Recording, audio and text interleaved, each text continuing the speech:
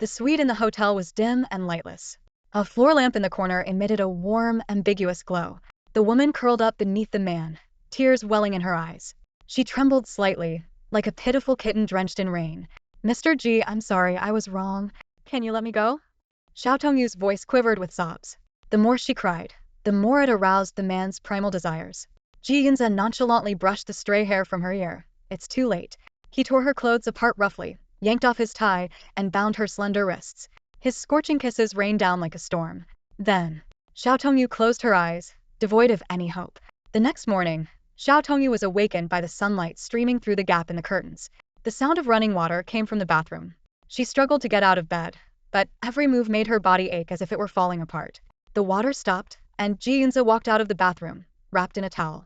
His short hair dripped water, trickling down from his temples to his sharp jawline and finally onto his perfect abs. Ji Yunze's long, fair fingers deftly operated his phone, and the next second, Xiao Tongyu received a bank notification. 1 million for you. What you do next is up to you. Thank you, Mr. Ji. She put away her phone, hastily threw on a jacket to cover her open shirt. Outwardly calm, she struggled to hide her inner turmoil. Xiao Tongyu, what foolish thing have you done? Today's schedule? Ji Yunze's voice was cold. Mr. Ji, there's a meeting with the finance minister at 9:30, a business lunch with Consul Joshua from the embassy at noon, a video conference with the UK branch at 3 p.m., and dinner with your parents in the evening. However, Mr. Han and Mr. Luo also invited you, and you haven't decided yet. Ji Yunze nodded indifferently. Be at work at 9 sharp. I know, a 60-degree hot Americano with geisha coffee beans from Jade Estate. Xiao Tongyu replied respectfully, having reverted to her professional secretary demeanor. I'll be going now, Mr. Ji. She bowed slightly and turned to leave. Ji Yunze watched her slender waist and long white legs, and his gaze lingered on the faint red mark on the bedsheet. He fell into deep thought. Back at her apartment, Xiao Tongyu stripped off her clothes and dived into the bathroom, letting the hot water cascade over her body. She scrubbed herself vigorously with a towel, tears streaming down her face, mingling with the water until she couldn't tell them apart. After her shower, she glanced at the time. It was almost 8. No time for sorrow. She dried her hair and sat at her vanity to apply makeup. This apartment was one Xiao Tongyu had bought last year. Her parents had left her a significant sum when they passed away in an accident when she was 11, but she hadn't touched it. Instead, she used her savings from working at G Corporation for the past 2 years to pay the down payment on this apartment. After graduating from the top university in the country, Imperial University, Xiao Tongyu had joined G Corporation thanks to her excellent academic record and resume. In just a year, she had gone from an ordinary employee in the administrative department to Ji Yunze's personal secretary. Ji Yunze was a legendary figure in the business world of the capital. Handsome, aloof, and unapproachable, he struck fear into many companies with his ruthless business tactics. However, at nearly 30, he kept his distance from women. Many women had tried to get into his bed, only to be thrown out. One had even been kicked out naked, left crying in the hotel corridor. So, Xiao Tongyu becoming his personal secretary wasn't because of her looks. Was it her boldness? She didn't know. It was just that day in the company's underground parking lot when she saw Ji Yunze waiting for his driver, she approached him without thinking. Good day, Mr. Ji. I'm Xiao Tongyu from the administrative department. Ji Yunze glanced at her with disdain, as if she were garbage. I want to be your personal secretary. Ji Yunze said nothing, but his face showed clear irritation. Please give me a chance. If you don't want to be fired, get lost. Most people would have been scared off by his fierce expression, but not Xiao Tongyu. She had made up her mind. She licked her lips and clenched her fists. Please give me a 1-month trial period. If I fail, I'll leave immediately. At that moment, Ji Yunze's Rolls-Royce arrived. The driver got out to open the door for him, and he got in without looking back. Xiao Tongyu thought it was over, but the next day, she was reassigned to be Ji Yunze's personal secretary. During that month, Xiao Tongyu was diligent and dedicated. She memorized his daily schedule and every one of his habits. After he would rage and throw things around, she would meticulously tidy up the office. She knew how to handle situations, skillfully blocking every unwanted visitor. When Ji Yunze's friends teased her, she would respond with a calm smile. Ji Yunze likely thought she was a competent secretary, so he didn't transfer her. As these thoughts crossed her mind, Xiao Tongyu felt a sharp pain in her chest. It was her own fault, blinded by a desire for revenge. She slowly began to scheme, planning to seduce Ji Yunze. Knowing he disliked being touched, she would boldly get close, casually brushing his hand or adjusting his tie, even wiping coffee stains from his mouth. Secretary Xiao, do you not want your hand anymore? No, Mr. Ji. You wouldn't bear to hurt me, she replied with a sweet smile. Despite her lack of romantic experience, Xiao Tongyu tried to present herself as a seasoned seductress, a master of the game. Secretary Xiao, are you so sure I won't make a move on you? Mr. Ji, I'm not afraid, she responded. Xiao Tongyu didn't truly intend to bring down the aloof Ji Yunze. She knew she lacked the capability. She just wanted to see a look of distress on the faces of a certain couple, nothing more. However, she was too naive. For such a petty act of revenge, she ended up provoking the most terrifying man in the capital. After quickly applying light makeup, Xiao Tongyu looked at herself in the mirror. Her small face, cherry lips, delicate nose, sparkling large eyes, and fair skin stared back. She knew she wasn't unattractive. Yet back in high school, she had been chubby and wore thick glasses, which made her the target of mockery from Lin family's young master, whom she had liked since childhood. So plain and ugly, who would ever like you, he had sneered. Xiao Tongyu sighed. Just then her phone buzzed with a new message. Tong Tong, are you coming home for dinner tonight? I've asked Mrs. Wang to make your favorite dishes. Home. She didn't have a home anymore. Xiao Tongyu put down her phone, changed her clothes, grabbed her bag and headed to the office. On the way, she stopped by the pharmacy to buy a pack of birth control pills. President Ji's office at the Ji Group. The sound of high heels echoed outside the door, and Ji Yunze's gaze shot through like a dagger. Xiao Tongyu entered gracefully, holding a cup of coffee, and said softly to Mr. Ji, your coffee. For the first time, Ji Yunze reached out to take it. His fingers brushed against Xiao Tongyu's hand, causing her to tremble slightly. This woman, who had been so bold in her flirtations before, now seemed as skittish as a frightened rabbit. Ji Yunze frowned, pondering her intentions. He noticed a few red marks on her neck and barked, button up your shirt. Xiao Tongyu quickly bowed her head, her cheeks flushing, and hastily buttoned up while mumbling an apology. Due to childhood trauma, Xiao Tongyu disliked buttoning her shirt all the way. She had tried to cover it up before leaving home, but it was still noticed. She hurriedly excused herself, her graceful figure retreating. Ji Yunze watched her leave, his mind drifting to the previous night's events. His throat tightened, and a surge of desire welled up in him. He prided himself on not being a hedonist, yet the women who threw themselves at him were countless. Those heavily made-up faces disgusted him. With his assistant Wu Yan on leave for his wedding, Xiao Tongyu had somehow mustered the courage to recommend herself as his personal secretary. Ji Yunze knew she wanted to climb into his bed, but he was curious. What gave her such confidence? He wanted to see how long she could keep it up. As expected, it didn't take long for her to start teasing him, even daring to place her hand on his thigh. Anyone else would have had their wrist broken by now, but with her, he hesitated. After a banquet last night, Xiao Tongyu had escorted Ji Yunze back to his hotel suite. Suddenly, he had swept her up and pinned her to the bed. He thought she would welcome his advances, but to his surprise, she trembled and cried. Isn't this what you wanted? Ji Yunze had sneered. Scared now. Mr. Ji, I'm sorry, I was wrong. Please let me go, she had pleaded through her tears. Too late. Ji Yunze couldn't recall how many times he had taken her, only that each time felt more intense, as if he were under a spell. She had eventually passed out. He was shocked to discover it was her first time. Ji Yunze couldn't fathom what was going through her mind. Sitting outside the office, Xiao Tongyu felt sharp pains in her abdomen. It wasn't close to her period. Could it be from the intensity of the previous night? She only remembered begging for mercy until she fainted. Ji Yunze was a beast. Are you okay, Tong Tong? Su Ro asked with concern. She was Ji Yunze's assistant secretary, a year older than Xiao Tongyu, and had been with the Ji Group for years.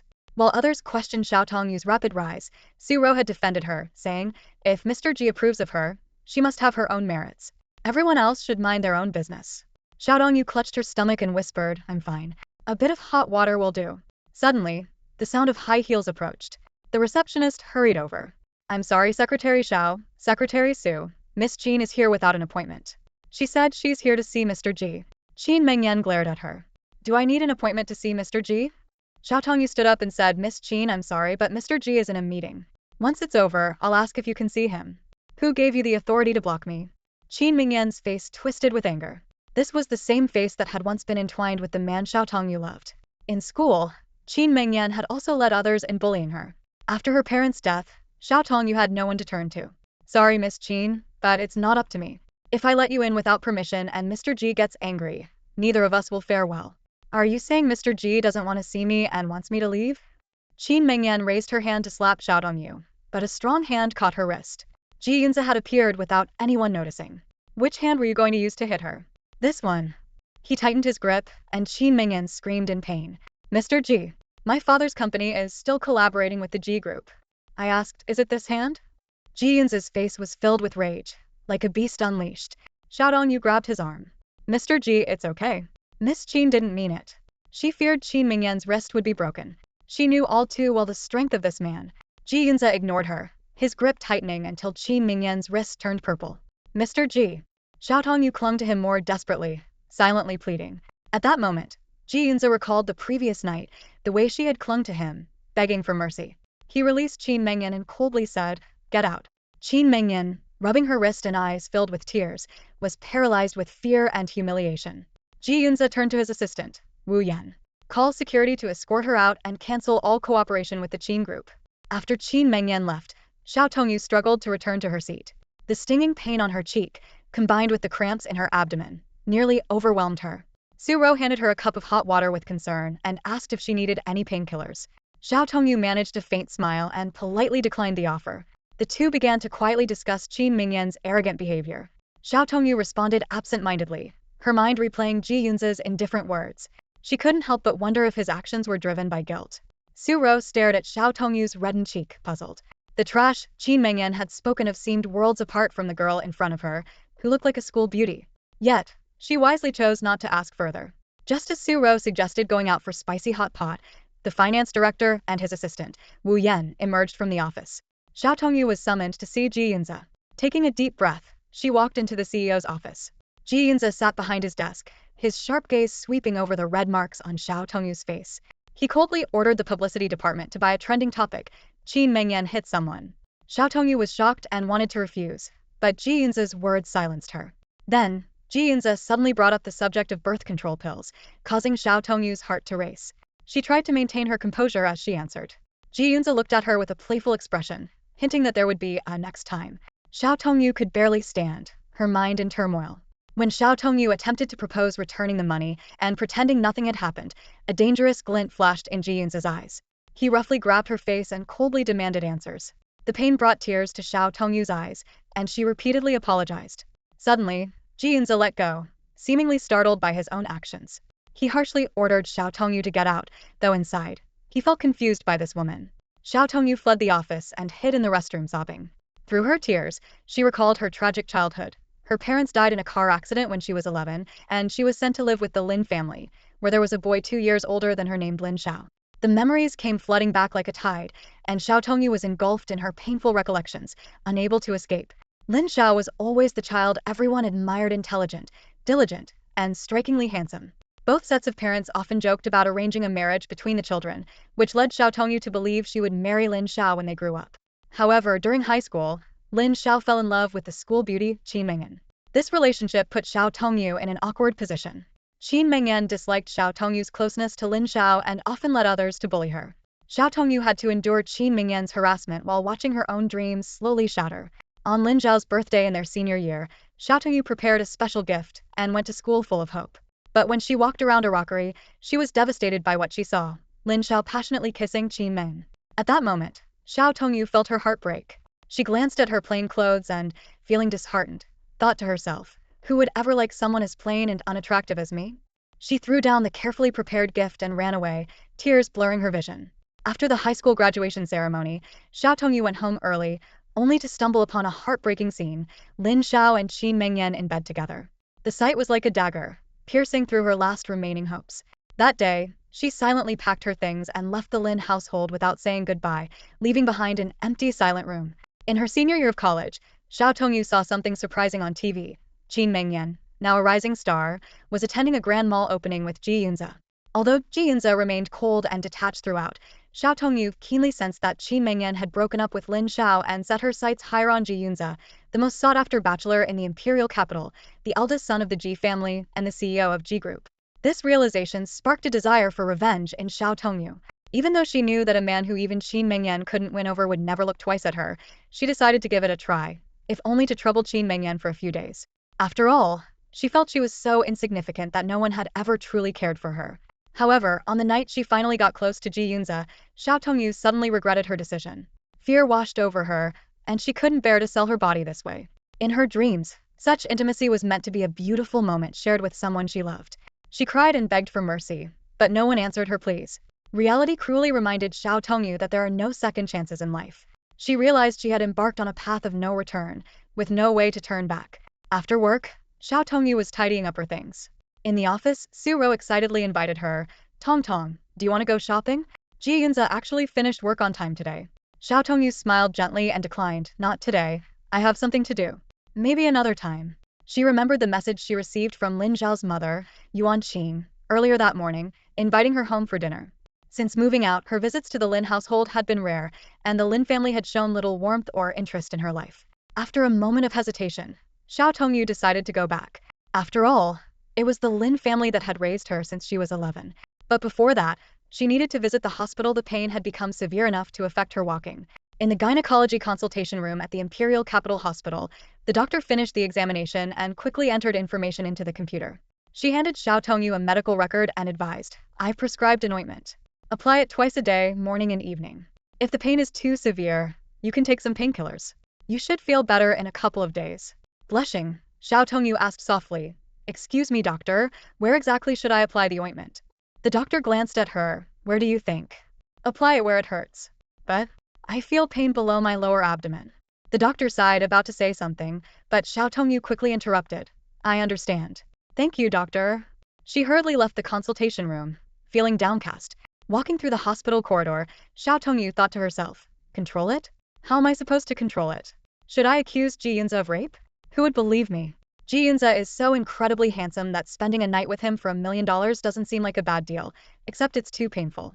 He's like a madman in bed. Secretary Xiao? Someone suddenly called out to her. Xiao Tongyu turned around to see Luo Juanji standing behind her. She immediately put on a polite smile. Hello, Mr. Luo. What a coincidence. Luo Juanji was Ji Yunze's friend and the heir to the largest pharmaceutical company in the imperial capital, the Luo Group.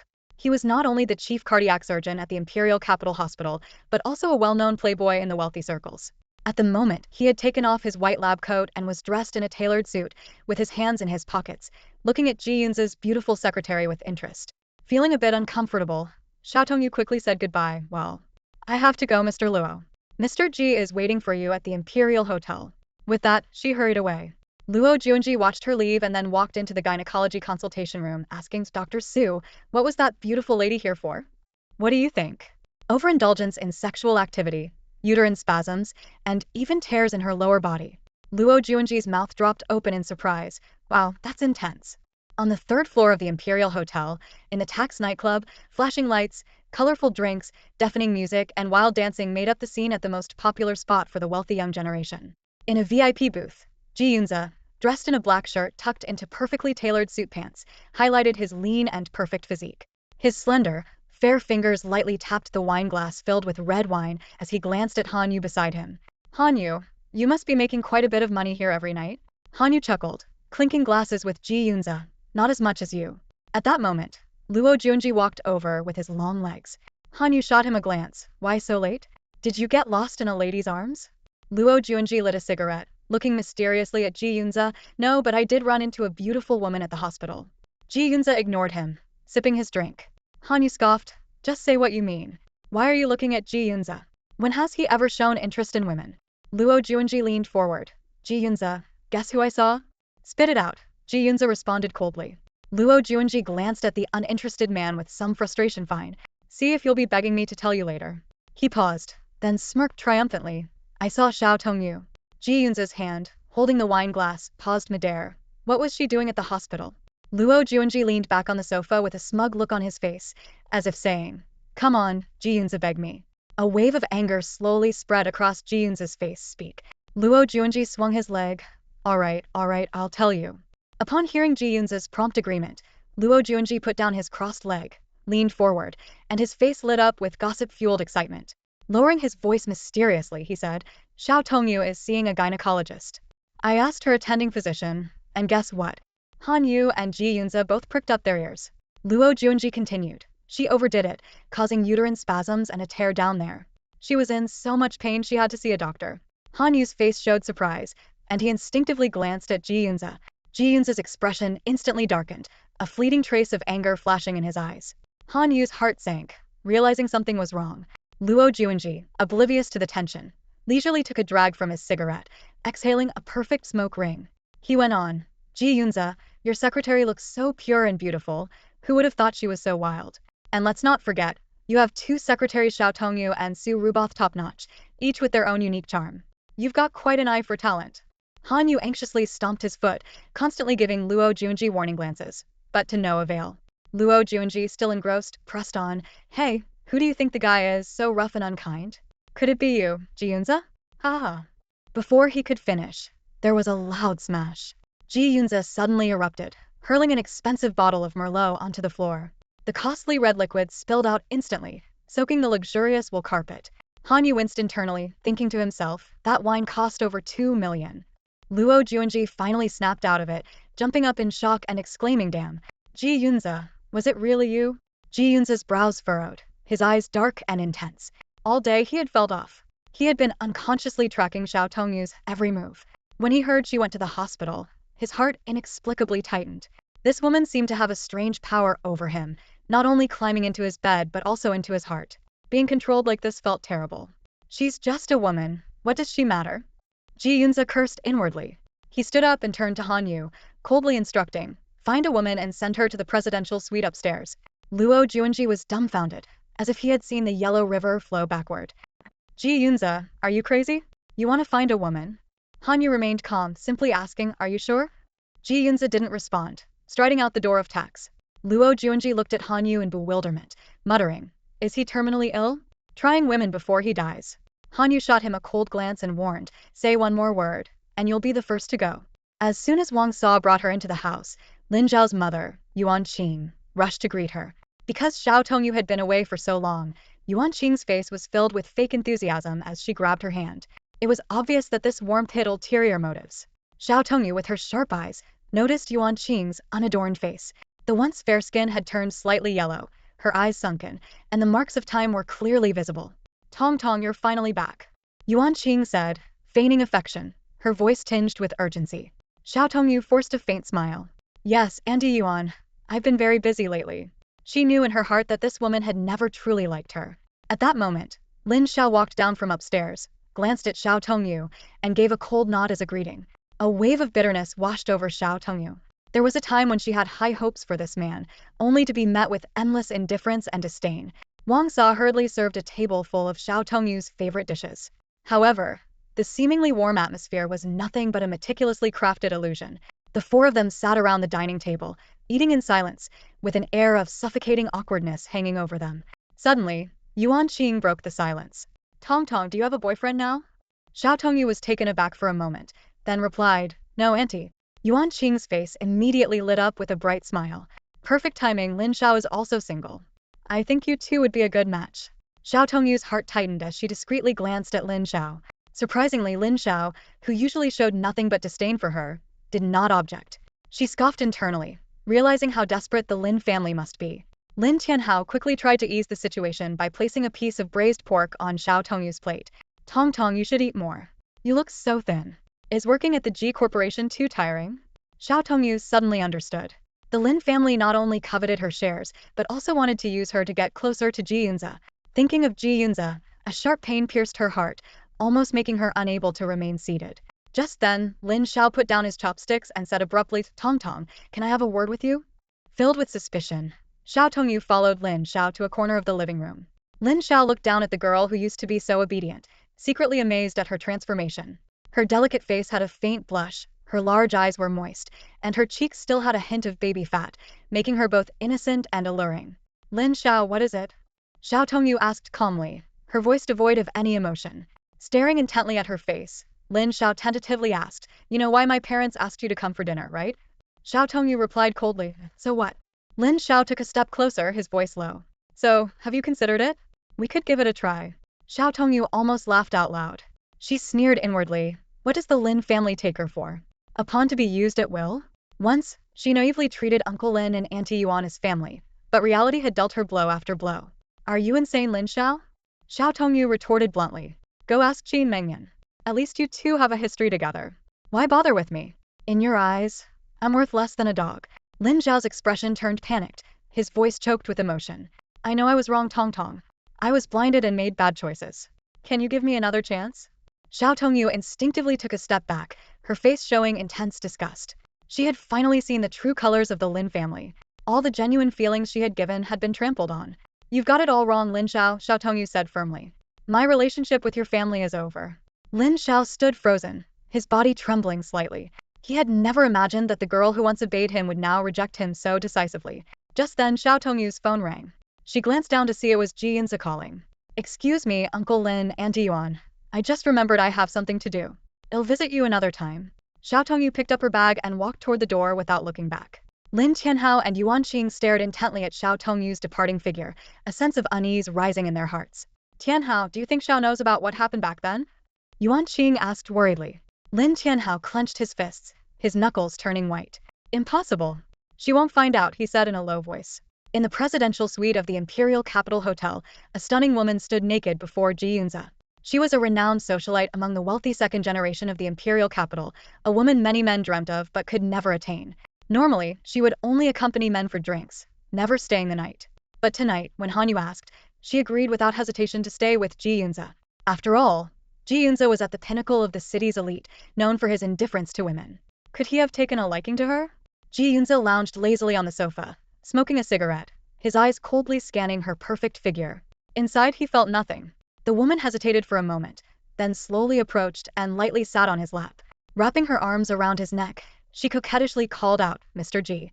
Ji Yunze frowned and stubbed out his cigarette. Suddenly, he gripped her wrist tightly and flung her to the floor. "Get out," he said coldly. The woman looked up at him in shock. "Mr. Ji." She couldn't understand what she had done wrong. "Leave," Ji Yunze said, unwilling to say more. "Mr. Ji." "I won't go." As the #1 socialite of the Imperial Capital, she couldn't accept such humiliation. Ji Yunze stood up, grabbed her arm, and dragged her to the door. His grip was so strong it felt like he might crush her wrist. "Put on your clothes and leave, or I'll throw you out like this." Seeing the fury in Ji Yunze's eyes, the woman hurriedly dressed and fled. In the room, Ji Yunze was restless, feeling as if he might explode. He realized that not every woman could pique his interest. He dialed Xiao Tongyu's number. "Half an hour, presidential suite at the Imperial Capital Hotel," he said before hanging up. 30 minutes later, Xiao Tongyu arrived, panting as she knocked on the suite door. Ji Yunze opened it, his face dark as a storm cloud. "Secretary Xiao, you're 3 minutes late." "I'm sorry, Mr. Ji. I was far away when I got your call and came as quickly as I could," Xiao Tongyu explained. Ji Yunze didn't respond, instead taking out his phone and tapping a few times. Xiao Tongyu's phone chimed with a message notification. She glanced at it and saw her bank account had an extra $1,000,000. "Mr. Ji, this." Remembering the events of the previous night, Xiao Tongyu's legs trembled. "What? Not enough?" Ji Yunze asked coldly. "No, Mr. Ji, it's not about the money." Xiao Tongyu was on the verge of breaking down. She couldn't understand why Ji Yunze was so fixated on her. Ji Yunze stepped closer, gripping her chin. "Don't want to do it? Then why did you seduce me?" His grip was so strong it brought tears to her eyes. "Mr. Ji, it hurts, really hurts. Can we talk about this in a few days?" Xiao Tongyu pleaded, her eyes glistening like a drenched kitten. Ji Yunze's heart softened momentarily, and he released her. Xiao Tongyu quickly stepped back, afraid that staying any longer would be dangerous. Then Ji Yunze noticed a plastic bag from the Imperial Capital Hospital peeking out of her bag. "Go take a shower," he commanded. "Huh? A shower?" Xiao Tongyu was puzzled but complied. After showering, Xiao Tongyu walked to the bed in a bathrobe. Ji Yunze was already lying there, glancing at her. With her makeup removed, she revealed a delicate, fair face. Her long black hair, still wet, hung over one shoulder, and water droplets clung to her slender neck. Ji Yunze felt a surge of heat, his body reacting. He lazily patted the spot beside him. "Come here, take off the bathrobe." Despairingly, Xiao Tongyu climbed onto the bed and removed her bathrobe. Suddenly, she felt a chilling sensation below. She half sat up, her gaze falling on Ji Yunze. He was crouched between her legs, carefully applying ointment with a cotton swab. Shocked, Xiao Tongyu quickly jumped up. "Mr. Ji, I can do it myself," she exclaimed, her cheeks instantly turning red.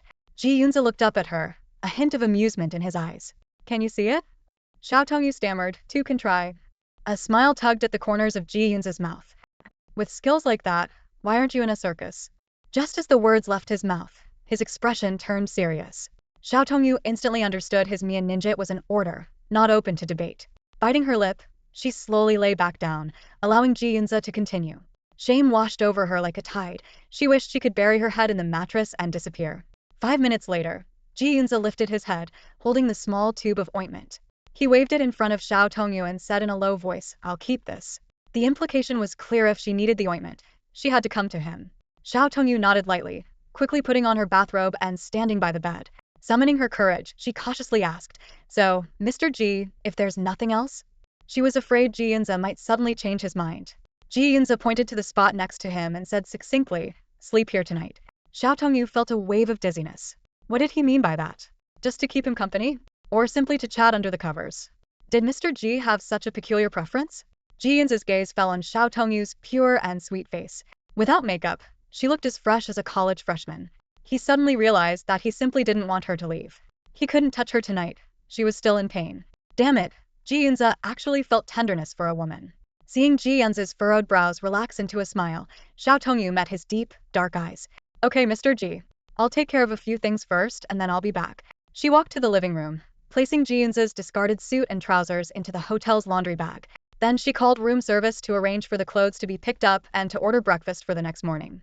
She knew Ji Yunze disliked sharing the buffet with others and was well versed in his preferences. American coffee, 60 degrees. Sunny side up eggs with a runny yolk. Thick cut toast from Dreamland Bakery. Bordier butter from France. Xiao Tongyu efficiently handled the arrangements. Half laying on the bed, Ji Yunze watched Xiao Tongyu's smooth and practiced movements, lost in thought.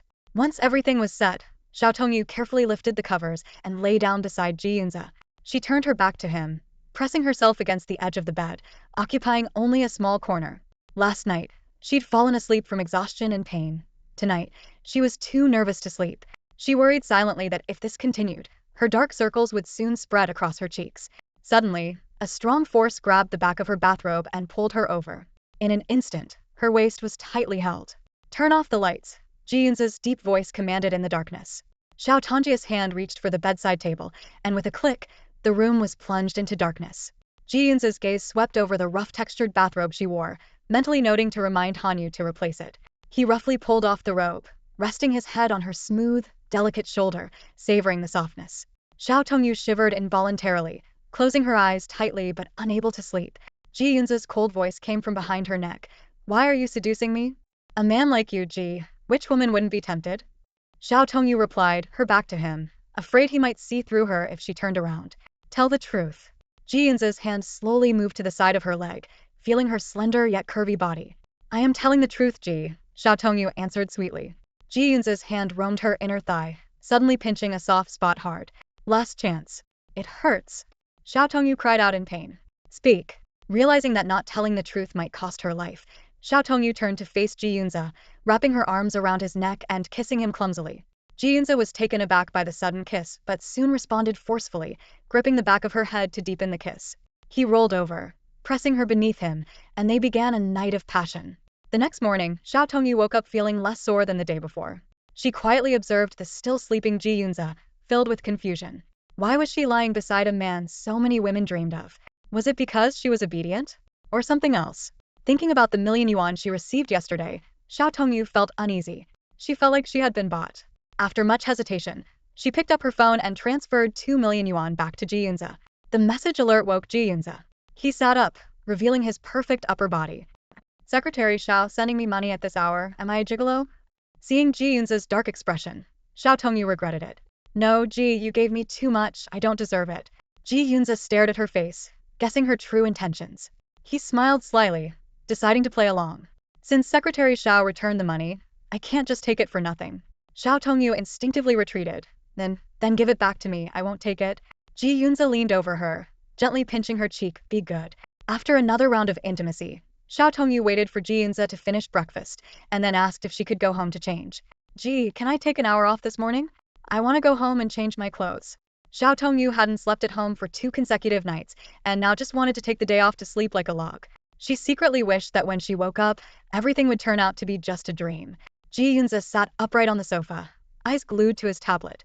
He was dressed in a clean suit, his bangs neatly combed back with gel, fully restoring his authoritative image as the president of the Ji Corporation. Seeing Xiao Tongyu's hesitant expression, he merely nodded slightly. Taking a deep breath, Xiao Tongyu reached for the door. As soon as she stepped out, she froze. Hanyu and Luo Junji were sitting on the sofa in the lounge area outside the presidential suite. Secretary Xiao? Both of them looked surprised to see her. Xiao Tongyu felt an overwhelming urge to crawl into a hole out of embarrassment. There was no way to explain why she was coming out of Ji Yunze's suite so early in the morning. Luo Junji leaned in close to Hanyu and whispered, "What about the woman from yesterday?" Hanyu smirked. "Isn't it obvious?" It turned out that the two of them had come to the Imperial Hotel early that morning, hoping to see what kind of mischief Ji Yunze, who had never actively sought out women before, was up to. They hadn't expected Ji Yunze to pull a magic trick with a live person. Luo Juanji scrutinized Xiao Tongyu's face. Her complexion was natural, with her long hair casually draped over her shoulders.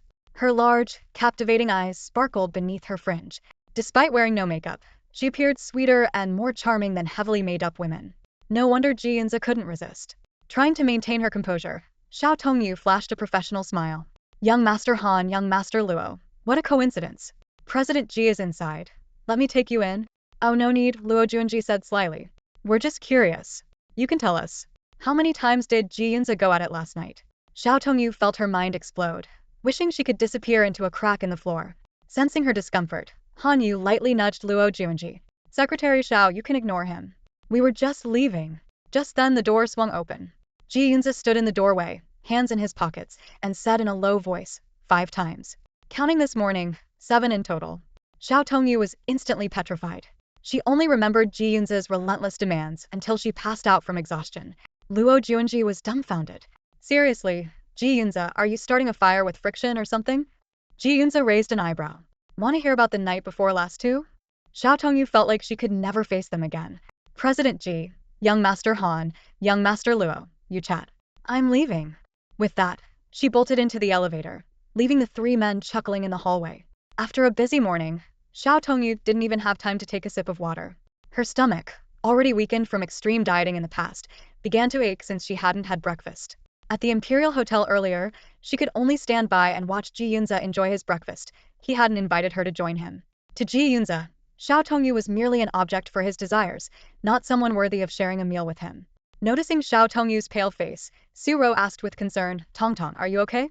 It's nothing, just a bit hungry. My stomach hurts, Xiao Tongyu replied nonchalantly while organizing Ji Yunze's upcoming business trips. She silently cursed herself, busy like a dog during the day, and still had to accompany him at night. No overtime pay, and if she got hurt, it wouldn't even count as a work injury. Why was she stupid enough to return those 2 million yuan to Ji Yunze? Su Ro discreetly handed her a pack of cookies from under the table. Want some? These are really good, caramel flavor. Xiao Tongyu smiled sweetly, sure. She had just picked up a cookie and was about to take a bite when, knock, knock, knock. A slender, fair hand tapped the desk. Xiao Tongyu, caught you snacking at work, didn't I? Xiao Tongyu looked up to see a stunning woman standing in front of her desk, with chestnut curls cascading like seaweed. Her small, delicate face was adorned with sunglasses, and her exquisite makeup highlighted her luscious red lips. Xiao Tongyu rolled her eyes dismissively. What's it to you? The woman angrily took off her sunglasses. Oh my, Xiao Tongyu, you've got some guts, huh? Su Ro covered her mouth in surprise. Zhuang Shufei? Xiao Tongyu made a shushing gesture. When did you get back? Why are you here at my office? Zhuang Shufei lightly tapped Xiao Tongyu's cheek. Just flew in after a long flight. Came straight here to see my little beauty. Xiao Tongyu introduced her to Su Ro, my best friend, Zhuang Shufei. Su Ro exclaimed excitedly. Your best friend is a superstar? Does she know you got slapped by Qin Mengyan yesterday? She can avenge you. Zhuang Shufei's eyes widened with fury. What did you say? That bitch Qin Mengyan hit my girl? Seeing that lunchtime had arrived, Xiao Tongyu quickly pulled Zhuang Shufei outside. Keep your voice down. Aren't you afraid of President Ji? I'm not his employee. Why should I be afraid of him? The two went to a nearby Western restaurant and chose a corner seat to avoid being recognized. After placing their order, Zhuang Shufei asked with concern, Tong, what was that about Qin Mengyan hitting you? Xiao Tongyu brushed it off. It's nothing. She came looking for President Ji, and I told her he was in a meeting. She thought I was blocking her on purpose and slapped me. That bitch. Looks like I haven't taken enough of her resources, Zhuang Shufei said, pulling out her phone. I'll call Sister Wang. Xiao Tongyu quickly stopped her. Forget it. I don't want to fight with her. Zhuang Shufei rolled her eyes dramatically, her face saying, how can you just let it go? When the food arrived, Zhuang Shufei started devouring it. Xiao Tongyu laughed. Fei, how many days have you been starving? Zhuang Shufei, her mouth full, mumbled. I've been starving for 2 months for this role.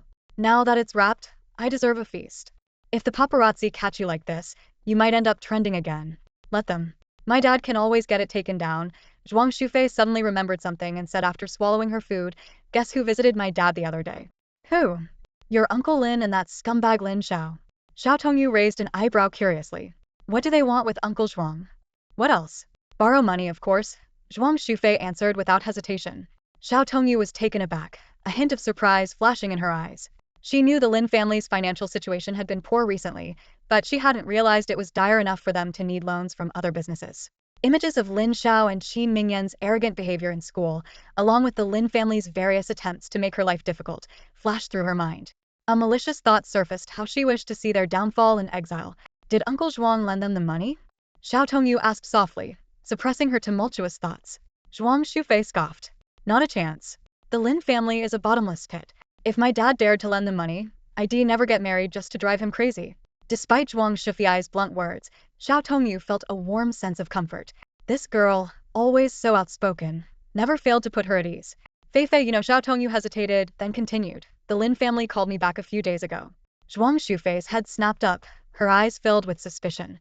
They want your dad's inheritance, don't they? Xiao Tongyu nodded. Lin Xiao even suggested I be with him. Is he out of his mind? Zhuang Shufei's face turned red with anger. In his dreams. Tong, did you agree? Of course not, Xiao Tongyu sneered. Do I look like an idiot? They treated me like dirt before, and now they expect me to come crawling back. Seeing Xiao Tongyu's firm stance, Zhuang Shufei let out a sigh of relief. Given Xiao Tongyu's intelligence, she didn't seem like someone who would be easily swayed by emotions. Alright, let's eat. Zhuang Shufei changed the subject. Finish up and get some rest. You're still jet-lagged, right? Xiao Tongyu nodded and reached up to tie her long hair back. Maybe it was too warm in the corner, but even in the cool autumn weather, she felt a bit sweaty.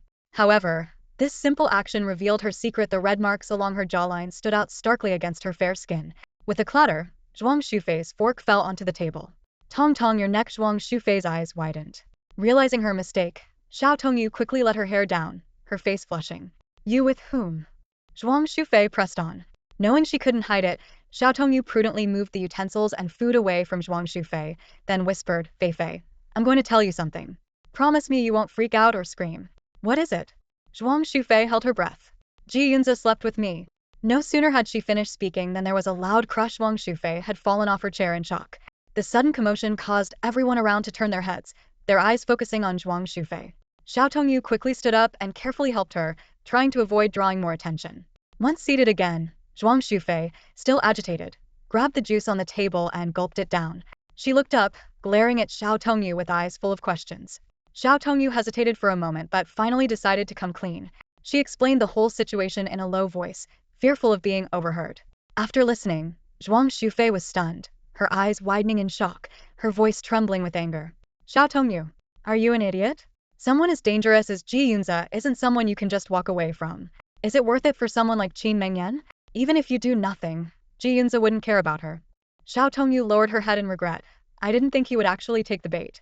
I've worked for him for a year and never saw him interested in any woman. Zhuang Shufei's eyes widened even more. How could he not take the bait? He already did, didn't he? How many times have you been with him? Just this morning, yesterday, and the night before. About 10 times or so. Xiao Tongyu's voice grew smaller. Zhuang Shufei felt her vision darken. What the hell? Ji Yunze doesn't even see you as a human being. No wonder you had to see a doctor. You need to quit immediately and come work at my dad's company. Or, haven't you always wanted to start your own design studio? You can use the money your dad left you, and if it's not enough, I'll help. Xiao Tongyu bit her lip, remaining silent. She had thought about quitting, but would Ji Yunze let her go? I'll think about it. She hesitated. Don't think. Zhuang Shufei interrupted. If this continues, you'll end up poisoned from the birth control pills. Poisoned from birth control pills? Now that's a novel way to die, Xiao Tongyu said with a bitter smile. Zhuang Shufei hit the nail on the head. If he really cared about you, he'd use protection instead of making you take the pills. Xiao Tongyu nodded. I know he doesn't care about me at all. And why did you return the 2 million to him? Who doesn't like money? Zhuang Shufei was furious. Looking at Xiao Tongyu's delicate face, even her aloof brother had been moved. How could this fool not realize? If her brother knew about this, he'd probably explode on the spot. Oh, by the way, Tong, my brother is coming back to China, Zhuang Shufei suddenly said. Xiao Tongyu's previously dull eyes lit up. Shujij is coming back? Zhuang Shujia, Zhuang Shufei's brother, had been sent abroad by their father to develop the company's overseas branch. He had been successful over the past 2 years and was finally returning home. Zhuang Shujia had liked Xiao Tongyu for a long time, but this emotionally oblivious girl seemed completely unaware. He had asked Zhuang Shufei not to reveal his feelings, so they had been in a stalemate. So you should quit immediately, Zhuang Shufei advised. Whether you become my brother's secretary or start your own design studio, it's better than dying in Ji Yunze's bed. Ji Yunze is so powerful that if you died in his bed, he could make you disappear without a trace. Hearing this, Xiao Tongyu trembled with fear, cold sweat forming on her forehead. Alright, she decided. After the lunch break, Xiao Tongyu returned to the office and quietly asked Suro, "Is President Ji in his office?" "Yes, he had lunch in there too and hasn't come out," Suro replied. "Is he alone?" Suro nodded. "Yes, why, Tong Tong?" "I'm going to resign." Xiao Tongyu took a deep breath. "What?" Suro looked at her in shock. Xiao Tongyu knocked and entered the office, seeing Ji Yunze lying on the large sofa in the inner lounge, resting with his eyes closed.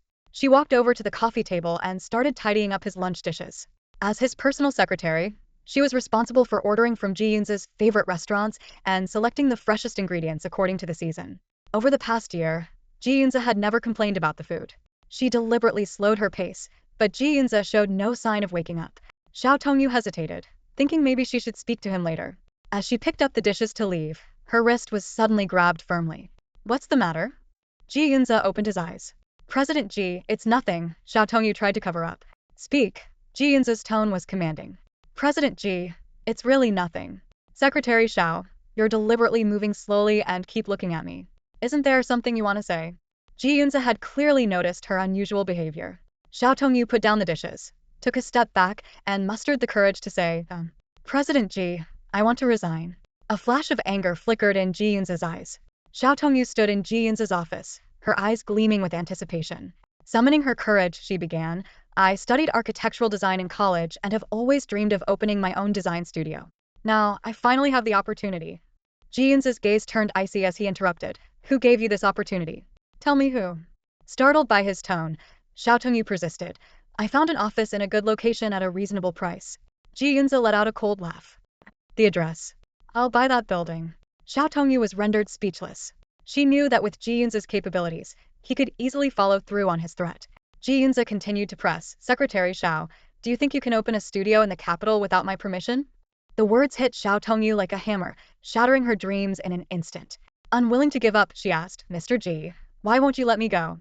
Ji Yunze replied coldly, "If there's nothing else, leave. Send me the details of the upcoming business trip." Biting her lip, Xiao Tongyu refused to be dismissed so easily. Mustering her courage again, she said, "Mr. Ji, can't you let me go? I've already been injured at work." Ji Yunze's eyes turned dangerous, a sly smile playing on his lips. He suddenly pulled Xiao Tongyu into his arms, pinning her beneath him, gripping her wrists tightly. Panicking, Xiao Tongyu struggled, "Mr. Ji, this is the office."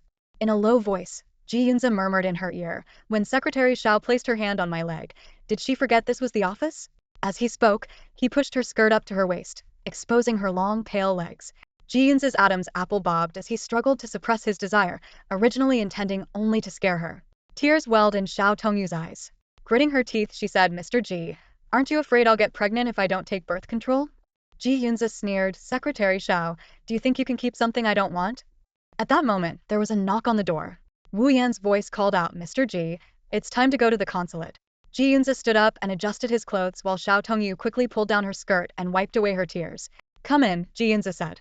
Wu Yan entered the office, noticing the red marks on Xiao Tongyu's neck and her tear-streaked face. He was surprised but remained silent. Ji Yunze tugged at his tie and asked, "Did you see that?" Wu Yan cautiously replied, "See what, Mr. Ji?" "Nothing. As long as you saw it," Ji Yunze said indifferently. Wu Yan was taken aback. Was Ji Yunze openly acknowledging his relationship with Xiao Tongyu? And judging by her appearance, was it against her will? Wu Yan recalled that in the 7 years since Ji Yunze was 22, he had never seen him with a woman. Could it be that today, he broke his celibacy? "Rest assured, Mr. Ji. I will keep this confidential," Wu Yan promised solemnly. "Good," Ji Yunze said, lighting a cigarette and casting a complex gaze out the window. In his heart, he thought, "Xiao Tongyu, you think you can escape? Dream on." After work, Xiao Tongyu received a WeChat message from Zhuang Shufei. The screen lit up with Zhuang Shufei's anxious question. "How did it go, Tong Tong? Did you manage to quit?" Xiao Tongyu sighed and replied, "No, I'll think of another way." Zhuang Shufei immediately responded, "I knew it. Ji Yunze wouldn't let you go that easily." Xiao Tongyu put down her phone and slumped over her desk. A wave of exhaustion washed over her, and tears welled up in her eyes. She whispered softly, "I miss Mom and Dad so much. Maybe I should visit the cemetery this weekend." Memories flooded back. The scene of the car accident 11 years ago replayed vividly in her mind. Young Xiao Tongyu was held tightly in her mother's arms, the suffocating feeling still lingering. Her mother died on the spot, and her father passed away in the hospital after days of emergency treatment. This was why Xiao Tongyu never liked to button her collar tightly. The feeling of constriction always reminded her of that nightmare. She often thought that if she had left with her parents back then, she might not have had to endure so much suffering. She wouldn't have had to live under someone else's roof, be bullied at school, or become Ji Yunze's object of desire. Just as Xiao Tongyu was lost in her sorrow, a light tapping on the desk brought her back to reality. Secretary Xiao. Ji Yunze's deep voice sounded in her ear. Xiao Tongyu looked up to see Ji Yunze standing in front of her desk. Her small pink face was streaked with tears, and her eyes were red. Ji Yunze was taken aback, feeling a sharp tug at his heart. President Ji. Xiao Tongyu hurriedly wiped away her tears and asked, trying to stay composed, "What about the travel itinerary?" Ji Yunze stared intently at her face, his heartbeat quickening with each passing second. Xiao Tongyu explained, "I'm sorry, President Ji. There were changes with the hotel reservations, so I made a new itinerary and sent it to you." She picked up a folder from the desk. "I also printed a copy for you." "Okay." Ji Yunze took the folder, his gaze still fixed on her face. "If there's nothing else, President Ji, I'll head out now." Xiao Tongyu gave a slight bow and prepared to leave. Just then, Ji Yunze blurted out, "Dinner together?" Even he was shocked by his own words. In his 29 years, he had never invited any woman to dinner. Xiao Tongyu frowned in confusion, wondering if she had heard correctly. "I'm sorry, President Ji, could you repeat that?" "Never mind." Ji Yunze, holding the folder, turned and walked into his office. In the back seat of the Rolls-Royce, Ji Yunze fell into deep thought. He crossed his legs, his fingers rhythmically tapping the armrest, his expression still stern. Unusually, he wasn't looking at documents but staring out the window. A nameless emotion stirred within him, as if something was unsettling his heart. Could it be that after spending 2 nights with Xiao Tongyu, I'm addicted? The thought flickered through his mind.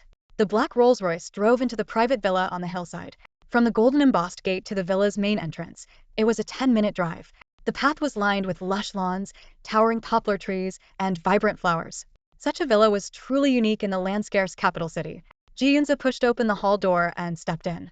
His mother, Qian Su, was sitting on a national standard redwood sofa, sipping tea. She wore a black silk dress, her hair elegantly styled.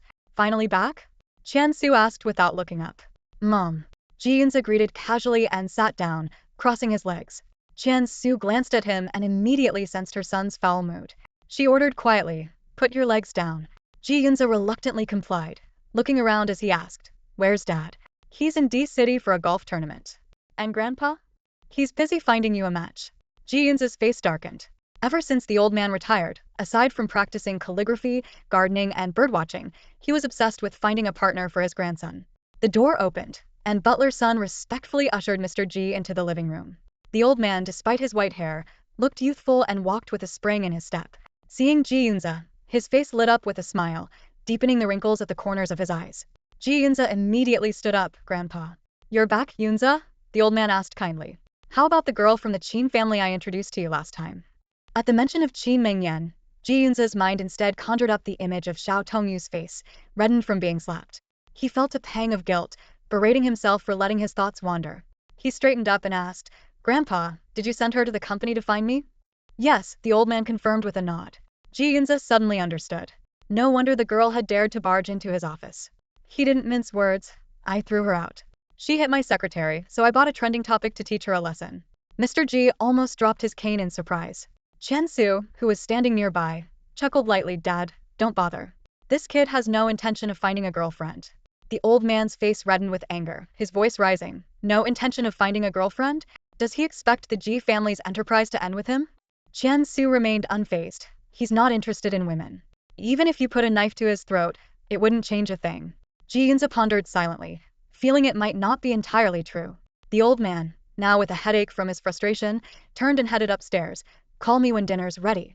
After the old man left, Ji Yunze irritably sat back down on the sofa, picking up an orange from the table and starting to peel it. His long, slender fingers moved over the orange peel as if crafting a work of art. Qian Su watched her son in surprise. Known for his cleanliness, it was rare for him to peel an orange himself, indicating just how foul his mood was. Orange juice stained Ji Yunze's nails, and he disdainfully pulled out a handkerchief from his pocket. Suddenly, something fell out along with the handkerchief. Qian Su bent down to pick it up, giving her son a knowing look when she saw what it was. "Got hurt down there?" Ji Yunze turned his head, seeing that his mother was holding Xiao Tongyu's ointment. He had stuffed it into his pocket that morning when leaving the hotel and had completely forgotten about it. The bold red letters on the tube read, "For gynecological use only." "Mom, give it back," Ji Yunze said, reaching out his hand. Qian Su placed the ointment in his palm. "So you not only got hurt down there but also changed genders?" Ji Yunze ignored her, silently tucking the ointment back into his pocket. Just then, Butler's son came to inform them, "Madam, young master, dinner is ready." Qian Su stood up and reminded Ji Yunze, "Don't let things get out of hand." "I know," Ji Yunze replied. President's office of the Ji Corporation. As the workday was nearing its end, Luo Juanji, with his hands in his pockets and a confident stride, arrived at the door of Ji Yunze's office. Both had been invited to a charity dinner at the Imperial Hotel that evening. Finishing his hospital duties early, Luo Juanji decided to come by and accompany Ji Yunze. Dressed in a tailored white suit that perfectly accentuated his lean physique, Luo Juanji entered the secretarial area. He leaned one hand on Su Ro's desk, resting his chin on the other, his gaze unabashedly wandering over her. "Secretary Su, you still look as stunning as ever," Luo Juanji remarked with a smile. Su Ro glanced at him politely. "Young Master Luo, you're too kind. If we're talking about looks, I'm nowhere near as pretty as Secretary Xiao." Luo Juanji chuckled inwardly. "I know Xiao Tongyu is beautiful, but she's out of my league." Hearing her name mentioned, Xiao Tongyu frowned and lightly kicked Su Ro before speaking up. "Young Master Luo, President Ji is still busy and should be done shortly. Would you like to wait in the lounge? Tea or coffee?" Luo Juanji waved his hand dismissively. "No need. I'll just stand here and chat with Secretary Su." Xiao Tongyu, at a loss for words, gave Su Ro a look that said, "Good luck," and returned to her work. Luo Juanji's eyes never left Su Ro, his gaze almost infatuated. "Secretary Su, I heard you're 25 this year? Do you have a boyfriend?" "Thank you for your concern, young Master Luo." "I do have a boyfriend," Su Ro replied. "When do you plan to get married?" Luo Juanji pressed on. From a medical perspective, the best age for childbirth is between 25 and 30. After 25, time flies for women. Su Ro despised this type of spoiled rich kid, and Luo Juanji embodied all the traits she loathed. Every time he spoke, she felt uncomfortable. With increasing irritation, she looked at Luo Juanji with disdain. "Young Master Luo, I don't want to have children." At that moment, Ji Yunze's intercom buzzed. "Secretary Xiao, come in." Xiao Tongyu wasn't trying to avoid Ji Yunze. She just wanted to help Su Ro escape Luo Juanji's annoying presence. She gave Su Ro a look, and the latter nodded in understanding. "President Ji, I'm a bit tied up. Can Secretary Su assist you instead?" Xiao Tongyu suggested over the intercom. "No, I need you," Ji Yunze replied before hanging up. Luo Juanji nearly burst out laughing. With Xiao Tongyu around, there was no way Ji Yunze would let another woman in. Reluctantly, Xiao Tongyu stood up and walked into the office. Ji Yunze was wearing a freshly pressed white shirt, standing with his back to the door. His tall, lean frame and broad shoulders were accentuated by the shirt's perfect fit, the hem tucked seamlessly into his suit trousers. Such a sight would make many women swoon, but not Xiao Tongyu. She knew all too well the beast that lay beneath that handsome exterior. The term wolf in sheep's clothing seemed tailor-made for Ji Yunze. Hearing her enter, Ji Yunze turned and pointed to the suit on the rack. "Help me put this on." Xiao Tongyu was speechless. Did Ji Yunze suffer from Parkinson's or a stroke? Couldn't he dress himself? Seeing her hesitating, Ji Yunze raised an eyebrow. "What? Secretary Xiao, you don't want to?" "It's not that, President Ji. I'm just stunned by your handsomeness." Xiao Tongyu forced a smile and picked up the black suit to help him put it on. Ji Yunze's eyes turned icy. This woman was lying again. When would she ever tell him the truth? As Xiao Tongyu carefully adjusted the suit's collar, her slender, fair fingers pressed against the fine flannel fabric. Even through the clothes, Ji Yunze could feel his heartbeat quicken, his blood starting to boil. He looked down at Xiao Tongyu's face. At this close distance, her smooth skin showed no pores, only fine, delicate hairs. After a moment, Xiao Tongyu looked up and gave Ji Yunze a sweet smile. "All done, President Ji." At that instant, Ji Yunze could no longer restrain himself. He suddenly wrapped his arms around Xiao Tongyu's waist, pulling her tightly against his chest. Xiao Tongyu panicked for a moment but quickly regained her composure and smiled. "What's the matter, President Ji?" "Secretary Xiao, when will you start telling me the truth?" Ji Yunze was tired of Xiao Tongyu's constant facade. He missed the unguarded moments when her genuine fear showed that was the real her. Xiao Tongyu tilted her head and asked, "What truth does President Ji want to hear?" Ji Yunze's hands slowly slipped under her clothes. "Are you afraid of me?" Xiao Tongyu found it amusing. With his cold, stern face, what woman wouldn't be afraid of Ji Yunze? She nodded. "Yes, I am." Ji Yunze gently caressed her cheek. "But what can I do, Secretary Xiao? It seems I've taken a liking to you." Ji Yunze's eyes gleamed with a dangerous light, his face filled with an unyielding determination that left Xiao Tongyu speechless. The way he said, "I think I've taken a liking to you," sounded to her like, "I want to devour you." Seeing the hint of panic on her face, Ji Yunze flashed a triumphant smile. "Come with me to the dinner party tonight," he ordered. "Why?" Xiao Tongyu asked, looking up in surprise. "What's the matter, Secretary Xiao? Don't want to go?" Ji Yunze retorted, raising an eyebrow. Xiao Tongyu hurriedly explained, if President Ji needs a female companion, there are definitely many more suitable candidates than me. She paused and added, if you need, I can help you find one right away. As she spoke, she gently placed her hands on Ji Yunze's arm, trying to push his hand away from her clothes. Ji Yunze's face darkened instantly. Have you ever seen me bring a female companion? Xiao Tongyu was amused by his reaction and couldn't help but retort, you never bring a female companion, so why are you bringing me? Do you not even see me as a woman? As she pondered how to respond, suddenly snapped Ji Yunze skillfully unhooked her bra. It slid down her shoulders slowly, and Xiao Tongyu's eyes widened in disbelief. If Secretary Xiao doesn't want to go, that's fine, Ji Yunze said slowly. I'll just keep this for today. With that, he grabbed her bra and began to pull it down. This series of actions left Xiao Tongyu utterly stunned. A question flashed through her mind. Who said Ji Yunze was an abstinent man? His skilled hands made him seem like a seasoned rogue. Xiao Tongyu quickly covered her chest and pulled back against her bra. President Ji, please respect yourself. Ji Yunze smirked. Respect myself? What does that mean? After a fierce struggle, Xiao Tongyu finally gave in. She knew she couldn't win against this man. Fine, I'll go. Let go of me, she panted. Hearing this, Ji Yunze released his grip with satisfaction. Xiao Tongyu immediately reached to fasten her bra, but her hands were trembling too much from panic to get it right. Let me help you, Ji Yunze said, taking her hands. With a simple move, her bra was back in place. However, he didn't seem to have any intention of letting go. Ji Yunze looked at Xiao Tongyu with a mischievous smile, meeting her tear-filled eyes that made her look like a frightened rabbit. The next second, he leaned down and kissed her deeply. The kiss was domineering and passionate, and Xiao Tongyu felt like she was suffocating. Just as she was about to lose her breath, Ji Yunze finally released her. Be ready to leave at 6, Ji Yunze said, tossing a gift box to her. Wear this. Xiao Tongyu caught the box, her face flushing, and nodded lightly. Thank you, President Ji. I'll be going now. She wiped away the saliva at the corner of her mouth, tidied her messy hair and clothes, and quickly left the office with the gift box. Walking back to her own office, Xiao Tongyu thought to herself, day in and day out, he's at it during work and after work. Feifei was right. She'll end up dead at Ji Yunze's hands one day. In the grand ballroom on the second floor of the Imperial Hotel, golden threads shimmer on the luxurious silk walls, resembling a magnificent painting. Crystal chandeliers hang from the intricately carved ceiling, their light refracting through the crystals like twinkling stars. Through the massive floor-to-ceiling windows, the city's nightscape is fully visible. Xiao Tongyu stood beside Ji Yunze, forcing a smile as she nodded to each guest, her cheeks starting to ache. A man approached, curiously eyeing Xiao Tongyu. Mr. Ji, who is this? Xiao Tongyu quickly responded, hello, Mr. Li and Mr. J's Secretary Xiao. Mr. Li handed her a glass of champagne. So you're Mr. J's Secretary Xiao. Care for a drink? Just as Xiao Tongyu was about to speak, Ji Yunze's cold voice cut in. She doesn't drink. Let's go. With that, he turned and walked away. Xiao Tongyu hurriedly apologized to Mr. Li and followed Ji Yunze. Luo Junji watched the scene with interest and whispered to Xiao Tongyu, how are you holding up, Secretary Xiao? Getting used to it. Xiao Tongyu forced a smile. Thank you for your concern, Mr. Luo. I'm managing for now. In truth, she was dizzy and exhausted, her body aching from days of insomnia and work stress. On the other side of the ballroom, Lin Xiao held a glass of champagne, his gaze fixed on Xiao Tongyu. She wore a pearl-white strapless dress that reached mid-thigh, revealing her long arms and elegant collarbone.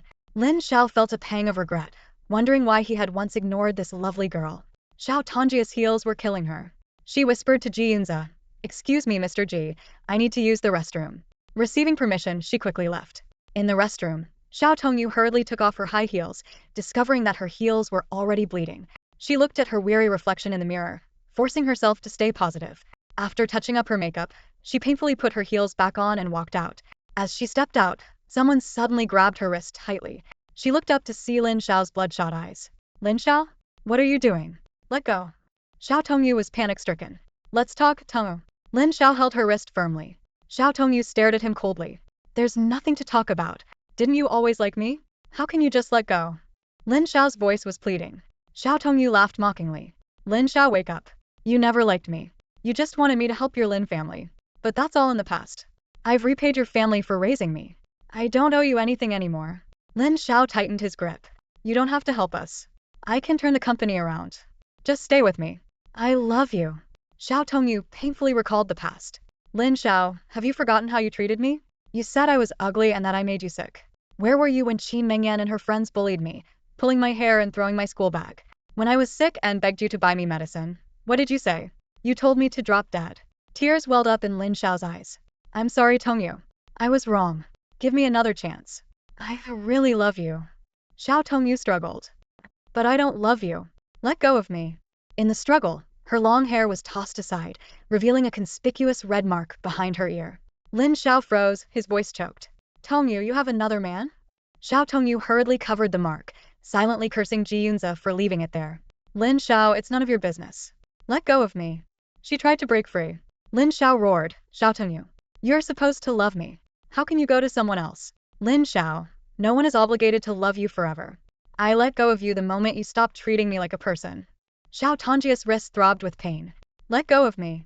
At that moment, a familiar, icy voice sounded from nearby. Secretary Xiao. Xiao Tongyu and Lin Xiao turned their heads simultaneously to see Ji Yunze standing aside. He was dressed in a meticulously tailored black suit, his deep, inky eyes exuding an intimidating aura. Lin Xiao instinctively released Xiao Tongyu's hand as if he had been shocked. Ji Yunze cast a cold glance at Lin Xiao, a disdainful smirk playing on his lips. And who might this be? Lin Xiao was at a loss for words, but Wu Yan quickly stepped in to introduce him. Mr. Ji, this is Lin Xiao, the son of the Lin Group. Ji Yunze's face held an enigmatic smile, but his voice was icy. Mr. Lin, what business do you have with my secretary? Lin Xiao finally regained his composure and forced a smile. Mr. Ji, Secretary Xiao is an old acquaintance of mine. We were just catching up. Ji Yunze narrowed his eyes, his gaze sharp as a knife. He had clearly seen Lin Xiao gripping Xiao Tongyu's wrist tightly. Ignoring Lin Xiao, he issued an order to Xiao Tongyu. We're leaving, Secretary Xiao. Xiao Tongyu rubbed her reddened wrist and quickly followed Ji Yunze's stride. Instead of returning to the banquet hall, Ji Yunze led Xiao Tongyu directly to the presidential suite on the top floor. Feeling dizzy, Xiao Tongyu tried to excuse herself. Mr. Ji, since the banquet is over, I'll take my leave. Stay. Ji Yunze's voice brooked no argument. Xiao Tongyu froze, standing awkwardly by the sofa. Ji Yunze lounged elegantly on the sofa, a lit cigarette between his long fingers. He exhaled a smoke ring, his eyes locking onto Xiao Tongyu. I plan to destroy the Lin Group.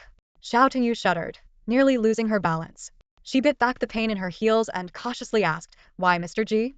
Because their son was clinging to my secretary, Ji Yunze said flatly, though he had already overheard Xiao Tongyu and Lin Zhao's conversation. Learning that Xiao Tongyu had once liked Lin Xiao ignited a fury within him. Xiao Tongyu hurriedly explained, Mr. Ji, there are some misunderstandings between Lin Xiao and me, but that's all in the past. Please don't mind it. I won't have any further contact with him. Ji Yunze stared at the pitiful woman before him. Her big, wet eyes blinked incessantly, and her pink lips trembled slightly, stirring something in his heart. He stubbed out his cigarette, his tone dangerous. Are you begging me? Xiao Tongyu trembled, aware she was once again at Ji Yunze's mercy. Didn't your mother teach you how to beg? Ji Yunze asked coldly. Xiao Tongyu choked up. Mr. Ji, my parents passed away when I was very young. They never got the chance to teach me. Ji Yunze's brow furrowed, an unexpected pang of pity surfacing. Xiao Tongyu fought back tears, whispering, If you want me to beg, just tell me how. After a moment of silence, Ji Yunze suddenly commanded, Take a shower. Obediently, Xiao Tongyu entered the bathroom. Ji Yunze immediately called Wu Yan, instructing him to investigate Xiao Tongyu's background and arrange for women's pajamas, underwear, and casual clothes to be delivered to the suite. Soon after, Ji Yunze barged into the bathroom, startling Xiao Tongyu. After a chaotic struggle, Ji Yunze carried her to the bed, leaving her body aching. Ji Yunze personally applied ointment to Xiao Tongyu, the intimate contact making her feel deeply ashamed. Then, to her surprise, he began to dress her, his movements unexpectedly gentle. Astonished by Ji Yunze's tenderness, Xiao Tongyu whispered her thanks. Ji Yunze suddenly gripped her face, ordering, Say you will never like Lin Xiao. Xiao Tongyu obediently repeated, I will never like Lin Xiao. Satisfied, Ji Yunze smiled and kissed her lightly on the lips. Sleep, before I change my mind. In the middle of the night, Ji Yunze sat on the bed, working on his laptop, while beside him, Xiao Tongyu had already fallen into a deep sleep. She was utterly exhausted, too tired to maintain her usual habit of waiting for the CEO to fall asleep before she dared to close her eyes. Ji Yunze turned his head to gaze at the woman beside him. Her rosy cheeks rested on the pillow, long eyelashes gently brushing her eyelids, and her slightly parted lips pouted, exuding an inadvertent cuteness. Unable to resist, he reached out and gently brushed aside a strand of hair covering her eyes. The movement seemed to tickle Xiao Tongyu, causing her to frown slightly and unconsciously place her hand on Ji Yunze's thigh, clutching his robe. Secretary Xiao, let go, Ji Yunze whispered, but Xiao Tongyu remained deeply asleep, unmoving. He frowned, leaned down, and pressed his lips to hers, kissing her deeply before pulling away. Instinctively, Xiao Tongyu licked her lips, letting out a soft moan as her brows relaxed, and she drifted back into a peaceful slumber. This woman, how can she be so enchanting? Ji Yunze murmured to himself, recalling the conversation he overheard in the hallway the previous day. Xiao Tongyu had desperately said to Lin Xiao, "You call me plain and ugly, saying you feel sick just looking at me. When Qin Mengyan and her friends hit me, pulled my hair and threw my backpack, where were you? When I was sick and crying, asking if you could help me get medicine, what did you say? You said it wouldn't matter if I died." These words stirred something within Ji Yunze, making him ponder what Xiao Tongyu had been through. The next morning, Xiao Tongyu woke up to find it was already 10 o'clock. She jumped up in a panic, then remembered that Ji Yunze had given her the day off yesterday, and she relaxed. Looking around the spacious suite, she realized Ji Yunze had already left, and she was alone, feeling an immense sense of relief. She quickly took a shower and changed into new casual clothes, loose hoodie and skinny jeans. Without makeup, she looked just like a college freshman. Just as she was about to leave, she received a call from Su Ro. "Tong Tong, please help me. Mr. Ji has already broken his 9th coffee cup." Su Ro's voice was on the verge of tears. "What happened?" Xiao Tongyu asked, puzzled. "He says the coffee temperature is wrong." Xiao Tongyu was even more confused. 60 degrees for a hot Americano, made with geisha coffee beans. How could it be wrong? The coffee machine even shows the temperature. Su Ro knew the problem wasn't with the coffee but with who made it. Since Xiao Tongyu became Ji Yunze's personal secretary, she hadn't taken a single day off in the past year. Today was her first, and Ji Yunze was like a beast on a rampage. In just 2 hours, his office was in shambles. Xiao Tongyu bit her lip, understanding Su Ro's implication, but she was reluctant to give up her rare day off. "I'm really sorry, Ro, but I'm not feeling well today and can't come in.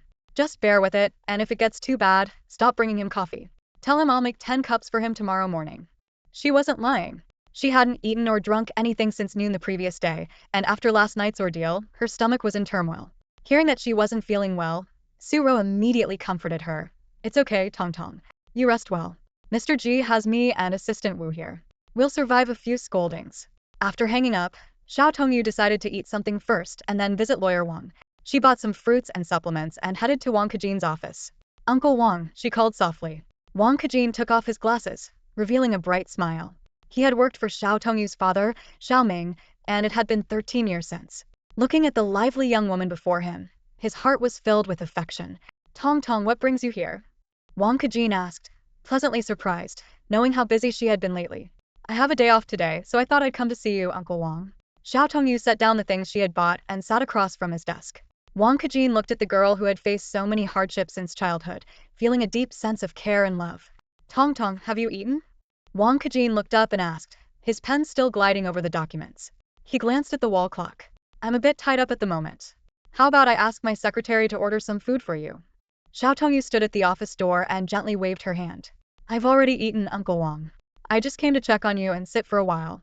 Her voice was soft, tinged with a hint of fatigue. Wang Kejin set down his pen and leaned forward. His desk was piled high with papers, a testament to his busy workload.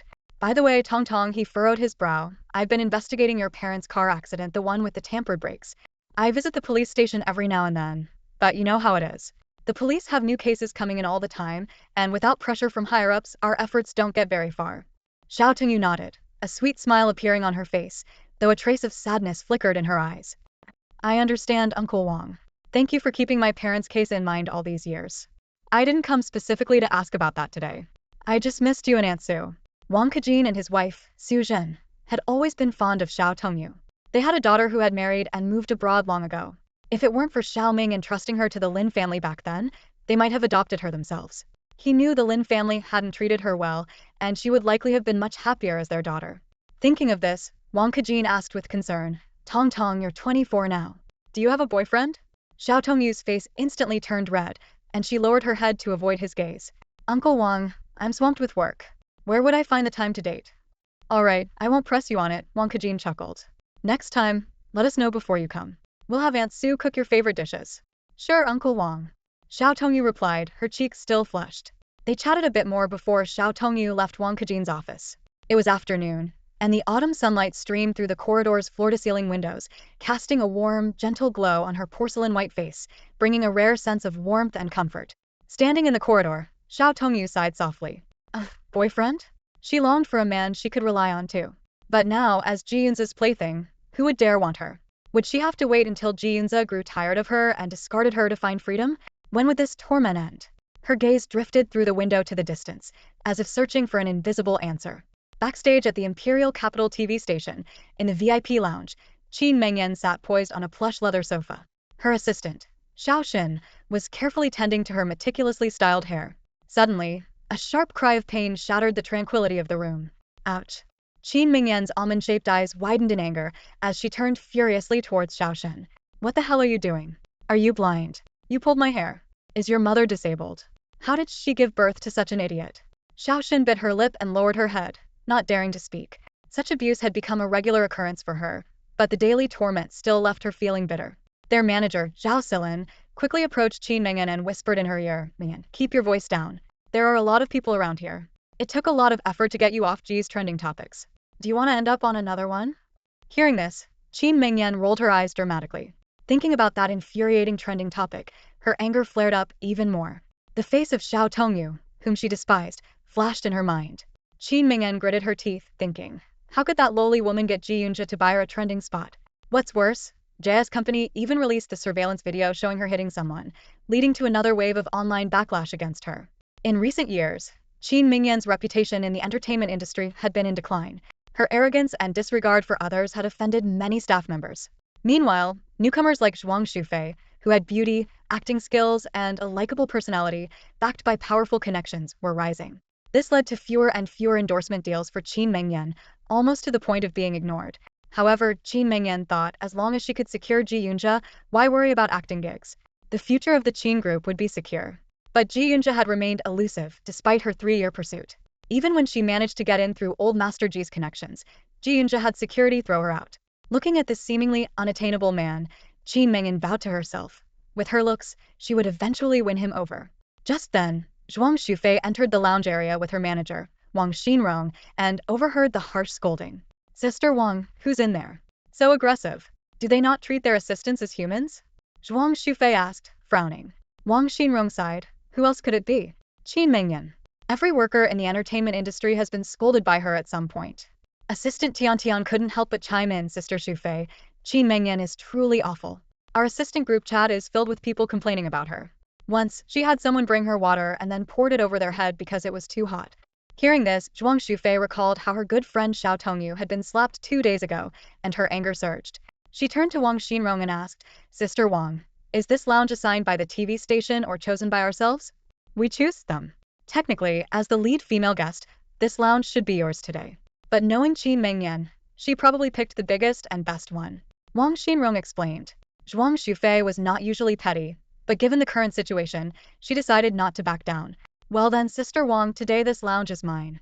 With that, she pushed the door open and walked in. Seeing Zhuang Shufei enter with her manager and assistant, Zhao Silin quickly stood up to greet her, Miss Zhuang. As a rising star in the entertainment industry and the heiress of the Zhuang group, Zhuang Shufei was not someone Zhao Silin dared to offend. Qin Mengyan eyed Zhuang Shufei suspiciously, not understanding her intentions. Zhuang Shufei instructed her assistant, Tianan, this sofa looks nice. Let's sit here and wait. Sure thing, Sister Shufei. Tian replied. Qin Mengyan could no longer hold back, shouting, Hey, what do you mean by this? Can't you see this place is already taken? Zhuang Shufei crossed her arms and looked around, smirking. I see 2 people standing, but no one sitting. You. Qin Mengyan was so furious she couldn't speak. Xiao Shen, standing nearby, silently cheered. Zhuang Shufei continued. Tian, give our coffee to the manager and assistant. Everyone gets a share, but I can't be bothered with those who don't deserve it. Tian took the coffee from the bag and handed it to Zhao Silin and Xiao Shen. Sister Shufei is offering you some coffee. Oh, no need. Xiao Shen hurriedly waved her hand. Take it, it's fine. Zhuang Shufei smiled. Qin Mengyan could no longer contain herself. She stood up abruptly, slamming the table and shouting, Zhuang Shufei, have you no shame? Do you think you're so great just because you're popular now? Zhuang Shufei responded calmly. Oh, something stood up. Does it want to be human now? Want some coffee? You bitch. Qin Mengyan screamed, raising her hand to slap Zhuang Shufei, but the latter caught her wrist midair. Qin Mengyan, is that all you've got? What are you showing off for? Zhuang Shufei sneered, shaking off Qin Mengyan's hand with disdain in her eyes. She let out a cold laugh. When I was playing Su Daji, you were still playing Little Red Riding Hood. Her words hit Qin Mengyan like a punch to the gut. Qin's eyes widened, momentarily speechless, but fire burned in her gaze. She gritted her teeth and said, Zhuang Shufei, you've got guts. Just wait. Zhuang Shufei raised an eyebrow and retorted, "Oh? Wait for what? Wait until you become Mrs. Ji." She glanced at Qin Mengyan with a mocking smile. "Dream on. Do you really think Ji Yunze would ever fancy you? Take a look in the mirror." Suddenly, realization dawned on Qin Mengyan. Her expression shifted from anger to shock. Could it be that Zhuang Shufei was picking a fight because she also had her eyes on Ji Yunze? Was this a declaration of war? Noticing the change in Qin Mengyan's expression, Zhuang Shufei quickly added, "Oh, and don't get it twisted. I'm not interested in Ji Yunze. A man like him isn't even worth my time." She thought of how Xiao Tongyu had to see a doctor because of him, and her anger flared even more. Qin Mengyan was completely infuriated by the barrage of words, but found herself unable to retort. She realized that in every way, she was outmatched by Zhuang Shufei. Youth, beauty, popularity, even family background. This comprehensive disadvantage only fueled her frustration. Seeing Qin Mengyan at a loss for words, Zhuang Shufei pressed her advantage. "Sorry, but I'm the lead female guest on today's show, and this is my dressing room. If you don't want the director to cut your scenes, the door's over there. Don't let it hit you on the way out." Sensing the escalating tension, Zhao Silin quickly stepped in to defuse the situation. "Sorry, Miss Zhuang, this is our mistake. We'll find another room right away." He and Xiao Xin flanked the still-stunned Qin Mengyan, practically dragging her out of the room. After they left, Tian couldn't help but give Zhuang Shufei a thumbs up. "Shufei, you're amazing. I always thought you were so easygoing, but when you scold someone, you don't even blink." Did you see Qin Mengyan's face? That was so satisfying. I should have recorded it. Wang Xinrong, however, gave Zhuang Shufei a slightly reproachful look and said softly, "Just this once, okay? Don't let it happen again." Zhuang Shufei responded with a smile. "Got it, Wang. But Qin Mengyan was bullying my best friend. What else could I do?" President's Office, Ji Corporation. Ji Yunze had to admit Wu Yan's efficiency. The task he handed over last night was completed by today.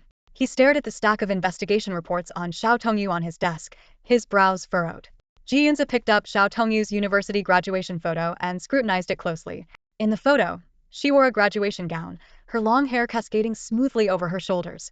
Beneath her bangs were a pair of doe-like, moist eyes. Her skin was porcelain white, her lips naturally rosy, and despite the lack of makeup, she was breathtakingly beautiful. The investigation report detailed Xiao Tongyu's past, a top student in the architecture department at Capital University, recipient of the first-class scholarship for 4 consecutive years, and named the outstanding graduate of the entire capital upon graduation. She had received an offer from the top architecture firm in the capital and an acceptance letter from the Royal Institute of British Architects in London. However, she chose none of these promising paths and instead joined Ji Corporation as an ordinary administrative staff member. Ji Yunze frowned in thought. Xiao Tongyu's claim of wanting to start a design studio wasn't a lie. She indeed had the capability. The large sum of money left by her parents after their unexpected death also explained why she could return 2 million without hesitation. Their paths, which should have never crossed, were forcibly intertwined by her. What was even more puzzling was that after successfully approaching him, she seemed to avoid him at every turn. Ji Yunze, usually cautious, had to admit that Xiao Tongyu's background was surprisingly clean, not at all like someone deliberately approaching him under orders. But what exactly was she up to? As night fell, Xiao Tongyu carried the meat and vegetables she had just bought, preparing to go home and cook noodles. As she reached the bottom of her apartment building, a familiar Rolls-Royce made her body tense. Why was Ji Yunze here? Wu Yan got out of the car and succinctly conveyed President Ji's summons. Xiao Tongyu hesitated for a moment, knowing she couldn't avoid it. She handed the groceries to Wu Yan, half-jokingly saying, "Assistant Wu, if I don't come out of the car alive, don't waste these ingredients." Sitting in the back seat, Xiao Tongyu felt Ji Yunze's icy gaze. Today, she wore a simple cropped sweatshirt and loose jeans, her high ponytail exuding youthful energy. Ji Yunze struggled to suppress his inner turmoil and suddenly reached out to choke Xiao Tongyu. "Tell me, why did you approach me?" Ji Yunze's voice was cold, in stark contrast to his violent action. Xiao Tongyu felt suffocated, tears welling up in her eyes. "President Ji, I'm sorry. Can you let go first?" Ji Yunze did not loosen his grip and coldly said, "Or else you won't live past an hour. Then strangle me to death." "I don't want to live anyway." Xiao Tongyu closed her eyes, her voice filled with despair. Upon hearing this, Ji Yunze's mind went blank, and he instinctively let go. Xiao Tongyu coughed violently, tears streaming down her face. She raised her reddened eyes, trembling as she spoke. "President Ji, I admit I had a purpose in approaching you. But now even I find it laughable. If you suspect me of ulterior motives, then fire me, drive me out of the capital, or even kill me. My life is already a mess. Maybe death would be better." Ji Yunze's voice was deep. "Tell me your purpose." Biting her lip, Xiao Tongyu hesitated for a long time before finally making up her mind. Since President Ji came to find me, you must have investigated me. You should know that after my parents died, I was fostered by the Lin family. I liked Lin Xiao. At the word liked, Ji Yunze's eyes flashed with a fierce light, his face turning ashen. Xiao Tongyu continued, but he hated me. His girlfriend, Qin Mengyan, also led others to bully me at school. At that time, I felt life was worse than death. In my senior year, I saw Qin Mengyan chasing after you, President Ji, and I knew she had her eyes on you. I thought if I could successfully get close to you, wouldn't that make her mad? The car fell into a deathly silence. After finally revealing the reason, Xiao Tongyu felt like the biggest idiot in the world. Ji Yunze looked up, his eyes filled with disdain, and coldly spat out, "You're so boring." Xiao Tongyu's heart sank as she had to admit that Ji Yunze was right. She was indeed extremely bored, gambling her life for someone so inexplicable. At that moment, Ji Yunze suddenly threw a pile of photos at Xiao Tongyu. She glanced down, and her pupils contracted sharply, her eyes almost popping out of their sockets. The photos vividly captured her and Ji Yunze's intimate moments in bed, even showing her naked while she slept. Despite their countless intimate encounters, seeing these scenes from a third-person perspective made Xiao Tongyu feel a deep sense of shame. Instinctively turning her head away, she stammered, "Mr. Ji, I didn't take these." Ji Yunze responded calmly, "I know I took them." Xiao Tongyu's eyes widened in shock. "What? Want revenge? Give them to Qin Mengyan," Ji Yunze said nonchalantly. It turned out that Ji Yunze had always been deeply suspicious of Xiao Tongyu's intentions in approaching him. Every time before making a move on her, he had people thoroughly check every corner of the room and watched closely to see if she was carrying any recording devices. When he discovered she had nothing and was just foolishly there to accompany him, an evil thought crept into his mind, wanted to document these moments. Whether for his own enjoyment or to use as leverage against her, he had no intention of letting her go. Frightened, Xiao Tongyu quickly waved her hand. "No need, Mr. Ji, it's not appropriate since you're in them too." Ji Yunze frowned, wondering if this woman was missing a brain cell. She had clearly wanted revenge, and now that the means were right in front of her, she didn't want it. "Are you sure you don't need them?" he confirmed again. "No need, Mr. Ji, please take them back," Xiao Tongyu said hastily. She understood that she was merely a plaything for Ji Yunze, an object for his desires. Even if Qin Mengyan found out, how angry could she be? Qin Mengyan's goal was to marry Ji Yunze and become the young mistress of the Ji family. She wouldn't care how many women Ji Yunze slept with. So from start to finish, Xiao Tongyu had been completely wrong. She was a total fool. Ji Yunze took back the photos and said in a flat tone, "Then I'll keep them. If you ever want to leave me, come and talk to me." Xiao Tongyu looked at him in shock. "Mr. Ji, what do you mean?" "Xiao secretary, to be honest, I've taken a liking to you," Ji Yunze said, lifting her chin with his hand. "Until I get tired of you, if you plan to leave, I'll make these photos public." Xiao Tongyu felt as if the ground had crumbled beneath her, struck by lightning. Ji Yunze was indeed a terrifying man, using such despicable and underhanded tactics with ease. How was he any different from a thug? Before she could figure out how to respond, Ji Yunze had already crossed the armrest of the back seat and pressed his entire body against hers.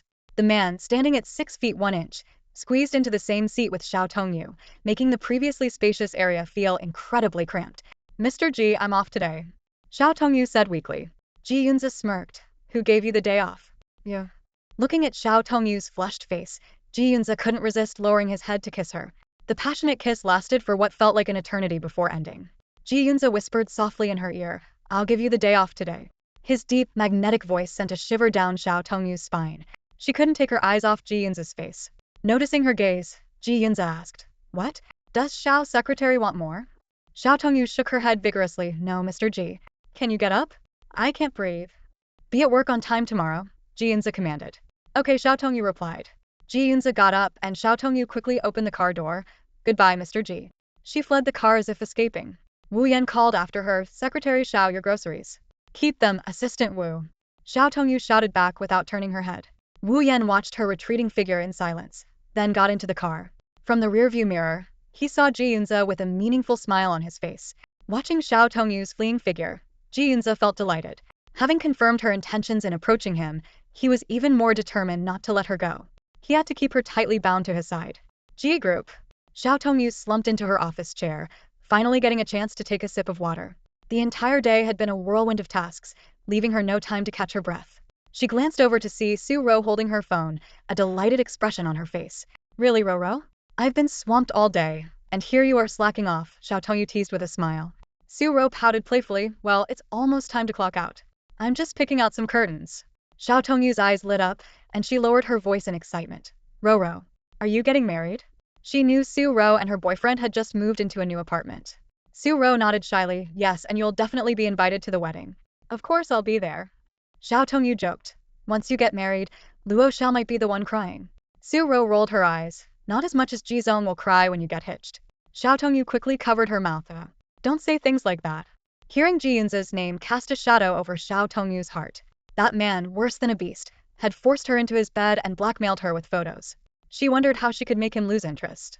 I wish I could get married and leave all this behind, she sighed inwardly. After work, Ji Yunze climbed into the passenger seat of Han Yu's flashy tennis Balliello Lamborghini. They had plans to play pool at Han Yu's private club. Too flashy, Ji Yunze remarked coolly. Han Yu retorted. It matches your recent vibe, flashy. Ji Yunze shot him a glance but said nothing. The sports car smoothly exited the main road in front of G Group's headquarters, with Han Yu deliberately lowering the engine's roar. Suddenly, a black Augusta motorcycle caught their attention. The rider, dressed in all black, was making a lot of noise, drawing eyes from all around. Ji Yunze, that motorcycle seems to be tailing the car ahead, Han Yu said, tightening his grip on the steering wheel and focusing on the road. Ji Yunze propped one hand against the window, squinting as he fixed his gaze on the motorcycle.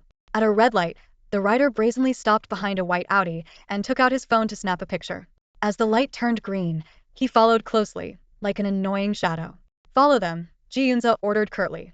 Han Yu glanced at him in surprise, wondering when Ji Yunze had started caring about such matters. Seeing Han Yu's confusion, Ji Yunze explained, That's Xiao Tongyu's car, the white Audi.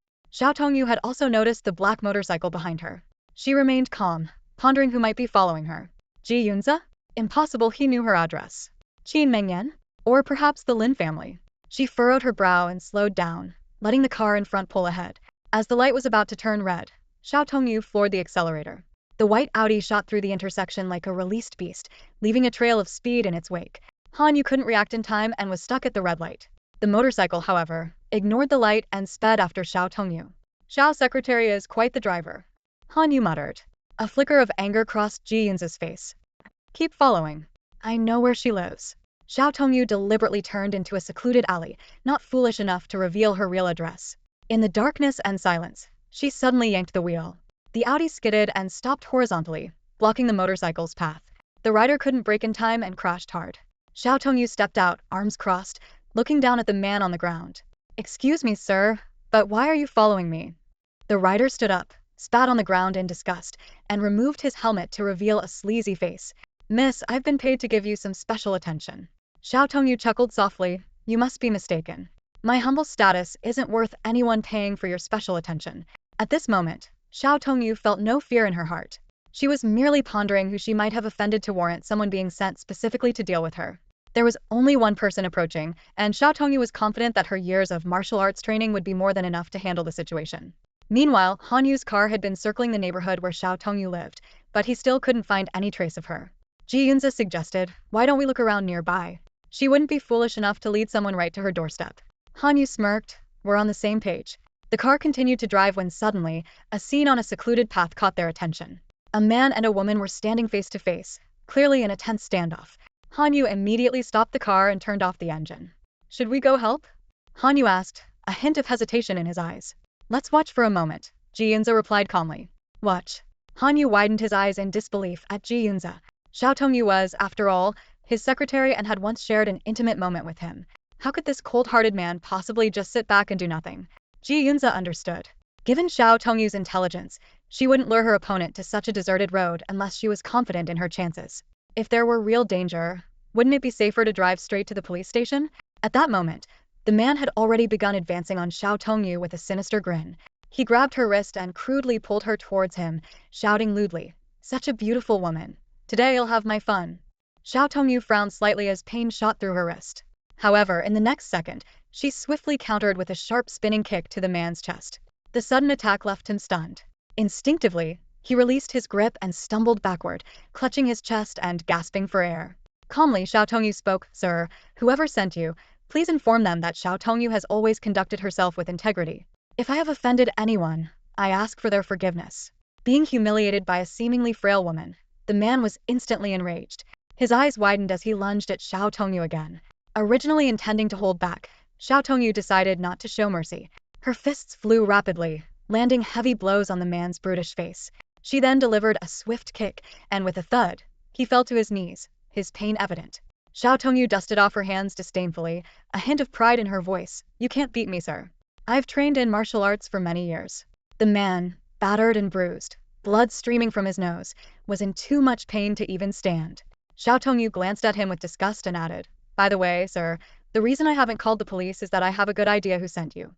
I wanted to give him one last bit of dignity. Please tell him that Xiao Tongyu is not who she used to be. With that, Xiao Tongyu turned, got into her car, and sped off in her Audi. This series of fluid, decisive actions left Han Yu dumbfounded. Ji Yunze, however, merely curled his lips into a slight smile. He had long suspected that this woman was no ordinary person. Han Yu snapped out of his daze, turned to Ji Yunze and asked, Ji Yunze, if Secretary Xiao were to beat you up in bed, could you still sleep with her? Ji Yunze was momentarily speechless at the question, rendered incapable of a reply. As Xiao Tongyu's white Audi drove off into the distance, Ji Yunze and Han Yu burst out of their car like lightning. The man lay crumpled on the ground, resembling a spineless snake, spewing obscenities. He cursed inwardly, thinking he should demand more money from his employer for dealing with such a ferocious woman. Just as he was about to get up, a polished leather shoe pressed down on his head. Instantly, he felt as if his skull was about to explode, a searing pain shooting through him. Tisk, Teske. I didn't want to touch you, you're dirtying my shoes, Han Yu said with a disgusted expression. The man struggled desperately, his legs kicking frantically. Suddenly, a small knife flashed like a viper and plunged into his flesh. Blood gushed out, and the man let out a piercing scream that echoed through the air. Ji Yunze, expressionless, pulled out a Swiss Army knife and coldly asked, Who sent you? The man's heart skipped a beat. He hadn't expected the fierce woman to have such formidable allies. With that stab, he feared his leg might be crippled. Seeing no response, Ji Yunze raised the knife again. Speak, he demanded, stabbing the man's thigh once more. Ah, I'll talk, the man cried out in agony. It was Lin Tianhao, President Lin. He just said to mess with that woman. Which President Lin? Ji Yunze twisted the knife in the man's leg, causing him to scream in agony. The president of the Lin Corporation, the man finally broke down. The Lin family that adopted Xiao Tongyu. Lin Xiao, who grabbed her hand that day, is their son? A cold glint flashed in Ji Yunze's eyes as he slowly got to his feet. Tell the Lin family that Ji Yunze says Xiao Tongyu is under his protection. The man stared wide-eyed in terror, stammering, Ji Yunze. Ignoring him, Ji Yunze turned to Han Yu and said, Let's go. Han Yu, wearing a look of disdain, withdrew his foot and asked, Leaving the knife? Ji Yunze replied coldly, What about the shoes? Still want them. Han Yu smirked, I'll toss them later. Back at home, Xiao Tongyu felt utterly exhausted, as if her entire body had rested. She thought to herself it was time to start training again. In high school, Xiao Tongyu had been bullied by a group of girls led by Qin Mengyan. She learned the hard way that no one would help her, and she could only rely on herself. Determined, she took up martial arts in college. Despite being bruised and battered after each training session, she persisted, knowing that the skills would one day be useful. After showering, Xiao Tongyu sat at her vanity, drying her hair, her mind made up. The man from today was undoubtedly sent by the Lin family. For the money her father left behind, to force her into marrying into the Lin family, they would stop at nothing. Did the Lin family really think that if this man defiled her, she would have nowhere else to turn and would have to rely on them? They underestimated her. She let out a cold laugh. So what if she was already tainted? At the Lin residence, Lin Tianhao's hand trembled as he held the phone.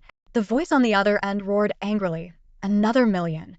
Or I'll go to the police. We'll both go down together. Gritting his teeth, Lin Tianhao forced out a single word, Fine. The voice on the other end softened slightly. By the way, President Lin, I advise you not to mess with that woman. The man who stabbed me today said she's under Ji Yunze's protection. With that, the call ended. Lin Tianhao was stunned, unable to react for a long time. Tianhao, how did it go? Yuan Qing asked anxiously. Lin Tianhao shook his head, it didn't work. Yuan Qing slumped into a chair, frustrated. I told you to stop doing these things. Xiao Tongyu is not someone to be trifled with now. Did you think scaring her would make her come running back to us? At that moment, the front door opened, and Lin Xiao walked in. Yuan Qing quickly shut her mouth and asked cautiously, Back already, son? Have you eaten? Yes, Dad, Mom, I'm going to my room, Lin Xiao replied briefly. Watching his son head upstairs, Lin Tianhao couldn't help but ask Yuan Qing, Does Lin Xiao really like Xiao Tongyu? Yuan Qing lowered her voice, Tianhao, do you think what happened back then? Lin Tianhao roared, Don't bring up the past. His shout startled Yuan Qing into silence. Upstairs, Lin Xiao didn't go to his room but instead entered Xiao Tongyu's old bedroom. He sat on her single bed, his eyes falling on the cute teddy bear alarm clock on the nightstand. Memories flooded back to Xiao Tongyu, who cautiously asked, "Brother Lin Xiao, can I go to school with you today?" The Xiao Tongyu who folded paper cranes for him, the Xiao Tongyu who bought him birthday gifts every year. Lin Xiao was consumed with guilt. He didn't know if he liked Xiao Tongyu because she had become beautiful, or because she had always been in his heart, and he just hadn't realized it. Either way, he had to admit he was a complete jerk. Xiao Tongyu's current attitude towards him was deserved. He had it coming. Was there any way he could win her back? The next morning, Xiao Tongyu gently pushed open the door to Ji Yunze's office, holding a steaming cup of coffee. With a professional smile on her face, she softly said, "Mr. Ji, your coffee." Ji Yunze looked up, his eyes falling on the faint red marks on Xiao Tongyu's wrist and hand. Clearly, they were left by that man from yesterday. He deliberately asked, "Secretary Xiao, what happened to your hand?" Xiao Tongyu froze for a moment but quickly resumed her usual smile, calmly replying, "Thank you for your concern, Mr. Ji. I accidentally bumped it while doing some housework yesterday." Still keeping your lips sealed, Ji Yunze thought to himself, a smirk forming on his face as he took a sip of the coffee. The familiar aroma and temperature made him squint in satisfaction, remembering how the coffee made by someone else on Xiao Tongyu's day off had almost made him throw the cup. "Mr. Ji, if there's nothing else, I'll take my leave." Xiao Tongyu turned to go, but Ji Yunze grabbed her wrist tightly. She tried to pull away, but his grip only tightened. With no other choice, Xiao Tongyu maintained her smile and asked, "Mr. Ji, is there anything else you need?" Ji Yunze stared at her face, surprised internally. This sweet and lovely face was so different from the fierce woman he had encountered yesterday. He stood up and pulled Xiao Tongyu into his arms, feeling her soft body. Xiao Tongyu frowned, thinking that Ji Yunze was like a dog in heat, ready to act up at any moment. Ji Yunze buried his face in her neck, inhaling the scent of her hair and whispered, "Secretary Xiao, come to my place tonight." "Mr. Ji, do you mean?" Before she could finish, Ji Yunze added, "Come to my villa." His hand gently stroked her silky hair. Xiao Tongyu's eyes widened in surprise. Ji Yunze's villa was his private domain, rarely entered by anyone except Wu Yan. She had only ever dropped him off at the gate, never stepping past the large iron doors. "Mr. Ji, are you asking me to spend the night at your villa?" Xiao Tongyu carefully confirmed. Yes, Ji Yunze's nose brushed against her soft, pale skin, thinking how hard it would be to focus on work like this. "Mr. Ji, I don't think that's appropriate," Xiao Tongyu politely declined. Ji Yunze straightened up, a hint of anger flashing across his face. "Secretary Xiao, what I say goes." He tossed her a set of keys. "Here are the keys to the gate. I'll text you the code for the main door. Head there after work." Seeing Ji Yunze's expression, Xiao Tongyu realized this was an order she couldn't refuse. She sighed, taking the keys as she left the office. After work, Xiao Tongyu went home to grab some clothes and then drove to Ji Yunze's villa. The villa was located in the heart of the city, like a serene oasis amid the hustle and bustle, reminiscent of Central Park in New York. Ji Yunze's villa occupied the prime spot in the neighborhood, a three-story standalone building with black wrought iron gates and cream-colored walls topped with terracotta tiles. Xiao Tongyu thought to herself how such a large house, usually occupied only by Ji Yunze, with cleaning staff coming just once a week, must get lonely. She drove through the gates and parked on the lawn in front of the villa. Entering the living room after inputting the code, she was greeted by a spacious, well-lit area. A large fireplace and enormous floor-to-ceiling windows provided a view of the beautiful garden. Despite its luxury, the place felt cold and lifeless, lacking a homey atmosphere. Xiao Tongyu set down her bag and walked into the kitchen, almost fainting when she opened the fridge. It was neatly stocked with Ji Yunze's exclusive Swiss mineral water and nothing else. "Does Ji Yunze live on air?" Xiao Tongyu muttered to herself. After a moment's hesitation, she opened a grocery app on her phone and ordered a large amount of food. Meats, vegetables, fruits, condiments, juice, ice cream, everything she wanted. Even if Ji Yunze didn't eat it, she didn't want to starve. If he got angry, he could just kick her out. Soon, the groceries were delivered. Xiao Tongyu changed into a comfortable cropped sweatshirt and loose sweatpants, tying her long hair into a high ponytail, and began cooking in the kitchen. Since living independently at 18, Xiao Tongyu's cooking skills had become exceptional. Her friend Zhuang Shufei once said that eating Xiao Tongyu's cooking felt like tasting love. But today, Xiao Tongyu decided to cook only for herself. She knew Ji Yunze only ate food from five-star hotels or prepared by his personal chef, deeming anything else unclean. She figured she could just clean the kitchen thoroughly afterward. It wasn't even 8 o'clock yet, but Xiao Tongyu had already finished her work in the kitchen. She brought the last dish of tomato and egg soup to the table and looked at the sumptuous dinner spread with satisfaction. Braised pork ribs emitting a rich aroma, home-style tofu tender and tasty, and stir-fried mushrooms with greens fresh and crisp. Hungry as she was, she intended to start eating immediately, but just then, she received a call from Zhuang Shufei. "Tong Tong, where are you?" Zhuang Shufei's voice came through the receiver. Xiao Tongyu hesitated for a moment. I'm not at home, I'm outside. She instinctively avoided telling the truth. Zhuang Shufei's voice suddenly turned excited. My brother is back from abroad. Just landed. He wants to know when you can join us for a meal. Hearing that Zhuang Shujia had returned, a glimmer of light flashed in Xiao Tongyu's eyes, and a warm feeling surged in her heart. She softly replied, as long as there's nothing urgent from the Ji family, I can come anytime. How about now? Zhuang Shufei eagerly suggested. Where are you? We'll come find you. Xiao Tongyu quickly declined, not now. Zhuang Shufei immediately grew suspicious, her tone filled with curiosity and concern. Tong, where exactly are you? You're not with Ji Yunze, are you? Xiao Tongyu was silent for a moment before softly responding as Zhuang Shufei exclaimed, Oh my gosh, Tong, don't tell me you've fallen for Ji Yunze? Fei, don't be ridiculous, of course not. Xiao Tongyu hurriedly explained, Ji Yunze is threatening me. Zhuang Shufei's voice turned serious. Tong, do you know what kind of person Ji Yunze is? If you stay with him, you'll only end up discarded once he's tired of you. Xiao Tongyu whispered, if he could leave me now, that would actually be a relief. Hearing the helplessness in Xiao Tongyu's voice, Zhuang Shufei, though anxious, felt powerless against someone like Ji Yunze. She softened her tone and gently advised, take care of yourself and let me know if you need any help. Also, make sure my brother doesn't find out about this. Okay, Xiao Tongyu agreed softly and hung up the phone. Setting down her phone, Xiao Tongyu felt a wave of helplessness wash over her. It was as if she were trapped in a bottomless mire. Every attempt to escape only pulled her back deeper. She sat at the dining table, staring at the beautifully prepared food, but her appetite was gone. Xiao Tongyu clenched her fists quietly, knowing she couldn't resign herself to this fate. She had to find a way to break free from Ji Yunze's control. Just then, the sound of the electronic lock being opened came from the door. Thinking it was Ji Yunze, she stood up to greet him. However, the person who appeared at the door was a sophisticated and elegant middle-aged woman.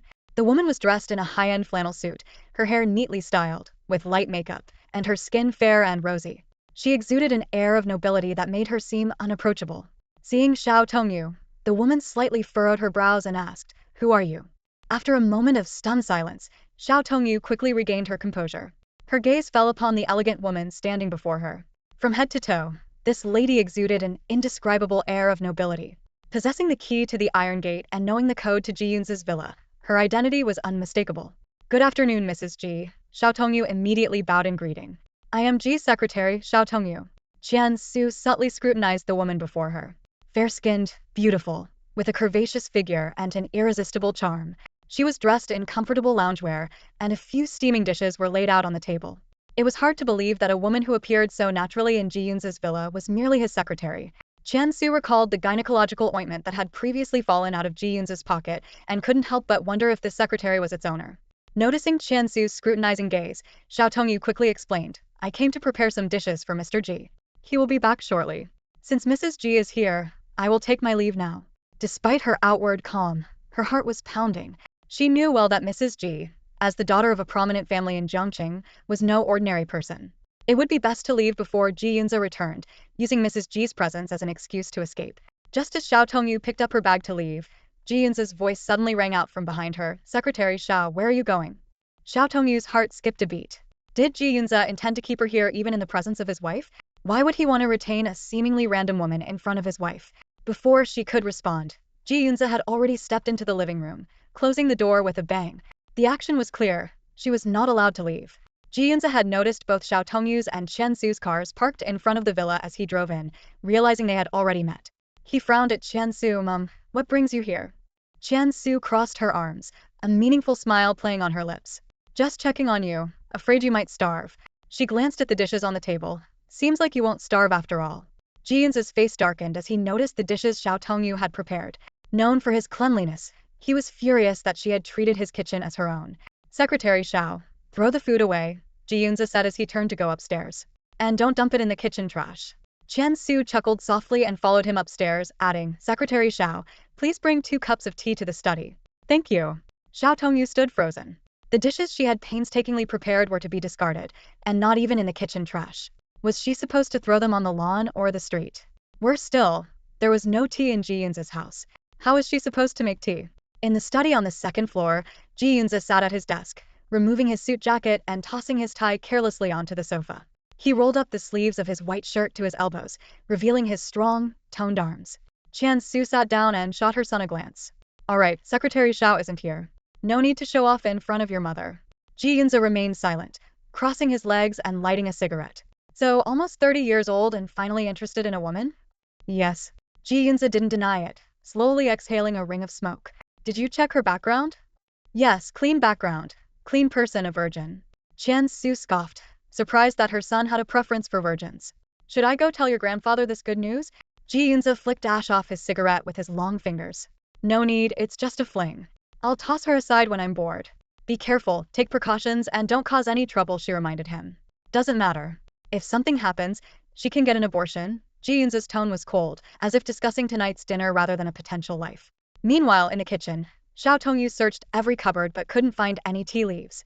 Desperate, she resorted to using packaged red tea she had just bought through a grocery app, making 2 cups and bringing them to the study. She feared that Ji Yunze, who never drank packaged tea, might throw the cup on the floor. Just as she was about to knock, she overheard Ji Yunze's cold voice from the slightly open door. No need, it's just a fling. I'll toss her aside when I'm bored. Doesn't matter, if something happens, she can get an abortion. Although she had long understood her place in Ji Yunze's life, hearing these words still caused a sharp pang in her heart. Clearly, in Ji Yunze's eyes, she was not even a whole person. He had no compassion for her.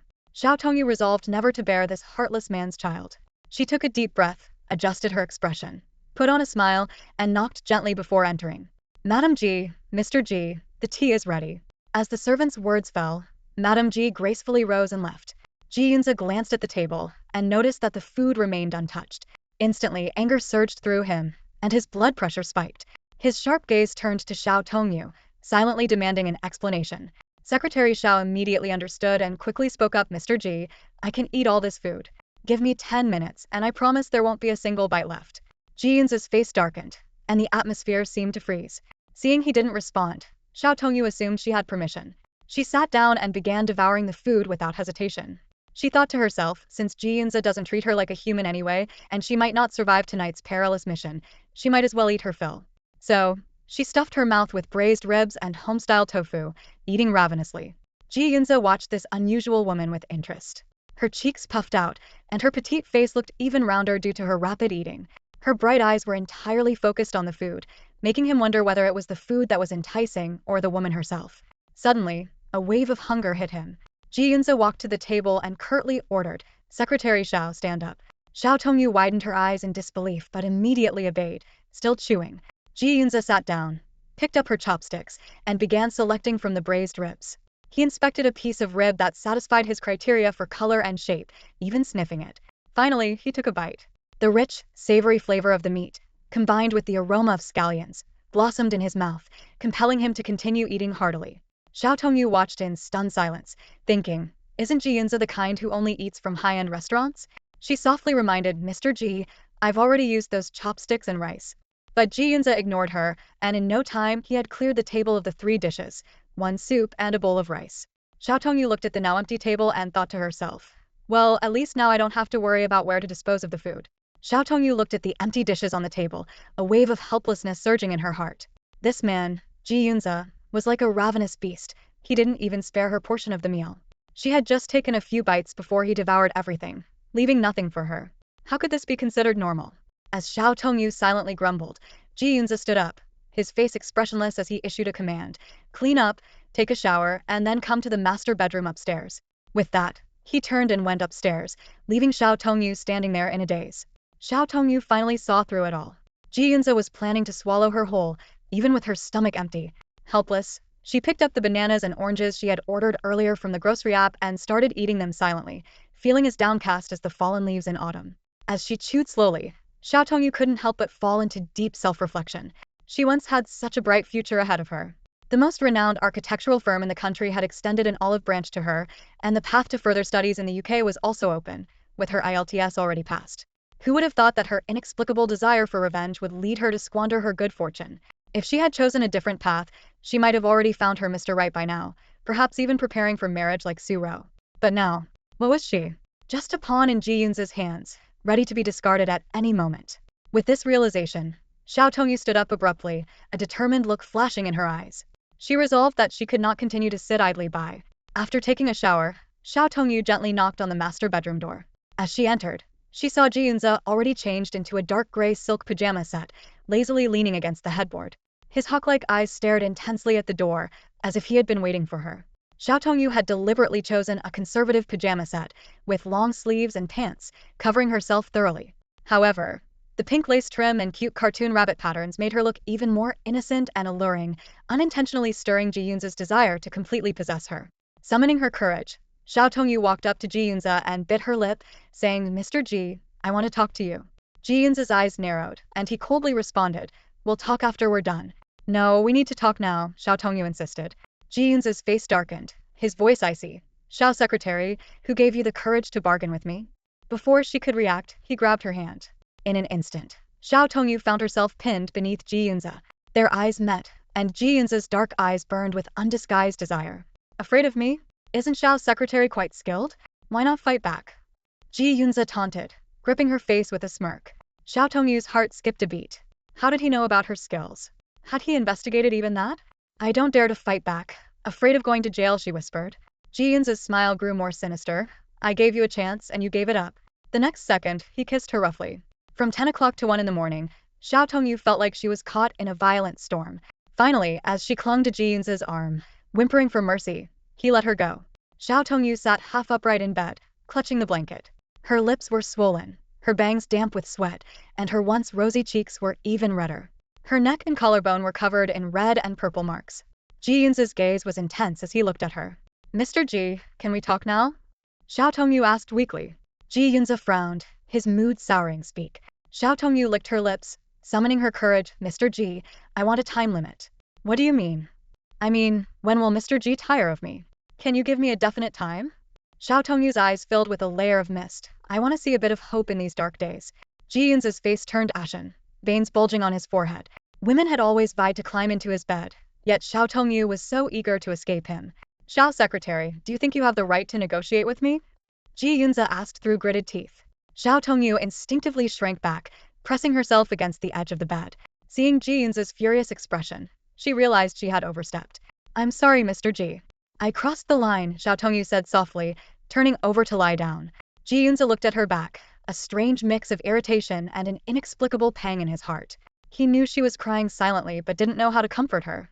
Driven by some unknown force, Ji Yunze moved closer to her. As he pressed against her back, the warmth of his skin made Xiao Tongyu tremble. She thought he was going to repeat his earlier actions, but to her surprise, he gently kissed away her tears. This unexpected tenderness left Xiao Tongyu stunned. She turned around, looking at Ji Yunze in disbelief, her big eyes full of confusion. Ji Yunze wiped away the tears from the corners of her eyes and softly said, "Then 1 year." "Mr. Ji, you can't lie," Xiao Tongyu blinked, her eyes showing a mix of innocence and vulnerability. Unable to resist, Ji Yunze gave her a passionate kiss. Perhaps he would grow tired of her within a year and no longer be enthralled by her. But deep down, he had a strong premonition that the possibility of forever was more likely than just 1 year. If, after a year, Xiao Tongyu really wanted to leave, would he let her go? Absolutely not. He was Ji Yunze, the most shameless man in the world, and anything he desired never escaped his grasp. On a weekend morning, Xiao Tongyu drove her white Audi along the winding mountain road. Outside the window, mountains surrounded her, and the road coiled like a giant dragon, tightly connecting heaven and earth. On the passenger seat lay a bouquet of freshly bought flowers, yellow and white chrysanthemums, pure white calla lilies, and her favorite pink baby's breath. Although it was still 6 months until Qingming Festival, waves of longing surged through her, prompting Xiao Tongyu to visit her parents' cemetery. Once the car was parked, she carefully picked up the bouquet and started climbing the stone steps leading to the mountaintop. Each step seemed to carry endless thoughts. A pang of bitterness rose in Xiao Tongyu's heart. She had no family left in this world. Her grandparents had passed away early, her mother was an orphan, and her parents had died in an accident. Now, the only visitors to this place on Qingming besides her were Uncle Wang and Aunt Su. As for her parents' friends, the Lin family, they hadn't visited even once in all these years. Reaching the grave, Xiao Tongyu placed the bouquet down and took a handkerchief from her pocket to carefully wipe the black granite tombstone. She cleaned it over and over, as if trying to pour 13 years of longing into the act. The tombstone bore the photos of her parents, silently gazing at each other, with the words, "Beloved daughter Xiao Tongyu," engraved below. 13 years ago, she was only 11. Now she was a 24-year-old adult. Looking at her parents' smiling faces, Xiao Tongyu could no longer hold back her sorrow. She knelt in front of the grave, tears streaming down like broken pearls, soaking the glossy tombstone. She tried to wipe away her tears with her sleeve but found it impossible to stop them. Finally, She gave up the futile effort and let her sobs turn into uncontrollable crying. Mom, Dad, I'm sorry, she choked out between sobs. I haven't found the people responsible for your deaths, nor have I become the person you hoped I'd be. The Lin family doesn't like me, and Lin Ziajij despises me too. Why doesn't anyone in this world cherish me? Why didn't you take me with you? Why did you leave me here alone? She didn't know how long she had been crying when she finally exhausted herself. She sat dazed in front of the grave, staring blankly at the ground. After a moment, she took a deep breath, wiped away her tears, and stood up. Life had to go on. Meanwhile, Luo Juanji was accompanying his mother, Sun Shuping, to the cemetery to pay respects to his late grandfather. Since it was not Qingming, the entire hillside was particularly quiet. Suddenly, a heart-wrenching cry broke the silence, like a wounded wolf howling in the night, filled with endless sorrow. Sun Shuping sighed. Another poor girl must have lost a loved one. Luo Juanji, however, found the voice somewhat familiar. He turned to his mother and said, Mom, I'll go check it out. You and the driver wait for me in the parking lot. Sun Shuping glanced at her son and half-jokingly asked, Is it an old flame of yours? She knew her son had a penchant for flirting but was always discreet, never causing a scene. Luo Juanji replied impatiently, No, Mom. I'm just curious. I haven't had a girlfriend recently. Alright, go ahead, Sun Shuping said. If it's someone you know, offer some comfort. They must be very sad. By the way, when are you going to find me a daughter-in-law? As soon as his mother brought up the topic, Luo Juanji feigned ignorance and hurriedly ran toward the source of the crying. When Xiao Tongyu turned around, she was startled to see Luo Juanji standing behind her, nearly falling in surprise. Luo Xiao, what a coincidence. How come I didn't hear you approaching, she exclaimed. Luo Juanji noticed the lingering tears on Xiao Tongyu's porcelain-white face and her swollen eyes, feeling a sudden pang of sympathy. He discreetly glanced at his phone, where he had just taken a candid photo, deciding to show it to Ji Yunze later. Then he looked at the tombstone and asked, Visiting your parents? Is today their Memorial Day? Xiao Tongyu shook her head. No, I just missed them. What about you, Luo Xiao? Oh, I came to visit my grandfather, Luo Juanji said, putting away his usual playful demeanor and becoming serious. I was just about to leave. Shall we go together? They chatted as they walked to the parking lot, preparing to say goodbye. Suddenly, a familiar voice called out from behind, Tong Tong. Xiao Tongyu froze. What a coincidence, running into so many acquaintances at the cemetery today. She turned around to see Su Ro running toward her, holding a man's hand. Luo Juanji's eyes lit up. It was Su Ro. He wondered if the man beside her was her boyfriend. When Su Ro got closer, she noticed Luo Juanji's presence and regretted not waiting for him to leave before saying hello. Xiao Tongyu smiled and asked, Ro, is this your boyfriend? Su Ro affectionately pulled the man beside her closer and nodded. Yes, my boyfriend, Jin Su. Jin Su's tall figure appeared before everyone, wearing glasses and exuding a refined, clean-cut aura. It was said that he was Su Ro's college classmate. Xiao Tongyu nodded politely and greeted him. Hello, I'm Ro's colleague. Jin Su returned the greeting, hello. Su Ro completely ignored Luo Juanji, as if he didn't exist. For someone who prided himself as a ladies' man, this was a blow to Luo Juanji's ego, causing him a slight wound to his pride. At that moment, Jin Su's gaze was firmly fixed on Xiao Tongyu. Her delicate face was both pure and alluring, and although she had a slender figure, she was well-proportioned in all the right places. Luo Juanji noticed Jin Su's blatant staring and inwardly mocked. Huh, so Su Ro's boyfriend isn't much after all. Su Ro noticed Xiao Tongyu's slightly reddened eyes and remembered her mentioning the loss of her parents during childhood. Feeling a surge of sympathy, she turned to Jin Su and said, I just remembered I need to talk to Tong Tong about something. Could you head back first? Jin Su nodded and agreed, but couldn't help but glance at Xiao Tongyu a few more times as he left. Luo Juanji thought to himself, if he took a picture of Jin Su's lecherous look and sent it to Ji Yunze, it wouldn't take a day for this guy to lose his eyes. After Jin Su left, Luo Juanji smiled and asked Su Ro, Did Secretary Su not see me? Su Ro gave him a perfunctory glance. Young Master Luo, sorry. I have something to discuss with Ro. Let's meet another day. Luo Juanji's interest was piqued immediately. Oh? Which day? Su Ro was momentarily speechless. She had only been making small talk and didn't expect him to take it seriously. Seeing this, Xiao Tongyu quickly stepped in. Young Master Luo. Don't tease Ro, she's shy. She then pulled Su Ro towards her car. We're leaving now, young Master Luo. Goodbye.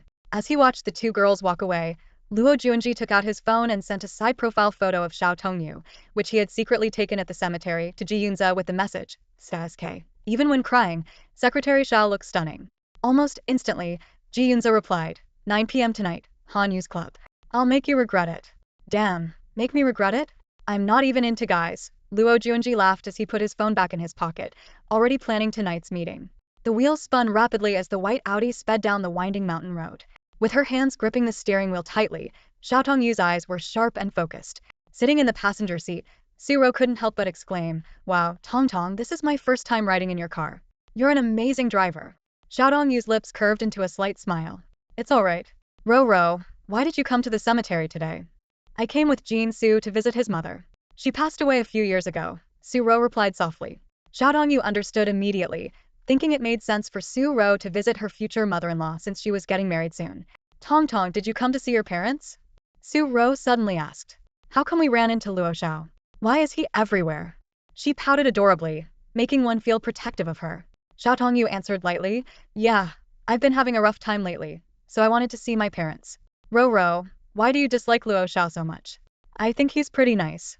Suro turned her face away. "I don't like men who are all talk. I prefer someone like President Ji who is more reserved."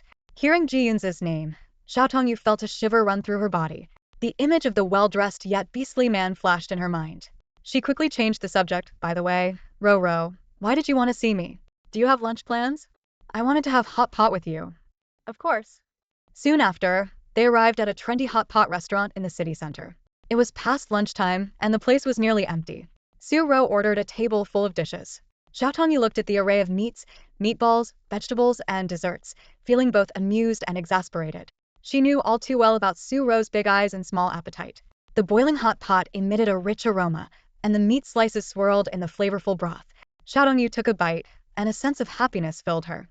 She thought to herself that being able to enjoy delicious food made life seem a little better. Amid the steam, Xiao Tongyu lifted her long hair to tie it into a ponytail. Suddenly, she noticed Suro's meaningful gaze and hurriedly let her hair down. Tong, if you're hot, just tie up your hair." "I've already seen it," Suro said with a smile. Xiao Tongyu's face turned crimson, and she nearly dropped her chopsticks. "You know about it already?" Suro nodded. "President Ji often calls you into his office, and you stay in there for a long time. Every time you come out, you look flustered. It's not like I'm blind." Xiao Tongyu bit her lip, feeling like a fool. She thought she had kept it a secret, but it turned out everyone was just pretending not to know. Seeing Xiao Tongyu's silence, Suro comforted her. "It's okay, Tong. I won't tell anyone. But President Ji is really harsh. You always end up with red marks all over, and it pains me to see them when I sit next to you." Finally finding someone to confide in, Xiao Tongyu downed her iced cola in one gulp and slammed her hand on the table. "Let me tell you, Ro, Ji Yunze is a real bastard. Every time he sleeps with me, I feel like I'm going to die." Suro's eyes widened. "Really? Isn't President Ji supposed to be a celibate man? I've worked in the CEO's office for 3 years and never saw him with a woman. I've also heard he has no interest in women. You're the first." Xiao Tongyu rolled her eyes. "No interest in women?" "I fell for that rumor too. Ji Yunze would love nothing more than to live in a world of endless pleasure." Tong, Suro asked, "Has President Ji been after you for a long time? I always thought he looked at you differently than everyone else." "Whatever. It was just 2 weeks ago, after a party, I took him back to his room, and he suddenly lost control. I cried and begged him to stop, but it was no use." Xiao Tongyu felt a pang of sadness. She didn't tell Suro that she had subtly seduced him first because her reason was too foolish. Suro hesitated, then asked, "Was it your first time?" "Yeah." The table fell silent. Seeing Xiao Tongyu's distressed expression, Suro tried to console her. "But Tong, don't you think you're kind of cool? You managed to sleep with President Ji, who is good-looking, in great shape, and at the top of the pyramid. It's not a total loss for you." Xiao Tongyu almost laughed. "Ro, your logic is unique. Being forced to sleep with a man you don't love, even if he's a king, wouldn't make you feel cool." Suro nodded. "Makes sense. So what are you going to do?" Thinking about it made Xiao Tongyu frustrated. "I don't know. Maybe when President Ji gets interested in another woman, he'll leave me alone." "Well, no wonder you wanted to quit that day." Xiao Tongyu scratched his head and gently said, "Let's not talk about this, it's annoying. Let's eat, eating is the best." "Sure." As night fell at 9 o'clock, Hanyu St. James Club was brightly lit. Although this club is independently run by Hanyu and not directly related to the Han family, it has become a haven for wealthy young men in the capital due to the Han family's influence. In the VIP room, the luxurious decor and dim lighting created an intimate atmosphere. Ji Yunze had already downed 5 glasses of red wine, the amber liquid swirling in the crystal glass reflecting his ever-changing expressions. Seeing that the newly opened wine bottle was already more than half empty, Hanyu couldn't help but tease. "What's wrong?" "Drowning your sorrows because there are no women around." Ji Yunze looked up sharply, glaring at Hanyu. If Hanyu weren't a childhood friend, that expensive wine bottle might have already been smashed over his head. Luo Juanji elegantly held a slim cigarette, lazily leaning against the soft sofa cushions. After exhaling a smoke ring, he chuckled. Han Yu, get him a couple of women. He's cold and not used to doing things himself anymore. He can't sleep without some action every night. Ji Yunze's face darkened upon hearing this. He turned to Luo Juanji and said through gritted teeth, "Why don't you help me out then?" Han Yu couldn't help but imagine the unsavory scene, feeling his eyes burn at the thought. He quickly waved his hand and said, "If you two want to help each other, not here. There's a public restroom to the left outside, go there." Gross. Luo Juanji stubbed out his cigarette with disdain. "Why should I do it myself? I'm not picky. Unlike Ji Yunze, who can't get it up without Xiao Tongyu." Before he could finish speaking, Ji Yunze kicked Luo Juanji hard, sending him reeling back on the sofa, shouting help. In fact, Ji Yunze had long found it strange. He glanced around at the seductive dancers in the room, pondering. In such a big world with so many women, why does it have to be Xiao Tongyu for him? Other women make him feel nauseous, but just thinking about Xiao Tongyu sets him ablaze with desire. Luo Juanji, not one to back down, struggled to get up and continued to taunt. Ji Yunze, with your lack of tenderness, Xiao Tongyu will leave you sooner or later. Ji Yunze frowned and retorted, "Tenderness? What are you talking about?" With an expression of exasperation, Luo Juanji said earnestly, "Ji Yunze, women need to be cherished, not just used for venting your frustrations." "What do you mean?" Ji Yunze looked puzzled. Seeing Ji Yunze take it seriously, Han Yu almost burst out laughing. Luo Juanji sighed and, thinking this emotional idiot might finally be getting a clue, tugged on Han Yu's sleeve, signaling him to explain. Han Yu quickly waved his hand, declining. "This is your territory." Clearing his throat, Luo Juanji adopted a lecturing posture, leaning forward slightly. "First and foremost, when you're with a woman, you should always use protection. How can you let her take birth control pills instead?" "Why? Why?" Ji Yunze looked bewildered. "Ji Yunze, where is your common sense? Birth control pills can harm women greatly. If you make her take them, she'll think you don't care about her at all. How could she give you her heart?" Ji Yunze frowned and asked, "What kind of harm?" Luo Junzi's eyes lit up. As a doctor, this was his specialty. He explained slowly, mild effects include loss of appetite, headaches, fatigue, hormonal imbalance, and irregular periods. Severe effects. He deliberately dragged out his words, can damage ovarian function, leading to infertility. For a moment, a rare look of panic flashed across Ji Yunze's face. He kicked Luo Juanji hard again, roaring, "Why didn't you tell me sooner?" Luo Juanji, sprawled on the floor, shouted back angrily, "How was I supposed to know you didn't even have this basic knowledge?" In the evening, after taking a shower, Xiao Tongyu lay on her bed with a face mask on. Her bronze speakers softly played her favorite piece, Chopin's Nocturne in a flat major, Op. 9, the notes drifting like celestial music. With her eyes closed, her thoughts wandered back to the past. Having started learning the cello at the age of 4, she hadn't touched her beloved instrument since her parents' unexpected death 11 years ago. Suddenly, the piercing sound of her phone shattered the tranquility. I won't answer, I just won't answer." The annoying male voice jolted Xiao Tongyu awake. She sat up with a start, realizing it was the ringtone she had set for Ji Yunze. Xiao Tongyu quickly ripped off her face mask and pressed the answer button. "Hello? Mr. Ji. Secretary Xiao, come to Siju VIP room 1, Ji Yunze's voice came from the other end. Xiao Tongyu glanced at the clock on the wall. It was already past 10 p.m. She hesitated now. "Mr. Ji, I'm off today." "Secretary Xiao, are you asking for overtime pay? Is $1 million enough?" Ji Yunze asked coldly. At the mention of $1 million, Xiao Tongyu shivered. "No need, Mr. Ji, I'll be there right away." Hanging up the phone, Xiao Tongyu hurriedly threw on a loose sweatshirt and tight jeans, tying her hair into a side ponytail with a scrunchie. Grabbing her car keys, she slipped into her sneakers and dashed out the door. Once in her car, Xiao Tongyu hesitated. Should she dress up for a place like Siju? But then she thought she was already out. If Ji Yunze found her appearance embarrassing and sent her back home, that would be even better. Pushing open the door to VIP room 1, 3 pairs of eyes turned to Xiao Tongyu. Even in the dim light, her fair and radiant face stood out, her small cherry lips and big, bright eyes particularly striking. Dressed as she was, she looked like a college student who had wandered into the wrong place. Ji Yunze couldn't help but feel that his suit looked a bit dated. Xiao Tongyu greeted politely, "Mr. Ji, Mr. Han, Mr. Luo." She hesitated, standing off to the side, unsure of what to do.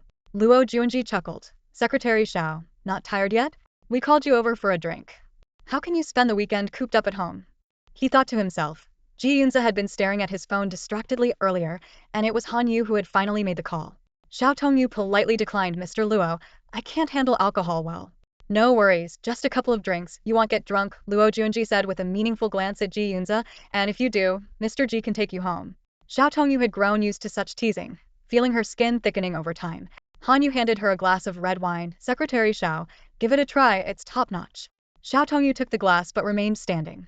Luo Juanji urged, hey, Secretary Xiao, have a seat. No need, I'll stand.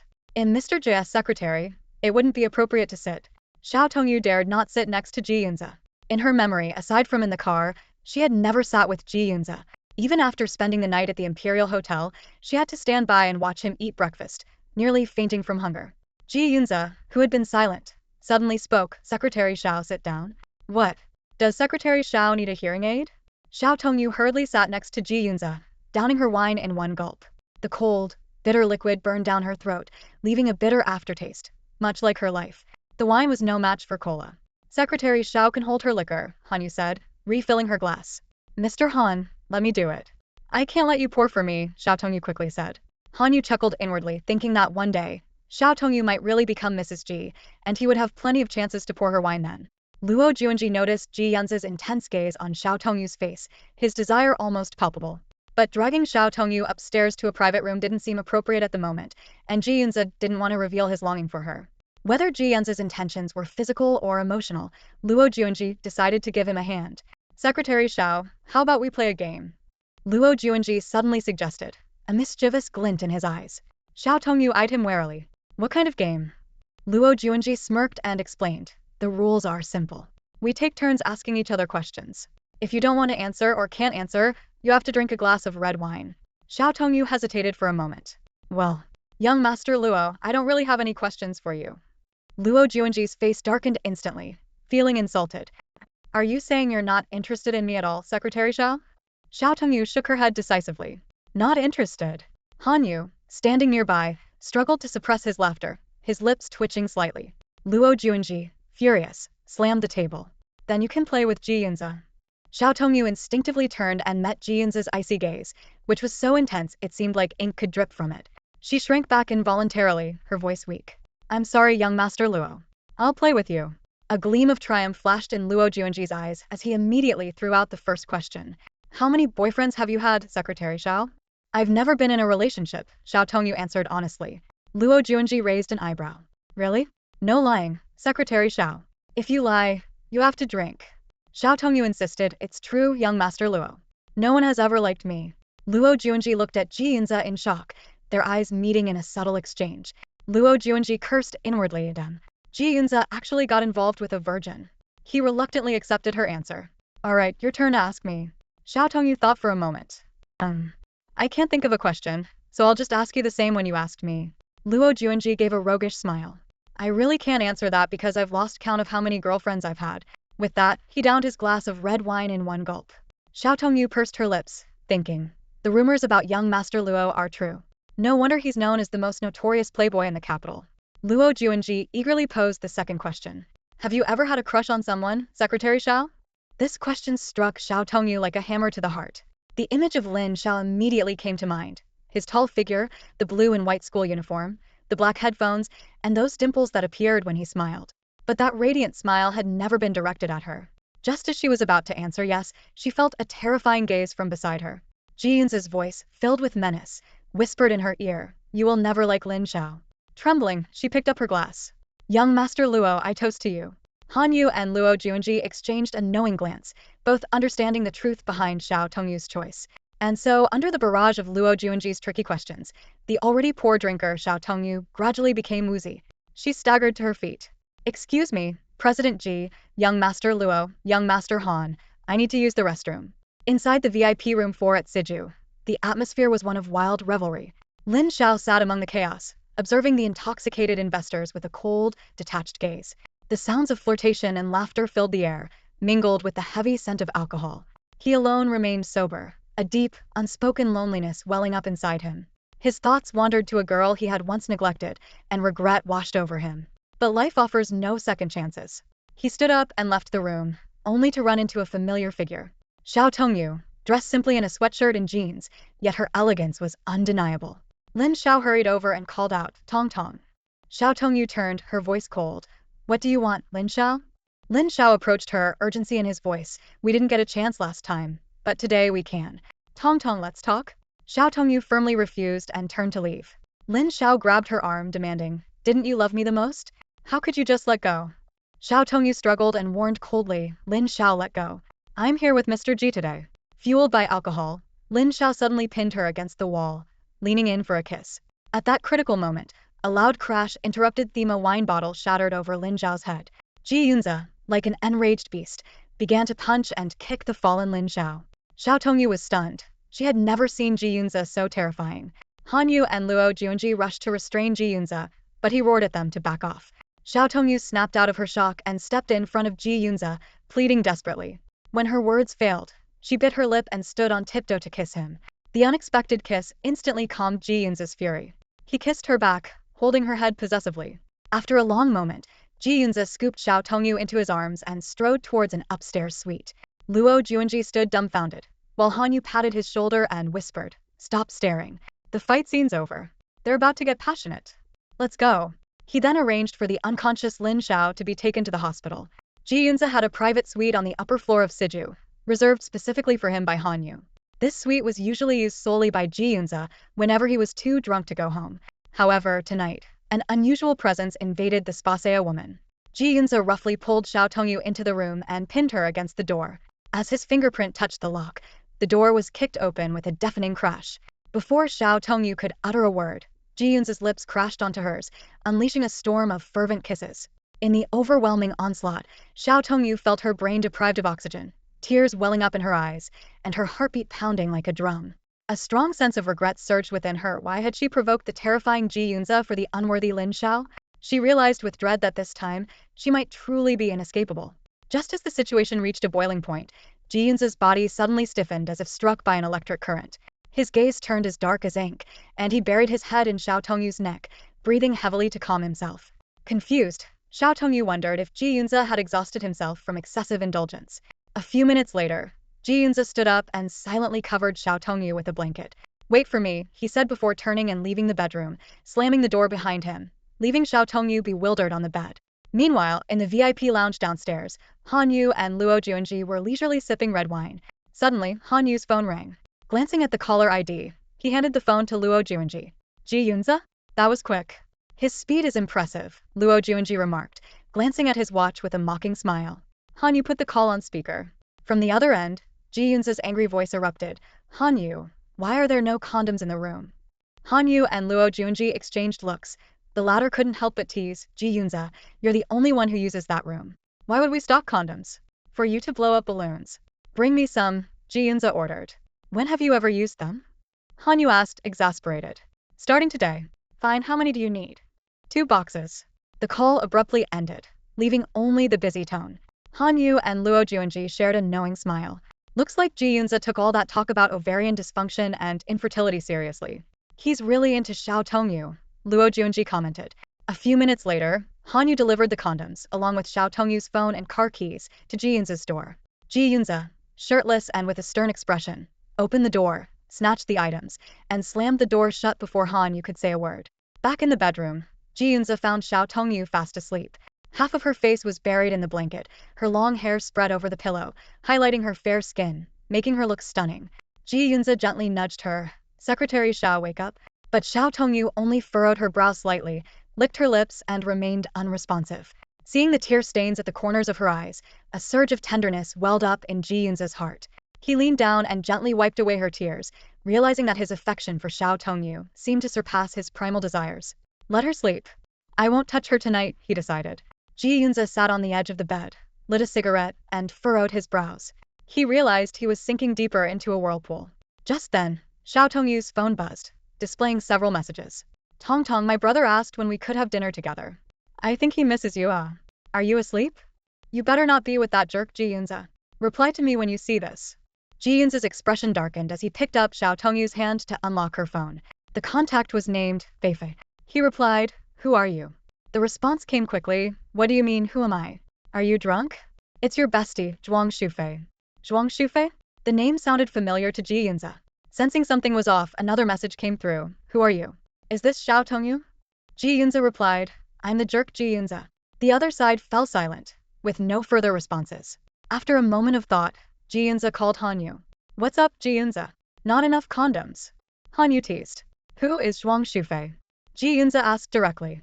Already bored and looking for a new woman? Hanyu chuckled. Cut the crap. She messaged my woman, Ji Yunze snapped. Zhuang Shufei is a rising star, the princess of the Zhuang group. What about her brother? The Zhuang family's young master, Zhuang Shujia. What kind of person is he? Met him a few years ago. Seems decent. Ji Yunze abruptly ended the call. Hanyu looked at his phone amused, thinking that the East Asian king of jealousy was at it again. The next morning, Xiao Tongyu was awakened by the glaring sunlight. She looked down at her body, still naked, but aside from a few bite marks from last night at the entrance, there were no new hickeys, and she didn't feel sore at all. Last night, Ji Yunze didn't touch her, and this realization almost brought tears of joy to Xiao Tongyu's eyes. She couldn't help but wonder, had he finally grown tired of her, or had he experienced a pang of conscience? Either way, she slept exceptionally well, as if she hadn't enjoyed such a sweet slumber in ages. In the morning, Xiao Tongyu struggled to sit up in bed, her eyes immediately drawn to Ji Yunze leaning against the bedroom doorframe. His long legs were crossed, and a faint smile played on his lips as he watched her. He pointed to a brand new set of casual clothes at the foot of the bed, his voice low and calm. Secretary Xiao, put that on, wash up, and come out for breakfast. Oh, Xiao Tongyu nodded obediently, then froze. Ji Yunze asking her to have breakfast? This unusual behavior made her wonder if he had bumped his head. After getting dressed and freshening up, Xiao Tongyu walked into the living room. Ji Yunze was sitting at the dining table, engrossed in his phone. The table was laden with a variety of dishes, both Western and Chinese, resembling a small feast. Noticing her arrival, he lazily patted the seat next to him, signaling her to sit. Mr. Ji, I'll stand. You eat first, and I'll eat afterward, Xiao Tongyu said cautiously. Ji Yunze's face darkened. Secretary Xiao, are you a maid from feudal times? Xiao Tongyu scoffed inwardly. To her, her status with Ji Yunze was probably even lower than that of a feudal maid. Sit down, he ordered. Reluctantly, Xiao Tongyu took a seat. She picked up a piece of toast and carefully spread butter on it, ensuring every corner was covered evenly. Once satisfied with her work, she handed the perfect toast to Ji Yunze. Ji Yunze took a bite and then turned his attention back to his phone. At that moment, Xiao Tongyu realized her phone was missing. She must have left it in the VIP room yesterday. Sensing her confusion, Ji Yunze handed her phone to her. Secretary Xiao, someone was looking for you last night. Who? Xiao Tongyu asked, holding a glass of juice in one hand while opening her phone with the other. She clicked on the top conversation with Zhuang Shufei. When she saw the message, I'm the dogman Ji Yunze, she nearly spit out the juice she had just sipped. In that instant, Ji Yunze suddenly wrapped his arm around her waist and kissed her, swallowing the juice from her mouth. She could taste a cold, refreshing scent from him. Secretary Xiao, be careful, Ji Yunze warned in a low voice. Xiao Tongyu covered her mouth in shock. Didn't Ji Yunze have a cleanliness obsession? Had something changed in him overnight? Ji Yunze gently wiped the corner of her mouth with his thumb, then took her phone and held it near her lips. Tell this Zhuang Shufei that you are Ji Yunze's woman. What? Xiao Tongyu was momentarily confused. Say it, send a voice message. Ji Yunze's tone was firm and unyielding. Xiao Tongyu hesitated. Secretary Xiao, I won't say it a third time. With that, Ji Yunze pressed the record button. Facing Ji Yunze's intense and commanding gaze, Xiao Tongyu licked her lips and spoke into the phone. I am Ji Yunze's woman. 3 seconds later, Zhuang Shufei replied with a string of exclamation marks. Ji Yunze looked very satisfied. He stood up and gently pinched Xiao Tongyu's collagen-filled cheek. I have an international video conference to attend. Remember to come to work on time tomorrow, Secretary Xiao. Xiao Tongyu nodded numbly. After Ji Yunze left, Xiao Tongyu was determined to finish off the entire breakfast spread. As she chewed on the delicious beef ribs, she contemplated her plan. In a year, she would resign and start her own design studio. Just as she was lost in thoughts of food and future aspirations, her phone buzzed, displaying a call from Zhuang Shufei. Tong Tong, if you're being kidnapped, don't say anything, came Zhuang Shufei's anxious voice on the other end. Xiao Tongyu couldn't help but laugh. No, Ji Yunze already left. Hearing this, Zhuang Shufei breathed a sigh of relief, then her tone changed abruptly. Damn, that jerk is really crazy. How can he look at your phone and force you to say those things? Did you sleep with him again last night? No, we didn't. I have no idea what Ji Yunze is thinking, Xiao Tongyu replied, stuffing a piece of eggs Benedict into her mouth. Zhuang Shufei hesitated for a moment. Tong, do you think Ji Yunze might like you? Xiao Tongyu immediately denied it. Oh, please, how could he like me? He likes me? I'd sooner believe pigs can fly. Though still somewhat skeptical, Zhuang Shufei didn't press further. Instead, she asked, by the way, Tong, are you free tomorrow night? My brother wants to have dinner with us. Of course, as long as I don't have to work late, Xiao Tongyu agreed. What time does your shoot wrap up tomorrow? Around 7. Let's meet up after I'm done. Sure, if I don't have to work late, I'll come find you, Xiao Tongyu said, continuing to enjoy her breakfast. What are you eating, Tong Tong? It smells so good. Ji Yunze's breakfast. He didn't eat it, so I couldn't let it go to waste. After finishing breakfast, Xiao Tongyu hesitated for a moment and decided to visit Lin Xiao. Remembering how hard Ji Yunze had hit him yesterday, she was worried about Lin Xiao's injuries. Since Lin Xiao had repeatedly said he had something to tell her, this was the perfect opportunity to clear things up. Xiao Tongyu arrived at the Imperial Capital Hospital and gently pushed open the door to Lin Xiao's room. Lin Xiao lay on the bed, his head wrapped in thick bandages, and his right hand also bandaged, with blood seeping through. His face was pale, his chest heaving, and sweat dotted his forehead. Lin Tianhao and Yuan Qing sat by his side, looking worried. Lin Tianhao couldn't help but scold. Lin Xiao, how did you manage to provoke Ji Yunze while discussing business? Ji Yunze is not someone we can afford to mess with. Yuan Qing glared at her husband. Our son is already like this. Stop scolding him. Lin Xiao remained silent, not revealing that Ji Yunze had hit him because he saw him holding Xiao Tongyu. He realized Ji Yunze's unusual attitude towards Xiao Tongyu and couldn't help but wonder if the kiss marks on her neck were from Ji Yunze. Thinking about this, Lin Xiao's good hand clenched into a fist, his nails digging into his palm. Suddenly, Yuan Qing noticed Xiao Tongyu standing at the door and greeted her excitedly. Tong Tong, how did you know Lin Xiao was hospitalized? Xiao Tongyu calmly replied, Uncle Lin, Aunt Yuan, I heard it by chance. She had no intention of admitting she was there at the time, confident that Lin Xiao wouldn't reveal it either. A glimmer of joy flashed in Lin Tianhao's eyes as he led Yuan Qing out of the room, thoughtfully closing the door behind them. Xiao Tongyu walked to the bedside but didn't sit down. Despite her efforts to remain calm, seeing Lin Xiao in such a state stirred something within her. After all, what Lin Xiao had done didn't warrant such a severe beating. Lin Xiao, what do you want to talk to me about? Xiao Tongyu asked bluntly. Lin Xiao looked up at her, his bloodshot eyes filled with complicated emotions. Tong Tong, are you with Ji Yunze? Xiao Tongyu bit her lip. You're mistaken. I'm not. Lin Xiao clearly didn't believe her. Tong Tong, even if you're not with me, you can't be with Ji Yunze. Do you understand what kind of person he is? Will he genuinely like you? He won't, and neither will you. Lin Xiao, stop pretending to be all affectionate. You're only fooling yourself, Xiao Tongyu said coldly. Do you really not believe I like you? Lin Xiao's voice had a hint of pleading. Xiao Tongyu's tone became even colder. Lin Xiao, when I needed you the most, you treated me like trash. Whether you like me now or not doesn't matter because I don't need your affection. Tears welled up in Lin Xiao's eyes. He realized he had made an irreparable mistake, failing to recognize his feelings for Xiao Tongyu only to push her further away. I understand, Tong Tong, Lin Xiao said, lowering his eyes, his voice heavy. All those things in the past were my fault. Consider this beating as my repayment to you. Xiao Tongyu stood there, recalling the days she spent living with the Lin family. Back then she was alone, fantasizing that the boy she had a crush on from age 8 to 18 would one day appear and confess he had always liked her. But reality was harsher than dreams. Every day, she faced someone who called her ugly and said she was an unwanted orphan better off dead. Now, hearing Lin Xiao finally say he liked her, Xiao Tongyu felt nothing. Her heart had long since died. I'm leaving Lin Xiao. Take care, she said, turning and walking out of the room without looking back. The next morning, Xiao Tongyu walked into the office right on time and was immediately taken aback by the scene before her. Su Ro, Wu Yan, and several senior executives were standing nervously outside the CEO's office, their faces etched with anxiety. Inside, Ji Yunze's furious shouts, laced with shocking profanities, echoed like thunder. Xiao Tongyu approached Su Ro and whispered, What's going on with Mr. Ji? Su Ro, still in shock, replied, Minister Su made a miscalculation and messed up a crucial bidding project in Southeast Asia. She paused before adding, I've never heard Mr. Ji curse so creatively before. It's like a masterclass in swearing.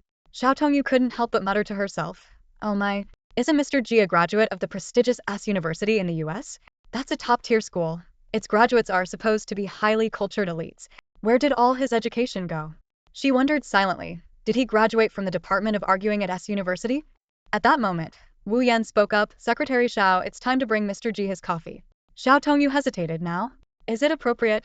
Wu Yan replied calmly, maybe not for others, but it's definitely appropriate for Secretary Xiao. Before Xiao Tongyu could respond, there was a loud crash from the office, followed by the sound of shattering glass, scattered documents, and an overturned chair, along with Minister Su's almost sobbing apologies. The series of noises made Xiao Tongyu's heart race as she shrank back. Wu Yan, noticing her reaction, said softly, Secretary Xiao, saving a life is more meritorious than building a 7-story pagoda. Xiao Tongyu glanced at the always insightful man, bit her lip, and turned to head into the break room. Moments later, she returned with a cup of tea and gently knocked on the CEO's office door. As soon as the door opened, A large file folder came flying towards her, but she deftly avoided it without spilling the tea. The office was a mess. Documents were scattered all over the floor, shards of glass were everywhere, the phone, laptop, and ashtray were all askew. The blinds were torn apart, chairs were overturned, and the room looked like it had been ransacked. Minister Su was cowering in a corner, bloodshot eyes pleading for help as he looked at Xiao Tongyu. Xiao Tongyu maintained her composure, skillfully navigating the obstacles on the floor, and approached Ji Yunze, handing him the cup. Mr. Ji, it's not a good morning for coffee. I made chamomile and orange blossom tea with honey, in a 1:10 ratio, to calm your nerves. Ji Yunze glanced impatiently at the cup and raised his hand to push it away, but Xiao Tongyu deftly avoided his hand. She offered the cup again, her face adorned with a gentle smile and her eyes filled with an unyielding determination. Seeing Xiao Tongyu's small face, Ji Yunze found it difficult to maintain his anger. Her moist, bright eyes shone like a kitten seeking attention. His Adam's apple bobbed as he slowly accepted the cup. The tea was at the perfect temperature. The sweet, apple-like aroma of chamomile, combined with the rich flavors of the orange blossom, was soothing and not overly sweet, just like the delicate woman before him. Ji Yunze thought to himself, such charming little tricks, and yet they work so well on him. Xiao Tongyu walked over to Minister Su and whispered, "You can go now, Minister Su." "It's all right." Minister Su gave her a grateful look and quickly left the office. Xiao Tongyu crouched down and started picking up the scattered folders one by one. She wore a short white tank top and a light yellow cardigan. As she bent down, her dark skirt slipped slightly, revealing a slender, fair strip of her lower back. This sight made Ji Yunze's mind wander. He wanted nothing more than to yank off that bothersome skirt. Ji Yunze finished his tea, sitting in his chair, his eyes fixed on Xiao Tongyu. He tapped his leg impatiently, his gaze growing darker and more intense. Xiao Tongyu walked to the desk and neatly arranged the folders. Before she could pull her hand back, Ji Yunze grabbed her and pulled her onto his lap. This had happened many times before, and she had grown accustomed to it. After a moment of surprise, she quickly regained her composure. "Mr. Ji, any instructions?" she asked. Ji Yunze's hand slipped under her tank top, casually squeezing the soft flesh at her waist. "I'm tired, my head hurts. Let me rest for a bit." He closed his eyes and buried his head in her chest. Xiao Tongyu thought, no wonder Mr. Ji has a headache after cursing so much. Ji Yunze stayed still, greedily inhaling her scent. This woman seemed to have a magical power that could instantly calm his rage. "Do you know why I didn't touch you the night before last?" Ji Yunze's question caught Xiao Tongyu off guard. She shook her head slightly, her voice barely hiding a sense of relief. "I don't know, but thank you, Mr. Ji, for sparing me." This response hit Ji Yunze like a punch to the chest. His face darkened instantly, and it took all his self-control not to push Xiao Tongyu off his lap. Through gritted teeth, he asked, "Xiao Tongyu, do you really not want to be with me that much?" In this silent battle of emotions, Ji Yunze clearly realized he was at a disadvantage. He longed to be close to this woman, whether for physical or emotional reasons. However, Xiao Tongyu seemed completely indifferent to him, even wanting to flee. This realization left Ji Yunze feeling an unprecedented sense of defeat. As a man who had never tasted failure, Ji Yunze silently bowed. If he couldn't conquer Xiao Tongyu and have her begging at his feet, he wasn't worthy of being called a man. With this thought, he suddenly bit down hard on her fair chest. "Oh." Xiao Tongyu yelped in pain and jumped off his lap. Forgetting the courtesy owed to her boss, she shouted, "Mr. Ji, I'm going to hit you." Seeing her flushed and angry face, Ji Yunze found her exceptionally adorable. He provocatively said, "Go ahead, hit me." Xiao Tongyu froze. Ji Yunze repeated, "Secretary Xiao hit me. It's just a fight, I can handle it too." These words instantly brought back the terrifying scene from the night before last. Ji Yunze had beaten Lin Xiao to a pulp, his shoes covered in Lin Xiao's blood. Fear enveloped her, making her understand what it meant to be too scared to speak out. Suppressing her anger, Xiao Tongyu stood up from Ji Yunze's lap and stiffly said, "Mr. Ji, I'll go get the cleaning lady to tidy up." With that, she turned and quickly left the office. Ji Yunze watched her retreating figure, his lips tightly pressed together. He thought to himself, damn, a year probably won't be enough. Outside the office, Xiao Tongyu sat at her desk, fuming, her chest still aching. Su Ro quietly handed her a band-aid with pink flowers on it and whispered, "He bit you again?" "Yeah, he's like a dog," Xiao Tongyu confirmed, checking to make sure no one was around before applying the band-aid to the small, bleeding wound in her compact mirror. Just as Su Ro was about to compliment her, Xiao Tongyu cut her off. "Enough. Ro, don't flatter me. I'm already furious." She took a big gulp of water and changed the subject. "How about spicy hot pot for lunch? Worst case, Mr. Ji will throw both us and our bowls out." Su Ro laughed, delighted, and replied, "Let's do it." The banquet hall on the second floor of the Imperial Hotel was bustling with activity by 6 p.m. The once empty hall was now brightly lit and filled with people. Zhuang Shufei's film crew was there to shoot the last scene of the day. Zhuang Shufei stood in front of the camera, her eyes focused. Her acting was skilled and natural, rarely requiring retakes. Today, she was even more concentrated, as she had plans to dine with Xiao Tongyu and her brother at the hotel's Chinese restaurant afterward. However, what troubled her was that her scene partner for this shoot was Qin Mengyan. In this recently accepted workplace drama, Zhuang Shufei played the lead role, portraying a character who rises from a novice to a CEO. The production was supposed to be familiar, but just before filming started, the second female lead was suddenly replaced by Qin Mengyan. Zhuang Shufei had considered breaking the contract, but her agent, Wang Xinrong, worried that it would harm her reputation in the industry and persuaded her to stay. Smack! Another loud slap echoed in the hall. This was the third time already. Qin Mengyan's over-the-top acting led to frequent interruptions by the director. Zhuang Shufei couldn't hold back any longer and snapped, "Qin Man, are you doing this on purpose? How dare you call this acting?" Qin Mengyan responded with a fake smile, "Sorry, I'm too refined to go all out. I'll make sure to hit harder next time." Zhuang Shufei cursed internally, but restrained herself due to the presence of reporters. Meanwhile, Xiao Tongyu was wandering on the second floor of the hotel, unfamiliar with the place and unable to find Zhuang Shufei's filming location. Suddenly, a voice called out from behind, "Secretary Xiao?" Xiao Tongyu turned around to see Han Yu standing there, dressed in a sky blue shirt and suit pants, looking dashing. Han Yu explained that this was his family's hotel and, upon learning that Xiao Tongyu was looking for someone, offered to show her the way. As they reached the small banquet hall's entrance, a crisp slap was heard from inside, followed by the director's, "Okay, that's a wrap." Xiao Tongyu couldn't help but feel shocked by the actor's profession. Zhuang Shufei, clutching her face, glared at Qin Mengyan. The final slap had been so forceful that it left her dizzy. Upon seeing Xiao Tongyu, she immediately smiled and hugged her, whining, "Honey, I need your comfort. My face hurts so much." At that moment, Qin Mengyan walked over and sneered, "Oh, look who it is. It's Xiao Tongyu, who isn't even worth trash." Zhuang Shufei couldn't hold back any longer and retorted, "Some people should look in the mirror and see their ugly faces. How could they compare to the goddess standing next to me?" Agent Wang Xinrong tried to intervene, but Zhuang Shufei ignored her. Qin Mengyan also lost her composure, her expression turning vicious. "A woman even Lin Xiao wouldn't look at doesn't that make her worse than trash?" Han Yu, standing nearby, caught the familiar name. He recalled the man who was nearly beaten to death by Ji Yunze at the Siju bar the other night.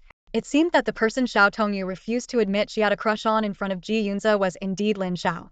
Seeing her best friend standing up for her, Xiao Tongyu decided not to hold back either. She playfully hooked her arm around Zhuang Shufei's shoulder, her eyes gleaming with mischief. "Fei, what do you call a woman who sleeps with a trashy man?" Zhuang Shufei raised an eyebrow and smirked, drawing out her words with a sharp edge. "I'd say she's the ultimate trash fighter." The words hit like a sledgehammer, and Han Yu couldn't hold back any longer, bursting into laughter that echoed through the banquet hall and drew curious glances. Qin Mengyan's face turned ghostly pale, her elegant facade shattering instantly. Her eyes reddened, and like a wounded beast, she lunged at Xiao Tongyu and Zhuang Shufei, abandoning all pretense of ladylike composure. Xiao Tongyu was quick to dodge, nimbly stepping aside. However, Zhuang Shufei wasn't as lucky and got knocked to the ground by Qin Mengyan. But Zhuang Shufei wasn't one to be trifled with. Fueled by anger, she grabbed a handful of Qin Mengyan's meticulously styled hair. The two women immediately started brawling on the polished marble floor, high heels flying and dresses getting torn to shreds. The surrounding staff and managers were thrown into a panic. Some nearly fainted, while others scrambled to separate the two. The scene descended into utter chaos. Not far away, the director was in the middle of an interview when the commotion caught his attention. Sharp-eyed reporters immediately abandoned him, rushing towards the fight with cameras in hand, eager not to miss this sensational scoop. After all, a brawl between the popular actress Zhuang Shufei and the former star Qin Mengyan was too explosive to ignore. "Fei, stop fighting." Xiao Tongyu crouched down, trying to pull her best friend out of the melee, but with little success. "Damn it. I'm going to kill this bitch." Zhuang Shufei had lost all semblance of composure, her long legs kicking wildly, her high heels nowhere to be seen. Qin Mengyan fared no better, her carefully styled hair now a tangled mess and her makeup smeared beyond recognition. She screamed back, "You're the bitch. You little slut. I'm going to teach you a lesson today." Han Yu stood by, enjoying the free show. He leisurely took out his phone and recorded the entire spectacle, thinking to himself, "This Zhuang Shufei is quite interesting, not at all the delicate diva type." After a chaotic struggle, the two women were finally pulled apart by several pairs of hands. As they began to calm down, they noticed the flashes of cameras all around them, with reporters aiming their lenses at the scene. They froze, stunned. "Oh no. Stop taking pictures. You can't take pictures." Managers Wang Xinrong and Zhao Silin frantically tried to block the cameras, their voices filled with panic and urgency. Reacting quickly, Xiao Tongyu grabbed Zhuang Shufei's clutch and, pulling her disheveled friend along, hurriedly exited the banquet hall. They dashed towards the elevator, heading straight for the Chinese restaurant on the 50th floor, leaving behind a chaotic mess and a room full of stunned onlookers. Xiao Tongyu hurriedly pulled Zhuang Shufei through the lobby of the Imperial Hotel, heading straight for the reserved private dining room in the Chinese restaurant. Zhuang Shufei kept her head down, afraid of being recognized in her disheveled state. They quickly slipped into the room once the door was opened. Fei, don't worry. No one will see you here, Xiao Tongyu reassured her, pulling a comb from her bag and starting to tidy Zhuang Shufei's messy hair. Zhuang Shufei took out a mirror, frowning at her disfigured face. Oh my god. I can't imagine how awful I must look in the photos the reporters took. As she combed, Xiao Tongyu said, why bother with Qin Mengyan? It's not the first time she's talked about me. Just ignore her. How can I ignore it? Zhuang Shufei exclaimed. Hearing her insult you hurts more than if she insulted me. I can't let it go. Suddenly, her eyes lit up. Hey Tong, I have an idea. You should win over Ji Yunze and drive that woman crazy. Xiao Tongyu looked at her in shock. Are you out of your mind? What makes you think I can win over Ji Yunze? With your beauty and your skills in bed. Zhuang Shufei blurted out. Xiao Tongyu shuddered. Give me a break. I can barely handle him. Every time he nearly kills me. Noticing the bandage on Xiao Tongju's chest, Zhuang Shufei teased. Wow, Tong, getting hurt in such an intimate spot? Be careful, my brother might get the wrong idea. It's fine. Brother Shujie doesn't care if I have a man, as long as he doesn't know it's Ji Yunze, Xiao Tongyu said nonchalantly. Zhuang Shufei thought to herself, how could he not care? Zhuang Shujie would be heartbroken. She quickly changed the subject. Why haven't you left Ji Yunze yet? Xiao Tongyu sighed. It's a long story. Ji Yunze took photos of us in bed and is using them to threaten me. He won't let me leave. Zhuang Shufei's jaw dropped. That's so despicable. Typical Ji Yunze. Then you should take photos of him too. Sell them to the media or use them to piss off Qin Mengyan. You've got to use this opportunity. Just then, the door to the private room suddenly opened. Zhuang Shujie's voice rang out. Shufei, who are you planning to photograph? Brother Shujie. Xiao Tongyu exclaimed with a delighted smile. After 2 years, Zhuang Shujie was still as handsome and upright as ever, dressed in a sharp suit with his usual gentle gaze. Tong, long time no see, Zhuang Shujie smiled.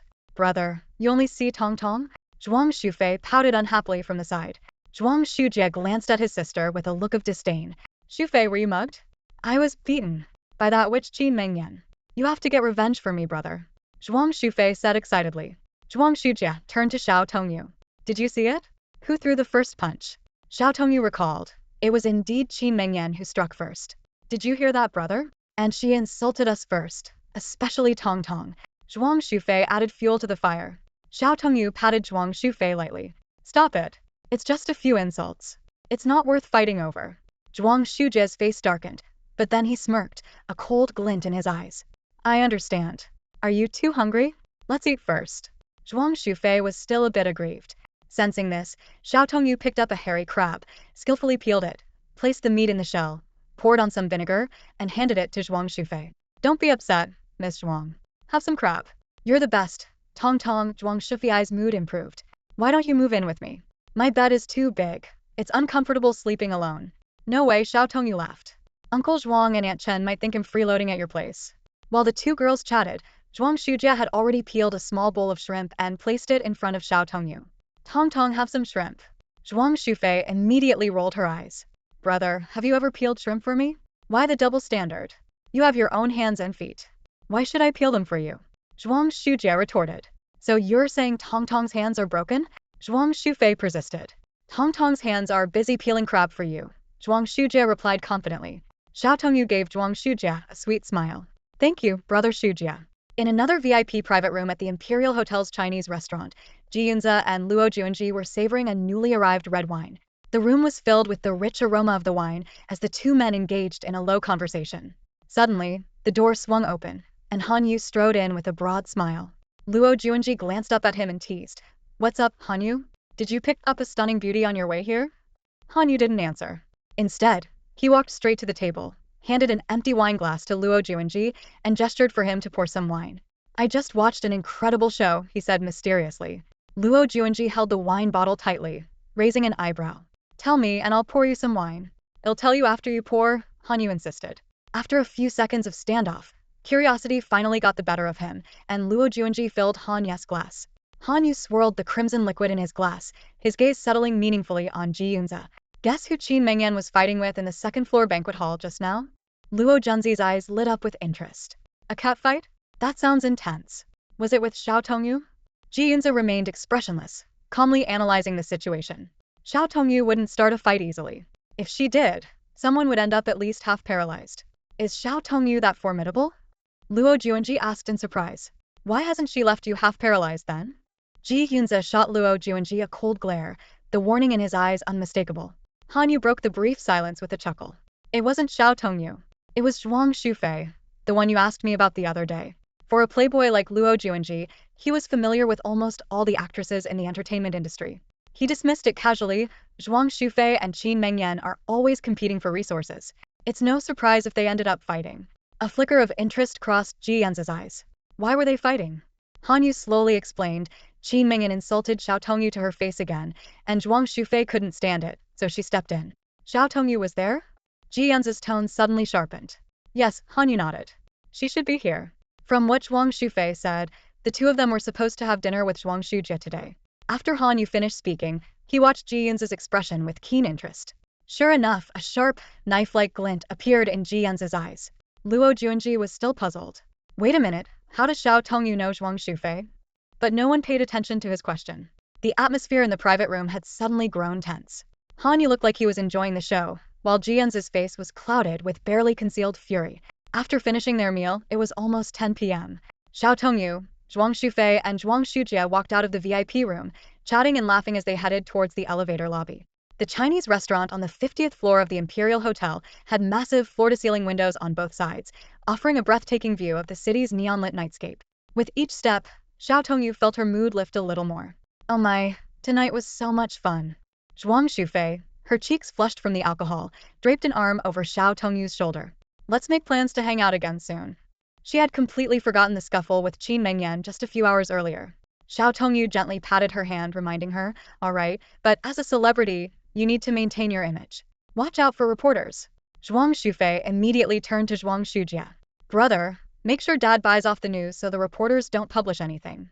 You caused this mess, so you talk to Dad yourself, Zhuang Shujie responded coldly. Zhuang Shujie. Zhuang Shufei shouted angrily. Is Xiao Tongyu the only sister you care about? What am I, a bonus from a phone plan? Xiao Tongyu quickly covered her mouth. Don't say that. You're too loud. You might actually attract reporters. Zhuang Shujie laughed. Who would come here to play paparazzi? It costs money to be in this place. Besides, Tongyu is indeed better than you. Still laughing and joking, the three turned into the elevator lobby, only to be surprised by the sight of three men in suits standing by the elevator. Xiao Tongyu froze instantly, and Zhuang Shufei quickly straightened up. Ji Yunze spoke without any expression. Secretary Xiao. Xiao Tongyu immediately put on a professional smile. Mr. Ji, Mr. Han, Mr. Luo. What a coincidence. Luo Juanji rolled his eyes. To create this coincidence, he and Han Yu had been standing there with Ji Yunze for half an hour. Zhuang Shujie recognized them and nodded in greeting. Ji Yunze tightened his lips, staring intently at Zhuang Shujie and Xiao Tongyu's trademark professional smile. He had just heard Xiao Tongyu's cheerful laughter, but now she had instantly gone into a defensive mode upon seeing him. Zhuang Shufei whispered to Xiao Tongyu, what bad luck to run into them. Xiao Tongyu made a should gesture. The elevator arrived just in time, like a lifeline for her. Secretary Xiao, after you, Ji Yunze suddenly said. Confused, Xiao Tongyu stepped into the elevator and moved to a corner. Ji Yunze followed closely, standing right beside her. As the elevator doors closed, Xiao Tongyu felt a hand on her hip. She frowned and glared at Ji Yunze's profile, silently cursing him as a wolf in sheep's clothing. She tried to shift away, but his hand remained firmly in place. The elevator descended slowly, stopping frequently, prolonging Xiao Tongyu's torment. Ji Yunze's hand slid under her skirt, wandering along her thigh. Xiao Tongyu bit her lip to keep from making a sound, feeling an unbearable itch all over. When they reached the 10th floor, Ji Yunze suddenly pinched the inside of her thigh. She couldn't help but cry out. Everyone turned to look at her. Zhuang Shujie asked with concern, what happened, Tongyu? Ji Yunze's face darkened. Xiao Tongyu quickly explained, oh, it's nothing. I thought I saw a cockroach in the elevator. Zhuang Shufei immediately screamed, and the other passengers panicked. Han Yu tried to calm the situation, but chaos had already ensued. Finally, the elevator reached the ground floor.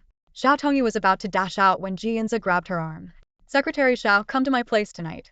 In the next instant, Xiao Tongyu felt the intense gaze of 4 pairs of eyes. Time seemed to stand still, and the lobby on the first floor fell into a dead silence, so quiet that you could hear a pin drop. Luo Junji shook his head helplessly, thinking, if he knew it would come to this, why did Ji Yunze waste everyone's time? He should have just gone to the private room and brought Xiao Tongyu out. Unable to hold back, Zhuang Shujie asked, Mr. Ji, what does this mean? Ji Yunze chuckled, a hint of provocation and disdain flashing in his eyes.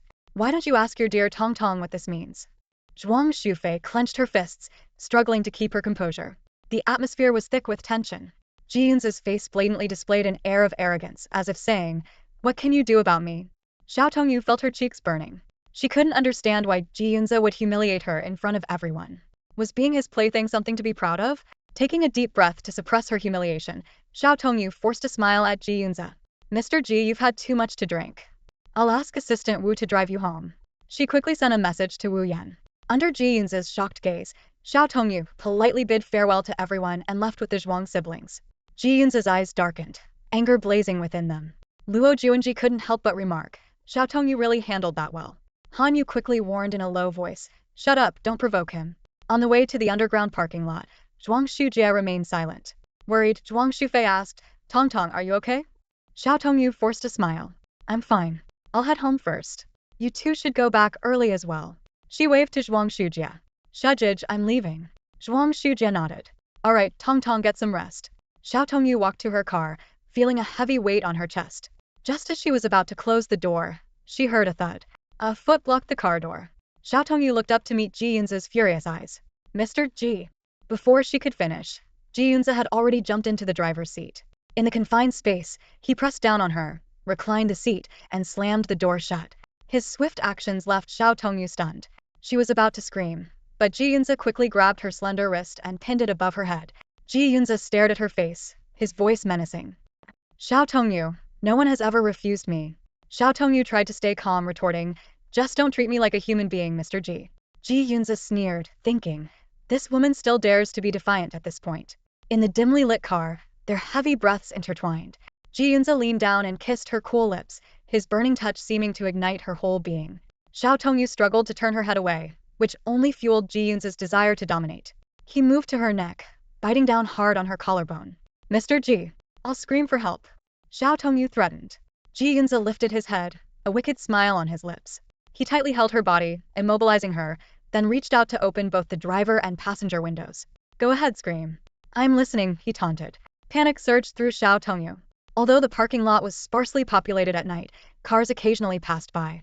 Ji Yunze, however, seemed utterly indifferent, as if he were in his own bedroom. Seeing her panic, Ji Yunze felt a sense of satisfaction. He wanted to see her true self, without any pretense or facade. At that moment, Xiao Tongyu's expression was particularly enticing to Ji Yunze, with a glistening trace of moisture on her lips. What started as an attempt to intimidate her now turned into an uncontrollable desire to possess her completely. With the windows wide open, Xiao Tongyu knew she had no way out. She suppressed her voice and said, Mr. Ji, either close the windows or let's go somewhere else. No, Ji Yunze refused outright. Almost gritting her teeth, Xiao Tongyu said in a low voice, Mr. Ji, act like a human being. What does that even mean? Ji Yunze's rogue smile deepened as his hands slowly reached for her. Cursing him inwardly, Xiao Tongyu regretted not going home with this madman earlier. The white Audi remained parked in the lot for a full hour. Zhuang Shujie and Zhuang Shufei sat in their Maybach, silent. Suddenly, Zhuang Shujie spoke, Driver Zhu, close the partition. Zhuang Shujie closed the door and turned to face Zhuang Shufei, a sharp glint in his eyes. What's the relationship between Tong Tong and Ji Yunze? His tone was stern and uncompromising. Zhuang Shufei tried to stay calm, hoping to bluff her way through. Tong Tong is Ji Yunze's secretary. Do you think I'm an idiot? Zhuang Shujie retorted coldly. Zhuang Shufei bit her lip and remained silent. Inside, she was cursing Ji Yunze with all her might, but outwardly, she maintained her composure. Speak. Zhuang Shujie's voice was low and resolute, leaving no room for defiance. Zhuang Shufei sighed in resignation. Brother, you're so smart. You've already guessed it. Do I really need to spell it out? Zhuang Shujie's gaze was piercing. Those faint red marks on Tong Tong's neck, are they from Ji Yunze? What? You saw them? Zhuang Shufei's eyes widened in surprise. Zhuang Shujie's lips pressed into a thin line, a hint of sorrow in his eyes. I thought she had a boyfriend. She doesn't. Zhuang Shufei exclaimed passionately. Ji Yunze forced himself on her. Brother, can you do something to help her? After a few seconds of silence, Zhuang Shujie spoke slowly. Did you see how Tong Tong looked just now? Are you sure she wants me to know about this? Zhuang Shufei was at a loss for words but quickly found a reason.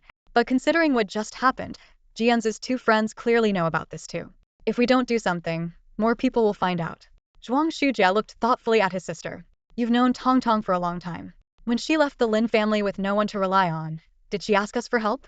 We only found out long after. Zhuang Shufiai's heart ached as she remembered her friend's resilience. Xiao Tongyu lost her parents at a young age and received little love from the Lin family. She was used to facing hardships alone and never easily troubled others. Such a wonderful person like Xiao Tongyu deserves someone who truly cherished her, not to be controlled by a scum like Ji Yunze. How could Zhuang Shufei accept this? Brother, but Zhuang Shufei started, but Zhuang Shujia interrupted her. Worry about yourself first. Zhuang Shujia gently patted his sister's head, his tone suddenly stern.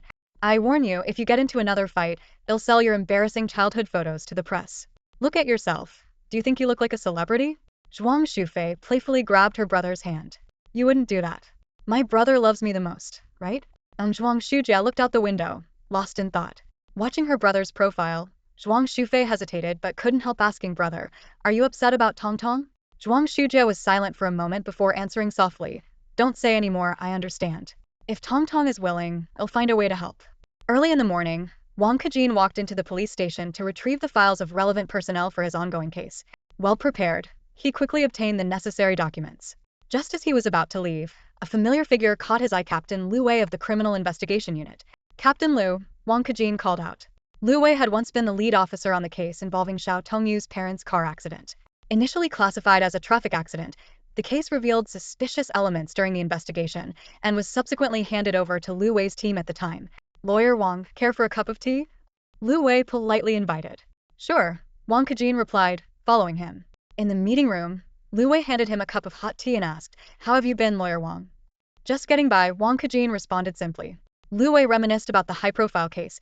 The case of Xiao Ming and his wife was far from simple. What seemed like an ordinary traffic accident turned out to be a case of malicious brake tampering.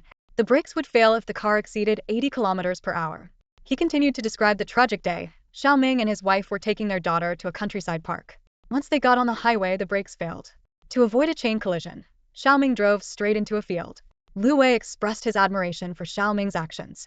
The surviving daughter, she was only in her early teens, right? Lu Wei recalled the girl's trembling insistence on her father's innocence. Her persistence caught our attention. Taking a sip of tea, Lu Wei asked, are you still looking into that case, Lawyer Wang? Wang Kejin chuckled lightly. I'm just an ordinary citizen. Isn't it the police's job to investigate cases? Lu Wei looked troubled. We've been investigating, but there was so little surveillance back then that it's hard to determine who might have tampered with the Xiao family's car. Is there no other lead? Like looking into who might have had a grudge against the Xiao family. Wang Kejin pressed.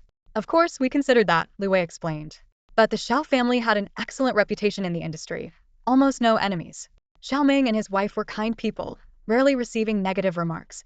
Wang Kejin pondered for a moment and cautiously asked, so, who stood to gain the most from the Xiao family's misfortune? Only the Lin family, who were close friends of the Xiao family, Lu Wei said firmly. But we have no evidence and can't make baseless accusations. Wang Kejin recalled witnessing a heated argument between Lin Tianhao and Xiao Ming in Xiao Ming's office when he was their legal advisor. However, he didn't know the specifics, and Xiao Ming didn't seem to take the disputes to heart, even entrusting his daughter to the Lin family before his death. Yes, it's not easy being a police officer. Both I and the Xiao family's daughter understand that. Wang Kejin nodded reluctantly. Lu Wei suddenly asked, by the way, wasn't the Xiao family's daughter entrusted to the Lin family? How is she doing? How do you think she is after losing both parents? Wang Kejin retorted. Lu Wei fell silent, feeling the weight of dealing with unresolved cases and the victims' families. After a few more casual exchanges, Wang Kejin stood up to leave. Lu Wei accompanied him, and they walked through the corridor towards the exit of the police station. Suddenly, a familiar figure caught Wang Kejin's attention. In the office, a police officer was saying impatiently, Mr. Lin, if you don't cooperate, it makes our job very difficult. Officer, I told you. I fell by myself, the man argued. You're showing signs of a grade 2 minor injury. How could that be from a simple fall? Who reported it? The officer questioned. My mother. Fine. I'll have her come and rescind the report later, the man replied. The officer sternly said, Mr. Lin, this behavior is obstructing justice. Wang Kejin paused, staring at the man's profile. Lu Wei spoke up, hey, isn't that the Lin family's son from back then? He recalled the fierce teenager. Back then, the Lin family wanted to adopt the Xiao family's orphan daughter, and their son caused a scene at the police station. He was only 13 or 14, but he was fiercer than most adults. The poor Xiao girl stood in the corner, teary-eyed and silent. Yeah, Wang Kejin grunted. What happened to him? Was he beaten? Let's go in and check. Lu Wei walked into the office. What's going on, Xiaodong? The officer named Xiaodong immediately stood up. Captain Lu, this gentleman was beaten. His mother reported it, but he insists he fell by himself. Lu Wei scrutinized the face before him. Although Lin Zhao's face was somewhat disfigured from the beating, his swollen lips and right eye still allowed one to recognize his handsome features. Lawyer Wang slowly walked over to him. Lin Zhao looked up, nodded slightly in acknowledgement. That's enough, officer. I'll have my mother withdraw the report tomorrow, Lin Zhao said hoarsely as he stood up. Lawyer Wang, long time no see. Officer Xiaodong was about to speak, but Lu Wei raised a hand to stop him, signaling him to remain silent. Wang Kejin followed Lin Zhao out of the office and into the hallway. What happened to you? Did you accidentally fall? Wang Kejin asked in a low voice, a trace of concern in his eyes. Lin Zhao gave a bitter smile, wincing slightly as his lips moved. Lawyer Wang, it's obvious I got beaten up. Wang Kejin frowned deeply, secretly astonished. Ever since the Xiao family injected capital, the Lin family business had been booming, becoming one of the major enterprises in the capital. As the heir, who would dare lay a hand on Lin Zhao? Who did this? Wang Kejin asked softly. Lin Zhao shook his head, a complex expression crossing his face. Lawyer Wang, I'm not at liberty to say. It was my fault. I got drunk and wouldn't let go of Xiao Tongyu. Wang Kejin's eyes widened in surprise. Lin Zhao's words revealed that he had been beaten up for drunkenly harassing Xiao Tongyu. And the person who did it was clearly someone Lin Zhao couldn't afford to offend. Does Tong Tong have a boyfriend now? Wang Kejin wondered to himself but didn't press further. Seeing that Wang Kejin didn't pursue the matter, Lin Zhao changed the subject. Lawyer Wang, how's Uncle Zhao's case going? Wang Kejin's tone carried a hint of sarcasm. After all these years, you folks never seemed too concerned about Uncle Zhao's case. Lin Zhao caught the underlying meaning in his words, his expression darkening. Lawyer Wang, you're right. We are at fault. My parents haven't treated Xiao Tongyu well either, so it's only fair she acts this way towards me now. Wang Kejin suddenly understood. He knew Xiao Tongyu had been infatuated with Lin Zhao since childhood, but Lin Zhao had always ignored her, even showing disdain. Now, just as Lin Zhao finally developed feelings for her, it was too late. The once devoted Xiao Tongyu had already moved on. It seems that Zhao's daughter is indeed a sensible person, Wang Kejin thought to himself. Early in the morning, Xiao Tongyu burst into the office, panting and looking flustered. The passionate moments she shared with Ji Yunze in the car last night left her body aching, and her legs were trembling as she drove home. Oversleeping this morning, she was now on the verge of being late and silently regretted not having time to make coffee for Mr. Ji. Hurriedly dropping her bag, Xiao Tongyu turned and rushed towards the break room. She could already imagine the punishment Ji Yunze would come up with for the late coffee. Just then, Suro grabbed her arm and whispered, Tong Tong, don't worry. Mr. Ji isn't coming to work today. Xiao Tongyu was stunned and quickly checked the schedule on her phone. That can't be right. Mr. Ji has a business meeting at 9:30. That's what Assistant Wu said. She frowned in confusion. Suro explained. When we went to pick him up this morning, he said he was going to stay home and sleep all day. Joy instantly washed over Xiao Tongyu's face, and she nearly laughed out loud. She thought to herself, did Ji Yunze overdo it last night and end up better than himself? Whatever the reason, him not coming to work was fantastic news. Feeling elated, Xiao Tongyu excitedly told Suro, we can order spicy hot pot for lunch today. Suro laughed and added, not just spicy hot pot, let's get some snail noodles too. Around noon, Luo Juanji found himself at a trendy cafe near the Imperial Capital Hospital. He looked slightly weary as he massaged his temples and ordered an iced Americano before sitting by the window. His long fingers rhythmically tapped the cup as he absent-mindedly watched the people outside. Suddenly, a couple in the corner caught his attention. The man had his arm around the woman's shoulder, seemingly comforting her as she wiped away tears. To Luo Juanji's surprise, the man was none other than Su Ro's boyfriend, Jin Su. Not long after, Jin Su left the cafe holding the woman's hand. Luo Juanji wasn't one to meddle in others' affairs, but considering this was Su Ro's fiancé, he couldn't help but ponder. Just as Luo Juanji was debating whether to intervene, Xiao Tongyu and Su Ro walked into the cafe. After ordering their coffee at the counter, Luo Juanji approached them with his cup. Secretary Xiao, Secretary Su, Luo Juanji greeted them. Care to join me for a while? Su Ro quickly grabbed Xiao Tongyu's hand and declined. Young Master Luo, we don't have time. We need to get back to work. Luo Juanji glanced at his watch and smiled. Secretary Su, it's almost 1:30. Your lunch break is long over, and Mr. Ji isn't at work today, is he? Hearing this, Xiao Tongyu blushed deeply, remembering last night's events. She hurriedly said, Young Master Luo, we really need to get back. Maybe another time. Su Ro crossed her arms, her eyes fixed on the coffee counter, clearly feeling uneasy. Luo Juanji noticed her reaction and, recalling what he had seen earlier, decided to intervene this time. "Secretary Su, can we talk?" Luo Juanji suddenly asked. Su Ro was startled and instinctively hid behind Xiao Tongyu. "Young Master Luo, whatever you have to say, you can say it here." Luo Juanji lifted his gaze, his dark eyes piercingly focused on her. Secretary Su wondered what I wanted to talk about. I had no idea either, but if Luo Xiao wanted to speak with me, it probably wasn't anything important. Upon hearing this, Luo Juanji instantly understood the underlying message in Su Ro's words. In her eyes, he was nothing more than a frivolous playboy who idly chatted up beautiful women. A bitter smile tugged at the corner of Luo Juanji's mouth. He had been urgently called back to the hospital at 3 a.m. and had just completed a grueling 8th-hour surgery. Exhaustion washed over him like a tidal wave, threatening to overwhelm him. "If Secretary Su doesn't want to talk, I'll be leaving now." Luo Juanji, struggling to stay upright, nodded to Xiao Tongyu and turned to leave the coffee shop. As he stepped outside, the usually courteous Luo Juanji could no longer contain his anger. He violently hurled his iced Americano to the ground, the splashing coffee soaking his pant legs. "Su Ro, that ungrateful woman, is so blinded by her prejudices," he cursed inwardly. "Fine. Let her suffer the consequences of her own poor choices." Inside the coffee shop, Xiao Tongyu looked at Su Ro with concern. "Ro, it seems Luo Xiao is really upset." Su Ro shrugged dismissively. "I didn't say anything wrong. Why would he be angry?" Frowning, Xiao Tongyu replied, "I have a feeling Luo Xiao genuinely needed to talk to you." She recalled how Luo Juanji used to tease Su Ro openly, never shying away. Today, however, his deliberate avoidance made Xiao Tongyu suspect something more serious was at play. Su Ro stared at the ground, tapping her foot, her tone still defiant. I don't think he had anything important to say. Nevertheless, a wave of unease washed over her, and she began to regret her earlier attitude. Just then, their coffee was ready. Xiao Tongyu took the 2 cups from the barista and handed one to Su Ro. "All right, Luo Xiao's gone. Next time you see him, be nicer. After all, he's the dean's son and a good friend of President Ji." "Okay," Su Ro responded absent-mindedly, her gaze drifting through the coffee shop's window in the direction Luo Juanji had left, her unease growing stronger. Ji Yunze's villa. After returning from the parking lot of the Imperial Hotel last night, Ji Yunze tossed and turned in bed. His mind kept replaying the scene of Xiao Tongyu pinned beneath him in that cramped space, her flushed cheeks, her sweet, slightly chubby face, and that aggrieved yet silent expression. This image was etched into his memory like a brand, impossible to erase. Damn it, Ji Yunze cursed under his breath, have I been poisoned by Xiao Tongyu? His desire for this woman felt like an addiction to opium.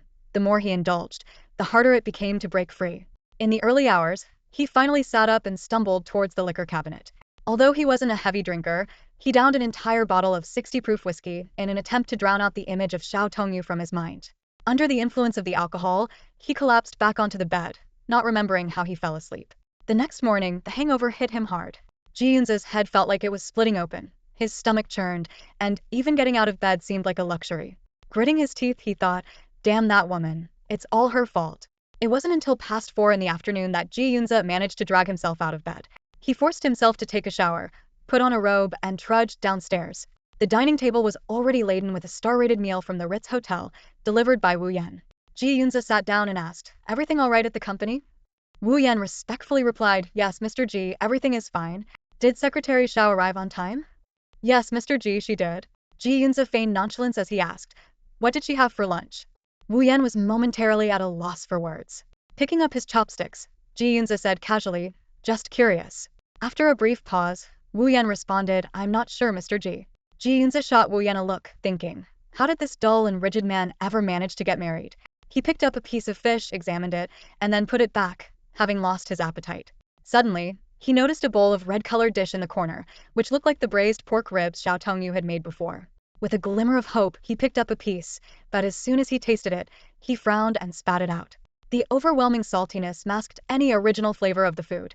He glared at Wu Yan and asked, "Did the Ritz Hotel change their chef?" "No, Mr. Ji, it's the same chef. This is the braised pork ribs you often order." "Did Secretary Xiao choose these dishes?" "Yes, Mr. Ji." "Why did you deliver them instead of her?" Wu Yan was left speechless. They both knew the problem wasn't with the food or the chef, but with Ji Yunze's changed state of mind. Ji Yunze put down his chopsticks and ordered, "Take all this away and tell Secretary Xiao to buy some ingredients and cook for me." "Yes, Mr. Ji." Meanwhile, in the president's office at Ji Corporation, Xiao Tongyu was humming a tune as she packed up her things, ready to dash out of the office as soon as the workday ended. In a rare good mood, She planned to enjoy some gourmet food alone, do some shopping, and buy some favorite scents to take home. Then, she would take a comfortable bath, apply a face mask, and read a book. Just thinking about it was delightful. Seeing Xiao Tongyu's cheerful demeanor, Suro teased, Tong Tong, even a promotion and raise from Mr. Ji didn't make you this happy, did it? Oh, I'm in a good mood. Don't mention Mr. Ji, it's bad luck, Xiao Tongyu said while searching for must-try food spots on her phone. Ro, want to join me for some good food later? Suro apologized. I have a date with my boyfriend today. How about tomorrow? Xiao Tongyu thought about it, unsure if Ji Yunze would give her trouble at work tomorrow. No problem, your date is important, we'll go another time. Just then, Wu Yan approached Xiao Tongyu's desk and said, Secretary Xiao, Mr. Ji wants you to buy some ingredients and cook for him. With a thud, Xiao Tongyu's phone fell onto the desk. Suro, who overheard, quickly asked, Assistant Wu, Secretary Xiao already ordered food for Mr. Ji this afternoon.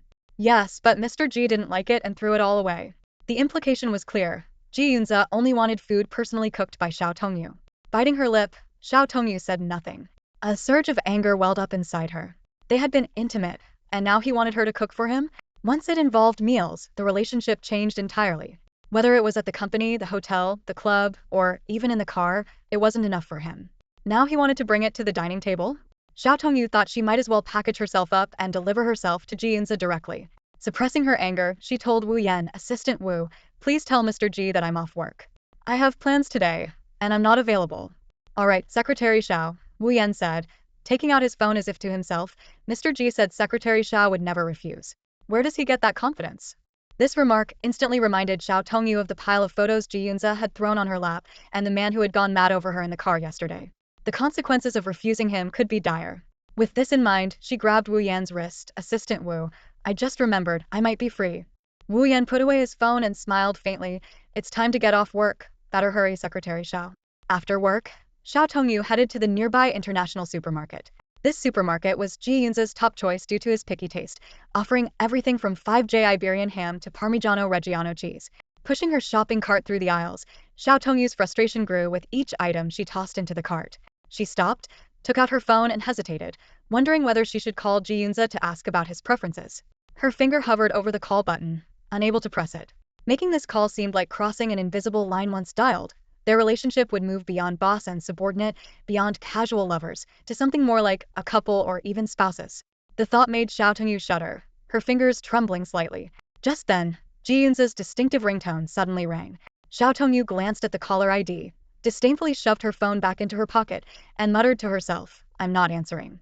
I just won't answer. She guessed that at this hour, Ji Yunze was probably calling to ask how the shopping was going and when she'd arrive at the villa. Suddenly, a familiar voice sounded behind her, Secretary Xiao. Xiao Tongyu whipped around to see Ji Yunze standing a short distance away, phone in hand. He was dressed unusually in a white shirt and a light blue neck sweater, paired with loose jeans, his fringe casually falling over his eyebrows, making him look several years younger. The unexpected change in appearance left Xiao Tongyu momentarily stunned. She had to admit, Ji Yunze looked incredibly attractive in his clothes, his long legs particularly eye-catching. Noticing Xiao Tongyu's dazed stare, Ji Yunze's lips curled into a mischievous smile as he teased. Secretary Xiao, we just met last night. Do you not recognize me with my clothes on? The suggestive remark made Xiao Tongyu blush furiously. She quickly averted her gaze, gripping the shopping cart handle tightly as if afraid her legs would give out. Ji Yunze leisurely walked over to her, his face nearly brushing against hers. He casually reached into her pocket, took out her phone and whispered, change the ringtone.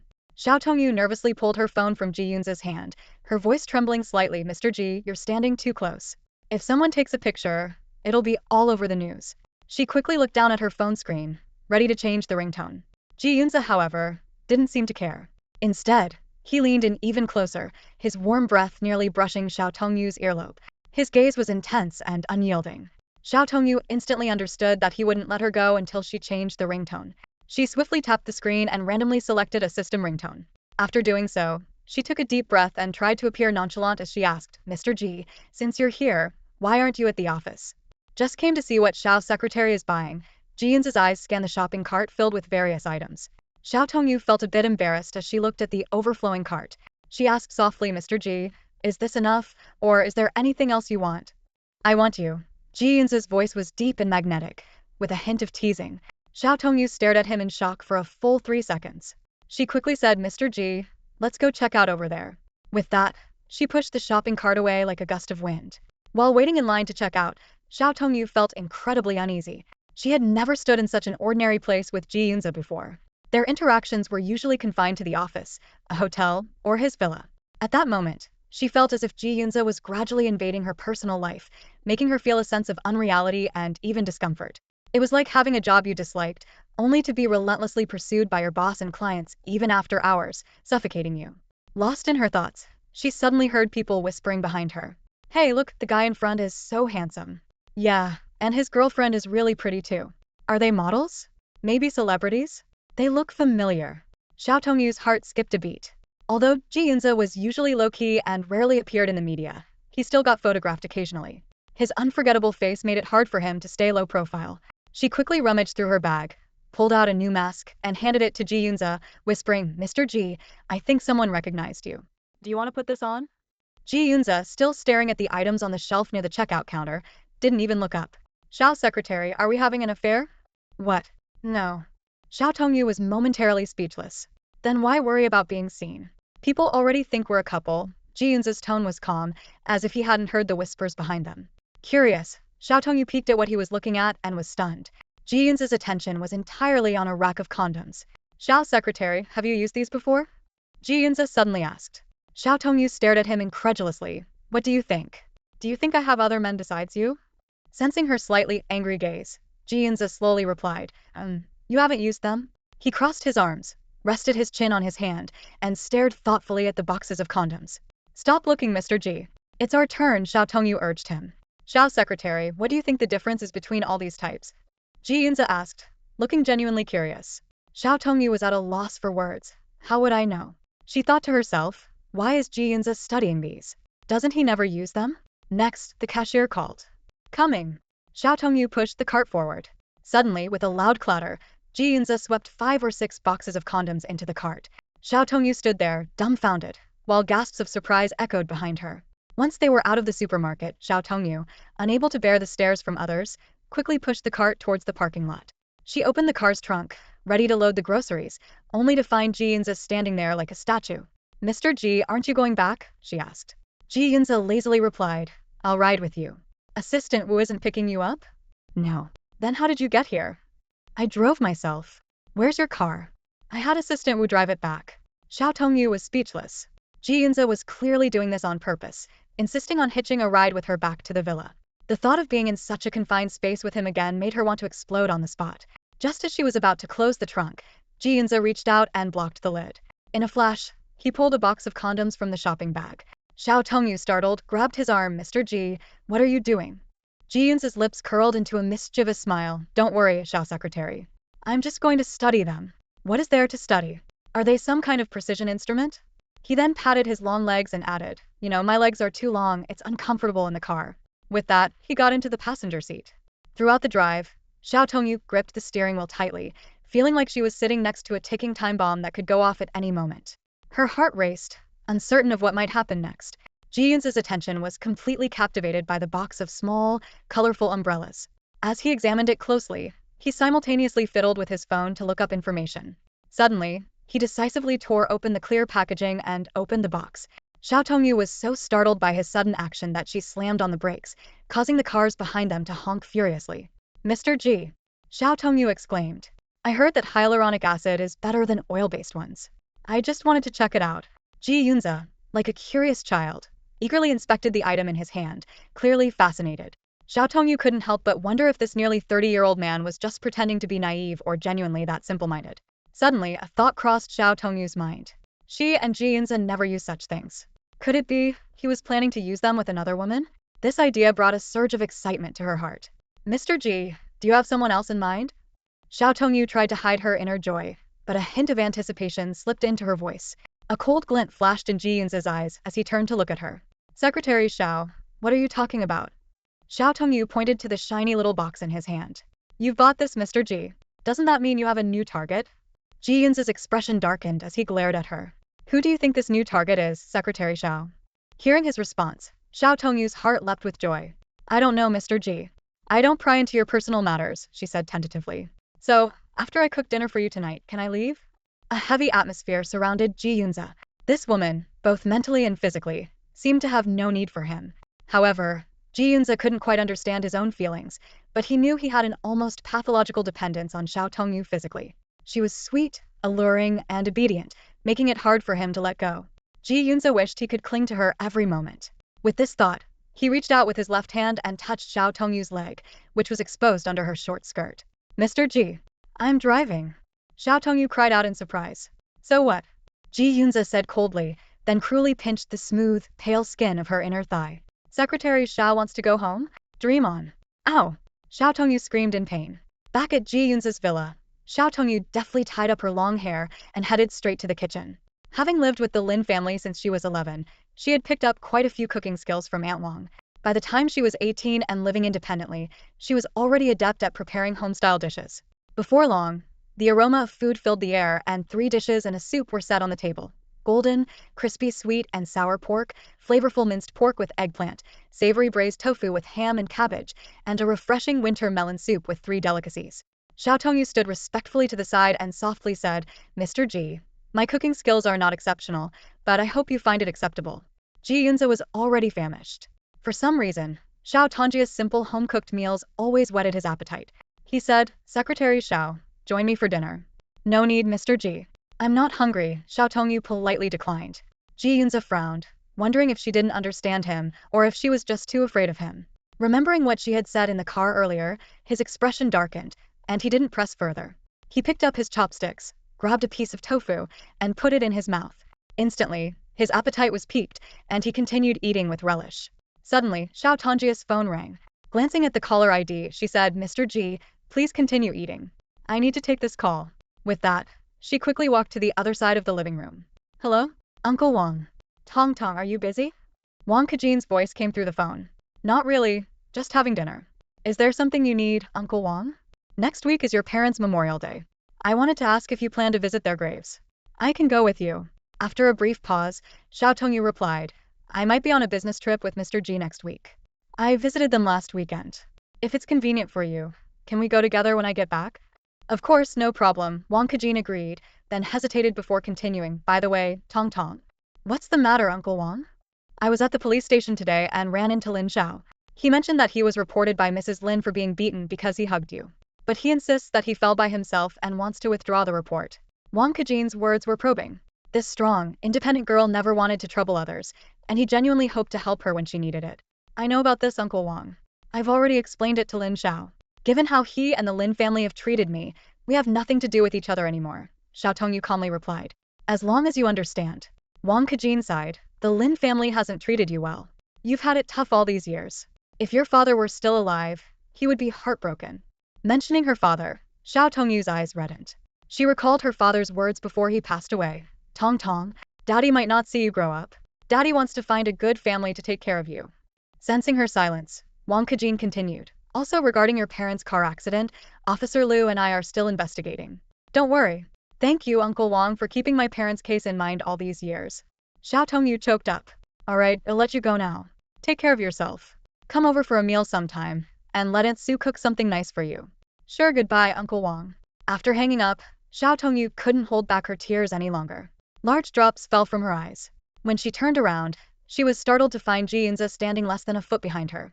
Mr. Ji, she quickly wiped her tears and forced a smile. Ji Yunze spoke in a calm tone. Secretary Xiao, I'm full. Alright, Mr. Ji. I'll eat now and then clean up. Okay, after cleaning up, take a shower and come to my room. Alright. Xiao Tongyu felt her life was a mess. With her parents' untimely death, the abuse from her foster family, and her love interest treating her with disdain, she now found herself reduced to the plaything of her boss. Mechanically, she ate her meal, letting her tears fall into her food, mixing with the salty taste as she swallowed. Ji Yunze had been standing behind her, listening to her entire conversation. He went upstairs and dialed Wu Yan's number, look into the car accident involving Xiao Tongyu's parents. Yes, Mr. Ji, Wu Yan replied.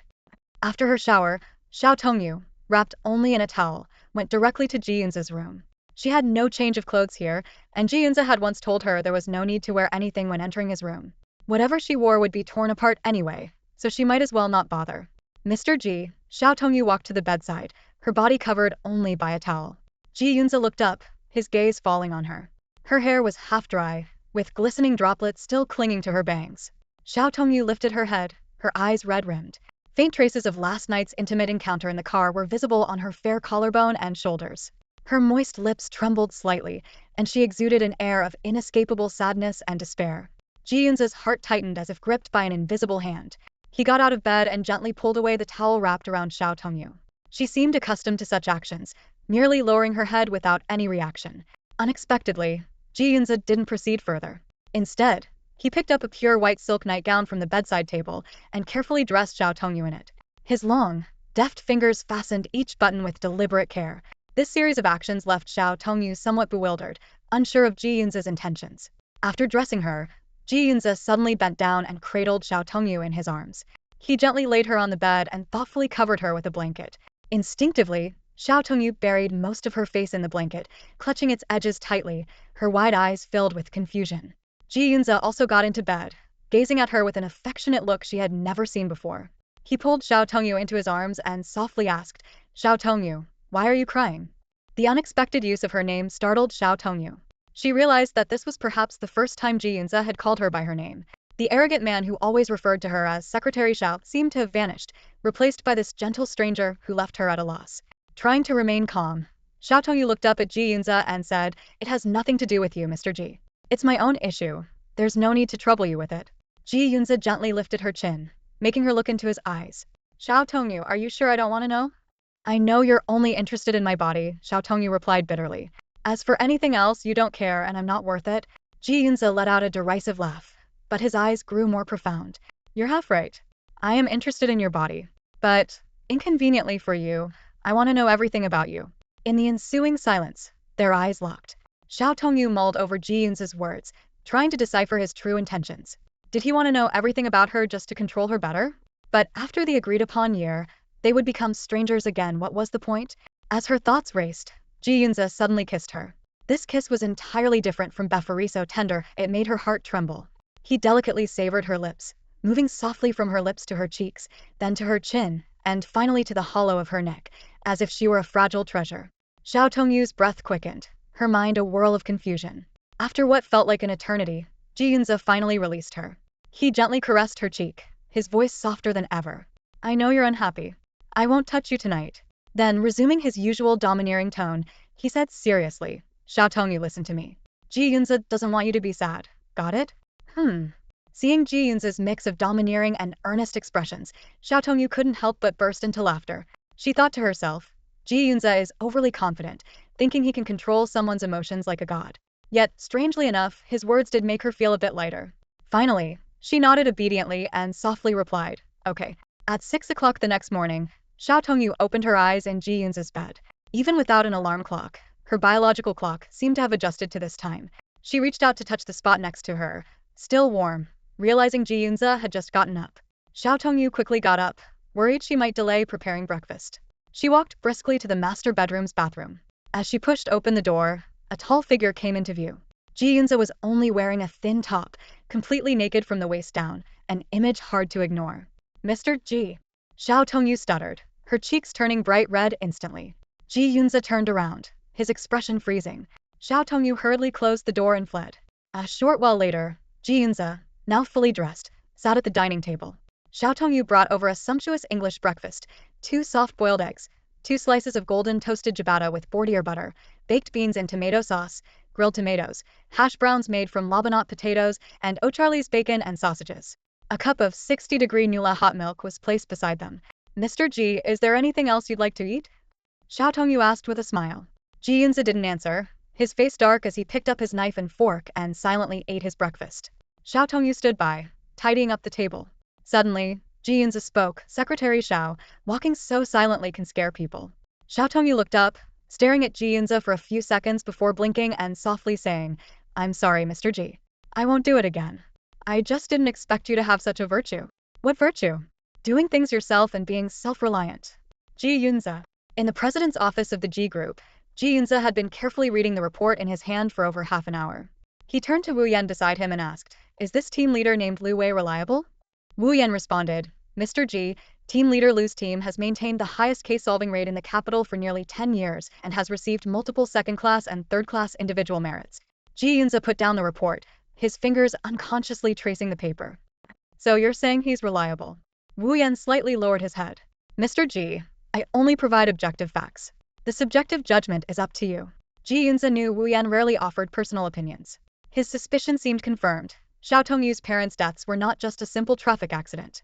If Lu Wei was indeed reliable, then the mastermind behind the accident must be highly skilled, cleverly covering up the truth. Although Ji Yunze was not a kind-hearted person and usually indifferent to others' misfortunes, everything changed when it came to Xiao Tongyu. He recalled last night's scene. Xiao Tongyu's slender, fair fingers clutching the corner of his pajamas, her moist eyes filled with mist. Thank you, Mr. Ji. I'm feeling much better. Thinking of this, he felt a stir in his lower abdomen. Frustrated, Ji Yunze shoved the report into a drawer and made a call to Hanyu.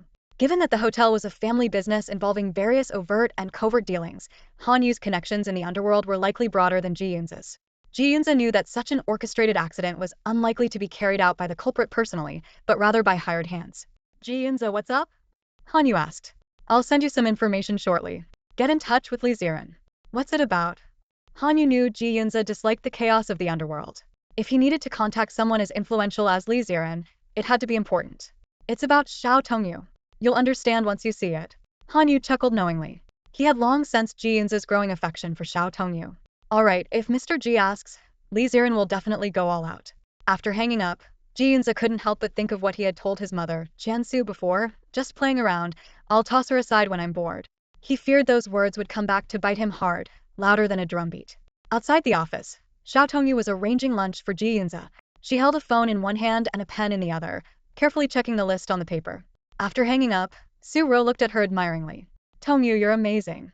How do you remember all these details so clearly? Xiao Tongyu smiled and replied, it's just remembering Mr. Ji's preferences. It's much simpler than the shadow perspectives and engineering surveys we learned in college. By the way, before I got here, did Assistant Wu handle all this? Xiao Tongyu asked curiously, her eyes sweeping over the tidy office. Su Ro nodded in confirmation. Yes, Mr. Ji doesn't trust anyone else. She added with a hint of helplessness, but you know, men aren't as meticulous as women. Mr. Ji used to complain about the meals almost every day.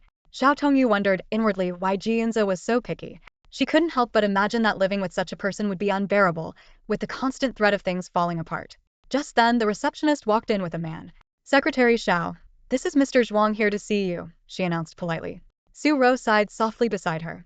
Tong Tong, why is it that the people who come to see you are always either stunning beauties or handsome guys?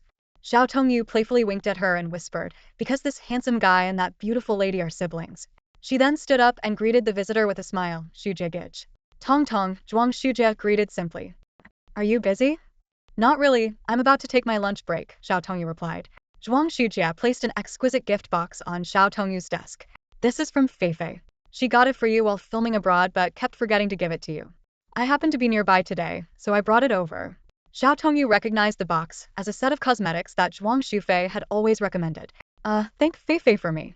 You really didn't have to go out of your way, she said gratefully. It's no trouble, it was on my way, Zhuang Shujie responded casually. Xiao Tongyu glanced at her watch and saw that it was almost lunchtime. Shujie Gij, if you're not in a hurry, why don't we have lunch together? Once Mr. Ji's lunch arrives, I can leave, she suggested. Zhuang Shujie was about to agree when he suddenly sensed something off. His gaze shifted past Xiao Tongyu to the floor-to-ceiling windows of the CEO's office behind her. Through the blinds, he caught a glimpse of a sharp, hostile stare. Meeting that gaze for a brief moment, Zhuang Shujie let a faint smile curl his lips. No, Tong Tong, I have some errands to run. Maybe next time, he declined. All right, Shujie Gij. Take care and let's plan for another time, Xiao Tongyu said understandingly. Zhuang Shujie nodded warmly and turned to leave. As he walked out of the office, he mused to himself. This Ji Yunze, quite an interesting character. It wasn't long before Ji Yunze's lunch was delivered. Xiao Tongyu walked into the CEO's office carrying a large bag, only to find Ji Yunze staring at his computer screen with a dark expression. Having worked as his secretary for over a year, she could instantly tell he was in a foul mood. Mr. Ji, your lunch is here, Xiao Tongyu said softly. Ji Yunze didn't respond. Xiao Tongyu, unsure of what had upset him this time, quietly began setting out the dishes on the coffee table next to the sofa. As she busied herself, Ji Yunze spoke coldly, Secretary Xiao, from now on, unauthorized personnel are not allowed on the executive floor. Xiao Tongyu looked up in confusion. Mr. Ji, what do you mean? Didn't you understand, Secretary Xiao? Do I need to repeat myself? Ji Yunze's tone grew even colder. No, I just don't quite understand who you mean by unauthorized personnel. Xiao Tongyu asked cautiously. Ji Yunze stared at her with icy indifference. People who come to see you, for example. Xiao Tongyu instantly grasped Ji Yunze's pointed remark, but still sought confirmation. Mr. Ji, do you mean only those who come to see me, or anyone who isn't here to see you? The former, Ji Yunze replied curtly. What? Xiao Tongyu asked in disbelief. Leaning back in his chair, Ji Yunze crossed his legs and a hint of jealousy flickered in his eyes. Only those who come to see Secretary Xiao are not allowed up here. Xiao Tongyu felt an invisible pressure, as if she might be swallowed whole at any moment. She mustered the courage to ask, why, Mr. Ji? Is it because I saw something I shouldn't have this morning? Mr. Ji, I really didn't mean to. And just now, Xu Jia only spoke to me briefly before leaving. He didn't disrupt our work because… Before she could finish, Ji Yunze swept the documents off his desk, knocking the phone to the floor with a loud crash. Xiao Tongyu, are you looking for trouble? He roared. Ji Yunze's emotions churned within him. Ever since he met Xiao Tongyu, his attitude toward women had undergone a drastic change. At this moment, looking at her innocent face, he felt his heart breaking. I'm sorry, Mr. Ji. Xiao Tongyu quickly crouched down to gather the scattered documents. Just then, Su Ro knocked and entered cautiously. Mr. Ji, Miss Qin is here to see you. Ji Yunze's anger hadn't subsided. Which Miss Qin? Mr. Ji, it's Miss Qin Mengen. Hearing this name, Xiao Tongyu's hands paused for a moment, but she quickly resumed collecting the documents as if nothing had happened. Ji Yunze remembered Xiao Tongyu had once said she approached him to seek revenge on Qin Mengen. Looking at the woman who infuriated him so, he coldly said, let her in. After Su Ro left, Qin Mengen strutted in on high heels, calling out sweetly, Mr. Ji. Xiao Tongyu stood up, placed the organized documents on Ji Yunze's desk, and bowed her head. Miss Qin, she greeted. Qin Mengen glanced at her disdainfully and ignored her. Ji Yunze spoke coldly, Secretary Xiao, get out. Qin Mengen crossed her arms, arrogantly looking at Xiao Tongyu. Did you hear that, Secretary Xiao? Mr. Ji told you to get out. Xiao Tongyu's face showed a flash of disbelief, but she quickly regained her composure. Yes, Mr. Ji. She bit her lip and turned to leave the office. Back at her desk, Xiao Tongyu took out the sandwich she had bought in the morning and began eating it in large bites. Su Ro leaned in and asked quietly, Tongyu, did you upset Mr. Ji just now? Xiao Tongyu, with her mouth full, mumbled, yeah, Mr. Ji said no one who comes to see me is allowed on this floor anymore. I asked why, and he got angry. Su Ro pursed her lips. Mr. Ji's temper is like a powder keg. It's terrifying. Xiao Tongyu thought to herself that she had assumed last night Ji Yunze might have had some compassion for her. But today's incident made her feel like she was deluding herself. Su Ro asked again, hey Tongyu, why did Mr. Ji let Qin Mengen in today? I thought he would kick her out. Xiao Tongyu smiled bitterly. Who knows? Maybe Mr. Ji finds her attractive. He might even ask us to bring him condoms later. Su Ro was momentarily speechless. Meanwhile, in the office, Ji Yunze sat by the coffee table, slowly starting to enjoy his lunch. After kicking Xiao Tongyu out of the office, Qin Meng felt elated, a smug smile spreading across her face. However, her joy was short-lived as Ji Yunze's indifferent attitude quickly dampened her spirits. Ji Yunze was engrossed in his paperwork, completely ignoring her presence. Mr. Ji, Qin Mengen called out sweetly, trying to get his attention. Just then, Ji Yunze suddenly spat out the food in his mouth. Why does it taste so terrible? He muttered, frowning. Seeing this, Qin Mengen began to stomp her foot in a coquettish manner. Mr. Ji, won't you look at me? Her actions made Ji Yunze's stomach churn. He silently regretted his decision. If it weren't for his momentary impulse to annoy Xiao Tongyu, this woman would have been kicked out long ago. When Ji Yunze still ignored her, Qin Mengen awkwardly moved closer and sat beside him. Mr. Ji, why did you keep me here? She asked, feigning shyness. Ji Yunze gave her a cold glance. It seems you came to find me? All right. Qin Mengen stammered, awkwardly explaining, Mr. Ji Sr. said we should spend some time together. My grandfather said that? Ji Yunze raised an eyebrow. Qin Mengen nodded repeatedly. Then go spend time with him, Ji Yunze replied indifferently and continued eating. Qin Mengen felt frustrated, unable to understand Ji Yunze's intentions. Was he putting on a show for someone? Mr. Ji. She tried her best to get his attention, reaching out to touch his arm. Ji Yunze deftly dodged, and Qin Mengen's hand grabbed at empty air. Don't force me to pour this soup over your head, he warned coldly. Qin Mengen's face turned pale, completely unprepared for Ji Yunze's disdain. She had always been successful in her romantic pursuits but couldn't fathom this man. Ji Yunze glanced at his watch, estimating that Xiao Tongyu had probably been jealous enough by now. He looked up and said, get out and don't come back. Also, Xiao Tongyu is mine. You'd better know your place. Qin Mengen felt as if she had been struck by lightning, finally realizing Ji Yunze's true intention was to warn her. She felt indignant. What did Xiao Tongyu have that she didn't? In school, she had chased after Lin Xiao, and Xiao Tongyu had clung to her like a pest. Now, as she pursued Ji Yunze, Xiao Tongyu was in her way again. Why was this woman always haunting her? Despite her resentment, Qin Mengyan maintained her composure. Fine, I'll be going then, Mr. Ji. She stood up gracefully and walked out the door. As the door opened, Ji Yunze heard Xiao Tongyu and Su Ro chatting animatedly outside. Su Ro, is this chocolate milk good? Xiao Tongyu asked. I don't know, I bought it because the guy on the package is handsome, Su Ro replied. What's his name again? Let me see. Oh, he's not as handsome as Xu Jia. You're right. Xiao Tongyu agreed.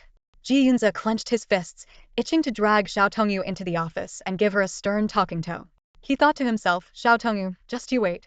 Leaving the Ji residence, Qin Mengyan grew increasingly furious, her delicate features contorting with anger. She had always held herself in high regard, never introspective, and quick to blame others for her mistakes. The memory of her breakup with Lin Xiao was still vivid. They had been in a heated argument at the Lin family home when they suddenly heard Xiao Tongyu returning. After that, Xiao Tongyu moved out, and Lin Xiao's attitude towards her grew colder, eventually turning into emotional abuse, forcing her to end the relationship. Lin Xiao, Zhuang Shufei, Ji Yunze, they're all helping Xiao Tongyu. Who does she think she is? Qin Mengyan seethed, pulling out her phone and dialing a number. Hello. A deep, magnetic male voice answered on the other end. When you gidge, Qin Mengyan said sweetly. Qin Mengyan? What's up? Can't get any roles and running out of money? The man teased. You're talking nonsense. Even if I can't get roles, it's because of those wretches, Qin Mengyan pouted. The man chuckled. So, who do you want to teach a lesson this time? Qin Mengyan smiled seductively, Ji Yunze's personal secretary. I'll send you the details later. Hearing Ji Yunze's name, the man frowned. Next week, Ji Yunze is coming here to sign a cooperation agreement. He's investing in Arwen Corporation. I can't afford to provoke him. When you gidge, it's just his secretary, not his girlfriend. Can't you help me out? Qin Mengyan started to feign tears. His secretary has been bullying me so badly. When you showed a hint of disdain. He knew Qin Mengyan 2 well out of 10 things she said. 7 were lies, 2.5 were exaggerations, and maybe half a sentence was true. With a mischievous grin when you asked, what's in it for me? Qin Mengyan playfully whined, oh, you're so annoying. All right, I'll think about it. When you hung up the phone.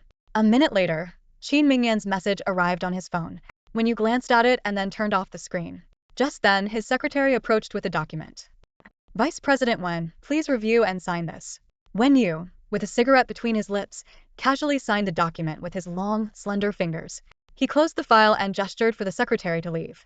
Wen Corporation was the largest conglomerate in Jiangqing, involved in virtually every industry. A few years ago, at a business party, when you had a drunken fling with Qin Mengyan, resulting in her pregnancy. Although Qin Mengyan was the daughter of a wealthy family and a popular actress, when you had never liked her and wasn't about to ruin his marriage over a one-time mistake. He gave her a large sum of money to terminate the pregnancy, and she used it as leverage to occasionally seek his help in removing obstacles from her career path. A few days ago, her target was Zhuang Shufei. Today, it was Ji Yunze's secretary. Despite Wen Yu's reputation as a playboy, even he wouldn't be foolish enough to get involved with someone as arrogant and vicious as Qin Mengyan. Moreover, both the Ji and Zhuang families were prominent figures in the business world, and it wasn't worth the risk for Qin Mengyan. As Wen Yu pondered, a vibrant young woman entered the room. She had long wavy brown hair cascading down her back, and her striking features exuded a bold beauty, accentuated by a tear mole near her eye that added a touch of cold elegance. She gracefully sat across from Wen Yu, casually running her fingers through her hair. Brother, how's the preparation for the branch office in the capital going? Wen Yu gave her a meaningful look. Almost done. Why? Dad said I could go with you. What's wrong with Jiangqing? Why do you want to go to the capital? When Qian pouted, Dad already agreed. Why are you stopping me? He wants me to keep an eye on you, so you don't get involved with the wrong women and bring trouble to our family. When Qian wasn't wrong. When you had indeed caused the Wen family plenty of headaches in this regard. Their father, Wen Tianfu, CEO of Wen Corporation, had spent countless resources cleaning up Wen Yu's messes. Wen Yu smirked. Are you doing this for me or for Ji Yunze? When Qian's cheeks flushed red, I'm not. Don't talk nonsense. While studying at S University in the US, Wen Yu and Ji Yunze were in the same year, with Wen Qian 2 years behind them. Though they were in different majors, they all knew each other. However, Ji Yunze was always aloof and rarely interacted with them. Wen Yu knew his sister had a crush on Ji Yunze, but she never dared to confess due to his distant demeanor and her own pride. You're not getting any younger. Forget about Ji Yunze. He's either indifferent or incapable. He doesn't like women. No, I refuse to believe I can't win him over, Wen Qian stubbornly said. Meanwhile, at an upscale restaurant, Su Ro was having dinner with her boyfriend, Jin Su. Throughout the evening, Jin-soo kept checking his phone and replying to messages, barely paying attention to Soo-ro, making her increasingly upset. Jin-soo, what on earth keeps you so busy all day? Why can't you even put your phone down during a meal? Soo-ro's voice carried a hint of frustration, breaking the silence at the dinner table. Jin-soo ignored her, his fingers flying across the phone screen, fully absorbed in his device. Soo-ro, seeing this, raised her voice a notch. Jin-soo, what's going on? Only then did Jin-soo reluctantly put down his phone and look up, glaring at Soo-ro with a hint of impatience in his eyes. There was a strange coldness in his gaze that made Soo-ro's heart tighten. It had been 7 years since they met in college and started working. Their relationship had always been sweet and warm, with Jin-soo always being attentive and accommodating. However, just as they were about to move into their jointly purchased apartment and discuss marriage, Jin-soo's attitude took a drastic turn, growing increasingly distant. Is this the so-called 7-year itch? Soo-ro wondered. Usually gentle and serene, she finally couldn't hold back today. She took a deep breath, trying to calm her emotions. Jin-soo, what's been going on with you lately? Are you unhappy with me? Do you not want to get married anymore? Jin-soo's frown deepened, his tone filled with irritation. Ro, I'm really stressed out. I don't want to argue. With that, he stood up, grabbed the bill from the table, and left without looking back. I have something to do. I'm leaving. Soo-ro sat there, stunned, wanting to say something but feeling a sharp pain in her chest, as if she had fallen into an icy pit. As she reflected, she realized Jin-soo's attitude hadn't just changed recently. Throughout their 7-year relationship, Jin-soo had wanted to be intimate with her many times, but she had always gently refused. Partly out of fear of the first experience, and partly wanting to save that special moment for their wedding night. Could it be that this is why he's dissatisfied and drifting away from me? Soo-ro thought bitterly.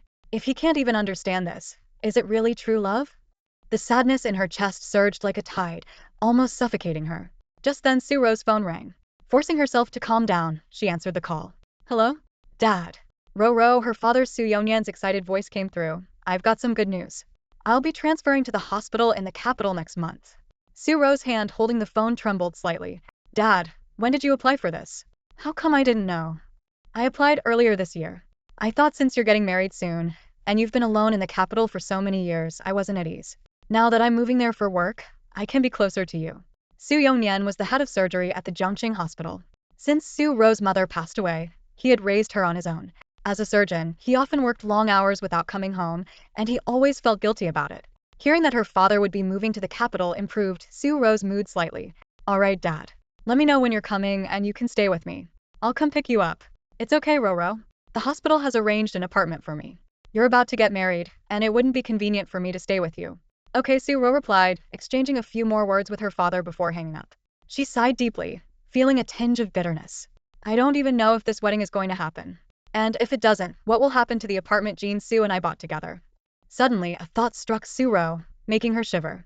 Wait, Dad is transferring to the Capital Hospital's surgery department. That means the head of surgery is Luo Xiao? In the grand lobby of the Imperial Hotel, an unexpected storm is brewing. Zhuang Shufei, a famous young actress, lounges lazily on a leather sofa, her delicate fingers tapping away on the latest iPhone, as if orchestrating the entire entertainment industry. Makeup artists, treating her like a delicate flower, meticulously add the final touches to her already stunning appearance. On a typical weekday evening, the hotel would be as quiet as a whisper. However, Zhuang Shufei's presence has turned it into a hive of activity. Dedicated fans hide in corners, armed with cameras, afraid to miss a single moment of their idol. Suddenly, Zhuang Shufei lifts her face, more beautiful than any flower, and gives her fans a radiant smile, even waving at them. The lobby erupts in excitement. Oh my god. Shufei is like a goddess descended from heaven. How can someone be so perfectly beautiful? She's not just gorgeous, she's got the sweetest personality too. Amidst the fan frenzy, her manager Wang Xinrong approaches with a freshly brewed cup of Blue Mountain coffee. With a knowing smile, she hands the cup to Zhuang Shufei and whispers, perfect? If it weren't for Mr. Zhuang spending millions to buy off that catfight news with Qin Mengyan, the internet would be tearing you apart right now. Zhuang Shufei takes the coffee, her lips curling in disdain. Humph. That Qin Mengyan is nothing but a clown. Daring to mess with me? My father helped her out. She should be grateful. But I just can't swallow this anger. Her assistant Tian, busy adjusting Shufei's expensive custom-made dress, suddenly has an idea and chimes in, Shufei, I have a brilliant idea.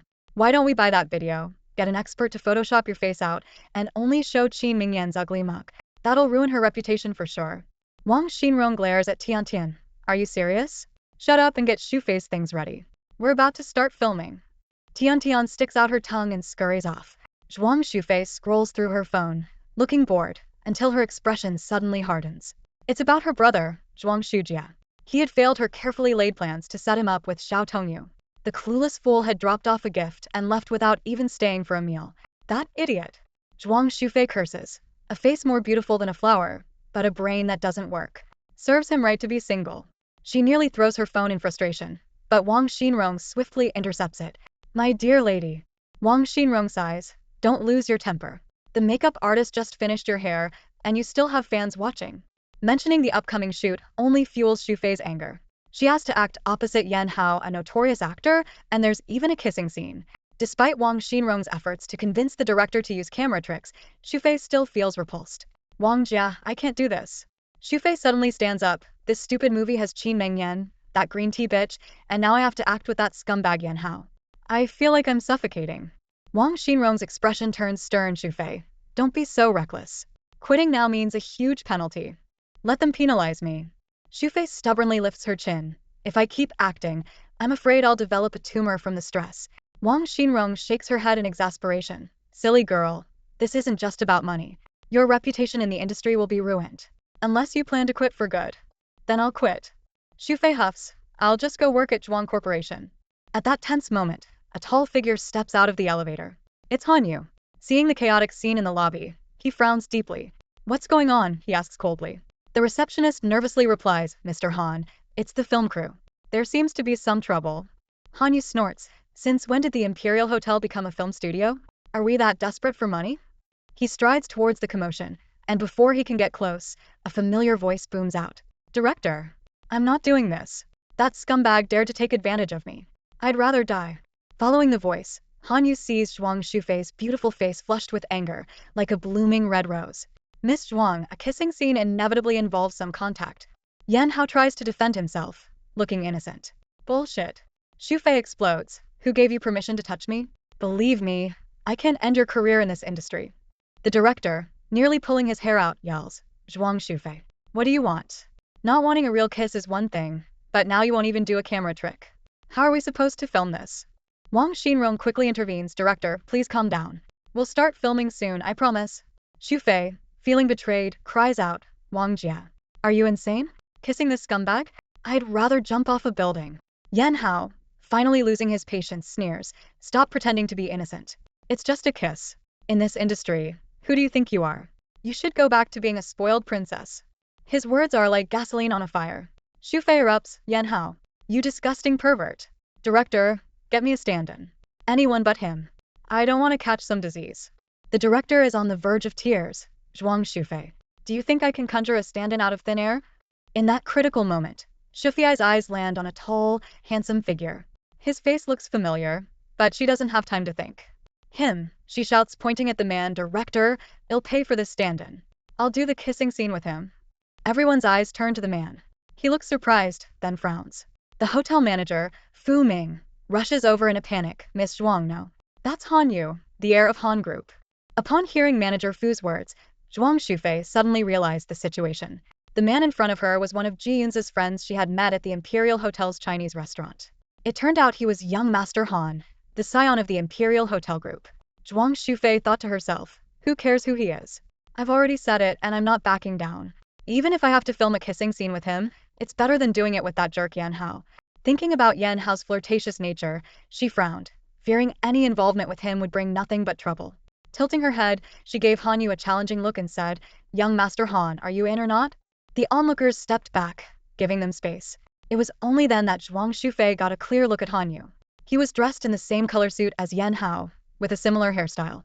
His thin lips and sharp jawline, along with his delicate features, made it impossible to tell them apart from behind or in close-ups. Hanyu chuckled softly and asked, Will my face be shown? The director quickly shook his head. We'll shoot close-ups, no face. All right, Hanyu said, hands in his pockets, striding towards the camera. Manager Fu was stunned. He had expected young Master Han to be furious, but things were going surprisingly smoothly. Zhuang Shufei was also taken aback. What she had said in a moment of desperation had actually been agreed to, and now she was cornered. Hanyu approached Zhuang Shufei and asked, Miss Zhuang, how much are you paying me today? Trying to stay calm, though her heart was racing, Zhuang Shufei quoted, standard rate. Stunt doubles get 300 to 400 a day. I'll give you 400 for the whole day. Han Yu scoffed lightly. Deal. How do we shoot this? Seeing Han Yu's straightforwardness, the director quickly stepped in to guide them. A few minutes later, they began filming. 3, 2, 1 action. The cameraman moved in close to Zhuang Shufei and Han Yu. It was her first time filming a kissing scene, and Zhuang Shufei was trembling with nerves. She cursed herself inwardly for getting into this mess. Before she could react, Han Yu had already wrapped his arm around her waist. Her heart raced, perfectly capturing the heroine's startled and frightened expression. Han Yu's other hand gently lifted her chin. In the next moment, his lips met hers. The gentle kiss gradually grew more passionate, their lips and tongues entwining. Zhuang Shufei was caught off guard, feeling a rush of blood to her head, her nerves tingling. The surroundings fell silent as everyone watched the dazzling couple lost in their kiss. The camera moved around them, producing a soft mechanical hum. Cut. Good. That's a wrap. The director's shout broke the silence. Zhuang Shufei snapped back to reality, pushing Han Yu away and yelling, Tiantan, quick, get me some alcohol wipes. Han Yu casually wiped his mouth and turned to the director. Remember, no face shots, or you'll hear from my lawyer. The director nodded repeatedly. Of course, don't worry, young Master Han. As the crew started packing up, Zhuang Shufei's fans gathered around, showering her with praise. She forced a bitter smile, thinking that no acting was needed. Her reactions had been entirely genuine. From fear to surprise, and finally to closing her eyes in surrender, it had all flowed naturally. She sighed inwardly, realizing that Ji Yunze's friends were indeed extraordinary. After dealing with her fans, Zhuang Shufei was about to leave when Han Yu blocked her path, holding out a WeChat QR code. Miss Zhuang, add me on WeChat and don't forget to transfer my pay. Frowning, Zhuang Shufei reluctantly scanned the code and transferred the 400 yuan. Han Yu's WeChat balance increased by 400 yuan. Without another word, Zhuang Shufei hurriedly left with Wang Xinrong and Tian Tian. Han Yu smiled as he opened the group chat with Ji Yunze and Luo Juanji, inviting them out for drinks that evening. At 11 o'clock, the three met at Tax. Luo Juanji, pouring drinks, asked Han Yu why he was in such a good mood today. Han Yu laughed. I got paid today. Intrigued, Luo Juanji pressed for the amount. Han Yu held up 4 fingers. 4 million. No. 40 million? Keep guessing. How much then? 400. Luo Juanji scoffed. Are you kidding? 400? That's not even worth a glass of this wine. Ji Yunze smirked. All that excitement for 400. Han Yu clinked glasses with Ji Yunze silently. Luo Juanji downed his drink. Both of you are acting like lovesick fools. Staring into his glass of red wine, Ji Yunze thought about how he had been with Xiao Tongyu last night, but tonight he was stuck drinking with 2 single friends, feeling utterly miserable. After a few rounds, Luo Juanji broke the silence. Ji Yunze, are you falling for Xiao Tongyu? Ji Yunze's face remained impassive. Nonsense. Fine, but let's see how calm you stay if Xiao Tongyu ends up with Zhuang Shujia. She wouldn't dare.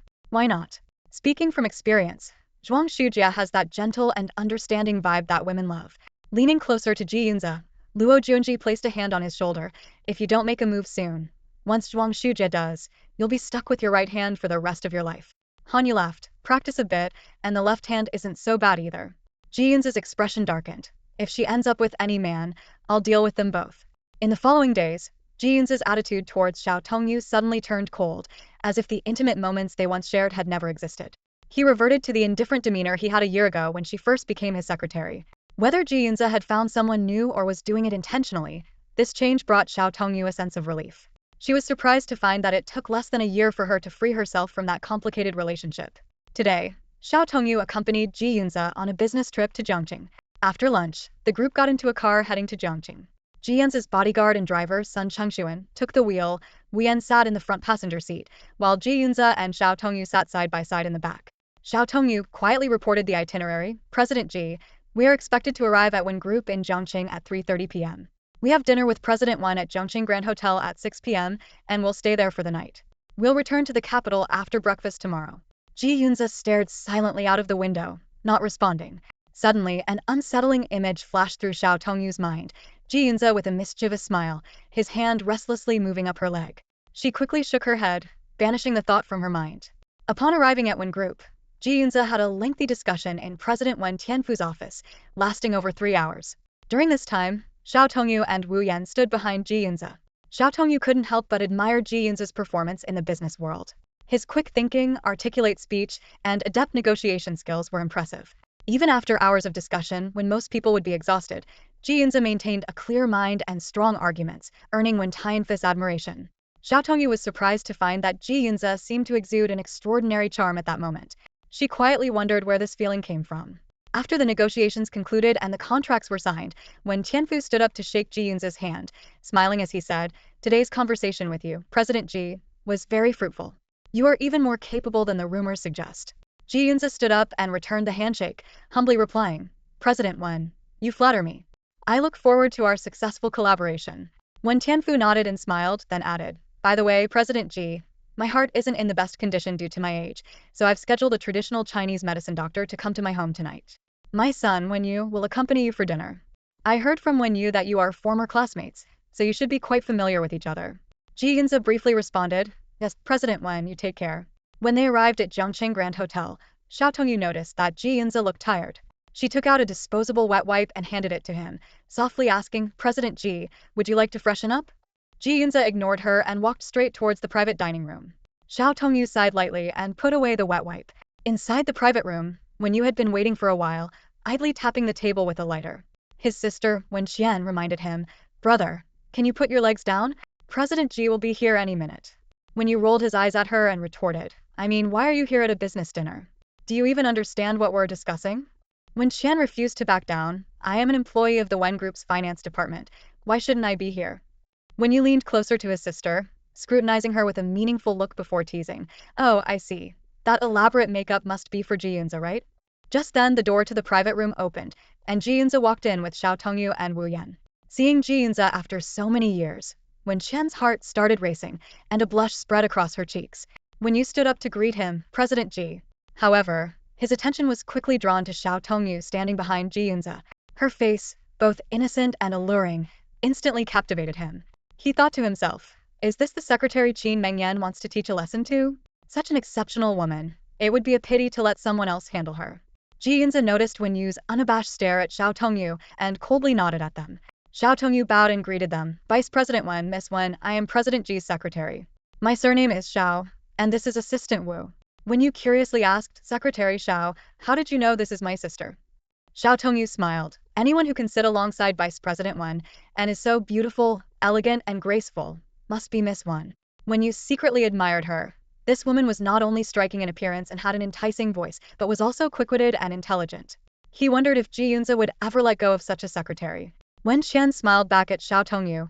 "Thank you for the compliment, Secretary Xiao. Please join us for dinner." However, Ji Yunze coldly stated, "Assistant Wu, have a seat. Secretary Xiao, stand." Wu Yan was immediately flustered. He had long noticed that Ji Yunze was inexplicably at odds with Xiao Tongyu. Despite Xiao Tongyu, Ji Yunze was letting him sit for dinner. But how could he dare? Wu Yan quickly bowed to Ji Yunze and said, "No need, President Ji. The car needs refueling, I'll be right back." Ji Yunze shot him a cold glance, thinking, "Isn't son Qingshuan still around? Wu Yan sure knows how to slip away quickly." Hearing Ji Yunze's command, Wen Qian felt a bit awkward. Secretary Xiao wasn't sure what taboo she had violated to make Ji Yunze so furious. He not only forbade her from dining at the table, but also spoke to her in a harsh, almost cruel manner. Xiao Tongyu, however, was used to this treatment and had long become numb to Ji Yunze's cold demeanor, never expecting to be treated like a normal person. At that moment, Wen Yu felt a mischievous urge stirring inside him as he began to plot. Tonight, Ji Yunze and his secretary would be staying at the Zhongqing Hotel. Given Ji Yunze's harsh attitude towards Secretary Xiao, Wen Yu thought he might have an opportunity. However, he quickly reconsidered, knowing Ji Yunze was not someone to be trifled with. This collaboration had been hard-won by Wen Tianfu, and if Wen Yu made a wrong move and angered Ji Yunze, the entire Wen Group could suffer. Wen Yu reassured himself that with the upcoming launch of a branch office in the capital, he would have plenty of chances to get close to Secretary Xiao. There was no need to rush. With this in mind, Wen Yu raised his glass to toast Ji Yunze, thanking him for the opportunity given to the Wen Group. The dinner lasted for over an hour, with the three of them chatting sporadically, mostly about their experiences studying in the United States. Xiao Tongyu keenly observed that Ji Yunze seemed uninterested in the meal and had no desire to discuss anything unrelated to business. The Ji Yunze sitting at the dinner table now was a stark contrast to the lively and engaging figure from Wen Tianfu's office earlier, as if he couldn't wait for the dinner to end. Finally, after the last dessert was served, Ji Yunze stood up and briskly left the restaurant. Just as Xiao Tongyu was about to follow, Wen Qian tapped her on the shoulder and whispered, "Secretary Xiao, do you know what time Mr. Ji usually goes to bed?" Xiao Tongyu was taken aback and replied, "I'm not sure. Is there something you need, Miss Wen?" She had noticed during dinner that when Xian seemed to have a clear interest in Ji Yunze, constantly striking up conversations and keeping her eyes on him. Xiao Tongyu thought they made a good match, talented and beautiful, and well suited for each other. When Xian quickly waved her hand, "Oh, nothing, just curious. Please don't tell Mr. Ji," I asked. She even made a shushing gesture. Xiao Tongyu smiled politely. "Don't worry, Miss Wan. I won't say anything." At this point, when you suddenly interjected, "Secretary Xiao, are you off work now? Have you had dinner yet? How about I treat you to something?" Before Xiao Tongyu could respond, Wen Qian discreetly pinched Wen Yu, warning him not to act impulsively.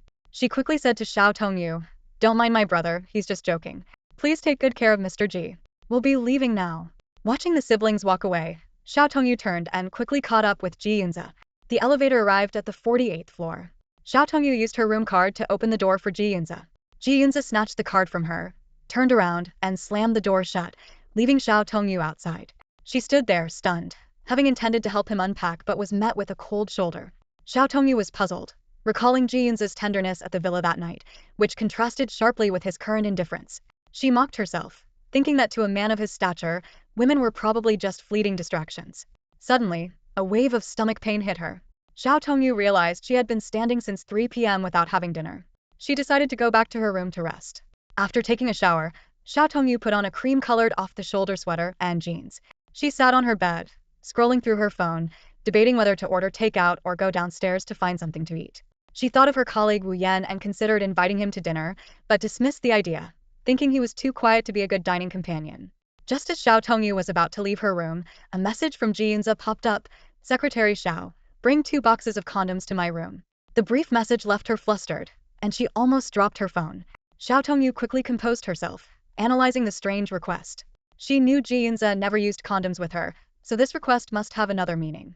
Remembering Wen Qian's earlier inquiry about Ji Yunze's sleep schedule, she suddenly understood. "Oh no, I must hurry. I can't delay Mr. Ji's plans." Xiao Tongyu hastily put on her sneakers and rushed out of her room. She ran to the pharmacy, grabbed 2 of the most expensive boxes of condoms, and bought a sandwich to stave off her hunger. Standing in front of Ji Yunze's door, she knocked lightly but received no response. As she waited, she nibbled on her sandwich, silently lamenting the unfairness of life. Just as her mouth was full of food, the door suddenly opened. Ji Yunze stood there, shirtless, with only a towel wrapped around his waist. Xiao Tongyu hurriedly handed him the boxes, mumbling, "Mr. Ji, here are the things you asked for." The next second, she was pulled into the room and pinned against the door. Her sandwich fell to the floor as Ji Yunze's face came close to hers. "Swallow it," he commanded. She struggled to swallow the food in her mouth, and Ji Yunze immediately kissed her. From the living room to the bedroom, he kissed her all the way to the bed. Before she could react, Ji Yunze had already grabbed her hands to wrap them around his neck and kissed her deeply again. In between kisses, Xiao Tongyu managed to ask, "Mr. Ji, what's going on?" Ji Yunze lifted his red eyes, his voice low. "I want you." "But why the condoms?" Xiao Tongyu asked, confused. "Listen, Xiao Tongyu," Ji Yunze said as he unbuttoned her sweater, "from now on, stop taking birth control. I tried to ignore you, but I can't. I won't fight it anymore. I want you now." This time, Ji Yunze's movements were much gentler, each kiss filled with affection. For the first time, Xiao Tongyu felt pleasure instead of pain, trying hard to suppress her sounds. "Be good, if you want to moan, just let it out, okay?" Ji Yunze whispered in her ear. Xiao Tongyu's response made Ji Yunze even more passionate, and they both got lost in the moment. After what seemed like an eternity, Xiao Tongyu lay limp on the bed, wanting to get up and shower, but Ji Yunze pulled her back into his arms. "Mr. Ji, let go of me. I'm exhausted. Let me take a shower first," she said weakly. "Stay for a while," Ji Yunze said, gently stroking her hair. He smiled and asked, "Did you enjoy it?" Blushing, Xiao Tongyu nodded yes. She indeed felt an unprecedented sense of pleasure. "Mr. Ji, you seem different now," Xiao Tongyu said with her eyes closed. "Different how? Like, not as harsh?" Ji Yunze's lips brushed against her cheek. "Which do you prefer?" "Can I say neither?" Xiao Tongyu lifted her flushed face. "Don't you dare," Ji Yunze warned. "Mr. Ji, do you want not only my body but also my heart?" Ji Yunze's eyes darkened. "Xiao Tongyu, I warn you, if you dare to like anyone else, I'll kill both you and that man." Feeling his hostility, Xiao Tongyu trembled. "Then, what about a year from now?" "What year?" "There's no such thing." Xiao Tongyu suddenly became alert and sat up. "Mr. Ji, you can't lie like this." Ji Yunze sneered. "You can't escape, Xiao Tongyu." He pinched her cheek lightly. "Go shower. When you're done, come out and eat." Assistant Wu set up the food. Xiao Tongyu was shocked. Assistant Wu was here. When? Just now. Oh my god. Just now? Xiao Tongyu's face turned pale. Then didn't he hear all those sounds from the room earlier? After her bath, Xiao Tongyu sat at the dining table in the living room, her stomach growling with hunger. She hadn't eaten for 10 hours and was devouring the food on the table. Across from her, Ji Yunze, dressed in a bathrobe, lit a cigarette, his gaze deep and intense. Tongyu, if you choke to death, I can only take advantage of your corpse, he suddenly said.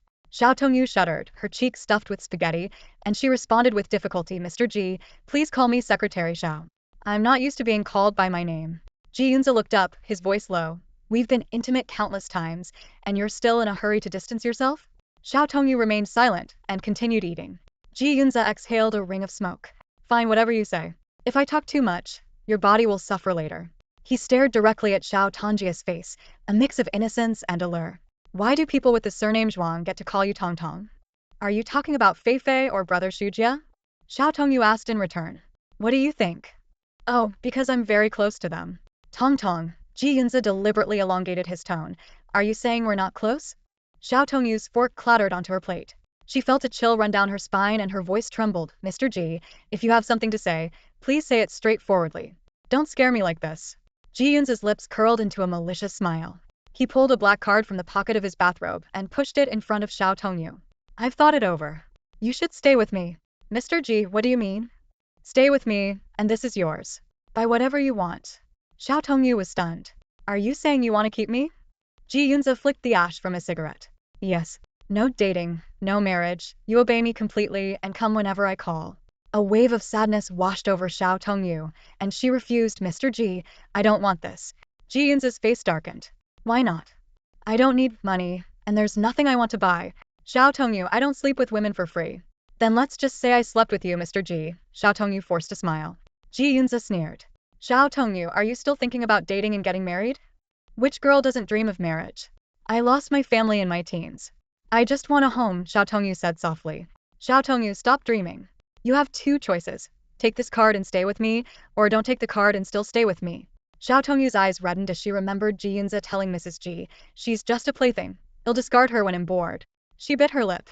Mr. Ji, are you saying that even when you get married, you expect me to warm your bed? At the mention of newlywed wife, Ji Yunze could only think of the woman in front of him. He had never considered marriage, but if he had to, it could only be with Xiao Tongyu. Xiao Tongyu straightened up. I'll be at your beck and call, and I'll follow your orders, but I don't want the card. I just want a one-year term. After a year, you can't interfere with me anymore. Ji Yunze's face twisted with fury as he angrily put away the black card. Fine, Xiao Tongyu, but don't regret this. Xiao Tongyu forced a smile and stood up. I'm full, Mr. Ji. I'll clean up and head back to my room. Ji Yunze grabbed her wrist. You're not leaving. Stay with me. Mr. Ji, before she could finish, Ji Yunze scooped her up in his arms. Xiao Tongyu, I don't care that you like Lin Xiao or your brother Shujia, but from now on, you can only have eyes for me. With that, he kicked open the bedroom door and carried Xiao Tongyu inside. The next morning after breakfast at the entrance of Jiangqing Grand Hotel, Wen Tianfu and Wen Yulai were there to see Ji Yunze off. Wen Tianfu politely said, Mr. Ji, my younger son will officially move to the capital next month. I hope you can look after him. Ji Yunze's expression was somber. He just nodded without saying a word. Wen Yu's gaze was like a hungry wolf, fixed on Xiao Tongyu. The conversation with Qin Mengyan from the previous night still echoed in his mind as he carefully reviewed Xiao Tongyu's profile. How could this seemingly innocent young woman have angered Qin Mengyan? Could it be because Ji Yunze favored her? Silence enveloped the group, making the atmosphere awkward. Wen Tianfu discreetly nudged his son with his elbow, snapping Wen Yu out of his reverie. He blurted out, yes, when we get to the capital, we'll need Secretary Zhao's assistance. His words were like a thunderclap, shocking everyone present. Ji Yunze was fuming, and if not for Wen Tianfu's presence, he might have kicked Wen Yu out right then and there. Xiao Tongyu stared at Wen Yu with wide eyes, making his heart race. Xiao Tongyu calmly responded, don't worry, Vice President Wen. When we get to the capital, I will fully dedicate myself to the tasks assigned by President Ji. Her words carried a subtle warning, clearly indicating she only took orders from Ji Yunze. After the farewell, Ji Yunze and his group got into the car. Wu Yan considerately closed the partition between the front and back seats, reminding Xiao Tongyu of the conversation in the bedroom last night, making her blush. As the car slowly drove away, Xiao Tongyu gazed at the warm, bright autumn sunlight outside, lost in thought. This season always brought back painful memories of her parents' death. Suddenly, a warm hand enveloped hers. Xiao Tongyu turned to meet Ji Yunze's gaze and softly called, President Ji. Xiao Tongyu, Next time we travel, wear a mask, Ji Yunze said. Why? Xiao Tongyu asked, puzzled. That one guy can't take his eyes off you, Ji Yunze replied, a hint of jealousy in his voice. Xiao Tongyu couldn't help but laugh. Ji Yunze's fingers gently caressed her hand as he suddenly suggested, why don't you move in with me? Xiao Tongyu froze, then quickly pulled her hand back. President Ji, you only said to be on call, not this. A trace of tenderness flashed in Ji Yunze's eyes before he said, all right, let me lie on your lap for a bit. Xiao Tongyu blinked her clear eyes, feeling troubled. President Ji, there's a partition in the back seat. You can't lie down. Are you sure? Before she could finish her sentence, Ji Yunze had already climbed over the partition and pressed himself onto Xiao Tongyu. President Ji, Xiao Tongyu exclaimed, completely flustered. Over 3 hours later, the Rolls-Royce smoothly entered the capital city. Ji Yunze leaned back in the leather seat, his gaze inadvertently drifting to Xiao Tongyu beside him. Her slightly puffed cheeks looked especially soft in the sunlight streaming through the window. She was intently focused on her notebook, her slender fingers occasionally flipping through pages filled with notes. Known for his calm and composed demeanor, Ji Yunze found his mind wandering to a bold idea, taking Xiao Tongyu to tonight's family banquet. However, reason quickly prevailed. In a family like the Ji's, bringing a woman home often implied a serious relationship. Ji Yunze wasn't sure about his feelings for Xiao Tongyu, and her seemingly ready-to-flee demeanor made him even more hesitant. Xiao Tongyu, he called softly. She turned her head and gave him a sweet smile. What's up, Mr. Ji? Ji Yunze stared at her face for a few seconds before replying slowly, nothing. He ultimately decided against it. Forget it. The Rolls-Royce stopped at the entrance of Ji Group. Xiao Tongyu was the first to get out. Mr. Ji, I still have some work to finish, so I'll head back to the office. All right. Ji Yunze gently squeezed her hand, a hint of reluctance in his eyes. Xiao Tongyu withdrew her hand and smiled. See you tomorrow, Mr. Ji. Watching her walk away, Ji Yunze's confusion seemed to gradually clear. At that moment, the driver's voice came from the front seat. Mr. Ji, shall we go? Ji Yunze's expression darkened. Let's go. Back at the Ji residence, the butler, son, greeted Ji Yunze respectfully. Young master. Ji Yunze responded absent-mindedly. Is everyone here? The old master, and madam are home. The second master and second madam will arrive before dinner, and the second miss is already here. Ji Yunyao is back? Ji Yunze raised an eyebrow. Yes, young master. She returned yesterday. As soon as he finished speaking, a figure suddenly dashed down the stairs and jumped onto Ji Yunze's back. Brother. Ji Yunze irritably pulled her hands away. Let go. Ji Yunyao pouted. Brother. Is this how you treat me after not seeing me for years? Ji Yunze glanced at her. You finally decided to come back? Humph, do you think I wanted to? I was having a great time in America. I just got off the plane, and Mom's already setting me up for blind dates. It's ridiculous. Ji Yunyao complained. I mean, you haven't even gotten married yet, so why are they worried about me? I'm going to take a nap. Don't bother me. Ji Yunze turned to go upstairs but was grabbed by his shirt by Ji Yunyao. Brother, what's up with you? Did you go thieving last night? Why are you so tired in broad daylight? Ji Yunyao's eyes suddenly caught the 2 red marks on Ji Yunze's collarbone, and she burst into laughter. Oh, I see why you're so tired. You weren't thieving. You were out being a playboy. Shut up. Ji Yunze irritably adjusted his shirt. The 2 kiss marks were left by Xiao Tongyu last night during their intimate moment. Ji Yunyao lowered her voice. Brother, do you have a girlfriend? Not really. Not really. A one-night stand. Not that either. Do you like her? Ji Yunze frowned. None of your business. Seeing her brother's reaction, Ji Yunyao instantly understood. So you do like her. Ji Yunze headed upstairs without looking back. It wasn't until after 6 in the evening that Ji Yunze woke up and went downstairs. In the dining room, the old master, Ji Jinping and his wife, and Ji Zhenxiang's family were already seated. Ji Yunze greeted them briefly and sat between his parents. Yunze, the company's doing quite well recently. I've heard a lot of praise from the industry. Ji Zhenxiang initiated the conversation. Yeah. Ji Yunze replied indifferently, clearly not in high spirits. Ji Jinping frowned, his tone tinged with displeasure. Yunze, is that how you talk to your uncle? He took a sip from his small wine cup, casting a stern glance around the family gathered at the table. The old master Ji wasn't one to back down either, his mouth curling slightly. This brat needs a woman to keep him in line. Hearing her grandfather's words, Ji Yunyao perked up immediately, her eyes lighting up. Grandpa, let me tell you, maybe my brother already? Before she could finish her sentence, she felt Ji Yunze's sharp gaze on her, and she instantly fell silent. Yunyao knew her brother too well. Saying another word could spell trouble for her. Seeing the situation, Ji Zhenxiang quickly tried to smooth things over. Oh, come on.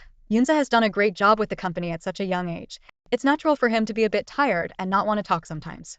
Which young person doesn't have a temper?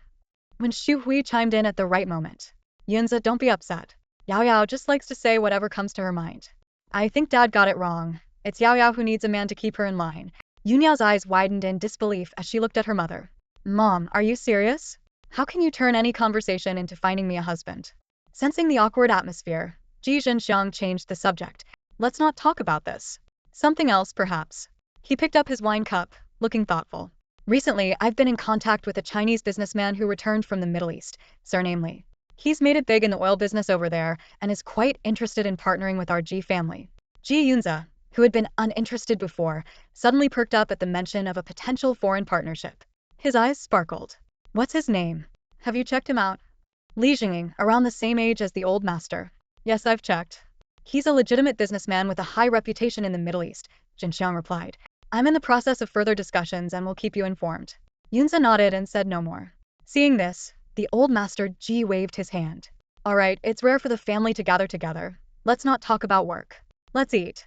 As the butler's son and housekeeper Lu brought out the dishes one by one, the dining table quickly became lively. At that moment, Qian Su quietly approached Ji Yunze and whispered, "Fix your collar." Yunze got the hint and casually buttoned up his shirt. Qian Su asked meaningfully, "What, addicted to someone? Do you still have enough ointment?" "Mom, stay out of it," Yunze replied curtly. Qian Su snorted softly. "It's not my business. Just make sure you handle it well and don't let us see the mighty Ji president begging Secretary Xiao on his knees." Yunze scoffed, as if that would happen. "Fine. I'll be waiting for your performance," Qian Su said lastly, her eyes full of amusement. In the headquarters of the Lin Group, inside Lin Tianhao's office, Lin Tianhao's hand trembled uncontrollably as he held the phone, cold sweat soaking the back of his shirt. A deep, raspy male voice on the other end of the line sounded like a demon whispering in his ear. "I've said what I needed to say. It's up to you now, Mr. Lin." As soon as the call ended, the harsh dial tone rang in Lin Tianhao's ears like a warning from hell. He slowly put down the receiver, his brows furrowed, and an unmistakable look of fear on his face. Just then the office door swung open, and Lin Xiao strode in. "Dad, sign this document. The funds from Tianhai Group have arrived." Lin Tianhao absent-mindedly scribbled his signature on the document, sweat beads growing larger on his forehead. Sensing something was off, Lin Xiao asked with concern, "Dad, are you okay?" "It's nothing." Lin Tianhao closed the file and wiped his forehead with a handkerchief. He then asked, "How much is still needed to cover the funding gap?" 50. Lin Xiao was about to leave when Lin Tianhao called him back. "Lin Xiao, do you have feelings for Tong Tong?" Lin Xiao's hand froze on the doorknob, and he remained silent. Lin Tianhao continued, "Since you like her, and she used to like you, wouldn't it be perfect if you got married? We wouldn't need to worry about the funding gap." Turning to face his father, Lin Xiao's eyes flashed with disappointment. "Dad, do you even know when Tong Tong's birthday is?" Lin Tianhao was at a loss for words, his expression awkward. Lin Xiao went on, "Dad, Uncle Xiao entrusted Tong Tong to us. She's lived with us for 7 years. Has she ever celebrated her birthday? She even had to work part-time or rely on Lawyer Wang for pocket money. When she turned 18 and finally got access to the assets Uncle Xiao left her with Lawyer Wang, that was rightfully hers. Are you after that too?" "Dad's just thinking about what's best for you." Lin Tianhao tried to explain. "No need to do what's best for me. I can handle it," Lin Xiao said, turning and leaving the office. Watching his son walk away, Lin Tianhao swallowed the words he couldn't say aloud. It's not just because Xiao Tongyu has money, but also because her background is complicated. Back in his own office, Lin Xiao couldn't shake the feeling that something was seriously wrong with his father. He remembered seeing Lin Tianhao's panicked expression through the window while he was on the phone and decided to call the front desk. "Xiao Wu, give me the number that called the chairman's office just now." "Vice President Lin, that call was from an online number. The caller's IP address was hidden. We can't see it." "So mysterious? Who could that caller be?" Lin Xiao muttered to himself. "Alright, got it." After hanging up, Lin Xiao fell into deep thought. He sensed that his parents were hiding something significant from him. He pulled out his phone and found the information about Xiao Tongyu's parents' graves that he had previously gotten from Lin Tianhao.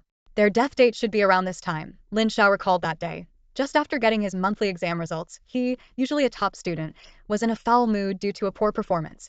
After school, Lin Tianhao took him straight to the police station, saying that Xiao Tongyu would be living with them from then on. He was furious. Growing up with Xiao Tongyu, Lin Xiao had always seen her as the cheerful, annoying girl who was always chasing after him. Perhaps due to teenage rebellion, he had thrown a fit at the police station, adamantly refusing to let Xiao Tongyu come home. He had stormed out, leaving Lin Tianhao and Yuan Qing to send him home while Xiao Tongyu was left crying and trembling in a corner. Checking the time, Lin Xiao muttered to himself, "Nothing much going on this afternoon. Maybe I should visit Uncle Xiao and Aunt Xiao." That same afternoon, Xiao Tongyu had taken half a day off and driven to a cemetery on the outskirts of the capital. She had arranged to meet Wang Kejin and Su Zhen there to pay respects to her parents. When Xiao Tongyu arrived, Wang Kejin and Su Zhen were already there, placing fruits and pastries on the grave. Uncle Wang, Aunt Su. She greeted them with a smile. Tong, you're here. Su Zhen warmly welcomed her. Oh, let Aunt Su have a look at you. You're getting prettier every day. She affectionately took Xiao Tongyu's hand. Though Su Zhen hadn't had much contact with the Xiao family when Xiao Meng and his wife were alive, she had gradually come to see Xiao Tongyu as her own daughter after the car accident, influenced by Wang Kejin. With her own daughter married and living far away, she had poured all her maternal love into Xiao Tongyu. Aunt Su, you're teasing me again. Xiao Tongyu said as she placed the flowers and offerings she had brought in front of her parents' grave. After arranging everything, she knelt down slowly. Even though she had visited recently, every time she came here, her heart sank. Her long, delicate eyelashes trembled slightly, and a sense of melancholy and loneliness showed on her face. Wang Kejin gently pulled his wife's hand and whispered, "Let's give Tong some time to talk to Mr. and Mrs. Xiao."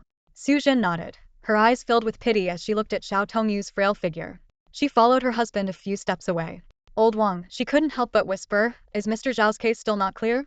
No, Wang Kejin paused before continuing, "but as long as we don't give up, we'll find out the truth. Actually, Captain Liu and I both have our suspicions." Su Zhen gasped and asked, "Who?" Wang Kejin's expression turned serious as he slowly uttered two words, "The Lin family." The cemetery in late autumn was shrouded in a profound silence. A thin mist, like a white veil, gently floated in the air. The only sounds breaking the stillness were the rustling of leaves in the wind and the distant cawing of crows. Just as Wang Kejin finished speaking, a deep male voice suddenly came from behind. "What did you say?" Wang Kejin and Su Zhen whirled around in alarm to find Lin Xiao standing just a few feet away, holding a bouquet of flowers. Lin Xiao strode forward, his eyes piercing as he repeated through gritted teeth, "Lawyer Wang, what did you just say?" A flicker of panic crossed Wang Kejin's face, but he quickly regained his composure. Feigning calm, he smiled and said, "Oh, nothing. Lin Xiao, what brings you here?" Internally, however, he was speculating. Today wasn't the memorial day for Xiao Meng and his wife, so Lin Xiao's presence likely wasn't a coincidence. Lin Xiao's brow furrowed. His fists clenched so tightly that his nails dug into his palms. He demanded, "Lawyer Wang, I apologize for overhearing your conversation. Did you mention my family?" Wang Kejin's expression remained unchanged as he coolly responded, You must have misheard. My wife and I weren't talking about your family." Lin Xiao was about to press further when he noticed Xiao Tongyu approaching from a distance. She walked gracefully, her oval face showing a hint of confusion and slight displeasure. "Lin Xiao, what are you doing here?" Xiao Tongyu asked coldly. "I came to see Uncle Xiao and Aunt Li," Lin Xiao replied. "Okay," Xiao Tongyu responded curtly, saying no more. Though her emotions were complex, she knew she couldn't ask someone to leave at her parents' gravesite. Lin Xiao placed the flowers down and bowed 3 times before the tombstone. Xiao Tongyu softly said, "Thank you, Lin Xiao." "It's nothing," Lin Xiao replied, feeling a mix of emotions as he thought of the once obedient Xiao Tongyu, now reduced to mere formalities. Xiao Tongyu turned and said, "Uncle Wang, Aunt Su, let's go." "All right," Lin Xiao responded, watching them walk away, a dark cloud forming in his mind. He recalled the conversation he had unintentionally overheard. Wang Kejin had mentioned to his wife that both he and Captain Liu from the police station suspected the Xiao family's car accident was linked to the Lin family. Thinking about Lin Tianhao's recent unusual behavior, Lin Zhao's lips tightened into a thin line, and the doubts in his mind grew even stronger. In the president's office of the Ji Corporation, there was a buzz of anticipation as the workday neared its end. Su Ro whispered to the colleague next to her, shouting, Tong, are you free tonight? Wanna grab dinner?" Xiao Tongyu deftly organized the files on her desk, tilting her head with a smile. "What about your boyfriend? How come you're free?" Su Ro pouted and furrowed her brows. "We had a fight. I'll tell you about it over dinner." Ever since that unpleasant argument with Jin Su, she hadn't contacted him. It seemed to be the first Cold War in their 7-year relationship. Xiao Tongyu nodded, picking up the file. "I'll get Mr. Ji's signature on this and then come find you." Glancing at her watch, Su Ro mumbled, "Going in to see Mr. Ji at this hour? Will you even get out?" Xiao Tongyu opened the door to find Ji Yunze engrossed in his phone, a faint smile playing on his lips. "Mr. Ji, this is the financial department's report. Could you please sign it?" Holding his phone in his left hand, Ji Yunze casually scribbled his signature on the document with his right, his eyes never leaving the screen. Just as Xiao Tongyu was about to leave, Ji Yunze grabbed her wrist. "Guess what I'm looking at?" "How would I know, Mr. Ji?" Leaning back in his chair, Ji Yunze raised his handsome face. "I've been wondering how something described as ugly and old-fashioned by Lin could actually look." Xiao Tongyu's eyes widened, a sense of foreboding washing over her. Ji Yunze triumphantly held his phone up to her face. "It looks pretty cute to me, round and chubby." Lin must be blind. In the next moment, Xiao Tongyu saw a photo of herself from an English competition in high school, round face, big glasses, grinning foolishly at the camera. She blinked, feeling as if her soul had left her body. Her cheeks flushed. Xiao Tongyu stammered, "Mr. Ji, please delete that." "No. Please." "No." "Fine. Keep it to ward off evil spirits then," she pouted. "I'll be going now, Mr. Ji." Ji Yunze's voice turned serious. "Xiao Tongyu, come to my place tonight." "Not tonight, Mr. Ji. I have plans with Suro." Ji Yunze frowned but said nothing. He opened a drawer and took out a photo he had once carelessly thrown on Xiao Tongyu's lap, a malicious smile spreading across his face. "Let's see if the person in this photo matches the one on my phone." Xiao Tongyu gasped, nearly fainting. The man before her, once a cold and aloof CEO, now seemed like a rogue. "Ji Yunze, why would you keep such a photo in your drawer?" "What did you call me?" Xiao Tongyu shivered, quickly correcting herself. "I mean Mr. Ji." Ji Yunze's heart skipped a beat. Her calling his name sounded so sweet. Was he becoming a pervert? He pulled her onto his lap, holding her delicate fingers. "Come to my place tonight, okay?" "Mr. Ji, I really can't tonight. It's my time of the month." Ji Yunze's face darkened. "Xiao Tongyu, if you're lying to me, I'll kill you." "I'm not lying, Mr. Ji," Xiao Tongyu thought to herself. The ginger tea she made this morning was still in her cup. "Let me check." Ji Yunze's hand began to wander. Xiao Tongyu jumped up. "Mr. Ji, stop it." Ji Yunze pondered for a moment. "Actually, it doesn't matter. You still have your mouth and hands." Xiao Tongyu wished she could kick him where it hurt, making sure he never spoke such filthy words again. She gritted her teeth. "Mr. Ji, maybe in a few days. I'm leaving now." Reluctantly, Ji Yunze let go of her hand. Watching her leave, he buried his head in his arms. Just holding her hand had stirred him again. After work, Suro got into Xiao Tongyu's car, the faint scent of gardenias filling the air, making it feel refreshing. "Tong Tong, how did Mr. Ji let you off today?" Suro asked curiously.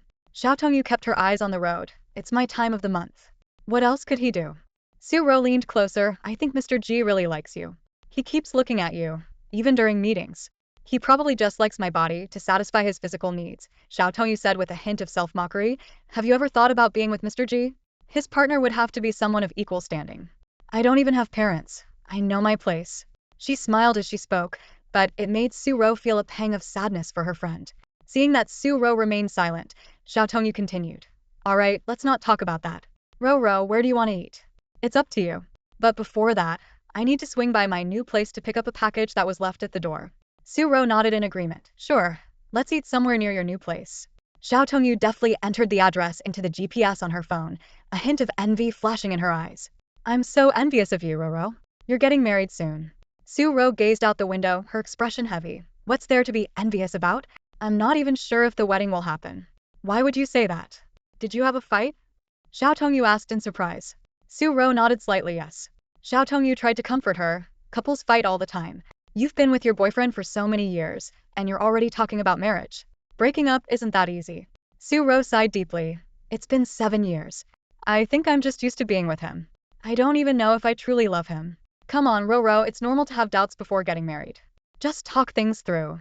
There's nothing that can't be resolved," Xiao Tongyu said as she drove into the underground parking lot of Suro's new apartment complex. After they got out of the car, Suro's attention was suddenly drawn to a black Toyota parked in the corner. She muttered to herself, "Jin Su is here?" Xiao Tongyu overheard and asked, "Is that your boyfriend's car? Maybe I shouldn't go up. You two should talk. I'll head back." Suro grabbed Xiao Tongyu's hand. "No, Tong, we plan to have dinner together today. Let's go up together. It won't take long." The elevator arrived at the 23rd floor, and Suro noticed that the package was no longer at the door. She entered the code to open the door, and immediately saw 2 pairs of shoes scattered in the entryway, one of which was a pair of women's high heels. Xiao Tongyu also noticed this unusual situation. At that moment, sounds of intimate entanglement between a man and a woman came from the bedroom at the other end of the living room. In that instant, Suro felt her mind go blank, as if struck by lightning. In the living room, clothes from both a man and a woman were scattered everywhere, and the air was thick with an unmistakable tension. Xiao Tongyu stood at the doorway, the scene stirring memories of her high school graduation day. Back then, at the Lin family home, she had witnessed a similar sight. Only it was Lin Xiao, the boy she secretly loved, entangled with Qin Mengyan. Now, her friend Suro was facing the harsh reality of her fiancé's infidelity.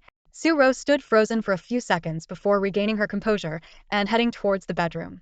Xiao Tongyu quickly grabbed her. "Roro, don't go in there." She feared her friend couldn't handle what she was about to see. Suro shook her head, her voice resolute. "No, Tong, I need to see it with my own eyes to let go completely." Xiao Tongyu released her grip. All right, I'll wait here for you. Su Ro lifted her tear-filled eyes. Tong Tong, I'm scared. Will you come with me? Xiao Tongyu nodded and took Su Rao's hand, leading her to the bedroom. The bedroom door was slightly ajar. Through the crack, Xiao Tongyu saw two half-naked figures on the bed, locked in a heated embrace, their breaths and moans filling the room. Anger surged within her as she recalled how meticulously Su Ro had decorated this new home, filled with joy and hope. Xiao Tongyu pulled out her phone and began recording through the gap. She turned to look at Su Ro, noticing her friend's trembling lips but unwavering eyes. Xiao Tongyu silently asked, "Shall we go in?" Su Ro nodded. The next moment, Xiao Tongyu kicked the door open. The loud bang startled the couple on the bed, who scrambled to sit up. Ji Yunze, seeing Su Ro, was flustered and could only stammer, "Ro." The woman, drenched in sweat, quickly covered herself with the blanket and shrank back.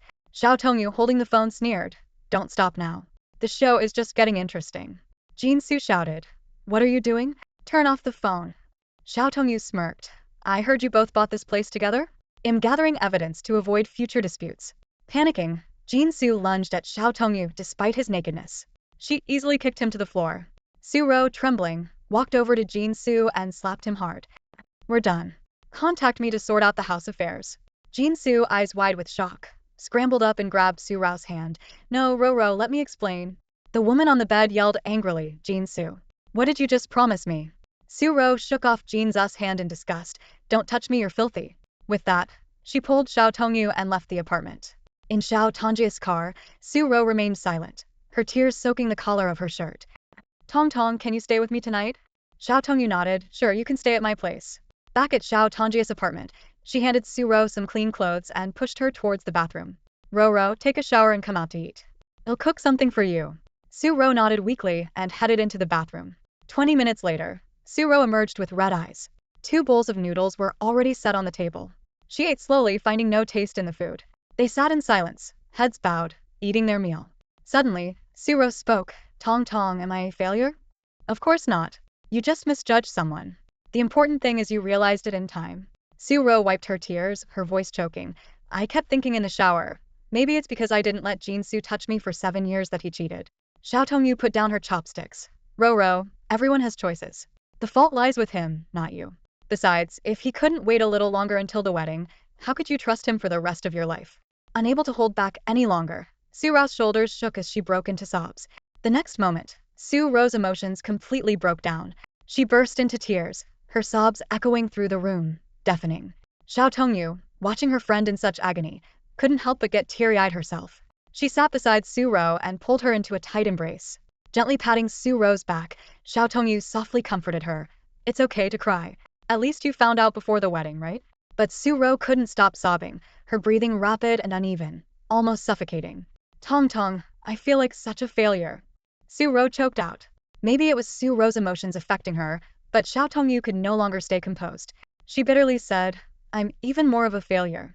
I've never been in a relationship, yet I've already lost my innocence." Hearing this, Su Ro's heart skipped a beat. She lifted her tear-streaked face from Xiao Tongyu's shoulder and looked at her friend, whispering, "Tong Tong." Xiao Tongyu took a deep breath and continued, "My parents died early, and I was fostered by a family where I liked the older brother since childhood. That family treated me poorly. His girlfriend led the bullying at school, hitting me, throwing my books and homework. I cried myself to sleep almost every night. When I was sick, I bought medicine myself. On my birthday, I bought my own cake and lit the candles alone. I endured the mockery and disdain from the boy I liked. So many times, I thought about joining my parents in death." Xiao Tongyu's voice grew thicker with tears. "After finally graduating and finding a job, I became Ji Yunze's plaything. I overheard him tell Mrs. Ji that he'd discard me once he got bored. I wanted to escape, but could I really get away?" With that, Xiao Tongyu could no longer hold back her emotions and began to cry uncontrollably. Her tears fell like a broken string of pearls, quickly forming a small puddle on the table. Su Ro was stunned, momentarily forgetting her own sorrow.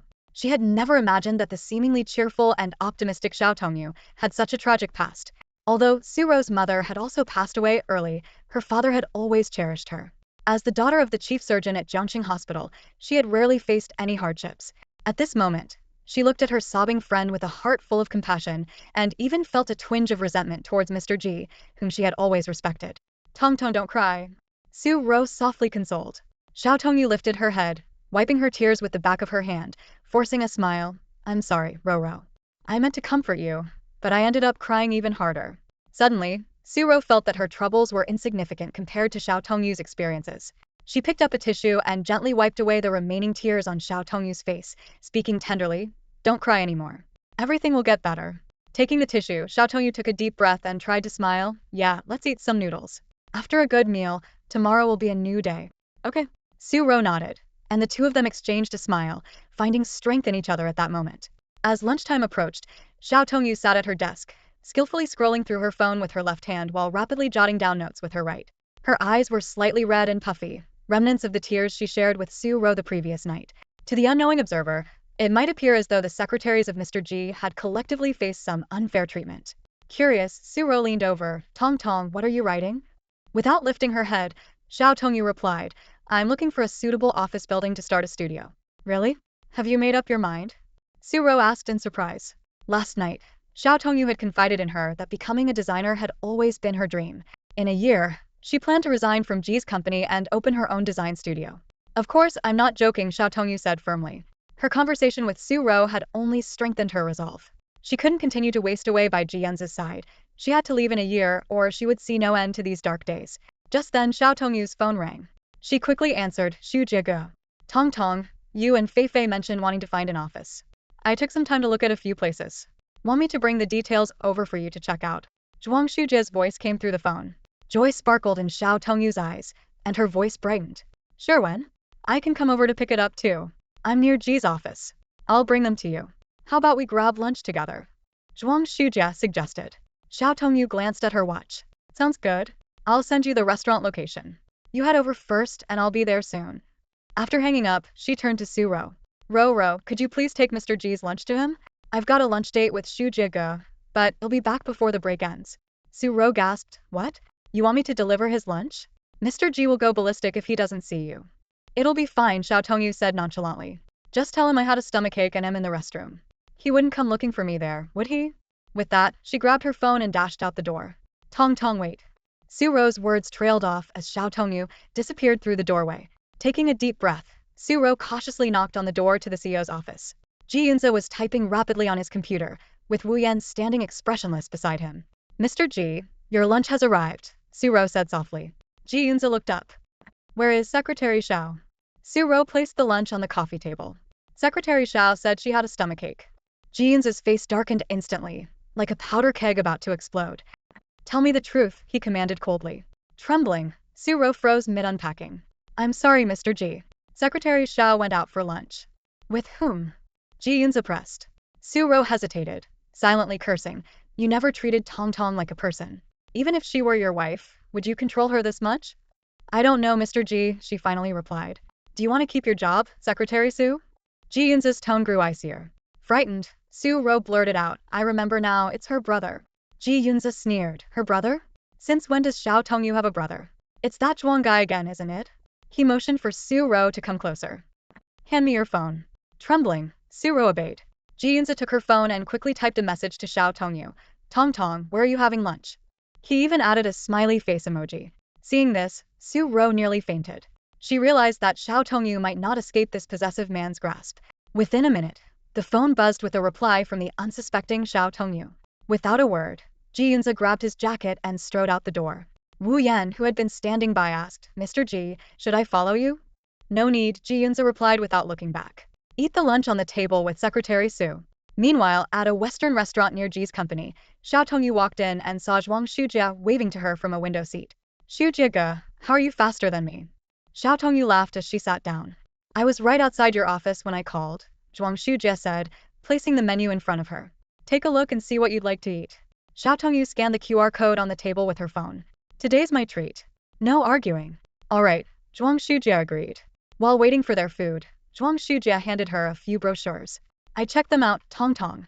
These 4 offices are close to your home, near the metro, with good management and reasonable rent." He pointed to one building in particular. "This one is under our Zhuang company. If you're tight on funds starting out, you can rent it for free for 6 months. Xiao Tongyu quickly waved her hands. "I can't accept that. You and Fei Fei have already helped me so much. I can't trouble you anymore." Zhuang Shujie smiled warmly. "It's no trouble at all. We consider you like a little sister." "Xu Jiege, I really don't need the money," Xiao Tongyu insisted. Xiao Tongyu's family was well aware that her parents had left behind a substantial inheritance, which had been sitting untouched in the bank. She was having dinner with Zhuang Shujie at a Spanish restaurant, a large plate of fragrant paella in front of them. Zhuang Shujie nodded, picking up a brightly colored shrimp with his fork, and asked gently, "Would you like me to peel it for you?" Xiao Tongyu smiled as she took the plate, replying softly, "No need, I'm not Fei-Fei." "Thank you, Shujie." She skillfully peeled the shrimp, her movements graceful. Zhuang Shujie lowered his head, a hint of hesitation crossing his brow, and asked quietly, "Tong Tong, have you decided to resign?" "Yes, but not immediately. It will be in a year," Xiao Tongyu explained seriously, putting down the shrimp. "I need to first sort out the office. If any renovations or furniture purchases are needed, I want to prepare in advance." Zhuang Shujie looked puzzled. "Does Ji Corporation require a one-year notice period for resignation?" Xiao Tongyu bit her lip and replied softly, "No, it's for personal reasons." She thought to herself that Zhuang Shufei likely wouldn't tell Zhuang Shujie about her and Ji Yunze, as it was too embarrassing to speak of. Her mind drifted back to that day in the lobby of the Imperial Hotel. Ji Yunze had grabbed her hand, insisting she go home with him, and the shocked expression on Zhuang Shujie's face was still vivid in her memory. Zhuang Shujie gently refilled her glass with juice and said softly, "Tong Tong, if you ever need to discuss anything, we're here for you." As Xiao Tongyu looked at his face, she couldn't help but recall the first time they met. It was during Zhuang Shufei's senior year birthday party, her first time being invited to the Zhuang family home. She remembered Zhuang Shujie walking down the stairs tall, exceptionally handsome, with a bright smile and clear, sparkling eyes. Back then, Xiao Tongyu felt very insecure, fearing she might be ridiculed by someone like Lin Xiao. But Zhuang Shujie had taken the initiative to talk to her, saying, "Xiao Tongyu, Fei-Fei always talks about you. Thank you for being friends with someone like her." This instantly made her feel warm towards him, and she had replied with a smile, "Not at all, I should be thanking Fei-Fei for being friends with me." Zhuang Shujie's voice brought Xiao Tongyu back to the present. She replied softly, "I understand, Shujie. If I really need help, I will definitely come to you." "All right." Zhuang Shujie nodded with a smile, peeling 2 more shrimp and placing them on her plate. "Let me peel them for you anyway. You never seem to get all the meat out." Just as Xiao Tongyu reached out to take the plate, 2 long legs clad in sharp suit pants appeared beside the table. A deep male voice said, "Mind peeling one for me too, young Master Zhuang?" Upon hearing that familiar voice, Xiao Tongyu felt as if a bucket of cold water had been poured over her from head to toe. Her outstretched hand froze midair, the plate she was about to take hung there suspended. Before she could react, Ji Yunze strode forward, swiftly taking the plate from Zhuang Shujie and seating himself beside Xiao Tongyu without any hesitation. "Mr. Ji," Zhuang Shujie greeted with a faint smile, though a barely noticeable hint of vigilance flickered in his eyes. Ji Yunze picked up Xiao Tongju's fork and examined the shrimp on the plate with an eagle-eyed gaze. "Young Master Zhuang, you're quite meticulous. You even removed the shrimp veins." His tone was flat but carried a hint of criticism. Zhuang Shujie met Ji Yunze's sharp eyes heated. "Please enjoy if you don't mind, Mr. Ji." Ji Yunze set the fork down and looked Zhuang Shujie in the eye, a subtle, meaningful smile playing on his lips. "I only eat what Secretary Xiao peels." The air grew thick with tension. Xiao Tongyu felt her breath hitch and quickly tried to break the silence. "Mr. Ji, did you finish your meal already?" "No." Ji Yunze replied curtly, his expression dark and foreboding. Xiao Tongyu hurriedly pulled out her phone and brought up the digital menu. "What would you like to eat?" "I'll order for you." "Just shrimp," Ji Yunze said lazily, though his gaze never left Zhuang Shujie. Xiao Tongyu quickly ordered a dish of buttered black tiger shrimp, then fell into an awkward silence. The atmosphere between the three was so tense it felt like it could explode at any moment. Ji Yunze suddenly noticed a brochure for a commercial building on the table, and his eyes turned sharp. Sensing his gaze, Zhuang Shujie nonchalantly handed the brochure to Xiao Tongyu. "This is for Secretary Xiao. She has a friend who needs it." Xiao Tongyu was about to thank him but caught sight of Ji Yunze's grim expression and quickly changed her tone. "Thank you, young Master Zhuang." A flicker of anger flashed in Ji Yunze's eyes. He had seen through this charade long ago. Just as he was about to lose his temper, the waiter brought over the buttered black tiger shrimp. Without waiting for Ji Yunze to signal, Xiao Tongyu naturally pulled the plate in front of her. She meticulously sanitized her hands and began peeling the shrimp with focused precision. Her movements were elegant and exact, the red shrimp shells falling away neatly, creating a picture-perfect scene on the plate. When Xiao Tongyu handed the fork to Ji Yunze, Zhuang Shujie suddenly spoke up. "Mr. Ji, you're quite fortunate. Secretary Xiao takes such good care of people. Have you considered letting her switch to my team?"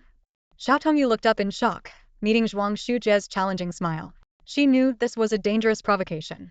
Ji Yunze turned to Xiao Tongyu, a malicious smile forming on his lips. "What do you say, Secretary Xiao?" His hand slid under the table, resting lightly on Xiao Tongyu's leg, caressing it softly. Xiao Tongyu stiffened, her leg jerking involuntarily, but she couldn't shake off the persistent hand. She suddenly realized that yielding to Ji Yunze would only invite more oppression. A surge of anger flared within her, and she abruptly stood up. Brother Shujia, I have some work to finish, and it's almost time to get back to the office. I'll be leaving now. As for switching jobs, I'll think about it. Her voice was firm and clear. Zhuang Shujia stood up as well, his face showing approval. All right, Tong Tong. I should be going too. Mr. Ji, enjoy your meal. Hearing the intimate way they addressed each other, Ji Yunze was furious. He barely restrained the urge to overturn the table, instead grabbing Xiao Tongyu's hand tightly, interlocking their fingers, and forcibly pulling her out of the restaurant, leaving Zhuang Shujie standing there alone stunned. Ji Yunze dragged Xiao Tongyu through the bustling financial district, drawing countless stares. Xiao Tongyu struggled and shouted, Mr. Ji, let go. We're going to be photographed, and Mr. Ji, we're going to trend online. But Ji Yunze ignored her, striding forward determinedly. They stormed into the lobby of Ji Group's headquarters, where the receptionist and employees in the lounge gaped in disbelief. Ji Yunze, who was known for keeping his distance from women, was holding Secretary Zhao's hand, an undeniably sensational sight. The air was filled with gasps and whispers. Xiao Tongyu felt like she was being paraded in public, wishing she could disappear into the ground. Yet Ji Yunze kept a firm grip on her hand, marching forward without looking back. Ji Yunze swiped his card to pass through the first-floor security gate, pressed the elevator's up button, and pulled Xiao Tongyu into the elevator, pinning her against the wall.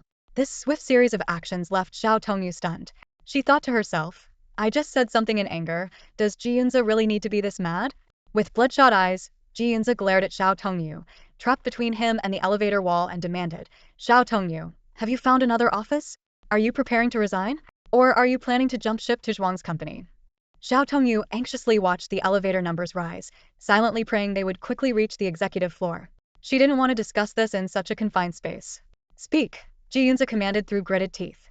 Xiao Tongyu took a deep breath and retorted, Mr. Ji, can you choose a better place to go crazy? This is the company. This is my company. Ji Yunze roared. Suppressing her anger, Xiao Tongyu calmly responded, Mr. Ji, I will keep my promise to you.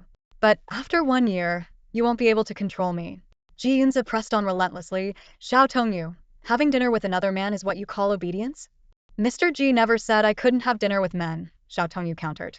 Well, I'm telling you now, you're not allowed to have dinner with other men, Ji Yunze ordered. Xiao Tongyu let out a mocking laugh. What about drinking? I've had drinks with Han Xiao and Luo Xiao before, and you didn't get mad. Besides, Zhuang Shujia and I are above board. I'm neither in a relationship nor married. Ji Yunze was momentarily speechless with anger. Xiao Tongyu seized the opportunity, Mr. Ji, if you want to control even that, you might as well lock me up in your villa. Ji Yunze stared intensely at this defiant woman, unable to deny that he was powerless against her. Fueled by rage, he ignored the fact that they were still in the company elevator, lifted Xiao Tongyu's face with one hand, and kissed her fiercely. MMPH? Xiao Tongyu was shocked by the sudden move. 3 seconds later, she struggled to push Ji Yunze away, but he held her hands tightly. Just then, the elevator stopped at the 36th floor, the investment department, where a few stunned employees stood at the door. Through the elevator's mirrored walls, they clearly saw Ji Yunze's face. They stood frozen in shock, watching Xiao Tongyu struggle against the wall. The situation was clear. Ji Yunze, the president of Ji Corporation, was forcefully kissing his secretary. Terrified, the employees didn't dare to step forward as the elevator doors slowly closed. Furious, Xiao Tongyu kicked Ji Yunze in the leg, causing him to stagger. You hit me. Ji Yunze was incredulous. Yes, I hit you. Ji Yunze, you may not care about your reputation, but I do. Xiao Tongyu panted, her chest heaving with anger. She couldn't help but wonder if her usual tolerance had led him to act so brazenly. At that moment, the elevator reached the executive floor. Xiao Tongyu pushed past Ji Yunze and stormed out without looking back. All afternoon, Xiao Tongyu deliberately avoided any contact with Ji Yunze, her anger almost consuming her. As the end of the workday approached, she had no choice but to hand over her daily report to Ji Yunze. However, after much hesitation, she was unwilling to step foot into the CEO's office. Just when she was at a loss, Su Ro burst into the office, shoving her phone screen in Xiao Tongyu's face. Tong Tong, did you see what they're talking about in the company group chat? Xiao Tongyu felt a splitting headache and said helplessly, I'm not in the group, but I can guess what they're talking about. Su Ro's eyes widened, her jaw nearly hitting the floor. So what's being said in the group is true. Xiao Tongyu glanced at the clock on the wall. It was already quitting time. She quickly shoved the report into Su Ro's hands, speaking hurriedly, Ro, please give this to President Ji. I really don't want to see him. I've got a headache, I'm leaving. Before Su Ro could react, Xiao Tongyu had already bolted out the door. With a sigh, Su Ro took the report and headed towards the CEO's office. Upon entering, she found that Ji Yunze wasn't at his desk, likely resting in the inner room. She breathed a sigh of relief, still haunted by the memory of Ji Yunze sending messages using her phone at noon. At least she wouldn't have to face that awkward interrogation again. After work, Su Ro stepped into the elevator with her bag. She scrolled through her phone, her chat history with Jin Su stopping at a long time ago. Recalling yesterday's events, a wave of nausea hit her, her stomach churning. Her fingers hovered over Jin Su's WeChat profile, hesitating before deciding not to delete him. After all, they still had a joint property to deal with. Once everything was settled, she swore never to have anything to do with him again. Just as she exited the G Corporation building, her arm was suddenly grabbed tightly by a hand. She turned sharply to see Jin Su standing in front of her, looking haggard with dark circles under his eyes, clearly having not slept all night. Jin Su, let go of me.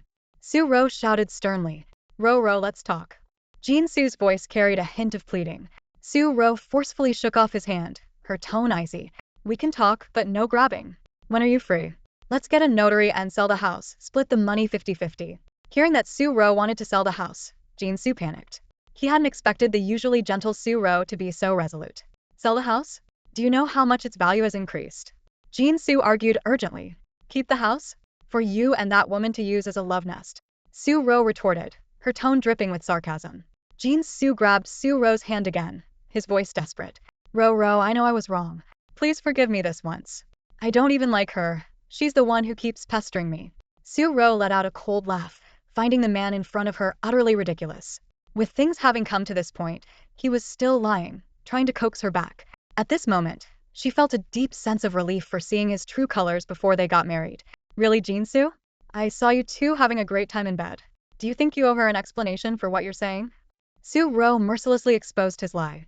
Jin Su's face turned red with anger, and he yelled, That's because we dated for 7 years, and you never let me touch you. I'm a normal man. Can't you consider my needs? Jin Su, that's your excuse for cheating? Shout it louder, let everyone hear the nonsense you're spewing. Su Ro's face turned pale with anger, her lips trembling, eyes burning with uncontrollable fury. Cheating was unforgivable, but what enraged her even more was that Jin Su had brought that woman into their new home, the sweet haven she had once dreamed of. Seeing that things had reached this point, Jin Su decided to go for broke. Fine, Su Ro, you want to sell the house? Sleep with me once, and I'll agree to sell it. Hearing this, Su Ro's eyes widened in disbelief at the man she had loved for 7 years.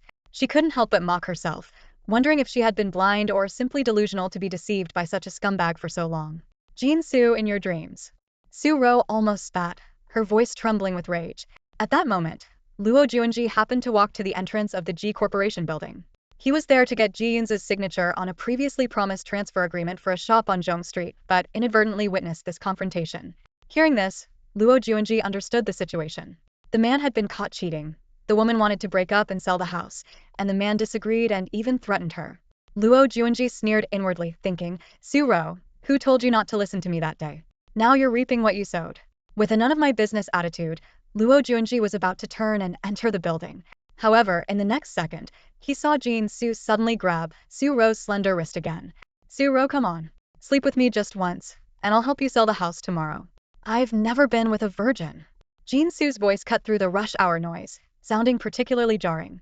Su Ro winced as he gripped her wrist tightly, tears welling up in her eyes and her face flushing red with pain. Jin Su, let go of me. I'll call for help, she threatened in a low voice, her eyes nervously scanning the passing employees of G Corporation. As the executive assistant to the CEO, she knew that yelling would only cause unnecessary trouble. Luo Juanji, who was about to leave, overheard the conversation and frowned. Seeing the distress on Su Ro's face, he couldn't help but feel a pang of sympathy. Maybe I should help her, he sighed inwardly, mocking his own soft-heartedness. Ro, Luo Juanji called softly, approaching them. Hearing someone call her name, Su Ro turned around desperately, freezing when she saw Luo Juanji. He stepped forward, grabbed Jin Su's arm with disdain, and forcefully pushed him away, then firmly held Su Ro's hand. Who are you? Luo Juanji asked coldly. Jin Su, infuriated, shot back. That's my question. Who are you? I'm her boyfriend. Luo Juanji's words struck like a hammer, leaving Su Ro's ears buzzing and her mind blank. Jin Su stared at the handsome man with an extraordinary aura, trying to recall. Isn't he the one I saw at the cemetery last time? Well, Su Ro, it's like dog. So, you were cheating all along. Su Ro quickly retorted, Jin-Soo, stop slandering me. Luo Junji placed a hand on Su-Ro's shoulder and smiled lazily. We just made it official yesterday. Su-Ro looked bewildered while Jin-Soo sneered. Oh, yesterday? Su-Ro, you ran to find a man right after bumping into me. Before Su-Ro could respond, Luo Junji interrupted. Yes, I've liked Ro-Ro for a long time. Thanks for giving me the chance. By the way, Ro-Ro is not a virgin anymore. She gave herself to me yesterday. If you keep bothering my woman, don't blame me for what happens next. Upon hearing Luo Junji's words, Jin-Soo's mind exploded, and his face turned ashen. 7 years of waiting turned to dust in an instant, and the anger within him nearly consumed him. Su-Ro looked at Luo Junji in shock, unable to believe how calmly he could fabricate such lies. Losing his composure, Jin-Soo lunged at Luo Junji. However, Luo Junji was prepared. With a swift move, he steadied himself in a martial stance and pinned Jin-Soo to the ground with a countergrip. Leaning down to Jin-Soo's ear, he whispered threateningly, Mr. Jin, as a surgeon, I know exactly how to paralyze someone. I advise you not to test my limits. Jin-Soo writhed in pain, unable to move, groaning incessantly. After about a minute, Luo Junji released him, disgustedly pulling out a handkerchief to wipe his hands. Looking down at the disheveled Jin-Soo, he coldly said, Mr. Jin, if you know what's good for you, you'd better transfer the property to our family's Su-Ro. Otherwise, you'll have to choose between facing thugs or legal action. With that, Luo Junji took Su-Ro by the hand and strode towards the sports car parked by the roadside. Once they were seated inside, he started the engine and turned to ask, Secretary Su, where to? Want me to give you a ride? Su-Ro, still stunned by what had just happened, took a moment to gather herself. No need, Mr. Luo. You came to see Mr. Ji, right? She replied softly. Luo Junji flashed his signature smile. No problem, I can go later. Su-Ro hesitated, biting her lip and blinking her big eyes. Thank you, Mr. Luo, she said, her cheeks dimpling slightly for the first time, making Luo Junji's heart skip a beat. Seeing his silence, Su-Ro continued. About that time at the coffee shop. I was wrong. I shouldn't have ignored you. I'm sorry. Please don't hold it against me. Oh, that? I forgot about it already. Luo Junji feigned indifference, though in reality, he had been so angry that he hadn't slept that night. All right. Su-Ro nodded. Then, I should go. Mr. Ji is probably waiting for you. As she reached for the door, she heard the car lock click. Turning back in confusion, she wondered what Luo Junji had in mind. What to do, Secretary Su? Luo Junji said playfully. You apologized and thanked me, but it seems insincere. Su-Ro tilted her head puzzled, then, how about I treat you to a meal? I'm not interested in a meal. Any other options? Luo Junji teased. Sensing trouble, Su-Ro asked cautiously, What do you want, Mr. Luo? Amused by her mix of fear and forced composure, Luo Junji paused for effect, then said with a suggestive smile, How about giving me your first time? I've never slept with a virgin. Su-Ro gasped, feeling like she had escaped one danger only to face another. Her eyes welled up as she almost started crying. Mr. Luo, is there another choice? Seeing her frightened expression, Luo Junji burst into laughter. Just kidding. Look how scared you are. Come on, I'll drive you home. Su-Ro exhaled in relief, her heart almost stopping moments ago. Luo Junji, however, felt a fleeting thought but quickly dismissed it. Such a pure girl shouldn't be touched lightly. Once touched, it's hard to let go. That's a lifetime commitment. Better to stick with women who are just for fun, he thought, starting the car. In the president's office of G Group, Ji Yunze lay on the couch in the inner room, eyes closed. His black shirt was unbuttoned at the collar, revealing a handsome face that looked almost ethereal, as if he were asleep. Suddenly, Ji Yunze shouted an expletive and sat up, startling Wu Yan, who was organizing documents. Wu Yan peeked in and asked, Mr. Ji, are you all right? Ji Yunze, fuming, grabbed a shoe and threw it against the wall, accidentally hitting his knee and wincing in pain. Damn it, that woman Xiao Tongyu hits too hard, he cursed. It was the first time in his life he had been hit, and by a woman no less. Waving Wu Yan away, Ji Yunze lit a cigarette, frowning in thought. Just then, Luo Junji walked in, wearing a smile that Ji Yunze found irritating. Do you know how long I've been waiting? Ji Yunze took a deep drag on his cigarette without looking up.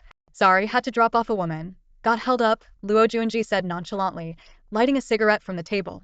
Ji Yunze didn't respond, signaling Wu Yan to place the transfer contract in front of Luo Junji. Luo Junji casually signed it and tossed it back to Ji Yunze. Want a drink? Ji Yunze asked, exhaling smoke rings. No thanks, Luo Junji declined. What's up?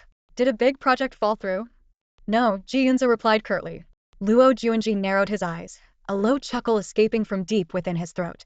He had sensed something keenly, a knowing smile curling at the corners of his mouth. So, this is about Xiao Tongyu. The name struck Ji Yunze like a hammer, hitting him square in the chest. His already dim eyes grew even darker, as if shrouded by a storm cloud. Luo Juanji saw right through him and unceremoniously pointed it out. Come on, Ji Yunze. Anyone with eyes can see you like Xiao Tongyu. You're just too stubborn to admit it. You thought you could just have some fun, but you ended up falling for her. Ji Yunze snapped his head up, a flash of anger in his eyes. Shut up. Luo Juanji raised an eyebrow in response. Shut up? Seriously, Ji Yunze, how childish can you be? He turned to his assistant standing nearby. Assistant Wu, don't you think I'm right? Wu Yan replied with a blank expression. If Mr. Ji says it's not true, he must have his reasons. Luo Juanji rolled his eyes and mocked. Ji Yunze, your assistant and secretary are quite something. Ji Yunze fell into deep thought, doubting whether he had been too obvious and had completely lost the upper hand in his relationship with Xiao Tongyu. Suppressing his inner irritation, he coldly said, she's just a woman. Don't mention Xiao Tongyu in front of me again. Luo Juanji laughed lightly, his tone filled with the wisdom of experience. It's no use, Ji Yunze. Take it from someone who's been there, you're already in too deep. Ji Yunze sneered at him. You've fallen before? The question brought Luo Juanji's thoughts back to Su Ro's pretty, delicate face and her sweet words. Thank you for today, Mr. Luo. He stubbed out his cigarette and said thoughtfully, my situation's a bit better. I focus on the physical, not the emotional. Ji Yunze abruptly stood up, his tone resolute. From now on, I won't focus on either. Luo Juanji couldn't help but burst into laughter, his eyebrows arching with amusement. Ji Yunze, that's the funniest thing I've heard all year. Ji Yunze, infuriated and embarrassed, lashed out with a kick towards Luo Juanji. However, the movement triggered pain in his knee, forcing him to sit back down and rub it. Noticing something was off, Luo Juanji frowned and asked, what's wrong? Let me see. He expertly rolled up Ji Yunze's pant leg, revealing a bruised and swollen knee. Luo Juanji gently pressed the injury and teased. Oh, Ji Yunze, don't tell me you did this to yourself? Ji Yunze remained silent, his expression dark. He knew that any lie would be futile in front of this orthopedic expert. Luo Juanji quickly understood the situation. The low mood Ji Yunze had today was because Xiao Tongyu had kicked him. He couldn't help but marvel internally at Xiao Tongyu's audacity. Anyone else wouldn't even know what hit them. It's nothing, Luo Juanji said, letting down his pant leg. It'll be fine in a couple of days. No need for medication. Then, he pointed meaningfully at Ji Yunze's chest. But this, only Xiao Tongyu can heal. Ji Yunze opened his mouth but found himself at a loss for words. Seeing this powerful man in such a predicament, Luo Juanji sighed lightly. Ji Yunze, you're done for. In the evening, Ji Zhenxiang was sitting on the living room sofa, his fingers constantly swiping across his phone screen, his brows furrowed. He had just finished dinner but couldn't bring himself to enjoy the rare family time. Ji Yunyao quietly approached her father from behind and wrapped her soft arms around his neck. Dad, you're finally back from S-City. Can't you take a break from work? She said with a hint of complaint in her voice. Ji Zhenxiang raised a hand to ruffle his daughter's hair and sighed. Do you think I want to? This is explosive news. Ji Yunyao's interest was piqued immediately. What news? Tell me. Yunze kissed his secretary in the company elevator. Ji Zhenxiang said in a flat tone, as if stating something utterly mundane. This sentence was like a bomb, instantly igniting Ji Yunyao's gossiping spirit. She sprang to her feet, her eyes gleaming with excitement. Oh my gosh, Yunze. How interesting. Then, as if remembering something, she lowered her voice. We can't let your uncle know about this. Curious, Ji Yunyao asked. Dad, how did you find out? Ji Zhenxiang's fingers continued tapping on his phone screen, not lifting his head as he replied, I've been lurking in the company's chat groups. Hearing this, Ji Yunyao was almost jumping with excitement. She leaned forward eagerly. Dad, add me to the group too. I want to join the gossip. Ji Zhenxiang shook his head helplessly. Why are you so keen to join the chaos? He paused and then warned, don't tell your mom, or she'll go blabbing to your aunt. What are you doing, Dad? Ji Yunyao noticed her father was still engrossed in his phone. I'm telling the admin to mute the group for a few days, Ji Zhenxiang replied, his tone tinged with helplessness. Ji Yunyao suddenly recalled seeing a red mark on Ji Yunze's neck at a family dinner recently, and a knowing smile crept onto her lips. So it's his secretary. I must meet her, she decided silently. The next morning, Xiao Tongyu stood by the elevator, feeling unusually uncomfortable with the atmosphere around her. Although no one said anything directly to her, the subtle glances and whispered comments created an invisible pressure that left her feeling restless. Look, that's Secretary Xiao. She's the one with Mr. Ji. She's really pretty. These fragmented discussions buzzed around her like countless little insects. Xiao Tongyu frowned deeply, the irritation washing over her like a tide. She hastily put on her earphones, trying to block out the noise, silently cursing Ji Yunze. Damn it, couldn't he do something else? Why drag me into this public spectacle? Just then, someone gently tapped her shoulder. Turning around, Xiao Tongyu saw Su Ro smiling warmly at her. Feeling as if she'd seen a savior, Xiao Tongyu quickly removed her earphones, almost ready to hug her. Have you had breakfast, Tong Tong? Su Ro asked with concern. No, I woke up late and didn't have time to eat, Xiao Tongyu answered truthfully. Su Ro lifted a paper bag in her hand. I guessed you hadn't eaten, so I bought an extra portion. Want some? Xiao Tongyu's eyes lit up. Sure thanks, Ro. The two girls chatted as they walked, soon arriving at the executive floor. With some time before work started, the office was quiet, which made Xiao Tongyu feel particularly relaxed, and her mood improved. However, as they approached Ji Yunze's office, an unexpected figure came into view, a young girl wearing a tight, cropped hoodie and slim yoga pants that accentuated her long, straight legs. Su Ro couldn't help but wonder aloud, who's here so early? Hearing the noise, the girl turned around. She had a fresh face, shoulder-length chestnut hair casually draped over her shoulders, and exquisite features that were nearly flawless.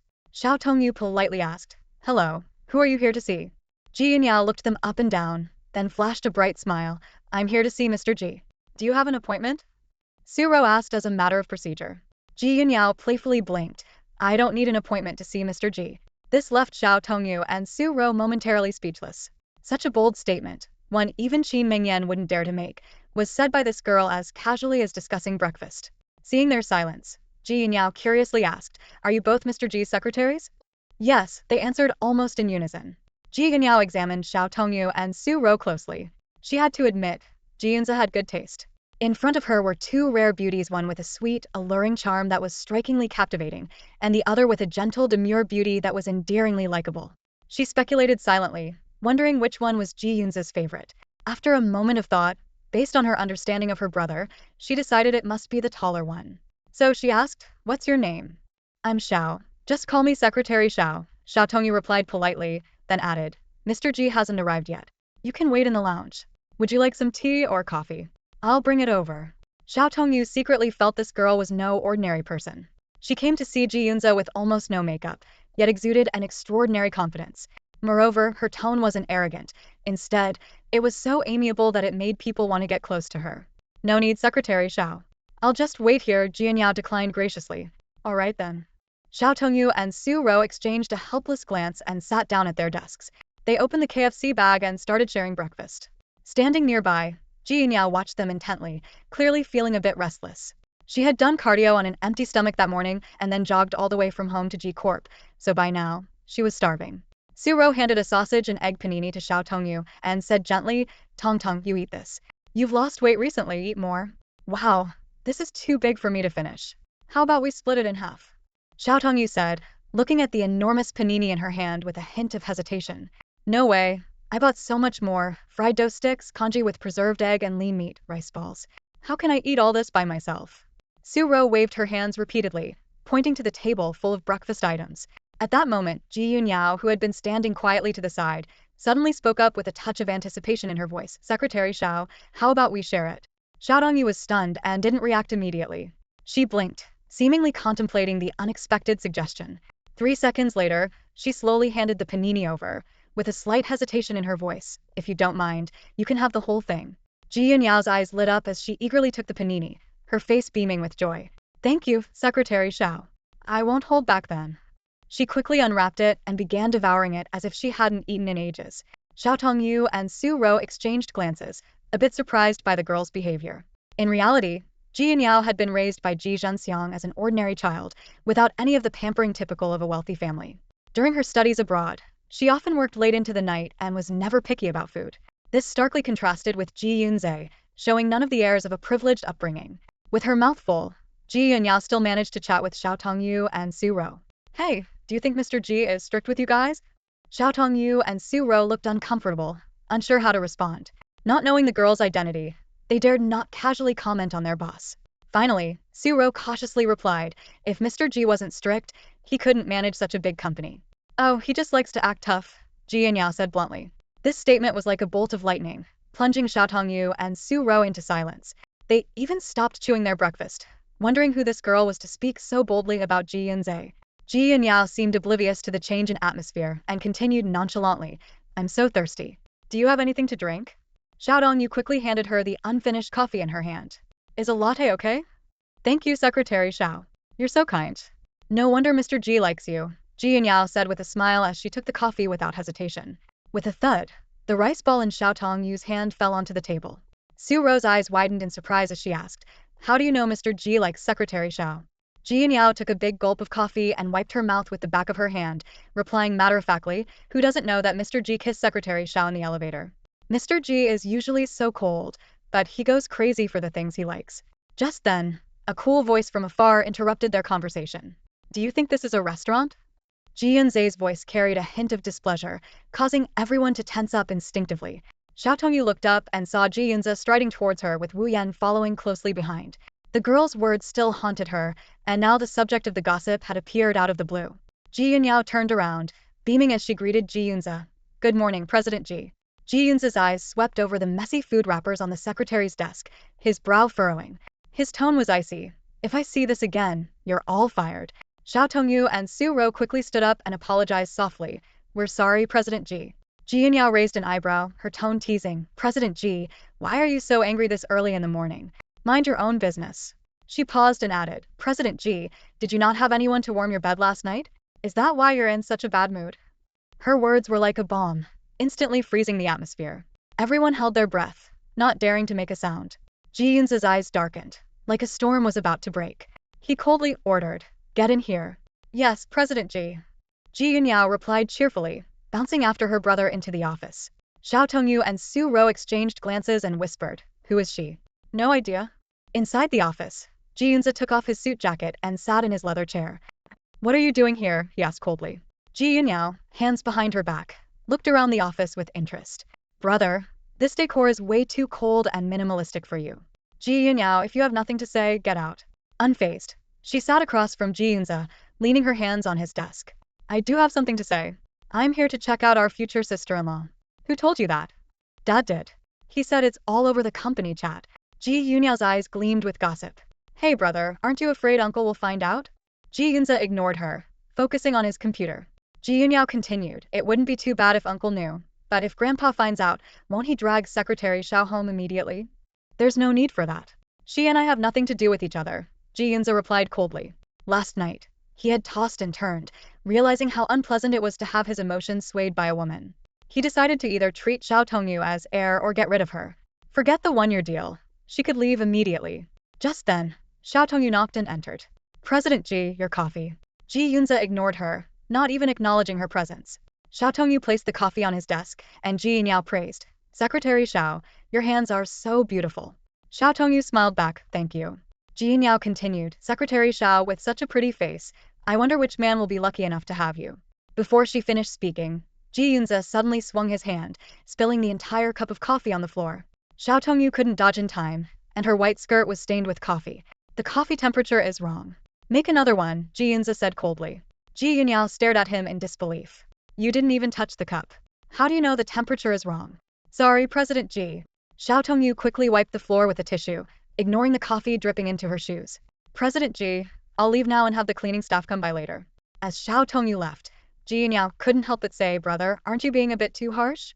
Ji Yunze remained silent, his eyes like daggers, filled with anger and jealousy. Ji Yunyao's earlier comment about which man would be lucky enough to have Xiao Tongyu had ignited his fury. He had planned to treat Xiao Tongyu coldly for a while, but the thought of her with another man made him feel like a wild beast, unable to control his temper. "Brother, I thought any woman who caught your eye would be arrogant and dismissive. But Secretary Xiao is not only humble but also approachable. She didn't suspect our relationship or show any hostility towards me. She even shared her breakfast and chatted with me. Even if you don't genuinely like her and are just playing around, you're being too cruel." With that, Ji Yunyao left the office. In the break room, Xiao Tongyu carefully washed the coffee cup. She realized that her impulsiveness yesterday had once again angered Ji Yunze. Xiao Tongyu didn't consider herself someone who took advantage of her relationship with Ji Yunze. She had always been obedient and never made unreasonable demands. Yet every time she backed down, Ji Yunze's behavior only worsened. He was relentless, as if she wasn't allowed to show any temper in front of him. Ji Yunze wouldn't let her resign but kept finding ways to torment her. Xiao Tongyu felt a wave of helpless anger rising within her. After washing the cup, Xiao Tongyu looked down at the coffee stains on her dress and stockings. She rubbed the stains gently with her fingers, but they wouldn't come off. She sighed, recalling how many pieces of clothing she'd ruined since Ji Yunze started keeping an eye on her.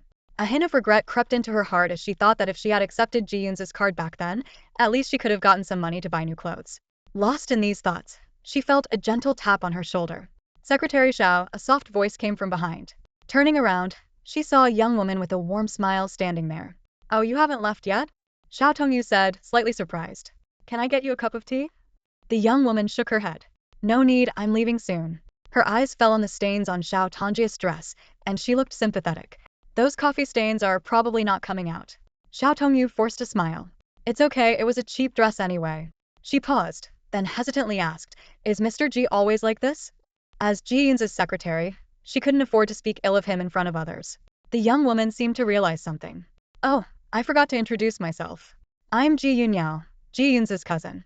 Xiao Tongyu finally understood. No wonder the girl in front of her was not only beautiful but also possessed a unique grace. She quickly bowed in respect. I'm sorry, Miss Ji, I didn't recognize you earlier. It's fine, Ji Yunze waved it off with a hint of helplessness in her tone. Whoever works with my brother is really unlucky. Let him pay for your dress. Xiao Tongyu shook her head quickly. I wouldn't dare. When Mr. Ji is angry, not pouring the coffee over my head is already a mercy. Ji Yunyao's face showed a trace of disapproval. Secretary Xiao, please don't misunderstand. My family has only one person who hasn't evolved well, and that's Ji Yunze. The rest of us are normal. This made Xiao Tongyu laugh out loud, her clear laughter echoing in the office. Ji Yunyao admired Xiao Tongyu's delicate smile and couldn't help but think how clueless Ji Yunze was about appreciating beauty. Suddenly, a mischievous glint appeared in Ji Yunyao's eyes. Secretary Xiao, where's the coffee? I'll make some for my brother. I bet he wouldn't dare spill it on me. Xiao Tongyu was initially stunned, then quickly caught on. Oh, sure. Thank you, Miss Ji. She pointed towards the coffee machine, feeling both grateful and anxious, unsure of what would happen next. In the morning, the cold wind howled outside the window, making the leaves rustle. Occasionally, a few yellow leaves floated down, landing with a faint sound. The gloomy late autumn sky pressed heavily on the entire city. Xiao Tongyu hurriedly stuffed a piece of bread into her mouth, grabbed her bag, and prepared to leave for work. Just then, Zhuang Shufei's call came in. Tong Tong, have you seen the trending topics? Zhuang Shufei's voice was brimming with excitement. No, I haven't had time to check Weibo, Xiao Tongyu replied as she got into her white Audi. What's going on? She connected her car's Bluetooth and started the engine. Yan, how that jerk? He's purposely stirring up rumors about us being a couple. Zhuang Shufei said angrily. Xiao Tongyu chuckled. So what? Stirring up couple rumors is a survival tactic in the entertainment industry. And didn't you just get on the trending list recently because someone leaked photos of your kissing scene with him? Mentioning this left Zhuang Shufei momentarily speechless. Her mind involuntarily flashed to the image of Han Yu's warm hand lifting her face. Tong Tong, what are you doing? Zhuang Shufei asked, snapping back to reality. I'm driving. Why? Zhuang Shufei thought it over and decided not to say anything more, worried that the shock might cause an accident. Tong Tong, when do you have time? Let's grab a drink. Aren't you afraid of being photographed? And didn't you say it's boring to drink with me since I only order non-alcoholic drinks? Xiao Tongyu said while skillfully steering the car. Zhuang Shufei thought for a moment. It's fine. I'll ask around and find a private place. We haven't seen each other in a while. How about tonight? Sure, I think I can make it. Are you sure? Ji Yunze won't come looking for you. He hasn't been talking to me lately. Whatever, he's either angry or bored. But thanks to him, I've been able to leave work on time every day. Listening to Xiao Tongyu, Zhuang Shufei found it hard to believe. Ji Yunze, who always seemed insatiable around Xiao Tongyu, couldn't possibly get bored so easily. And didn't her brother say that Ji Yunze had once pulled Xiao Tongyu away in the middle of a meal? Zhuang Shufei chuckled to herself. He must have been jealous. Alright, I'll send you the location later. Got it. After a busy morning, Xiao Tongyu hadn't had time for lunch when it was already time to head to the construction site with Ji Yunze. Today, Wu Yan had other tasks, so it was just her and the driver bodyguard Sun Chengxuan in the car. The Rolls-Royce headed towards the suburban construction site. This site was one of G Group's major projects in recent years, the Dill Integrated City, a massive community combining entertainment, shopping, residential, and business facilities, built by the lakeside on the outskirts of the capital. Outside, the sky was overcast. Xiao Tongyu checked the weather forecast on her phone. It was just cloudy, with no rain predicted, and she sighed in relief. Suddenly, her stomach growled, and a wave of hunger washed over her. She glanced at Ji Yunze beside her. He had his eyes closed, his long eyelashes trembling slightly, his high nose and perfect jawline creating an enchanting profile. Xiao Tongyu quickly looked away, thinking to herself, why am I staring? Good looks can't fill your stomach. Ji Yunze probably doesn't carry snacks around. Soon, the car stopped at the construction site, and the project manager, Wei, respectfully opened the door for Ji Yunze. Welcome, Mr. Ji. Thank you for coming. Xiao Tongyu followed him out of the car. She hesitated for a moment, and then knocked on the driver's window. Mr. Sun, do you have any food with you? Huh. Sun Qingxuan was puzzled. No, Miss Xiao, you didn't have lunch? Xiao Tongyu waved her hand.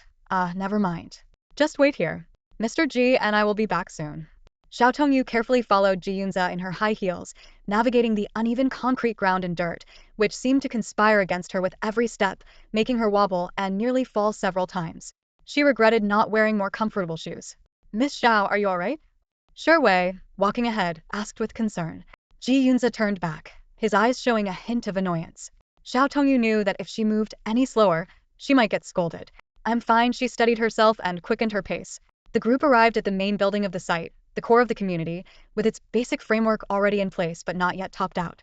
Xiao Tongyu listened to Manager Shi's introduction while quickly and efficiently taking notes for Ji Yunze. For someone who had always been an academic achiever, this task was a breeze.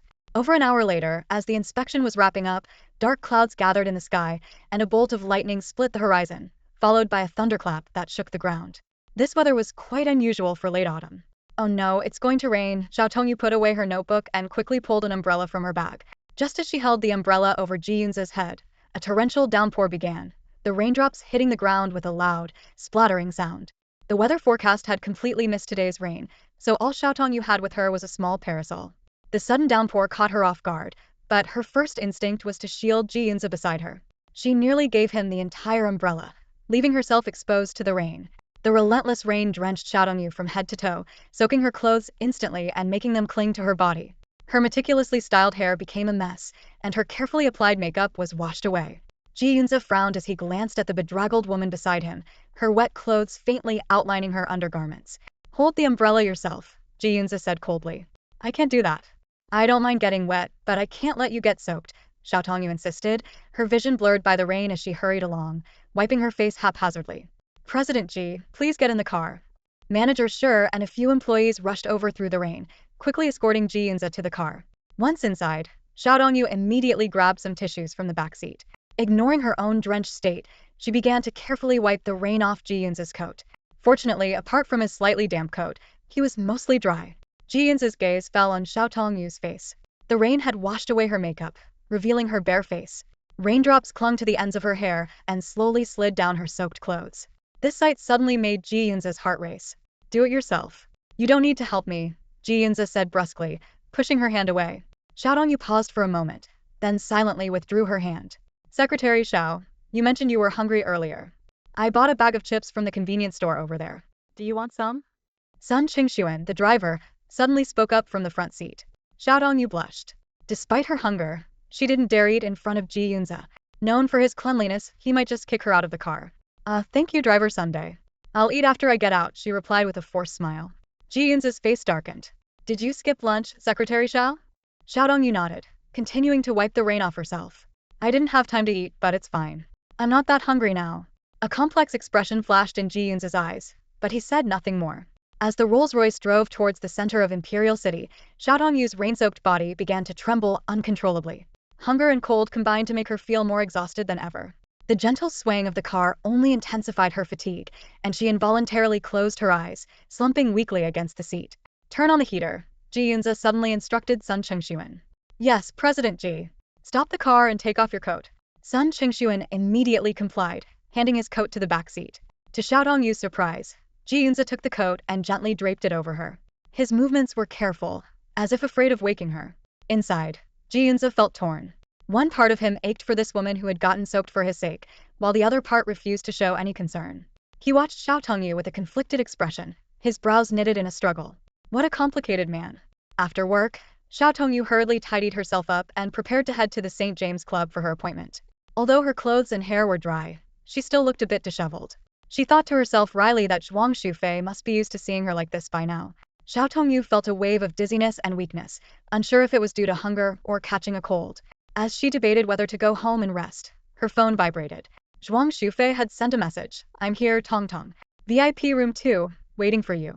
Xiao Tongyu sighed and decided to go. It's not easy to see Fei Fei with her busy filming schedule. Gathering her strength, she pressed the gas pedal. Inside the VIP room at the St. James Club, Zhuang Shufei had already ordered a sumptuous meal and a bottle of red wine, waiting comfortably for her friend. Ever since she became a sensation in the entertainment industry, she had developed a fear of crowds and could only relax in private spaces. Suddenly, the door to the room opened. Just as Zhuang Shufei was about to call out her friend's name, she saw Han Yu's tall figure appear at the door, hands in his pockets, smiling. Miss Zhuang, what a coincidence, Han Yu said casually. Zhuang Shufei asked in surprise, Mr. Han, how did you get into someone else's private room? And how did you know I was here? Han Yu explained, the waiter told me. They said the famous Zhuang Shufei was in room 2. Why would they tell you that? Zhuang Shufei asked, puzzled. Because I own this place, Han Yu replied calmly.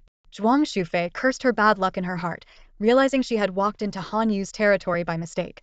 Han Yu continued, are you meeting Secretary Xiao? Zhuang Shufei nodded in acknowledgement. Coincidentally, I'm meeting President Ji next door, Han Yu said.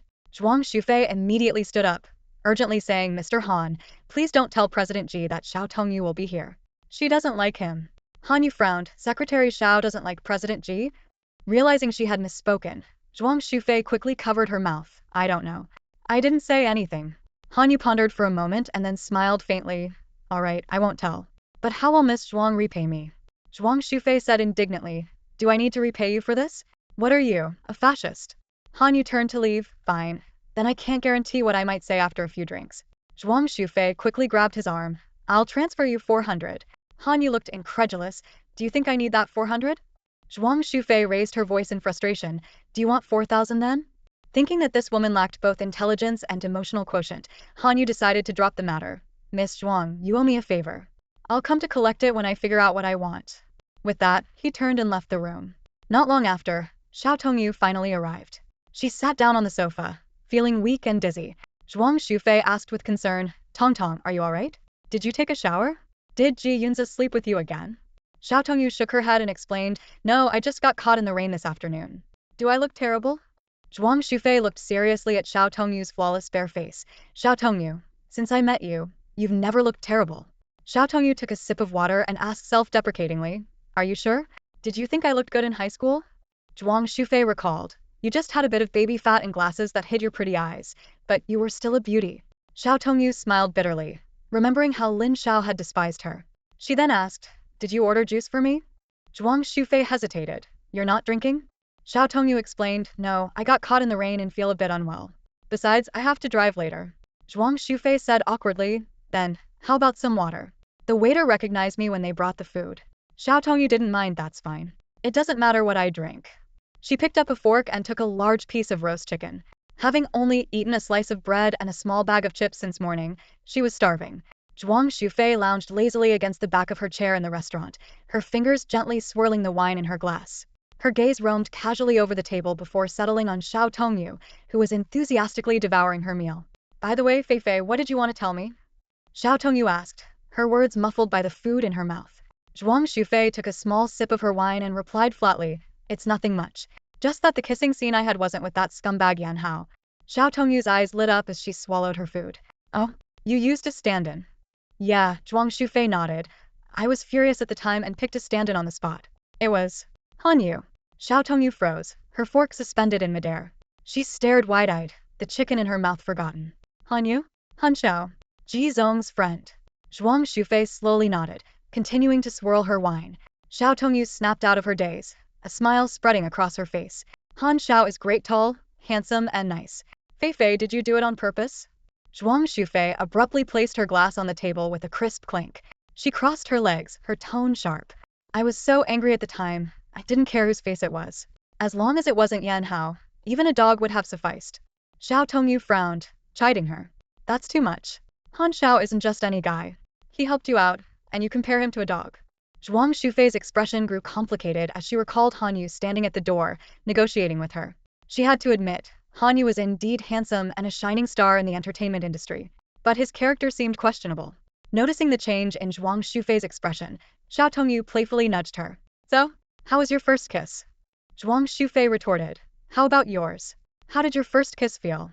Xiao Tongyu shook her head decisively. Terrible. My lips got bitten. Zhuang Shufei hesitated for a moment before softly saying, well, mine wasn't that bad. As soon as she finished speaking, Xiao Tongyu put down her fork and began rummaging through her bag. What are you doing, Tong Tong? Zhuang Shufei asked, puzzled. Xiao Tongyu replied excitedly, I'm looking for my phone. I want to record this and play it for Han Xiao. Maybe he'll be so happy he'll send me a red envelope. Tong Tong. Zhuang Shufei hurriedly grabbed her hand, lowering her voice. Keep it down. Did you know Ji Yunze is next door today?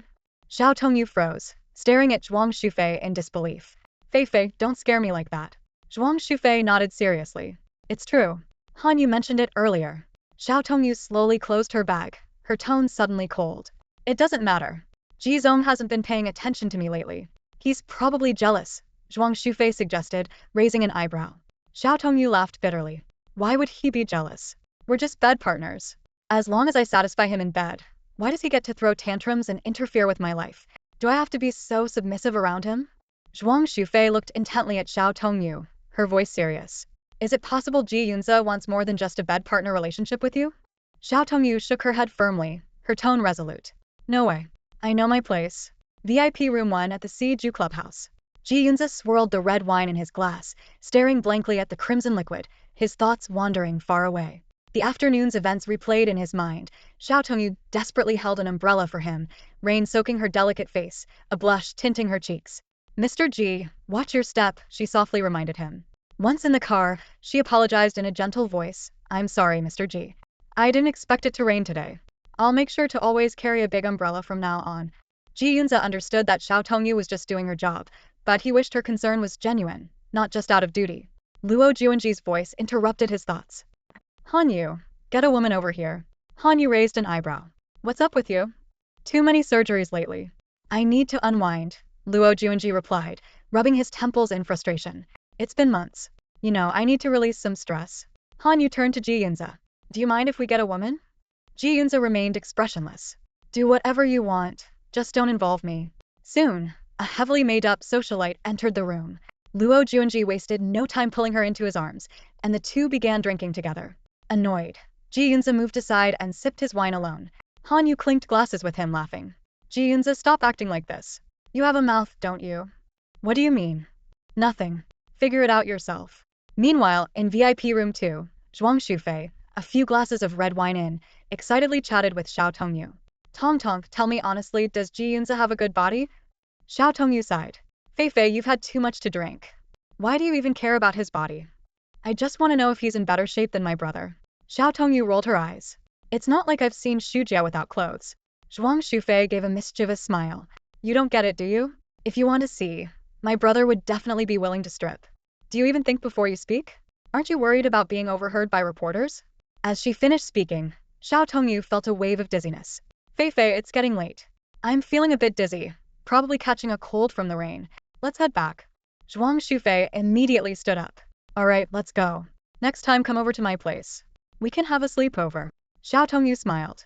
Sure. Back in VIP room 1, the sounds of Luo Juanji and the socialite's flirtation filled the air. Ji Yunze glanced at the entwined figures in disgust and stood up. Han Yu reminded them, you two, don't do it here. There's a bed upstairs. Luo Juanji looked up. All right, how much for the night? The woman blushed and nodded in agreement. Just as they were about to leave, the door of VIP room 2 opened, and Xiao Tongyu and Zhuang Shufei walked out laughing. The two groups met eyes, and the atmosphere turned tense. Zhuang Shufei glared at Han Yu, who quickly made a small gesture to show he hadn't said anything. Xiao Tongyu's smile froze when she saw Ji Yunze. She straightened up. Mr. Ji. Ji Yunze acted as if he didn't see her, pulling the socialite close and walking towards the elevator without a backward glance. The socialite looked confused, unsure who her real benefactor was for the night. Luo Juanji stood there, dumbfounded. It was the first time someone had taken a woman from him, and it was Ji Yunze? It was more shocking than seeing a mummy come to life. Oh my god. Zhuang Shufei whispered in astonishment. Xiao Tongyu watched Ji Yunze's departing figure, her emotions in turmoil. She knew this day would come, but it still hurt. She consoled herself. At least she was free now. She awkwardly nodded to Han Yu and Luo Juanji. Young Master Han, young Master Luo will be leaving now. With that, she quickly pulled Zhuang Shufei away. As soon as the two girls left, Ji Yunze's phone rang. Your woman is in the elevator. Go get her. Luo Juanji looked completely bewildered, his brows furrowed. Damn it, Ji Yunze, what did you drag her into? I'm not interested in her. Before he could finish his sentence, the line went dead. Ji Yunze had already hung up. Han Yu, standing nearby, couldn't help but burst into laughter. Ji Yunze really put on a good show, huh? Just to mess with Xiao Tongyu? Is he crazy or what? Frustrated, Luo Juanji ran a hand through his hair, his face showing clear irritation. Enough talk. Go pick up your woman. Damn it, with all this crap, how could I still be interested? I'm heading home. Suddenly remembering something, Hanyu asked, but what about the money you promised her? Without turning back, Luo Juanji flung a curt reply over his shoulder, you pay, leaving Hanyu standing there exasperated. Meanwhile, Xiao Tongyu was driving home at high speed. She felt her body trembling uncontrollably, her grip on the steering wheel unsteady. I must have caught a cold from the rain. I really feel sick, she thought to herself. Once home, Xiao Tongyu rushed into the bathroom, cranking the shower to its hottest setting. The hot water cascaded over her pale skin, quickly turning it red, but she still felt cold. After her shower, she wrapped herself in a towel and climbed into bed, cocooning herself in blankets as if trying to shut out the chill from the outside world. She reached for the drawer in her nightstand, fumbling around until she found a thermometer. A few minutes later, it beeped, 39.3 degrees Celsius. So I do have a fever. No wonder I'm so cold, she muttered to herself. Memories flooded back to her. She recalled how often she used to get sick when she first arrived at the Lin family, with no one to care for her even when she had a fever for days. But ever since she started learning martial arts in college, she rarely fell ill. In over a year of working with Ji Yunze, she hadn't taken a single sick day. I wonder if I'll be able to go to work on time tomorrow, she murmured. Thinking of Ji Yunze brought a pang of bitterness to her heart. She imagined him possibly cuddling with some beauty, sleeping soundly. No, wait, she shook her head, knowing Ji Yunze, he probably isn't done yet. He wouldn't stop until he exhausts her completely. Curled up in her blankets, tears started to roll down Xiao Tongyu's cheeks. She didn't even understand why she was crying, perhaps just instinctively longing for someone to take care of her when she was sick. But who would come? She laughed bitterly at herself. Better get some sleep. Maybe I'll feel better tomorrow. The next morning, Xiao Tongyu woke up with a violent shiver. Her bed felt like an icebox, and she struggled to sit up, her vision blurry and her head heavy as if filled with lead. Every small movement tugged at her nerves, sending waves of pain through her body. She shakily reached for the thermometer on her bedside table, watching the numbers climb until they settled at 39.5 degrees Celsius. She gasped. Oh my god, my fever's gotten worse, Xiao Tongyu murmured, a terrifying thought crossing her mind. There's no way I can go to work today. What if this fever fries my brain? She fumbled for her phone and dialed Su Ro's number. Su Ro's slightly sleepy voice answered. Hello, Tong Tong? Ro, are you up? Xiao Tongyu tried to control her raspy voice. Sensing the unusual tone, Su Ro immediately woke up, concern evident in her voice. Just got up. What's wrong, Tong Tong? Xiao Tongyu briefly explained her situation. I got caught in the rain yesterday afternoon. Now I have a fever of 39.5 degrees. I can't make it to work today. Can you help me request a sick leave from HR? Su Ro exclaimed. Oh my god. Are you okay? Have you taken any medicine? Do you need me to bring you some? No need, I can order delivery myself, Xiao Tongyu replied weakly, then remembered some work-related tasks. By the way, Ro, I need you to handle a few things. She reached for her notebook on the bedside table and began detailing her work tasks. From CEO Ji's coffee orders, meeting schedules, to lunch reservations, Xiao Tongyu meticulously gave instructions, even reminding Su Ro of Ji's dietary restrictions. Su Ro couldn't take it anymore and interrupted. Alright, Tong Tong, take care of yourself first. CEO Ji is spoiled because of you. Xiao Tongyu managed a faint smile. I'm just worried he might take it out on you if he's not satisfied. After hanging up, Xiao Tongyu forced herself out of bed to drink a large glass of hot water. She opened the fridge but found she had no appetite. Dizzy, she climbed back into bed, shakily sent Su Ro Ji Yunze's menu, and then pulled the blanket over her head, falling into a deep sleep. Su Ro walked into the CEO's office carrying a cup of coffee. Ji Yunze looked up at her with a sullen expression. Where's Secretary Xiao? Ji Yunze asked coldly. CEO Ji, Secretary Xiao got caught in the rain yesterday and has a fever of 39.5 degrees. She took a sick leave today, Su Ro replied truthfully. Ji Yunze closed his tablet, leaned back in his chair, and pursed his lips in thought. Seeing this, Su Ro quickly added, Don't worry, COG. Secretary Xiao has already sent me today's work schedule and your lunch menu. I will handle everything. Got it, you can go, Ji Yunze said indifferently. At 10 o'clock sharp, when you arrived at the CEO's office with his sister Wenqian, the Wen family's branch office hadn't yet moved to the capital, so they had come all the way from Zhongqing to discuss the investment plan for the Diluo complex project. CEO Ji, when you nodded slightly. Ji Yunze stood up, maintaining his aloof demeanor. Wenqian couldn't help but be drawn to Ji Yunze. His sharply defined features, tall and slender build, and an air of cold restraint made her heart race. After a brief exchange of pleasantries, the three of them took their seats. When you gestured to his sister, COG, this is my secretary, Wenqian. Ji Yunze showed no interest and waited for Wenyu to get to the point. CEO Ji, is the previously discussed 15 investment feasible? Wenyu asked tentatively. Ji Yunze raised his cold eyebrows and said curtly 5. He had never liked Wenyu. The Dillua complex was a highly coveted project in the business community of the capital. If not for the close relationship between Wen Tianfu and Ji Junping, Ji Yunze wouldn't even offer 0.1. Wen Yu's expression darkened instantly. He had little interest in business matters, and whether it was 15 or 5 made no difference to him. However, before coming to the capital, Wen Tianfu had clearly instructed him that 10 was the minimum, with a goal of 15. Now, faced with Ji Yunze's firm stance, 5 seemed like charity. In the capital's business world, where CEO Ji was known for his ruthlessness, who would dare push the boundary? After weighing his options, when you decided to concede. Alright, CEO Ji, 5 it is, he forced a smile. Ji Yunze casually glanced at him, tapping his long fingers on the document. When you signed it, closed the folder, and pushed it back. CEO Ji, why haven't I seen Secretary Xiao today? When you asked, feigning nonchalance. Ji Yunze leaned back lazily in his chair, his deep, sharp eyes meeting Wen Yu's. What are you implying, Vice President Wen? When you chuckled, don't get me wrong, just curious. When Qian keenly noticed a fleeting hint of jealousy on Ji Yunze's face, she wondered if there was something special between Secretary Xiao and CEO Ji. She's on leave, Ji Yunze replied coldly. On leave? Is she sick? When you continued to probe. A hint of mockery flashed in Ji Yunze's eyes as he replied with a tone of provocation. Botched plastic surgery. Can't show her face.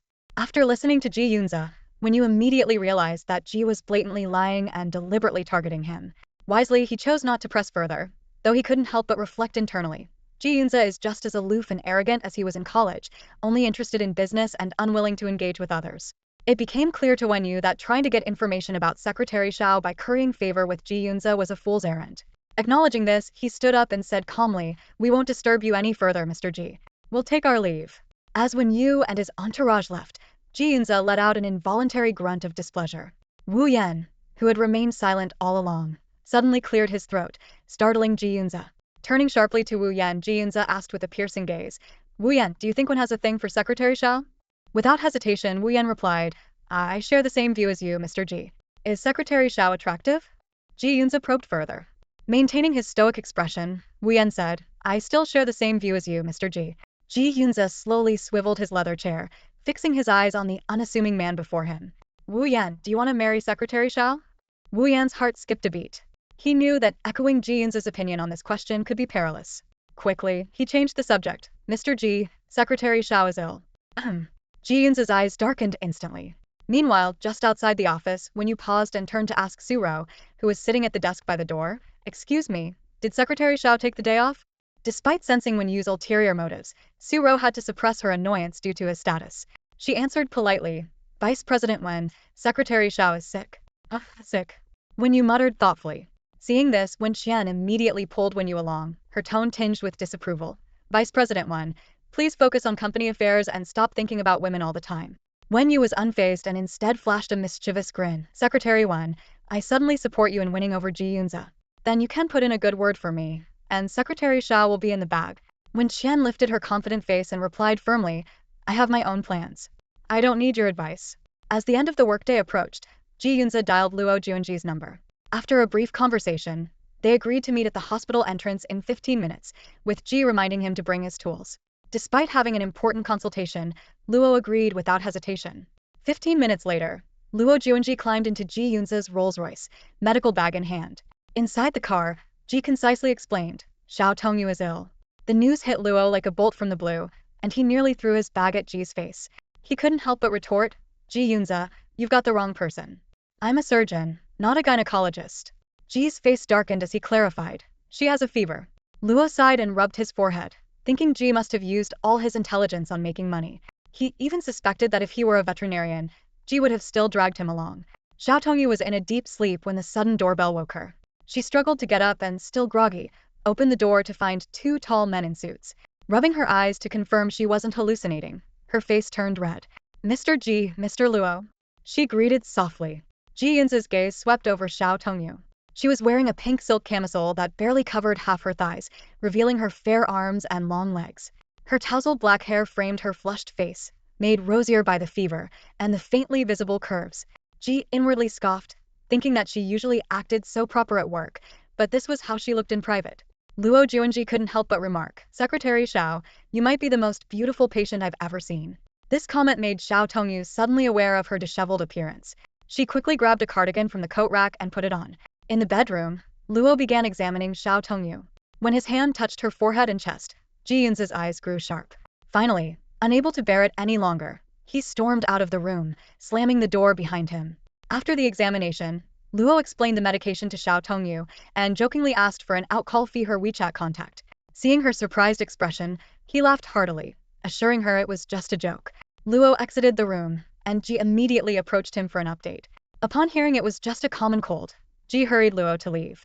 The two briefly argued over who should stay to take care of Xiao Tongyu. Xiao Tongyu emerged from the bedroom, now properly dressed, and found only Ji Yunze remaining. She asked, puzzled, Mr. Ji, where's Mr. Luo? He had something to do and left. Ji replied curtly. I'm waiting for Assistant Wu to bring the medicine. You should go back to sleep. After confirming, Xiao Tongyu quickly retreated to her bedroom. Soon, Wuyan arrived with the medicine and some food. Ji asked Wu if he knew how to cook porridge, and upon receiving a negative answer, decided to do it himself. Shedding his suit and rolling up his sleeves, Ji stood before the gleaming stove, momentarily at a loss. Finally, he took out his phone and typed, how to safely light a gas stove. In the bedroom, Xiao Tongyu was deep in the throes of a dream. Suddenly, a thunderous crash jolted her awake, as if a bomb had gone off right beside her. She sprang from the bed like a cat with its tail on fire, eyes wide in shock. My God, is it an earthquake? Or did something explode in the house, she wondered, heart racing. She dashed barefoot towards the source of the noise, not even stopping to put on shoes. What she saw in the kitchen left her both amused and exasperated. Ji Yunze, the usually immaculate business mogul, stood there like a drenched cat, looking bewildered amidst the chaos. A giant pot lay overturned at his feet, and white liquid was splattered everywhere, as if a flood had just swept through. Mr. Ji, what on earth are you doing? Xiao Tongyu blurted out in disbelief. Making porridge, Ji Yunze replied, his face impassive. Porridge? Xiao Tongyu could barely believe her ears. Have you ever made porridge before? Consider today the first time, Ji Yunze answered, his expression unchanged. Xiao Tongyu was at a loss for words, feeling a surge of frustration. Mr. Ji, you don't use a pot for making porridge. You should use a rice cooker. A flicker of embarrassment crossed Ji Yunze's face, but he quickly regained his composure. He glanced down at his soaked shirt, his chest faintly visible, yet he stood frozen as if stunned by the mess. Knowing Ji Yunze's obsession with cleanliness, Xiao Tongyu hurriedly pushed him towards the bathroom. Mr. Ji, go take a shower and change your clothes. Ji Yunze remained unmoved, pointing to the pills on the dining table. You need to take your medicine first. Xiao Tongyu frowned. I can't take it on an empty stomach. Then I'll make porridge again. You can eat that before taking the medicine, Ji Yunze said earnestly. Hearing this, Xiao Tongyu broke into a cold sweat. She quickly grabbed some soda crackers from the table, stuffed them into her mouth, and swallowed the pills in one go. I've taken them. Now can you please go shower, Mr. Ji? Only then did Ji Yunze nod in satisfaction. All right. Once Ji Yunze was in the bathroom, Xiao Tongyu swiftly cleaned up the mess. She picked out the largest t-shirt and pants from her wardrobe and hung them on the bathroom door. She then sent Ji Yunze's suit down to the dry cleaners. By the time she was done, she was sweating, but felt significantly better. When Ji Yunze emerged from the bathroom, Xiao Tongyu almost burst out laughing. The usually impeccably dressed business tycoon was now wearing a t-shirt emblazoned with a teddy bear, looking like a child in borrowed clothes. Ji Yunze nonchalantly sat on the sofa. Xiao Tongyu, I'm a bit hungry. Xiao Tongyu rolled her eyes. Mr. Ji, the porridge you made is in the trash. Ji Yunze's face darkened. You threw it out? What else was I supposed to do? Keep it to ward off evil spirits. Xiao Tongyu retorted. Ji Yunze pursed his lips and remained silent for a moment. Is there anything else to eat? Soda crackers. Xiao Tongyu pointed to his teddy bear t-shirt. Or you can go out to eat wearing that. After a few seconds of hesitation, Ji Yunze decided to settle for the crackers. Just then, Xiao Tongyu brought over a steaming bowl of noodles. I just made this. Make do with it, Mr. Ji. Ji Yunze looked down at the simple bowl of noodle soup, topped with fresh green vegetables, crispy meat slices, and 2 golden fried eggs. The aroma was irresistible, and he devoured the bowl in no time. Watching him wolf down the noodles, Xiao Tongyu couldn't help but chuckle to herself. She dialed the dry cleaner's number while sneaking glances at Ji Yunze. It was hard to believe that this normally aloof business giant was now eating like a starved child, but no one answered the phone. It was still before 9, yet the shop seemed to be closed. She sighed and turned to Ji Yunze. Mr. Ji, would you mind wearing what you have on now to go back? Ji Yunze raised an eyebrow. What do you mean? The dry cleaners seem to be closed. Your clothes might not be ready until tomorrow, Xiao Tongyu explained cautiously. Ji Yunze gave her a long, hard stare before breaking into a smile. You want me to go back wearing this bear? Xiao Tongyu's face went pale. It's its teddy bear. I'm not going out in women's clothes, Ji Yunze said firmly. You still have your suit jacket on the sofa. You could cover it up. Or I could ask Assistant Wu to bring you something, Xiao Tongyu suggested. Ji Yunze's eyes darkened, and he smirked. Are you trying to get rid of me, Xiao Tongyu? No, Mr. Ji. That's not what I meant, Xiao Tongyu hurried to explain. It's just that my place is small. I'm worried you won't be comfortable. We can share the bed. It won't take up much space, Ji Yunze said mischievously. Xiao Tongyu's face turned crimson, and her heart raced. This man was shameless, always ready with a suggestive remark. Ji Yunze stood up. Do you have a toothbrush? No, Xiao Tongyu replied instinctively. Then I'll use yours. Wait, I have a new one. I'll get it for you, Mr. Ji. Xiao Tongyu quickly corrected herself. While Ji Yunze was brushing his teeth, Xiao Tongyu checked her temperature. Miraculously, it had dropped below 37 degrees. Was it the medicine working, or had Ji Yunze's antics scared the virus away?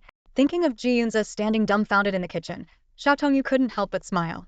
At least his intentions were good. It wasn't easy for someone like Ji Yunze to go to such lengths. For a moment, Xiao Tongyu wondered if Ji Yunze felt differently about her compared to others. But she quickly shook her head, dismissing the thought. After all, they were just bed partners. Just yesterday, Ji Yunze had brazenly walked past her with another woman in his arms. She knew better than to entertain such unrealistic notions. Ji Yunze walked out of the bathroom and saw Xiao Tongyu already lying on the bed, engrossed in her phone. Without hesitation, he lifted the blanket and lay down beside her as naturally as if he were at his own home. She glanced at him but said nothing. This scene had become so routine that it no longer flustered her. What are you looking at? Ji Yunze asked curiously, leaning closer to see. Xiao Tongji's voice carried a hint of excitement. Pei Yuming's design sketches. His ideas and aesthetics are simply amazing. Ji Yunze's gaze fell on her profile. Her eyes were clear, her teeth gently biting her pink lips, and a faint blush adorned her cheeks, highlighting the fine hairs on her skin. Sensing the silence beside her, Xiao Tongyu turned her head, only to find Ji Yunze's face inches away, their noses almost touching. Ji Yunze felt a sudden tightness in his lower body, a heat spreading quickly. He forced himself to stay calm, reminding himself that Xiao Tongyu was still running a fever. He quickly buried his face into the pillow, trying to escape the scent of her hair that lingered at his nose. The fragrance was nearly driving him over the edge. Mr. Ji, what's wrong? Xiao Tongyu asked, puzzled. Mr. Ji? Don't talk to me. Ji Yunze's muffled voice came from the pillow. Xiao Tongyu softly responded with an "oh" and turned off the main light, leaving only the bedside lamp on. The room was immediately enveloped in an intimate atmosphere, reminding her of their first night together, the soft glow of the floor lamp, and the pain that followed. At this moment, Ji Yunze was still lying on the bed, his clenched fists trembling slightly. Xiao Tongyu suddenly felt like teasing him. She also lay down, propping herself up on her elbows. What's wrong, Mr. Ji? Not satisfied with the pretty lady from yesterday? Shut up. Ji Yunze's voice came from the pillow, sounding somewhat adorable. It's only 10 o'clock. Since when does Mr. Ji go to bed so early? Xiao Tongyu continued to probe. Come talk to me. I'm really curious. Xiao Tongyu. I didn't touch her. Ji Yunze still didn't lift his head, his knuckles white from the pressure. Oh, that's a pity. Xiao Tongyu wasn't sure if he was telling the truth, but she didn't care. Even if she did, she had no right to question him. Mr. Ji. About what happened in the elevator, don't you think you were wrong? No. Think again? No matter what it is, I'm never wrong. Ji Yunze couldn't take it anymore. He folded the pillow around his head, covering his entire face. Xiao Tongyu laughed at his antics. She knew what he was trying to restrain. At that moment, she felt a bit of warmth, as if her heart was being gently soaked. It seemed Ji Yunze did care about her feelings after all. Xiao Tongyu moved closer, poking his back with her finger, feeling the firmness of his muscles. Mr. Ji. Ji Yunze shuddered as if he had been electrocuted. Mr. Ji, turn around. I have something to tell you. Mr. Ji? Suddenly, Ji Yunze turned around, his face flushed red. Xiao Tongyu, can you just... Before he could finish, Xiao Tongyu grabbed his collar and gently pulled him in, her cool lips brushing against his. It was just a brief kiss, and she pulled away. Thank you, Mr. Ji, for visiting me today. Xiao Tongyu, do you know what you're doing? Ji Yunze's voice was low. She lifted her sweet face, in thanking you, Mr. Ji. His eyes darkened. You know what kind of thanks I want? She nodded, of course. Xiao Tongyu, don't provoke me. She wrapped her arms around his lean waist. My fever's gone now. If Mr. Ji doesn't mind catching it. Before she could finish, Ji Yunze's breathing became heavy. He suddenly leaned in, biting her lip as a form of punishment. Xiao Tongyu, let's see if you dare eat shrimp peeled by someone named Zhuang again. It hurts. With a ripping sound, her silk nightgown tore from the leg up to her chest, splitting in two. Xiao Tongyu, try liking someone named Lin again. I didn't. His domineering kiss deepened, pulling her into a passionate embrace. Xiao Tongyu thought to herself, Ji Yunze is still like a mad dog. The next morning, Xiao Tongyu struggled to sit up in bed. Just as she was about to get up, Ji Yunze, eyes still closed, grabbed her wrist. Secretary Xiao, this bed is exceptionally comfortable. Xiao Tongyu ignored him. Mr. Ji, let go. My fever just broke. I can't catch a chill. I need to get dressed. No, Ji Yunze said firmly. She sighed, pointing to the red mark on her chest, her eyes filled with a hint of helplessness. Mr. Ji, does this count as a workplace injury? Ji Yunze lazily opened his eyes, a mischievous smile playing on his lips. Is Secretary Xiao feeling unwell? He teased. Xiao Tongyu let out a light snort, her tone tinged with a bit of resentment. To be honest, Mr. Ji, as long as you don't control your madness, all I can feel is pain. Just then, the doorbell rang abruptly, breaking the intimate atmosphere in the room. Xiao Tongyu guessed. It should be the dry cleaner delivering your clothes, Mr. Ji.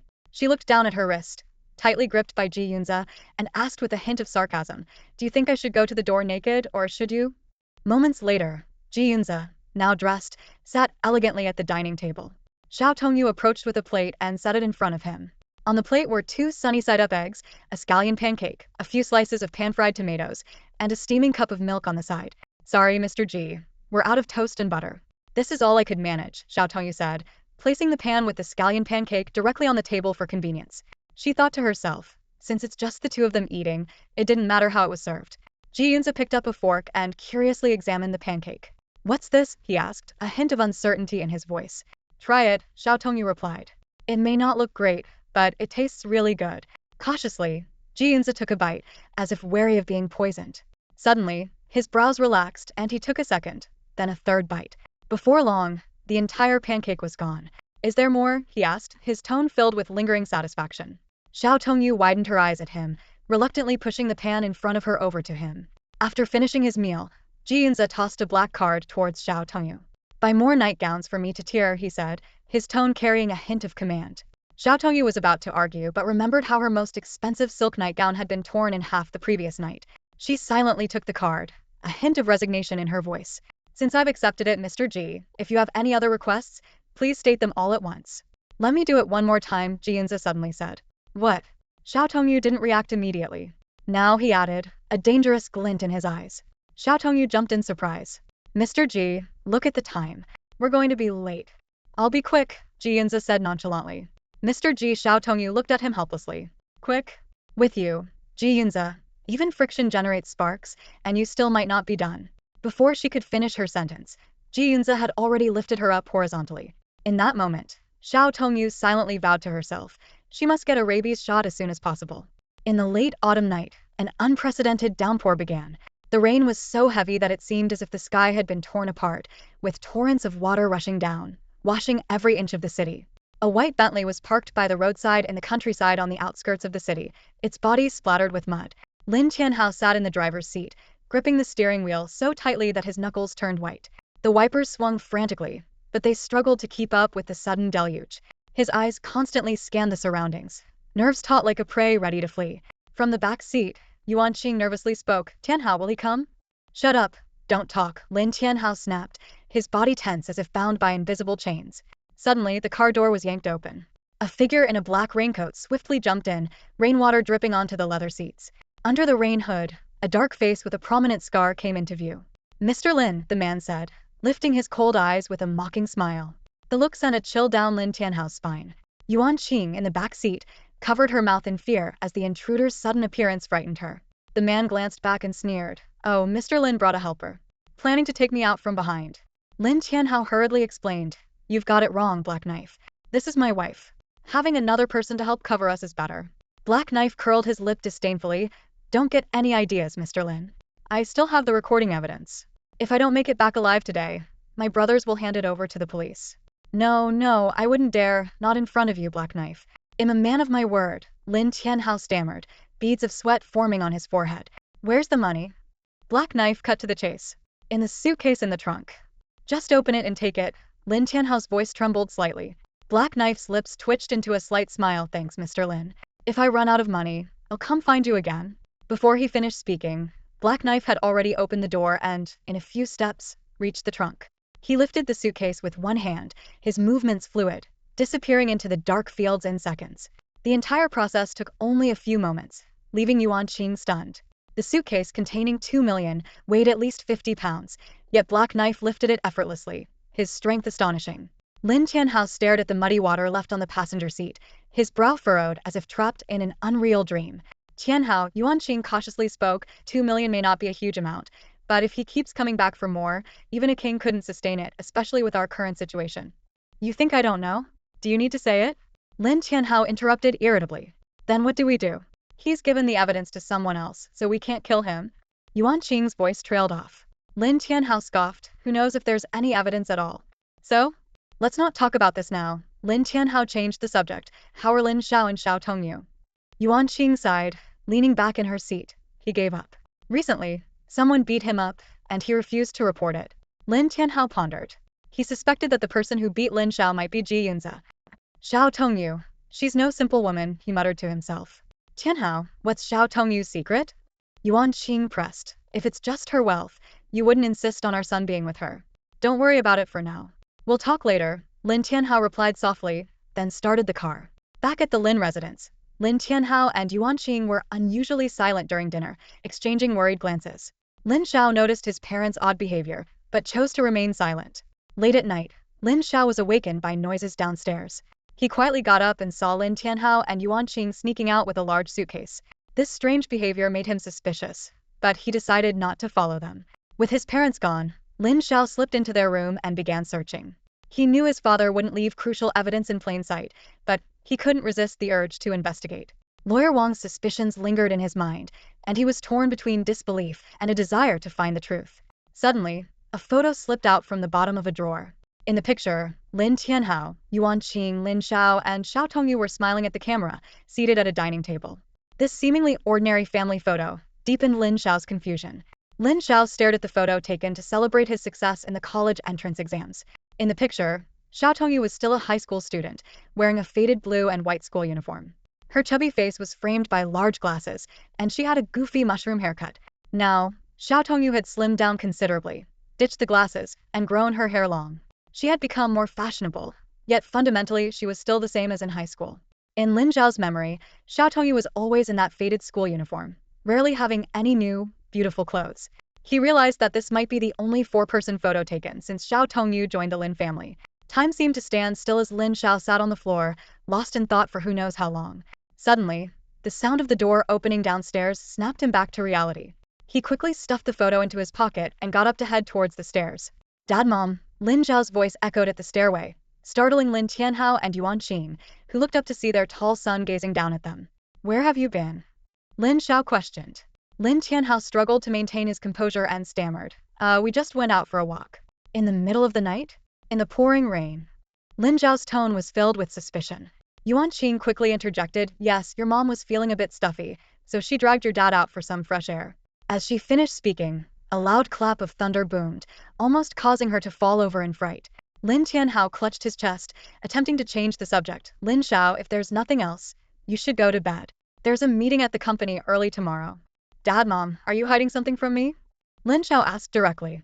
Yuan Qing hastily denied. No, son, you're overthinking it. However, her eyes darted around, avoiding Lin Xiao's gaze. Lin Tianhao's face darkened, his tone harsh. Lin Xiao, instead of being paranoid, you should focus on the company's matters, or maybe even on winning over Xiao Tongyu. This remark instantly ignited Lin Xiao's anger. Dad, are you out of your mind? At a time like this, you're still thinking about Tongyu? We are all responsible for what happened. Lin Tianhao shouted back, Lin Xiao. Watch your tone. Who raised you to be like this? Without our family, would Xiao Tongyu have ever looked at you? Lin Xiao scoffed, his voice dripping with disdain. If it meant having Tongyu, I would rather not be a Lin. With that, he turned and stormed upstairs, leaving Lin Tianhao and Yuan Qing staring at each other, the air thick with tension and unease.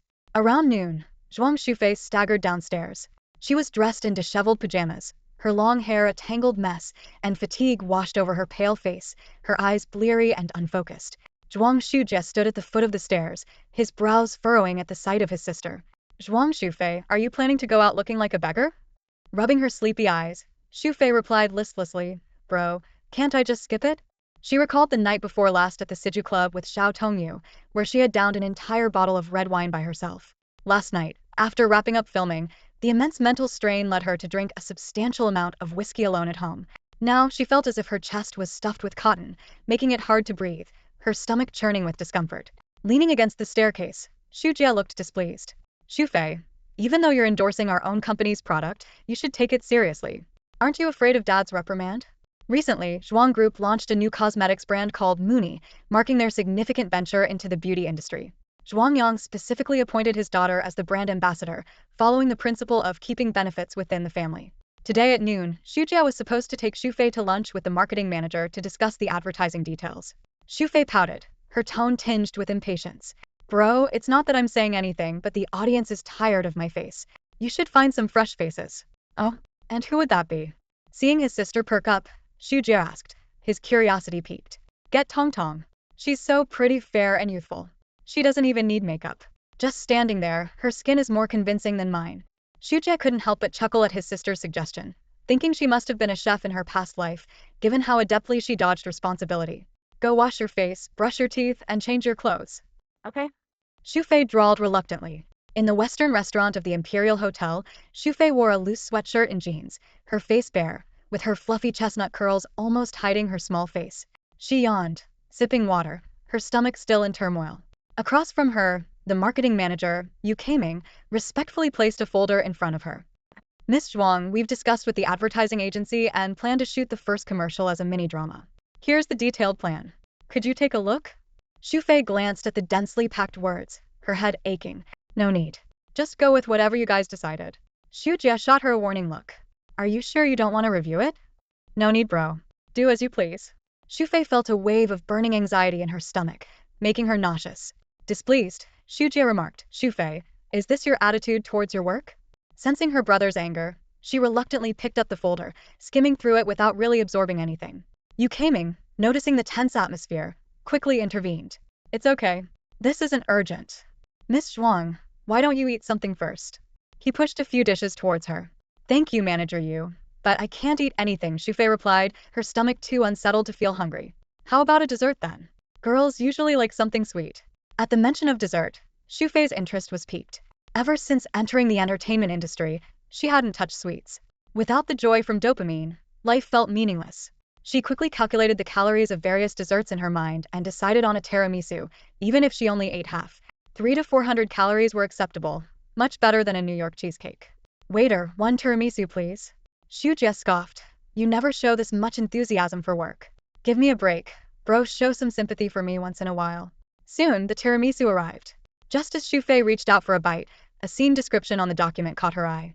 She pointed to the line and asked Manager Yu, why does the commercial include a kissing scene?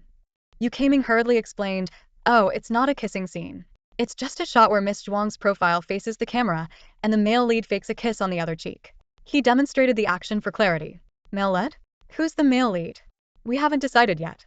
We're in talks with a few candidates, waiting for their agents' quotes. The mention of a kissing scene instantly reminded Xu Fei of Han Yu holding her face, his warm lips. She shuddered at the thought. No way. No male lead. It's just a cosmetics ad. Why all the unnecessary elements? Besides, what do men have to do with women's products? Yu Kaming hesitated. Well, the whole concept would need to be redone. Xu Jie's lips pressed into a thin line, his eyes full of reproach. Xu Fei, now is not the time to be willful. Xu Fei nonchalantly scooped a bite of tiramisu into her mouth and mumbled, I don't care, just no male lead. If you can't, find someone else to endorse. No sooner had she spoken than a flicker of anger crossed Xu Jie's face. Just as Xu Fei was about to speak again, a sudden wave of heat surged in her throat, as if an invisible hook was pulling up from her stomach. Xu Fei stood up abruptly, one hand covering her mouth while the other steadied herself on the back of the chair. Without a word of explanation, she rushed towards the restroom outside the restaurant, leaving Xu Jie and Yu Kaming staring at each other in bewilderment. Once outside the restaurant, Xu Fei stood in the middle of the hallway, looking around in confusion. In the vast Imperial Capital Hotel, she couldn't find a single sign pointing to the restroom. She realized with frustration that this must be the aftermath of drinking too much the previous night. A wave of nausea hit her, and she realized she was about to lose control. A terrifying image flashed through her mind. If she vomited in this opulent hallway and got caught by the paparazzi, her public image would be ruined. This thought made her even more frantic. She kept her head down, one hand covering her mouth, as she ran aimlessly down the hallway. Suddenly, with a loud thud, she crashed into a solid chest. Xu Fei's heart sank. She didn't dare look up, afraid of being recognized in her disheveled state. Just as she was about to feign nonchalance and continue her search for the restroom, a familiar male voice spoke above her, Miss Zhuang. Startled, Zhuang Shufei instinctively looked up to find Han Yu gazing at her with interest.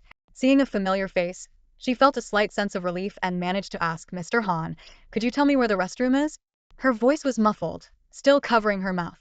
Han Yu chuckled and pointed to a prominent sign not far behind her.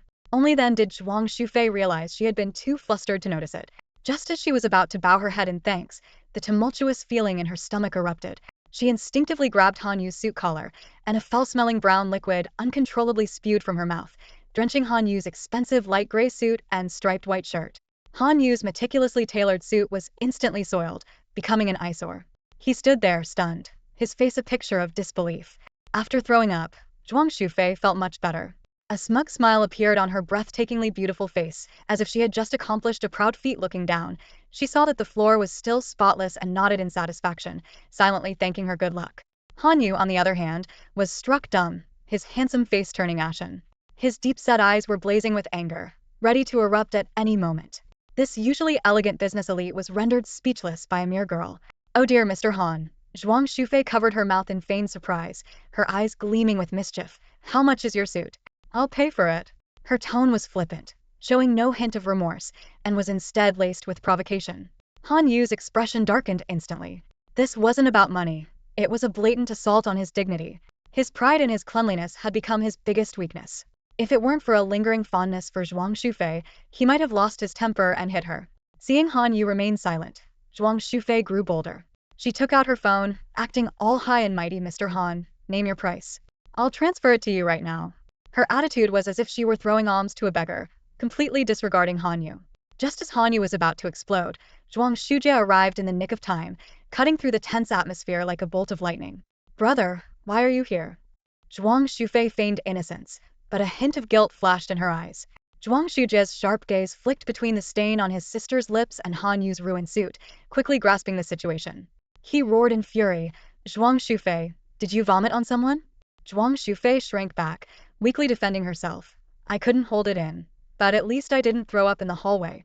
Her shameless remark nearly made Han Yu faint from rage. Miss Zhuang, are you suggesting I'm worse than a trash can? Han Yu's voice was cold, each word dripping with ice. Sensing the dire situation, Zhuang Shujie quickly intervened. Mr. Han, I sincerely apologize. Please go change, and I'll have a new suit sent over immediately.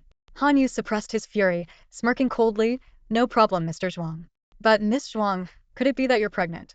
This remark hit Zhuang Shufei like a punch to the gut, making her nearly lose her balance. She screamed in rage.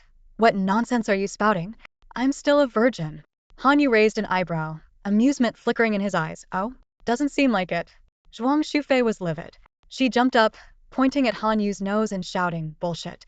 You stole my first kiss right here, and now you're pretending to have amnesia? Zhuang Shujie was shocked, a flicker of anger crossing his eyes. He whispered a warning, Zhuang Shufei, watch out for reporters. This was like a bucket of cold water, instantly sobering Zhuang Shufei. She resumed her composed demeanor, snorted, and said, I'm leaving.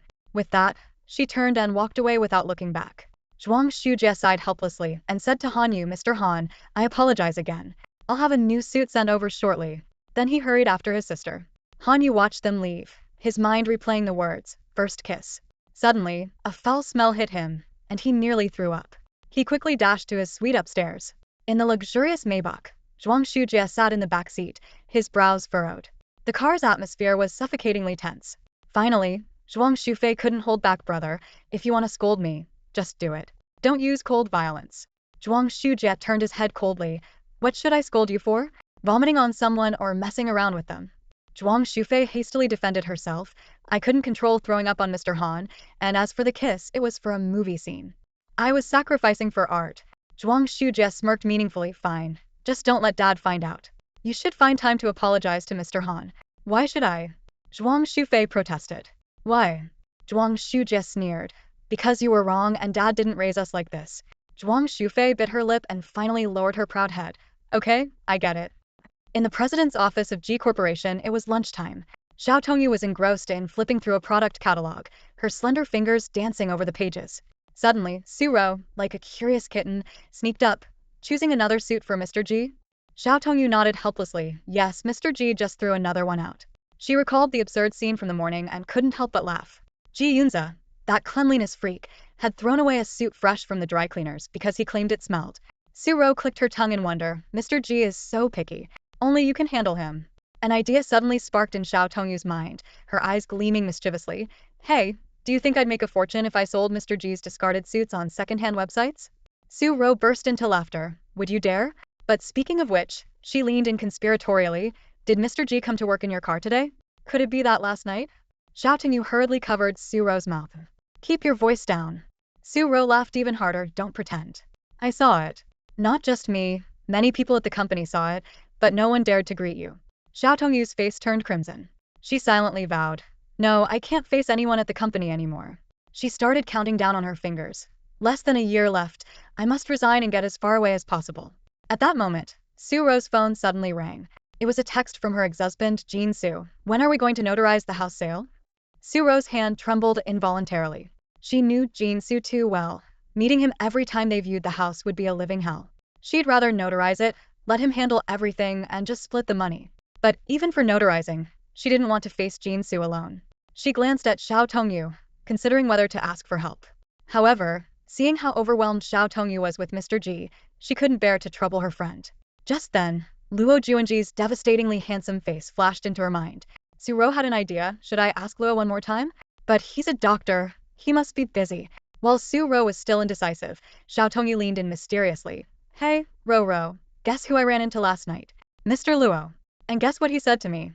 Su-ro's heart skipped a beat, trying to stay calm. What did he say? He asked me to give him your WeChat. Xiao Tongyu smiled knowingly. Su-ro tensed up immediately. Did you give it to him? Xiao Tongyu shook her head. Of course not. I wouldn't dare without your permission. Su-ro was silent for a few seconds, battling her inner turmoil. Finally, she made up her mind. All right, Tong Tong, give me Mr. Luo's WeChat.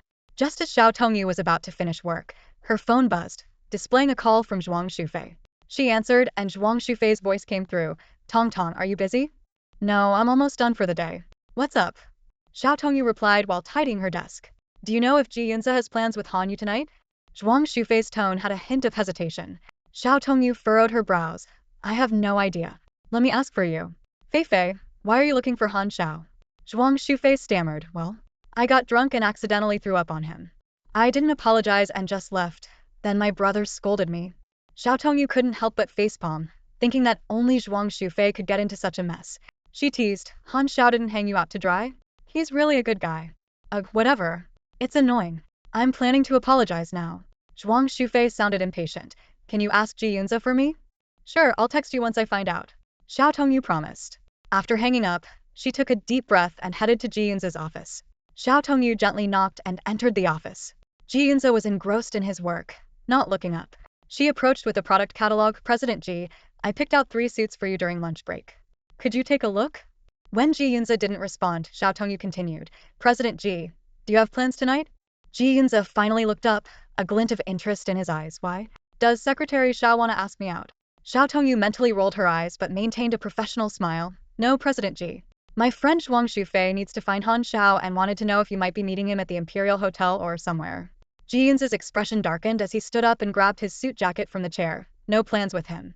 I'm leaving. Xiao Tongyu felt a mix of relief and curiosity. Why was Ji Yunze being so agreeable today? No teasing, no inappropriate behavior, just leaving work? Was he rushing to meet that lady at the Siju Club? The thought made her smile involuntarily. Ji Yunze noticed and gave her a playful look. What's got Secretary Xiao grinning like that? Not leaving. I still have to tidy up, President Ji. You go ahead.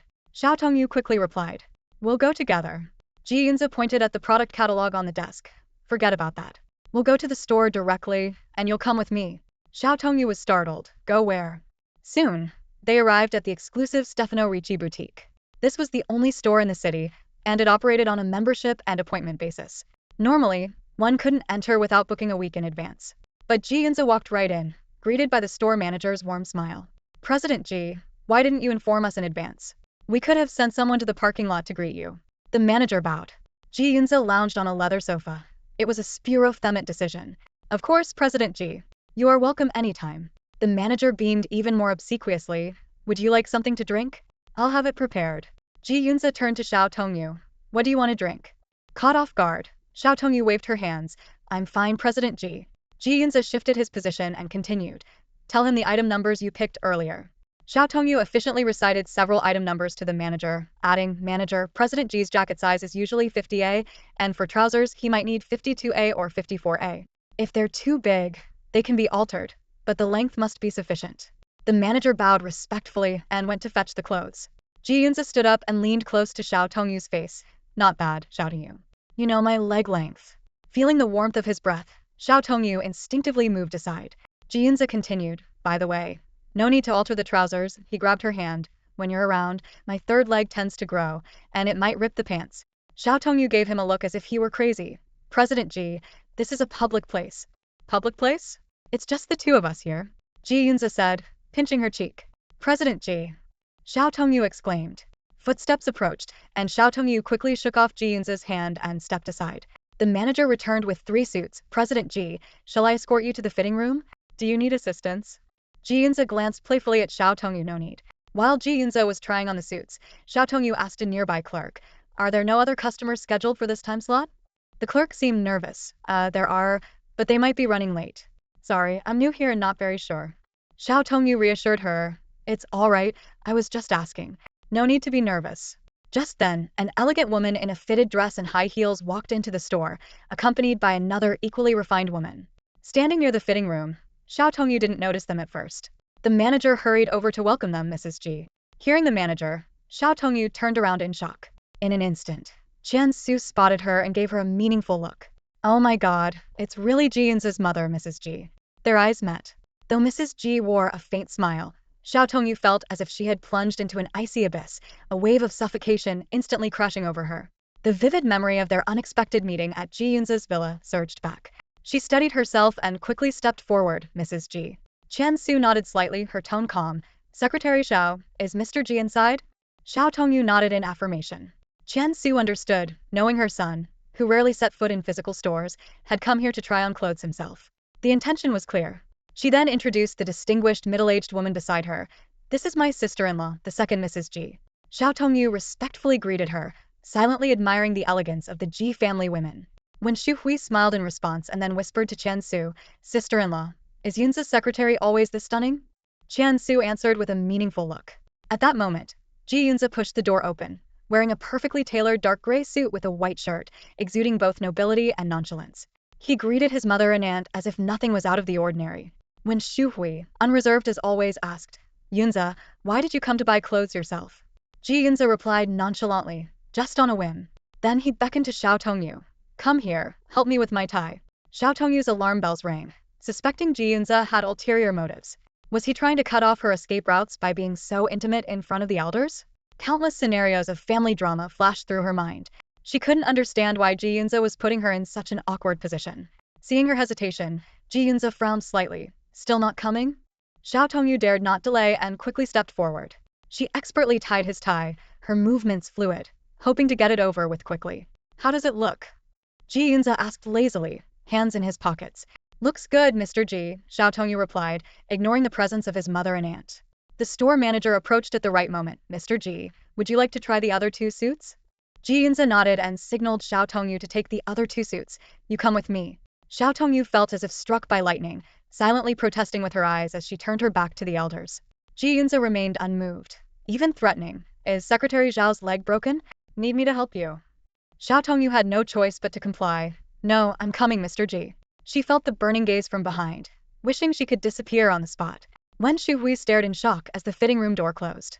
Qian Su chuckled softly. Let's go. Let's pick out a tie.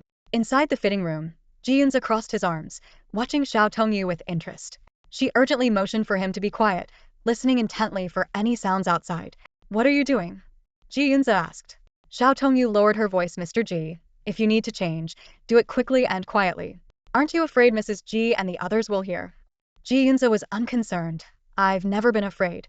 Yes, Mr. Ji is the best, Xiao Tongyu conceded. Don't you just want me to help you change? Come on, hurry up. She reached to remove Ji Yunze's suit jacket. Are you sure? Ji Yunze raised an eyebrow. Once it's off, it won't go back on. Before Xiao Tongyu could respond, Ji Yunze leaned in and kissed her. She tried to stifle her voice, attempting to push him away, but it was futile. Ji Yunze's fingers tangled in her hair, gripping the back of her head tightly. Don't move. Ji Yunze warned in a low voice. Xiao Tongyu's eyes widened in disbelief that Ji Yunze would be so daring in such a setting. She pleaded, Mr. Ji, please, let's go somewhere else. Isn't it more thrilling here? Ji Yunze countered. Xiao Tongyu was at a loss for words, unable to understand why Ji Yunze was so fixated on seeking excitement in public places. When the kiss finally ended, she was left breathless, her face flushed. Her gaze inadvertently fell to Ji Yunze's legs, relieved he hadn't gone further. Ji Yunze pinned her against the wall, noticing her gaze. I told you, the pants need to be bigger. Xiao Tongyu pushed him away and turned to the mirror to fix her disheveled makeup. She silently resolved never to wear makeup again. Luckily, her fair skin didn't show the toll of Ji Yunze's antics too much. As Xiao Tongyu tidied up, Ji Yunze watched her profile in silence, his eyes filled with affection. If not for his extreme self-control, Xiao Tongyu would likely already be begging for mercy under him. Once she was done, Xiao Tongyu turned and asked, Mr. Ji, if you're not going to try the clothes, should we go out? Yeah. Ji Yunze thought. If they stayed any longer, the pants might really burst. Ji Yunze and Xiao Tongyu walked out of the dressing room one after another, their clothes neat but their expressions different. Qian Su and Wen Shuhui had already chosen ties and were waiting nearby. Qian Zu's sharp gaze swept over her son and Secretary Xiao, noting the latter's slightly flustered expression and the lipstick mark that had been wiped away. She understood immediately but kept her face impassive. Yunze, Qian Su spoke gently. I asked the driver to take your aunt home. How about you give me a ride instead? Ji Yunze nodded in agreement. Qian Su then turned to Xiao Tongyu, her smile unchanged. And Secretary Xiao? Xiao Tongyu felt a wave of relief and quickly responded, No need to trouble yourself, Mrs. Ji. I can go back on my own. All she wanted was to escape this awkward situation, even if it meant walking home.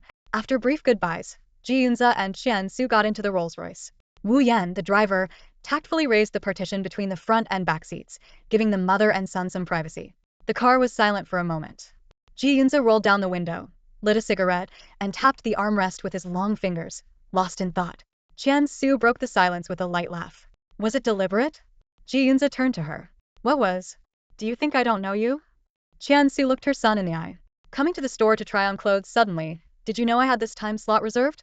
Ji Yunze remained silent, a faint smile playing on his lips. Their similar personalities made it hard for either to hide anything from the other. Qian Su continued, Why? Did you want to show me how much you like Secretary Xiao? Afraid I might break you two up. Ji Yunze stayed silent. He knew his mother wouldn't interfere. He just felt she needed to be aware. But expressing such things was difficult for him. Always the strategist. He found himself unusually hesitant. Is it serious? Not just a fling. Qian Su pressed. Ji Yunze flicked the ash from his cigarette, the glow stark against the night. All he knew was that he couldn't do without Xiao Tongyu now, and it even annoyed him to hear she had liked someone else before. Qian Zu's tone turned serious. Yunze, with our family status, we don't need any business alliances. The real issue here is not whether Secretary Xiao is a good match for you, but that you like her, and she doesn't like you. What did you say? Ji Yunze turned sharply. Qian Su's words hit the core of the issue. As a woman myself, I can tell if Xiao Tongyu likes you. Right now she obeys you because of your power. She's afraid of you. Strip all that away and see if she still cares about you. Qian Su sighed inwardly. She had already looked into Xiao Tongyu's background, a top graduate from the nation's best architecture school, someone who had made her way on her own. She had to admit, the girl was smart, strong, and humble. Setting aside family background, her son might not even be a good match for her. I don't like her. Ji Yunze's eyes were shadowed. Qian Su scoffed. Just remember, unless Secretary Xiao genuinely likes you, she's only fit for a fling, not for marrying into our family. After dropping Qian Su off, Ji Yunze instructed the driver, take me to Secretary Xiao's place. Meanwhile, Xiao Tongyu had returned home. After a bath, she lounged lazily on the sofa and ordered some spicy hot pot delivery. Just as she was enjoying a book, the doorbell rang. Is the delivery this fast? Xiao Tongyu wondered as she opened the door, only to find Ji Yunze leaning against the doorframe, holding the new suit. Mr. Ji. Xiao Tongyu exclaimed in surprise. Is the suit not fitting? Ji Yunze didn't answer and instead took off his shoes and walked into her home. Xiao Tongyu stood in front of the wardrobe, shaking her head helplessly. Mr. Ji, there really aren't any bigger men's slippers here. She couldn't help but laugh. Even if there were, would you let me off the hook? Ji Yunze was silent for a moment, realizing she had a point. He changed the subject, his gaze sweeping across the room. Your bed is quite comfortable. I'll stay another night. Xiao Tongyu almost fainted at his words. She had just recovered from a fever, yet Ji Yunze seemed unwilling to give her a break. Trying to stay calm, she attempted a polite refusal. Mr. Ji, if you like my bed, I'll have someone move it to your place tomorrow. Xiao Tongyu, are you trying to kick me out again? Ji Yunze's tone was dangerously low. No. Xiao Tongyu hurriedly denied, but then saw Ji Yunze pointing at a newly bought suit placed to the side. I brought a change of clothes. I'm staying tonight, he declared with finality. Before Xiao Tongyu could react, Ji Yunze pulled her over and pressed her onto the sofa. He leaned in, his eyes flashing with complex emotions. Xiao Tongyu, I have a question for you. You must answer honestly. Seeing the fierceness in his eyes, Xiao Tongyu could only nod obediently. Mr. Ji, go ahead. Do you like me? Xiao Tongyu was stunned for a second, puzzled. What does it matter if I like you, Mr. Ji? Do you really care about that?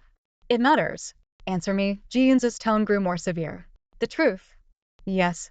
Xiao Tongyu hesitated for a long time before whispering, well, to be honest, not really fond of you. Ji Yunze's anger flared instantly, his eyes practically spitting fire. You.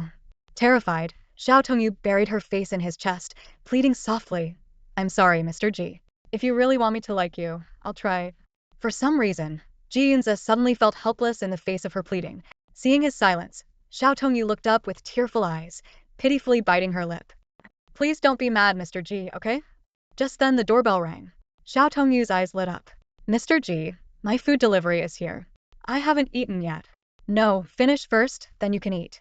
Ji Yunze's large hand had already slipped under her nightgown, caressing her cool, slender waist. It was a long time before Xiao Tongyu stumbled to the door to get the delivery. By the time she retrieved the food, the spicy hot pot had been chilled by the autumn night breeze. On a weekday afternoon, Siro took half a day off to visit the notary office in the capital city to handle the matter of the marital home she had bought with Jinsu. After days of rain, the sky suddenly cleared up. The late autumn sun filtered through the golden leaves, casting a warm yet slightly melancholic glow on the ground. Standing anxiously at the entrance of the notary office, Siro waited for Luo Juanji to arrive. A few days ago, she had mustered the courage to add him on WeChat and asked him to accompany her to the notary office. Luo Juanji agreed without hesitation, which gave Siro a bit more confidence.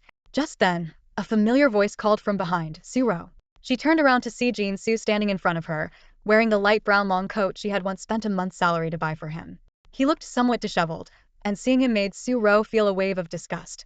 She said coldly, you go in first, I'm waiting for someone. Jinsu sneered. Waiting for your lover? Furious, Siro retorted, watch your mouth, Jinsu. You know perfectly well who had an affair first. As soon as she finished speaking, a loud rumbling sound drew everyone's attention. A white Ferrari pulled up by the roadside, and Luo Juanji hurriedly got out of the car. Today, for a change, he hadn't applied any hair gel. He was dressed in a white coat, with a work badge hanging from his chest and a pen tucked into his pocket. Sorry, I'm a bit late, Luo Juanji said as he jogged over to Su Ro, beads of sweat forming on his forehead, his face full of apology. Su Ro stared at him, feeling a slight tug at her heart. Jinsu looked Luo Juanji and his luxury car up and down in surprise, then sneered. Is bribery in hospitals this rampant now? Su Ro rolled her eyes at Jinsu. Luo Juanji was no ordinary doctor. As the sole heir to the largest pharmaceutical company in the capital Luo Group, his status was clearly extraordinary. Luo Juanji smiled broadly and casually put an arm around Su Ro's shoulders. Sorry, I'm just too handsome and managed to snag a rich lady like Ro. He tossed the car keys to Su Ro. I got your car washed for you. Aren't I a good boy? Jinsu looked at Su Ro in shock, as if seeing her for the first time. Su Ro, who are you really? If you're so rich, why are we even selling this house and splitting the money? Su Ro replied coldly, fair is fair. It never belonged to you in the first place, Mr. Jean. Take care of yourself. Luo Juanji's eyes darkened, and his tone carried a hint of menace. If you don't know who Ro is, Mr. Jean, you'd better not act rashly. Otherwise, you might find yourself in over your head. A flicker of panic crossed Jinsu's face. He spoke nervously. Su Ro, to be honest, my girlfriend is pregnant, and I need the house to get married. How about we don't sell the house? I'll give you half of the down payment and the loan repayments we've made. Su Ro felt a wave of dizziness. Your girlfriend is pregnant? That day when you were begging me to get back together, were you planning to make her get an abortion? Jinsu licked his lips. If you agree to reconcile with me, I can take care of her situation. Luo Juanji couldn't help but reflect that although he was a flirt, he never harmed a woman's body or soul. Su Ro took a deep breath, forcing herself to stay calm. No way. With Luo Juanji's help, Jinsu stopped pestering her, and the notary procedures were completed smoothly. Su Ro got into Luo Juanji's car, watching Jinsu's departing figure. For a brief moment, she felt a pang of sadness for their 7-year relationship but quickly dismissed the thought. Thanks a lot today, Mr. Luo. I don't know how to thank you, Su Ro said, turning to Luo Juanji. No need, Luo Juanji replied, rubbing his temples tiredly. He had just finished an important consultation and hadn't even had time to take off his white coat before rushing over. Hesitantly, Suro asked, Mr. Luo, do you have any plans later? How about I treat you to a meal? Luo Juanji flashed a charming smile. Secretary Su, I told you I don't like eating out. Leaning in, he asked, how about considering my earlier proposal? Su Ro visibly flinched, unsure how to respond. Luo Juanji lifted her chin gently. Not interested? How about a kiss then? Instinctively, Su Ro pulled back, but she couldn't deny the growing fondness she felt for Luo Juanji, even though she knew they were worlds apart. Luo Juanji lightly touched Su Ro's soft cheek, feeling a jolt of electricity for the first time. He usually only pursued physical relationships and never emotions, but his intuition told him that Su Ro was off limits. He smiled and let go. Just kidding. I have another surgery later. Where can I drop you off? Oh, just drop me off at the hospital, Su Ro replied. All right, he said, starting the car. In truth, when Luo Juanji asked, how about a kiss? Su Ro had wanted to say yes. In the office of the Wen Group's Imperial City branch, Qin Mengyan sat leisurely across from Wen Yu, intently admiring her freshly done nails as if they were a piece of fine art. Wen Yu, sensing she had an ulterior motive, impatiently asked, Qin Min, no roles to play lately? Got too much free time? Although the branch had only been in the Imperial City for 3 days, Qin Mengyan had already visited twice. Wen Yu, despite having some free time himself, was reluctant to waste it on this woman. Pouting her bright red lips, Qin Mengyan got straight to the point. Brother Wen Yu, you know why I'm here. Why hasn't the issue with President Ji's secretary been dealt with? Lighting a cigarette and taking a deep drag, Wen Yu responded, I'm curious. What did Secretary Xiao do to provoke Miss Qin? Qin Mengyan snorted disdainfully. I suspect she's seducing President Ji. As soon as she finished speaking, Wen Yu exchanged a knowing glance with Wen Qian beside him. Leaning forward, he signaled her to continue. Qin Mengyan began to rant. Every time I go to see President Ji, he always defends Xiao Tongyu. Last time I slapped her, President Ji even bought a trending topic to cover it up, costing me several advertising contracts. She then unceremoniously took a cigarette from Wen Yu's pack and lit it. Raising an eyebrow, Wen Yu asked, so you're interested in President Ji? Misinterpreting Wen Yu's words as jealousy, Qin Mengyan quickly flattered him. It's only because brother Wen Yu isn't interested in me that I had to look elsewhere. Wen Qian sneered from the side, if even my brother isn't interested in you, what makes you think Ji Yunze would be? Qin Mengyan, unimpressed, clung to Wen Yu's arm, whining, so brother Wen Yu, when will you help me teach Xiao Tongyu a lesson? Stubbling out his cigarette, Wen Yu coldly replied, I don't do illegal things, especially against Ji Yunze's people. But I could personally intervene and take her away. Qin Mengyan was stunned for a second before exclaiming, brother Wen Yu, you're interested in Xiao Tongyu too? Wen Yu smirked wickedly. She seems like she'd be quite enjoyable in bed. Qin Mengyan instantly regretted it, realizing she was inadvertently setting Xiao Tongyu up. Recalling their high school days when she bullied Xiao Tongyu, her disgust grew stronger. She stubbed out her barely smoked cigarette and stormed out. Just then, the secretary reported, Mr. Wen, President Ji's secretary, is here with a copy of the contract. She says her surname is Xiao. Wen Yu's eyes lit up. Let her in. Xiao Tongyu walked into the office, politely greeting Vice President Wen, or should I say President Wen now. Noticing Qin Mengyan, she calmly added, Miss Qin is here too. What a coincidence. Qin Mengyan crossed her arms, sneering, Xiao Tongyu, with how you dress up every day, you shouldn't be working as a secretary at G Group. The red light district suits you better. Unfazed, Xiao Tongyu retorted, is Miss Qin referring to the entertainment industry? The tension in the room was palpable. When you interrupted, Qin Mengyan, leave us. Reluctantly, Qin Mengyan asked, brother Wen Yu? Wen Yu reassured her, I'll handle what you mentioned. Now go. With a final glare at Xiao Tongyu, Qin Mengyan left. Xiao Tongyu was puzzled, wondering what Qin Mengyan and Wen Yu were planning. Wen Qian took the documents, reminding Xiao Tongyu to address her as Secretary Wen in the company. Close to Xiao Tongyu, Wen Qian noticed the hickeys on her collarbone, speculating about her relationship with Ji Yunze. As Xiao Tongyu was about to leave, Wen Yu suddenly invited her to dinner, using the excuse of wanting to learn about the Imperial City. Xiao Tongyu politely declined, I'm sorry, President Wen. President Ji has strict rules for us. We signed contracts upon joining, prohibiting casual interactions with peers. But if you inform President Ji in advance, it might be possible. Narrowing his eyes, Wen Yu realized Xiao Tongyu had cleverly set him up. He nodded, understood. If I ever need your help in the future, I won't hesitate to ask. After Xiao Tongyu left, Wen Yu stared at her retreating figure, lost in thought. Wen Qian fumed. A celibate god? No interest in women? It was all a lie. She recalled previous dinners, wondering if Ji Yunze's harsh attitude towards Secretary Xiao had another meaning. Brother! Wen Qian exclaimed, do you want to get Secretary Xiao? Wen Yu openly admitted yes. Determined, Wen Qian declared, me too. I must get Ji Yunze. When you looked at his sister with interest, if Ji Yunze were that easy to get, you would have succeeded back in college. I refuse to believe I'm less than Secretary Xiao. Wen Qian retorted indignantly. When you thought to himself, you might indeed be less. As for Secretary Xiao, he was determined to have her. But Ji Yunze guarded her too closely. Fine, if the direct approach doesn't work, he'll take the indirect route. Ji's group. After lunch, Ji Yunze had been in his office for a multinational video conference for 5 or 6 hours. The partners from the US were still talking enthusiastically. Ji Yunze quietly turned off his microphone and leaned over to whisper to Wu Yan beside him, "Ask Secretary Xiao to make me a cup of coffee." Wu Yan looked troubled. President Ji, Secretary Xiao went to Wen's to deliver a contract copy. Ji Yunze turned sharply, his brow furrowed. Where did she go? Wen's, Wu Yan explained. Secretary Su took personal leave this afternoon, so Secretary Xiao went in her place. Ji Yunze's heart tightened. Xiao Tongyu going to Wen's was like a lamb entering a lion's den. Wen Yu's eyes practically glued to her. He immediately ended the video conference and dialed Xiao Tongyu's number. President Ji, Xiao Tongyu's voice came through the receiver. Where are you? Ji Yunze asked urgently. I'm at your office door, Xiao Tongyu replied puzzled. Ji Yunze breathed a sigh of relief but still wore a stern expression. Make me a cup of coffee. When Xiao Tongyu walked into the office with the coffee, Wu Yan tactfully exited. He knew Ji Yunze needed a break after 6 hours of meetings. President Ji, your coffee. Xiao Tongyu handed him the cup. I made a caramel macchiato. Something sweet is better than Americano when you're overworked. Ji Yunze looked up at her. Weren't you at Wen's? Yes, Wen's is nearby. I came back right after delivering the contract. Nothing happened. What could happen? Xiao Tongyu was confused. When you didn't plant his eyes on your face? Xiao Tongyu laughed. President Ji, is my face a flower pot? Why would President Wen plant anything on it? Ji Yunze thought to himself that her face was 1,000 times more beautiful than any flower. He stood up and pulled her into his arms, his long fingers running through her silky hair.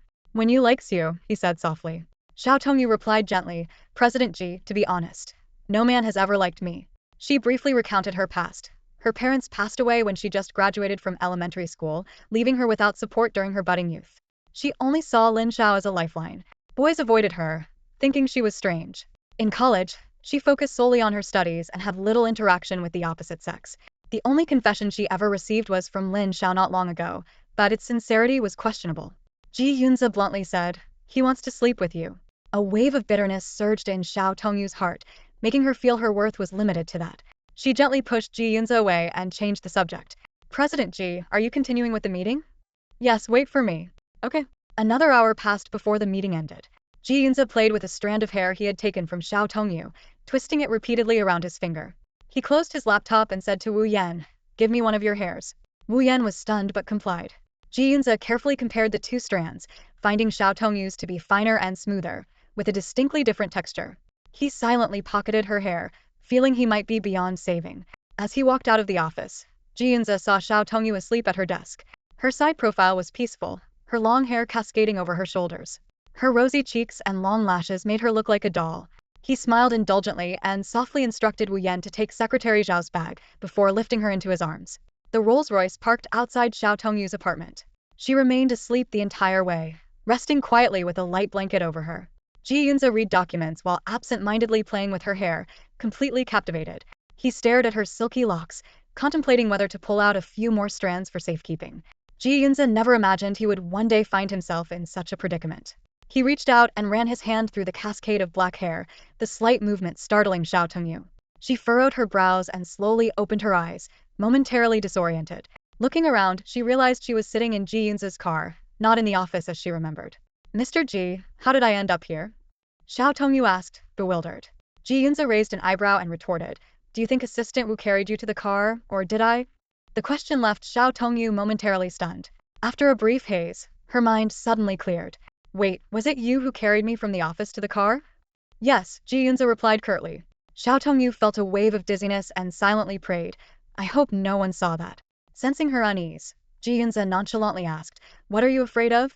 Xiao Tongyu struggled internally. She wasn't truly afraid. She just didn't want more people to know she was Ji Yunze's plaything. Even though her dignity was already compromised, she wanted to maintain some semblance of pride. But seeing the indifferent look on his face, she knew explaining was futile. Forget it, Xiao Tongyu sighed softly, then casually asked, aren't you getting out of the car, Mr. Ji? No, just let me know when you get home, Ji Yunze replied flatly. Hearing this, Xiao Tongyu's eyes lit up with a mix of surprise and relief, almost to the point of tears. Really? Are you sure, Mr. Ji? Ji Yunze's expression darkened. He had initially planned to take her directly to his villa, but seeing her exhaustion and recalling that she had just recovered from a fever, he decided to let her go for the night. However, as he looked at her fair face and slender neck, memories of gripping her neck and questioning her flooded his mind, stirring complex emotions within him. Xiao Tongyu, give me a key, Ji Yunze suddenly demanded. What? What did you say, Mr. Ji? Xiao Tongyu asked, momentarily taken aback. Give me a key to your place, Ji Yunze repeated, his tone leaving no room for negotiation. Xiao Tongyu panicked, her heart racing. Why do you need a key, Mr. Ji? She asked cautiously. For convenience, Ji Yunze replied tersely, his tone tinged with impatience. Xiao Tongyu wrestled with her thoughts. Her home was the only place she could relax and momentarily forget about Ji Yunze, but since he had stayed there for 2 nights, everything had changed. Now he was brazenly asking for a key, leaving her feeling lost and confused. Summoning her courage, Xiao Tongyu bit her lip and asked, will you return the key to me after a year, Mr. Ji? As soon as she spoke, Ji Yunze slammed the folder in his hand onto the armrest with a loud thud. His eyes instantly filled with disappointment and rage, like a dam bursting. Get out or I'll strangle you right now, Ji Yunze said coldly. Xiao Tongyu, frightened like a startled bird, quickly opened the car door and scrambled out, practically tumbling in her haste to escape.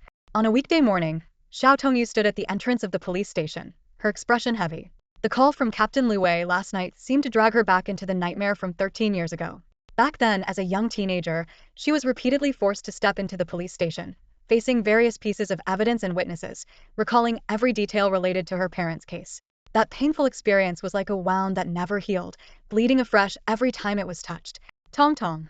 A familiar voice interrupted her thoughts. Xiao Tongyu turned and saw Lin Xiao jogging up the steps. Today, he was uncharacteristically dressed in a navy blue hoodie, with a few strands of hair falling over his forehead, his eyes showing a hint of melancholy. In that moment, Xiao Tongyu was reminded of the high school heartthrob who used to wear black headphones and a blue and white school uniform. Lin Xiao? What are you doing here? Xiao Tongyu asked, surprised. Officer Liu asked me to come and identify someone, Lin Xiao explained, frowning slightly.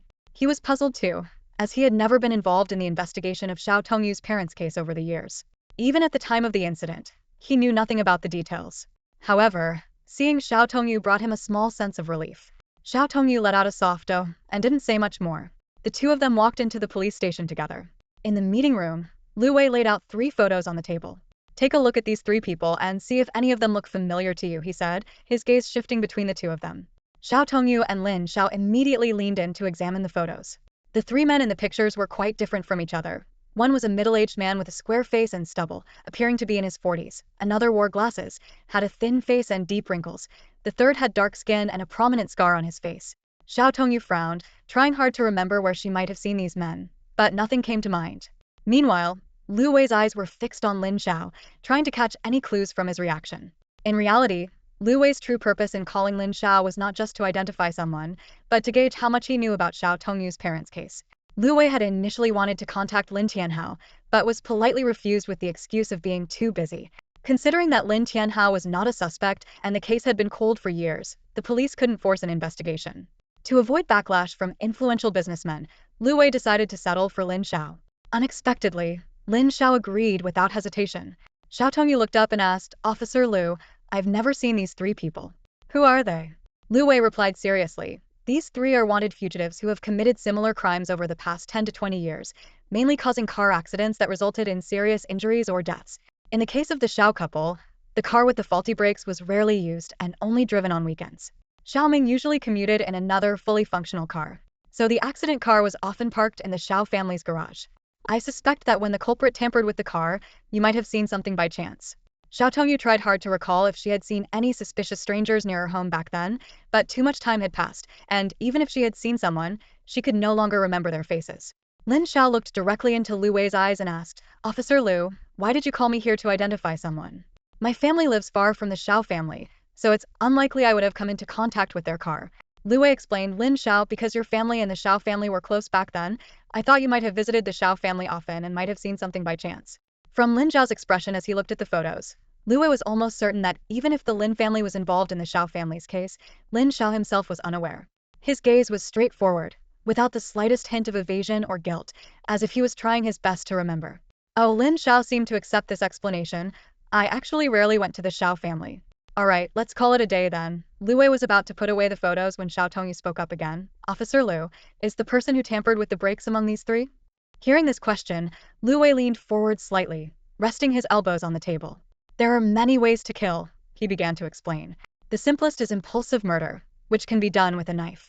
More complex is premeditated murder, where meticulous criminals devise a perfect plan, relying mainly on their intellect. Tampering with brakes to cause a fatal accident falls under what we call technical crime. This kind of work isn't for just anyone, Lu Wei said gravely, his gaze sweeping slowly across the office before finally resting on Xiao Tongyu. In a country with such a strong legal system like ours, those who can and dare to do this work are few and far between. While I can't be 100% certain, there's an 80 to 90% chance that the criminal is among these three people. Upon hearing this, Xiao Tongyu stared intently at the three photos in front of her, as if trying to see through the people in them. Her hands trembled slightly, and her heart was a storm of complex emotions. The murder of her parents was among these three. Lu Wei continued, his voice tinged with sympathy. Xiao Tongyu, you must understand, these three are merely tools of murder. They had no personal vendetta against your parents. Most likely, they were just paid to do it. The real mastermind behind your parents' death is someone else. But our first step is to find these tools to get to the person pulling the strings. Xiao Tongyu took a deep breath, holding back her tears, and whispered, Thank you, Officer Lu, for still remembering my parents' case after all these years. Lu Wei waved his hand, his tone firm. As a police officer, it's our duty. Standing nearby, Lin Xiao, recalling his parents' strange behavior that day, hesitated for a moment before finally speaking. Excuse me, Officer Lu, but can I take a photo of these pictures? At his words, Lu Wei's eyes sharpened instantly. Years of experience as a detective told him that Lin Xiao might know something but was not ready to reveal it. After a moment of contemplation, he pushed the photos towards Lin Xiao and said curtly, Go ahead. As they exited the police station, Lin Xiao turned to Xiao Tongyu. Tongyu, where are you headed? Do you need a ride? Xiao Tongyu shook her head. No, I drove here. I need to get back to work. Lin Xiao hesitated for a moment but asked, When are you going to go back home? You still have a lot of things left in your room. Xiao Tongyu looked up at him, her tone cold. You can throw them away. That place is not my home. Just as she was about to leave, Lin Xiao suddenly grabbed her wrist. Then where is your home? Do you think Ji Yunze will give you a home? Xiao Tongyu let out a self-mocking laugh and gently shook off his hand. Ji Yunze won't, and neither will you. I've come to realize that even without a home, I can live just fine on my own. I have to go now, Lin Xiao. Lin Xiao stood frozen, his eyes fixed on Xiao Tongyu's retreating figure until she disappeared at the end of the street. His heart was a whirlwind of emotions, worry, reluctance, and a tinge of indescribable sadness. At the Siju Club, Ji Yunze's eyes glinted with a hint of drunkenness, his long legs elegantly crossed. He glanced at the empty wine glass and beckoned Hanyu with a finger. Hanyu raised an eyebrow and was about to pour the wine when Luo Junji intervened. Ji Yunze, stop drinking. No one's going to take care of you if you pass out. Ji Yunze frowned in displeasure, grabbed the freshly filled glass from Hanyu, and downed it in one gulp. You'll have to carry me, he challenged, glaring at Luo Junji. Luo Junji scoffed. I'm afraid you'll mistake me for someone else. I'm not Xiao Tongyu. A flash of anger crossed Ji Yunze's eyes. He abruptly yanked off his tie and flung it at Luo Junji's face. Luo Junji jumped up in shock. What are you doing? Do you want a belt too? Ji Yunze sneered. Don't tell me you like this kind of thing. Hanyu ignored their antics and leaned in to whisper to Ji Yunze. There's news about Li Ziren's investigation. Luo Junji perked up. What news? Both men turned to look at him in silence. Luo Junji fumed. Am I an outsider to you? Ji Yunze smirked. Wanna know? Take off your pants. Seeing Luo Junji turn green with anger, Hanyu quickly intervened. Stop joking around. He then said seriously. Li Ziren mentioned that a man has recently appeared in the underground casino, claiming to have the Lin family's backing. Ji Yunze tapped his fingers on the sofa, intrigued. What's his background? Interesting, Hanyu chuckled. He's a wanted criminal, a graduate from an auto repair school. Killed his wife and her lover over a decade ago. Tampered with the brakes? Hanyu snapped his fingers. Ji Yunze sipped his wine thoughtfully. Tell Li Ziren to bring him in. Luo Junji was taken aback. Are you going to use torture? Ji Yunze nodded calmly. He knew that even if the police caught the man, it would be hard to connect him to the murder of Xiao Tongyu's parents. What he needed was for the criminal to reveal the mastermind. As a surgeon, Luo Junji felt a twinge of discomfort. Hanyu added, Li Ziren is on it, but the guy has disappeared again. We might need to wait a bit. Make it quick, Ji Yunze said indifferently. Don't worry, anything related to Secretary Xiao will be handled with utmost care, Hanyu assured. Luo Junji suddenly understood. So it's for Secretary Xiao. Ji Yunze just shot him a cold glance. Meanwhile, in the next room, when Qian was conspiring with the photographer, she peered through the small window in the door, watching the scene outside. Reporter Chen, when I step out, you take the shot from here. Reporter Chin gave an okay sign. Relax, Miss Wen. I've got this. When Qian was plotting, this was just the first step to ensnare Ji Yunze. She intended to slowly reel him in until she had this unattainable man in her grasp. By the way, about the payment. Reporter Chin asked tentatively.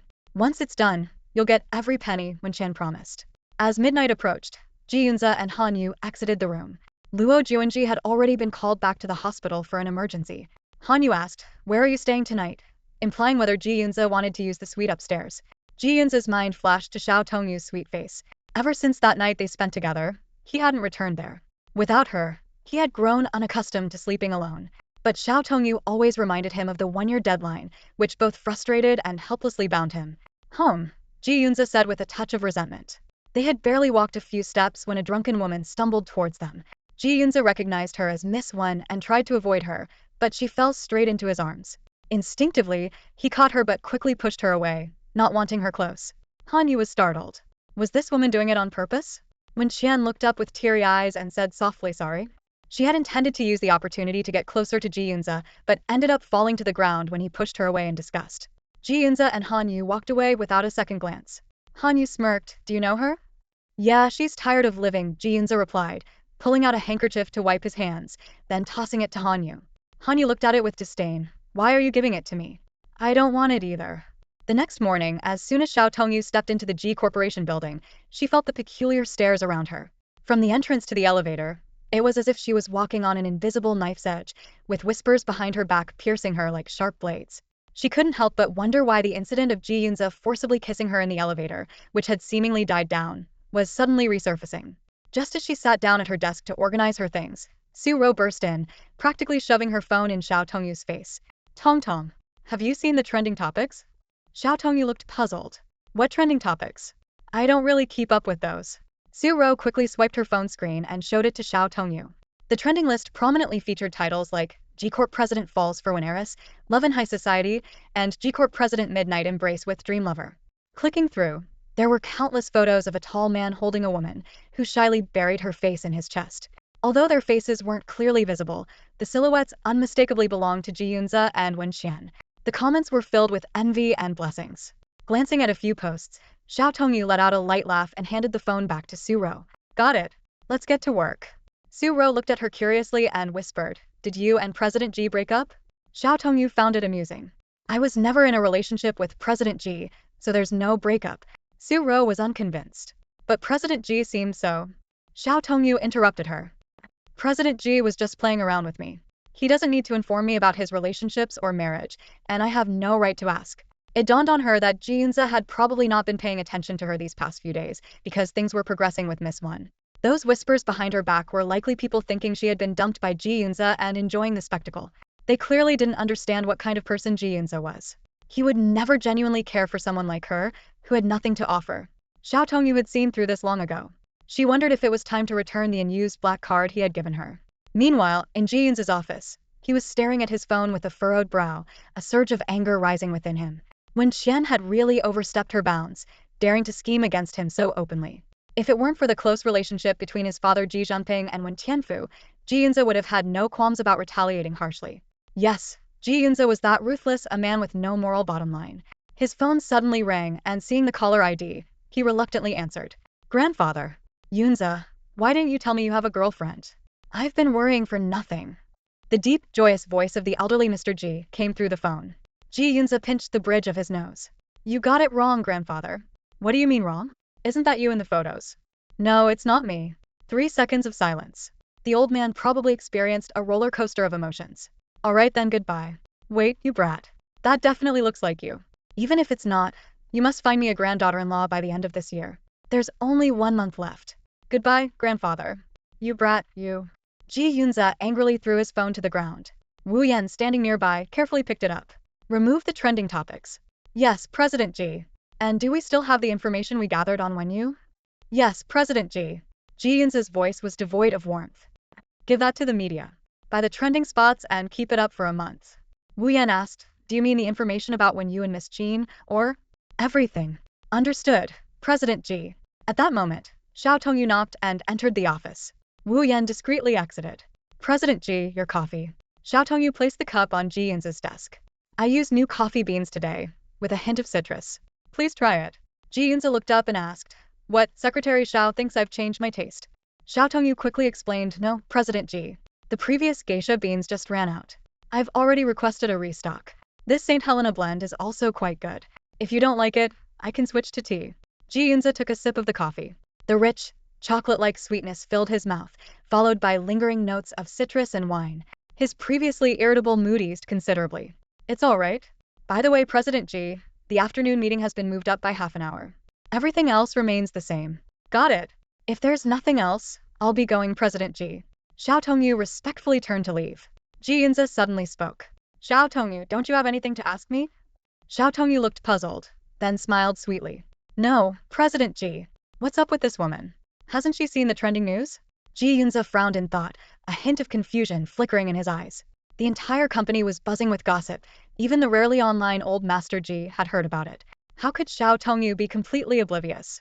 Was she pretending to be clueless on purpose? Ji Yunze spoke coldly, his voice tinged with impatience and leave. "Yes, Mr. Ji," Xiao Tongyu responded respectfully before exiting the office. Meanwhile, the atmosphere at Wen Corporation's Beijing branch was tense. Within just one morning, all trending news about Ji Yunze and Wen Qian had been taken down, replaced by various scandalous stories about Wen Yu. From his nightly escapades and frequent change of girlfriends to the scandal of forcing someone to have an abortion, the internet was flooded with negative reports about Wen Yu. The most sensational story was about Wen Yu's past with Qin Mengyan a few years ago. Someone had exposed their chat logs and transaction details, revealing the truth about Qin Mengyan's abortion for Wen Yu. At that moment, Wen Yu was in his office, fuming over the phone. He yelled into the receiver, "Qin Men, I told you I don't know. You handle whatever contract you need to. What does it have to do with me? You've already caused enough trouble for me." On the other end of the line, Qin Mengyan's sobs could be heard. "What am I supposed to do, Wen Yu? My dad's going to kill me." "Then let him kill you." Wen Yu replied coldly, slamming the phone down. Wen Qian stood nearby, her face pale and determinedly silent. She never expected that her carefully crafted plan would be seen through by Ji Yunze so easily, resulting in such a fierce retaliation against the Wen family. Turning to his sister, Wen Yu glared at her, teeth clenched. "Is this your doing?" Wen Qian lifted her head, unafraid. "Yes, so what?" If the person standing before him wasn't his sister, Wen Yu might have slapped her already. He berated her. "Wen Qian, how could you be so foolish? Do you think this is how you pursue Ji Yunze? Has your brain been eaten by a dog?" Wen Qian bit her lip and remained silent. She knew that mere seduction wouldn't win Ji Yunze's favor. He wasn't interested in such tricks. That's why she chose to leverage the media and public opinion, hoping to gain the Ji family's approval from another angle. After all, from any perspective, she was far superior to Secretary Xiao. The Ji family would never accept someone like Xiao Tongyu, whose background was unclear, as the mistress of the Ji household. Who would have thought that her plan would fail so disastrously right from the start? Seeing his sister's silence, Wen Yu continued to warn her harshly, "I'm warning you, stop doing useless things, or you'll drag down the entire Wen Corporation." Since when did you care about Wen Corporation?" Wen Qian sneered. "You're worried that my actions will make it difficult for you to get close to Secretary Xiao, aren't you? That's not the same thing at all." Wen Yu roared. Wen Qian looked at her brother with pride, firmly stating, "No matter what, I won't give up." Just then Wen Tianfu's call came in. Wen Yu tossed the phone to Wen Qian. "Explain to Dad yourself." Taking advantage of Wen Qian answering the call, Wen Yu lit a cigarette, a sinister glint in his eyes. He calculated silently. "Fine, Ji Yunze, if you play dirty, don't think I'll play nice." After work, Xiao Tongyu pushed open the glass door of the supermarket near her home, and a blast of cold air greeted her. She grabbed the handle of a shopping cart and aimlessly wandered between the aisles. Bags of chips, chocolates, and jellies were thrown into the cart, as if these sugary snacks could fill the void in her heart. Suddenly, the ring of her phone broke the supermarket silence. It was Zhuang Shufei. "Tong Tong, what are you up to?" Her friend's voice was full of concern. "Just shopping at the supermarket." "What's up?" Xiao Tongyu tried to sound casual and relaxed. Zhuang Shufei hesitated. Are you okay?" Xiao Tongyu's heart tightened, but she maintained a nonchalant tone. "Why is everyone asking if I'm okay?" "I'm really fine." "Okay, that's good to hear." Zhuang Shufei sounded relieved, then asked, "When are you planning to quit your job?" Xiao Tongyu's fingers unconsciously traced the handle of the shopping cart. "Since I'm no longer involved with Mr. Ji, I'll wait until my 3-year contract ends. Besides, the salary he offers is really good."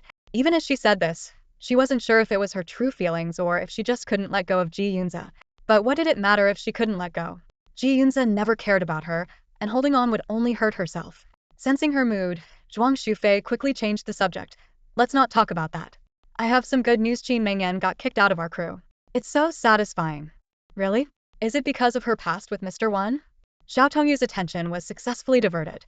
Yeah, that wretch finally got what she deserved. Serves her right.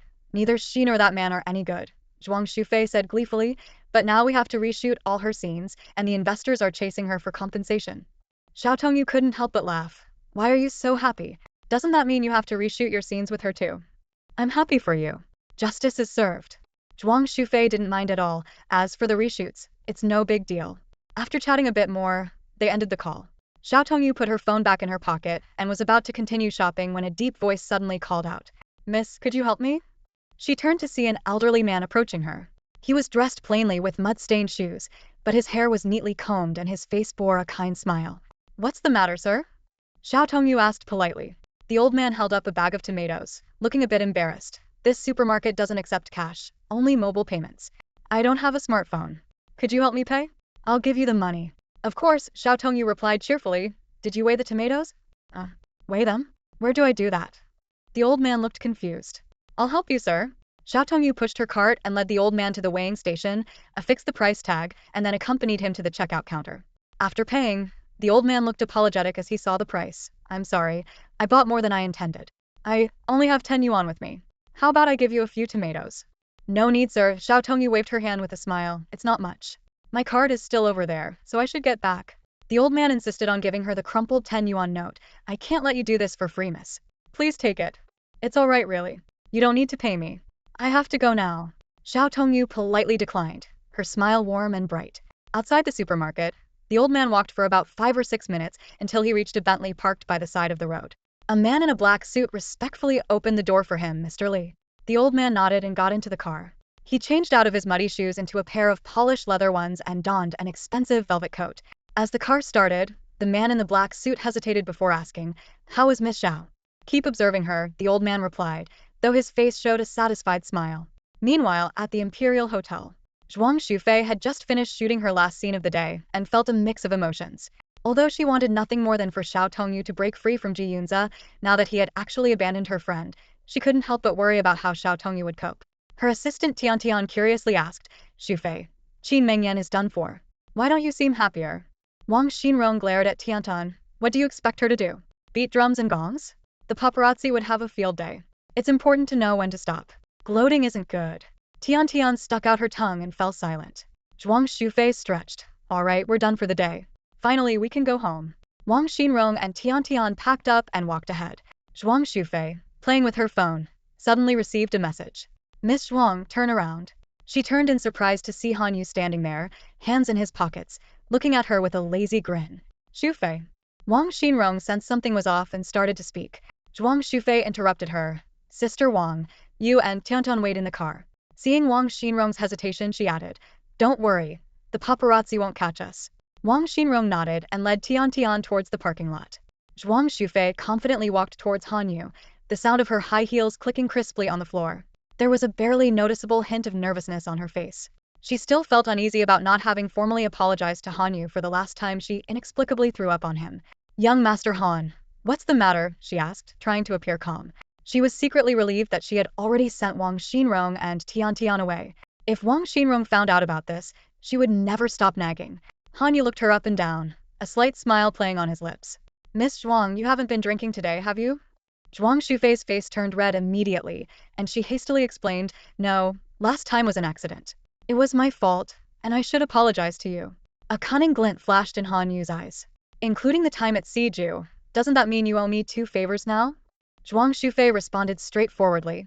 All right, young Master Han, how do you want me to repay you? She thought to herself that Han Yu had a good reputation and probably wouldn't ask for anything too outrageous. Anything goes? Han Yu asked, a playful look in his eyes. Zhuang Shufei was starting to get impatient. Just tell me what you want. Han Yu took a deep breath, as if making a decision. Miss Zhuang, I'm almost 30, and my parents have been nagging me to find a girlfriend. It's driving me crazy, so I need you to pretend to be my girlfriend. Zhuang Shufei's eyes widened in disbelief. Oh my goodness, Han Yu, you know what I do for a living. Pretend to be your girlfriend? How am I supposed to continue in the entertainment industry? Are you unwilling? Han Yu asked, feigning disappointment. Zhuang Shufei rolled her eyes. Of course I am. Why do you have to ask me? Can't you find someone else? Han Yu's smile grew even brighter. Sorry, but no one else has a handle on them like you. With that, he unlocked his phone and played a video in front of Zhuang Shufei. The footage showed her in the hallway of the Imperial Hotel, clutching Han Yu's suit collar and vomiting all over him. The scene was even more embarrassing than she had imagined. You saved the surveillance footage. Zhuang Shufei exclaimed, cursing Han Yu inwardly for being so despicable. Han Yu smugly put away his phone. Sorry, Miss Zhuang. I have to trouble you. Zhuang Shufei gritted her teeth. How long do I have to pretend? 3 months. Han Yu held up 3 fingers. Zhuang Shufei felt a sinking feeling. My mom has a heart condition. She said if I don't bring a girlfriend home soon, she'll have herself buried. After weighing her options, Zhuang Shufei reluctantly agreed. Fine, but I have conditions. It can't be public, no journalists can find out, and your parents can't tell anyone. Deal. Han Yu agreed readily. Anything else? Zhuang Shufei asked, clearly annoyed. No, that's all, Miss Zhuang. Let's stay in touch. Han Yu smiled. Zhuang Shufei, her face flushed with anger, didn't respond and quickly walked away, her high heels clicking loudly. Han Yu watched her retreating figure, a sly smile on his lips. To him, the seemingly hard-to-handle Zhuang Shufei was actually quite naive. Manipulating her was a piece of cake. By the time Xiao Tongyu finished work on the second day, it was almost 9 o'clock. She deliberately slowed down her pace while packing up. Since last night, she had felt as though she was being followed, but every time she looked back, there was no one there. This morning, the feeling had intensified, and she was certain it wasn't just her imagination. Recent events flashed through Xiao Tongyu's mind. The Lin family had been laying low, Qin Mengyan was too preoccupied with her own scandal, and none of this had anything to do with her. Who could be stalking her? What could they possibly want from her? Whatever, Xiao Tongyu thought to herself sardonically, I'm all alone in this world anyway. If I die, I die. Nothing to be afraid of. She walked into the changing room, put on a comfortable sports jacket, paired it with skinny jeans and sneakers, and tied her long hair into a high ponytail. Su Ro looked at her outfit with a puzzled expression. Tong Tong, it's so late. Where are you going? Nowhere special. Just need to be ready to run, Xiao Tongyu said as she pulled out a sandwich and coffee from the convenience store and began devouring them at her desk. Ready to run? And that's your dinner? Su Ro asked, confused. Of course I need to be full. Can't be a starving ghost, Xiao Tongyu thought. The person following her this time was probably more dangerous than the clueless thug the Lin family had sent before.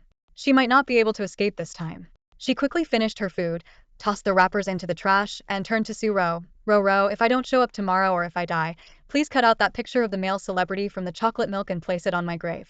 Su Ro's face turned pale. Are you serious? Why would you want that celebrity? Xiao Tongyu started stretching at her desk. I couldn't get a handsome guy when I was alive, so let me enjoy a bit after death. Why not use a photo of Mr. Ji? He's much more handsome than that celebrity, Su Ro suggested. Xiao Tongyu shook her head, no way. That would feel like Mr. Ji is buried with me. It might scare me enough to climb out of my grave. The thought made Su Ro shiver. Tong Tong, what on earth is going on? Xiao Tongyu gave a nonchalant smile. Nothing serious. I'm leaving now. Bye, Ro. With that, she grabbed her bag and rushed out like a gust of wind. Ji Yunze sat in his office, watching Xiao Tongyu's every move through the large glass wall, his brows furrowed. After she left, he stepped out and asked Su Ro, where did Secretary Xiao go?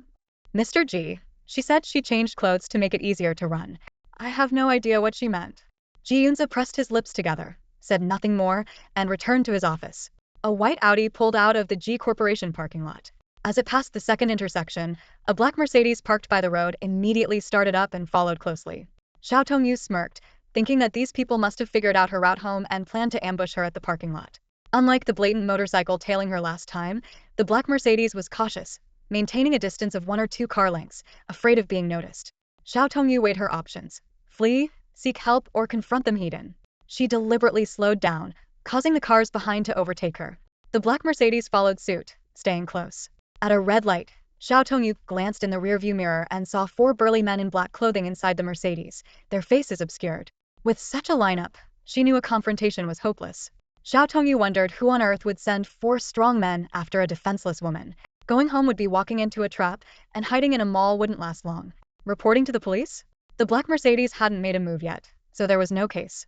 After careful consideration, Xiao Tongyu decided to drive to a large intersection in the center of Imperial City. She quickly scanned her surroundings. No pedestrians, no non-motor vehicles, perfect timing. In the next second, she yanked the steering wheel, causing the white Audi to veer off course, crash through the barrier, and slam into a large poplar tree by the road. The crash was deafening, accompanied by the screech of tires. Xiao Tongyu's mind went blank as chemical dust from the airbag sprayed onto her face. The impact threw her backward, her head whipping violently before smashing into the car door. She felt dizzy and disoriented. In her daze, Xiao Tongyu saw the black Mercedes slowly passing by, the men inside turning to look at her. I did it, she thought. Causing a car accident to create a scene is the best way to shake off a tale. Shouts and honks erupted from the roadside. Xiao Tongyu mustered all her strength to lift her head and barely opened her eyes. Xiao Tongyu let out a sigh of relief, grateful that no one was hurt. After an indeterminate amount of time, a tapping sound caught her attention. She turned to see a traffic officer gently knocking on her car window with his knuckle. Is the driver conscious? The officer's voice came through the glass. With difficulty, Xiao Tongyu rolled down the window and forced a smile. I'm still alive, officer. The officer was taken aback for a moment, his brow furrowing slightly. Officer, he thought, seems like this lady might have a head injury. The officer pulled a small breathalyzer from his pocket. Blow into this. Xiao Tongyu complied. The device showed normal levels, indicating she hadn't been drinking. What happened? The officer asked. Weakly, Xiao Tongyu explained, Officer, I think I saw a stray cat crossing the road. I was afraid of running it over and accidentally hit the tree on the side. The officer's expression turned serious. You're quite something, risking your life for a cat? Leaning back against the seat, Xiao Tongyu felt waves of pain coursing through her body. Her head throbbed, and her breathing became rapid. She struggled to speak. I'm sorry, officer. I'm not feeling well. Could you call an ambulance for me? The officer opened the car door and carefully checked the interior. I've already called one. Hang in there. He then asked, do you have any family members we should notify? Xiao Tongyu managed a faint smile. No, it's just me. Meanwhile, in the Wen Corporation office, Wen Yu gripped his phone tightly, his knuckles turning white from the pressure. What happened? His voice was low and icy. A voice on the other end reported, Mr. Wen, Xiao Tongyu suddenly drove her car into a tree by the roadside. We couldn't continue following her. Did she do it on purpose? Yes, Mr. Wen. I see. When you ended the call, his brow furrowed. He had initially thought that with his looks and status, winning over a woman would be a piece of cake. To his surprise, his direct invitation had been firmly rejected. So he resorted to other tactics following her, attempting to abduct Heronly to have Xiao Tongyu see through his plans immediately. To escape being followed, she even resorted to such extreme self-harming measures. When you had to admit, Xiao Tongyu's courage and resolve were astonishing. This uncontrollable trait only fueled his interest and desire to conquer her even more. Xiao, you're intriguing, when you muttered to himself, a dangerous glint in his eye. He resolved that, no matter what, he would have this woman.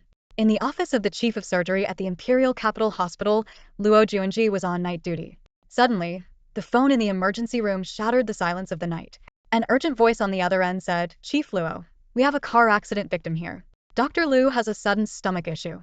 Can you come over and take a look? Luo Juanji quickly put on a mask and asked while getting up, what's the situation? Are there any external injuries? It doesn't seem like there are any obvious external injuries. The patient reported feeling dizzy, possibly a concussion. Got it. I'll be right over. Luo Juanji briskly walked towards the emergency room. As he pushed open the door to the emergency room, he was stunned to see the person lying on the bidet was Xiao Tongyu. Secretary Xiao, is that you? Luo Juanji asked in surprise. Xiao Tongyu struggled to sit up but fell back due to dizziness. She managed a weak smile. Chief Luo, what a coincidence. Luo Juanji carefully examined Xiao Tongyu's limbs and used a flashlight to check her eyes. Where do you feel uncomfortable? Just dizziness and a bit of nausea, Xiao Tongyu answered weakly. Was it a car accident? Yes, I hit a tree. Luo Juanji found it hard to believe that the usually sharp and capable Secretary Xiao had crashed into a tree. He turned to head nurse Wu and said, arrange for a brain CT and CSF test, then transfer her to a VIP room. Head nurse Wu curiously whispered, Chief Luo, is she your girlfriend? What girlfriend?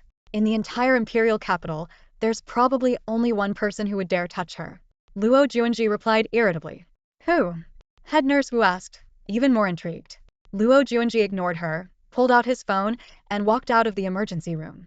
On the other end of the call, Ji Yunze had just arrived home when he received a call from Luo Juanji.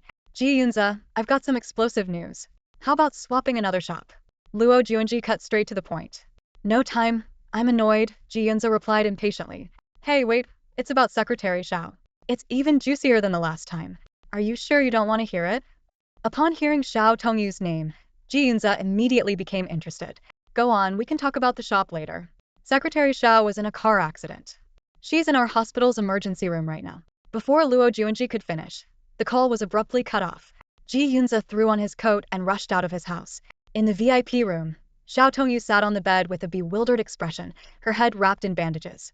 Luo Juanji wrote down the diagnosis in her medical record. Concussion. At least 1 week of observation. Thank you, Chief Luo, Xiao Tongyu said vacantly, a stark contrast to her usual sharpness. Luo Juanji looked at her suspiciously. Secretary Xiao, do you remember who your boss is? Yes, it's Mr. Ji, Xiao Tongyu nodded, then suddenly asked, by the way, Chief Luo, who handled my admission? I did. Oh, thank you, Chief Luo. I'll transfer the money to you later. Luo Juanji waved it off. No need, I'll get it from your boss. Xiao Tongyu murmured, get it from Mr. Ji. Why get it from Mr. Ji? Looks like this concussion is pretty serious, Luo Juanji said just as the door to the room was forcefully pushed open. Ji Yunze strode in. Luo Juanji whispered with a smile, about the shop? Ji Yunze grabbed Luo Juanji, who was about to leave, and pointed at the bewildered Xiao Tongyu on the bed. Is this really Xiao Tongyu? Luo Juanji retorted. You've slept with her so many times, and you can't even recognize your own woman? Ji Yunze leaned in to take a closer look at Xiao Tongyu. She looks identical, but this dazed look is like a fool. Still, it's kind of cute. He sat by the bed and asked, Secretary Xiao, who am I? Mr. Ji, Xiao Tongyu answered obediently. Ji Yunze told Luo Juanji, you go out and draw the curtains. Luo Juanji, this is a hospital. Take it easy. And remember to lock the door, Luo Juanji teased. Get out. Ji Yunze said impatiently. Xiao Tongyu seemed completely unresponsive to their conversation, a far cry from her usual self. Ji Yunze bent down and asked her, Xiao Tongyu, why did you get into a car accident? She looked up with tearful eyes. I hit a tree. I know, but why did you hit a tree? Because. Xiao Tongyu's gaze started to drift. Ji Yunze couldn't help but wonder if this was normal. If she really stayed like this, what would he do? Keep her by his side or abandon her? Lost in thought, Ji Yunze lifted her chin and kissed her deeply. His breathing grew heavy. His kisses moved from her lips to her chin, finally landing on her neck, sucking and nibbling. The sweet, subtle fragrance of her skin always made him lose control. Suddenly, Xiao Tongyu was caught off guard by a domineering kiss. It was as if she had been jolted awake from a dream, her entire body trembling as she nearly sprang off the bed. In her panic, she clutched Ji Yunze's shoulders tightly, breathing rapidly. I remember now, Mr. Ji. Her voice quivered. Someone was following me. Ji Yunze immediately lifted his head, a sharp glint flashing in his eyes. Who? His tone was cold and commanding. Xiao Tongyu took a deep breath, trying to calm herself. I don't know, she said, a black Mercedes with 4 men inside. I felt like I couldn't escape, so I deliberately crashed into a tree by the roadside to cause a commotion. Ji Yunze narrowed his eyes, thoughts swirling in his mind. No wonder Xiao Tongyu had changed her clothes after work. She had sensed she was being followed, and was preparing to confront the situation head-on. What was the license plate number? He pressed. Xiao Tongyu hesitated, stammering, I don't know. Ji Yunze's gaze grew piercing, locking onto her eyes. Xiao Tongyu, don't play dumb. Your expression tells me you know. With your intelligence and memory, it's impossible you didn't look at the plate. Unconsciously, Xiao Tongyu shifted back, lowering her eyes. I really don't know. Xiao Tongyu, look at me. Ji Yunze's voice was low and firm. Look at me and tell me you don't know the plate number. Slowly, Xiao Tongyu lifted her head, her clear eyes meeting Ji Yunze's inscrutable gaze. In the next instant, as if by reflex, she recited a license plate number with precision. Ji Yunze nodded slightly, about to get up, but Xiao Tongyu grabbed his sleeve. Don't investigate, Mr. Ji, she said softly. Don't investigate? Ji Yunze raised an eyebrow. Are you planning to let them catch you? No, Xiao Tongyu quickly explained. I'll think of something myself. Ji Yunze pressed his tongue against his cheek, leaning in close to her face. Tell me, what's your plan? Xiao Tongyu couldn't help but sniffle, her eyelashes lowered. I'll figure something out. I just don't want to trouble you, Mr. Ji, and make Ms. Wen upset. Ji Yunze chuckled from deep within. This woman, ever since her concussion, had become even more endearing and soft, irresistibly likable. If only she stayed this way. Ms. Wen? Wen Qian? He laughed lightly. Xiao Tongyu, do you actually believe that? Xiao Tongyu mumbled, looking dazed. What do you mean? Ji Yunze reached out and gently patted her head, his tone softening. Get some rest. The moment he turned away, the smile vanished from Ji Yunze's face, replaced by a chilling aura of menace. A cold light flickered in his eyes as he thought, who dares to target Xiao Tongyu? They must be tired of living. The next day, in the president's office of the Ji Corporation, Ji Yunze for the first time wore a pair of gold-rimmed glasses, looking like a predator ready to strike at any moment. The glasses, which had no prescription, were the only thing that could mask the unease in his eyes. As Wu Yan stepped into the office, the atmosphere seemed to freeze. He took a deep breath and bowed, reporting, Mr. Ji, we've found out. The car tailing Secretary Xiao was using a fake license plate. Upon hearing this, Ji Yunze slowly removed his glasses, lightly biting the frame with his thin lips. A cold glint flashed in his sharp eyes as he began to calculate. Clearly, The mastermind behind this was no small player like the Lin family, but someone much more formidable. What about the surveillance? Ji Yunze's voice was low and dangerous. Wu Yan's forehead broke out in a cold sweat. Mr. Ji, the last sighting of the Mercedes was in a suburban area without surveillance. The trail went cold. Ji Yunze suddenly stood up, like a leopard about to pounce. Keep looking. As long as the car is still in the capital, it won't escape my grasp. He leaned against the floor-to-ceiling window, a cigarette dangling from his lips, shrouded in smoke like an enigmatic deity. Ji Yunze sneered internally. Although Xiao Tongyu had a rough background, her history was simple. Sending 4 men to tail her wasn't just about tracking her movements. They intended to kidnap her. The thought sent a chill down Ji Yunze's spine. In his 29 years, he had never felt so panicked. He took a deep drag on his cigarette and coldly ordered, Assistant Wu, arrange for 2 people to keep an eye on Secretary Xiao at the hospital. Make sure she doesn't notice. Wu Yan left to carry out the orders, leaving Ji Yunze alone, blowing smoke rings as if weaving an invisible net to catch the mastermind behind the scenes. Meanwhile, in the VIP ward of the Capital Hospital, Su Ro breezed into Xiao Tongyu's room, carrying a variety of gifts. Xiao Tongyu's eyes lit up with a bright smile. Ro, what brings you here? Su Ro mysteriously pulled out 2 delicate gift boxes. Guess what these are? Curious, Xiao Tongyu opened them to find a row of colorful Korean macarons, instantly whetting her appetite. Oh my gosh, these are beautiful. Where did you get them? Xiao Tongyu exclaimed. Su Ro blinked proudly. I made them myself. Xiao Tongyu gasped in surprise and eagerly started to taste them. As she enjoyed the treat, Su Ro suddenly asked, Tong, what happened? How did you end up in a car accident? Was someone following you? Xiao Tongyu immediately became wary. How did you know? Su Ro confessed. I overheard it when I was delivering coffee to Mr. Ji today. Were those people following you because of you or Mr. Ji? Xiao Tongyu shook her head, looking bewildered. I really don't know. I don't think I've offended anyone. By the way, Ro, don't tell anyone. Just say I was in an accident by myself. Su Ro made a cute zipping motion over her lips. Don't worry, my lips are sealed. Afterward, Su Ro left the room and headed towards Luo Juanji's office. Unexpectedly, she stopped in her tracks at an unexpected scene. She saw Luo Juanji's tall figure chatting with a beautiful doctor. The doctor's eyes were full of admiration, and her voice was sweet. Dr. Luo, are you free tonight? I'd like to treat you to dinner. Luo Juanji smiled politely and declined. Sorry, I have plans with my girlfriend tonight. The doctor looked disappointed but persisted. Dr. Luo, you have a girlfriend? Everyone says you're single. Luo Juanji replied meaningfully, just got one, but it could end just as quickly. This conversation felt like a dagger piercing Su Ro's heart. She suddenly realized that she might not be special to Luo Juanji at all. With her heart aching, Su Ro fought back tears and walked towards the nurse's station. She handed the box of macarons she had intended for Luo Juanji to the nurse. Hello, I'm a friend of the patient in VIP room 1. I made extra macarons. If you don't mind, please enjoy them. Thank you for your hard work. The nurse accepted the gift box with delight.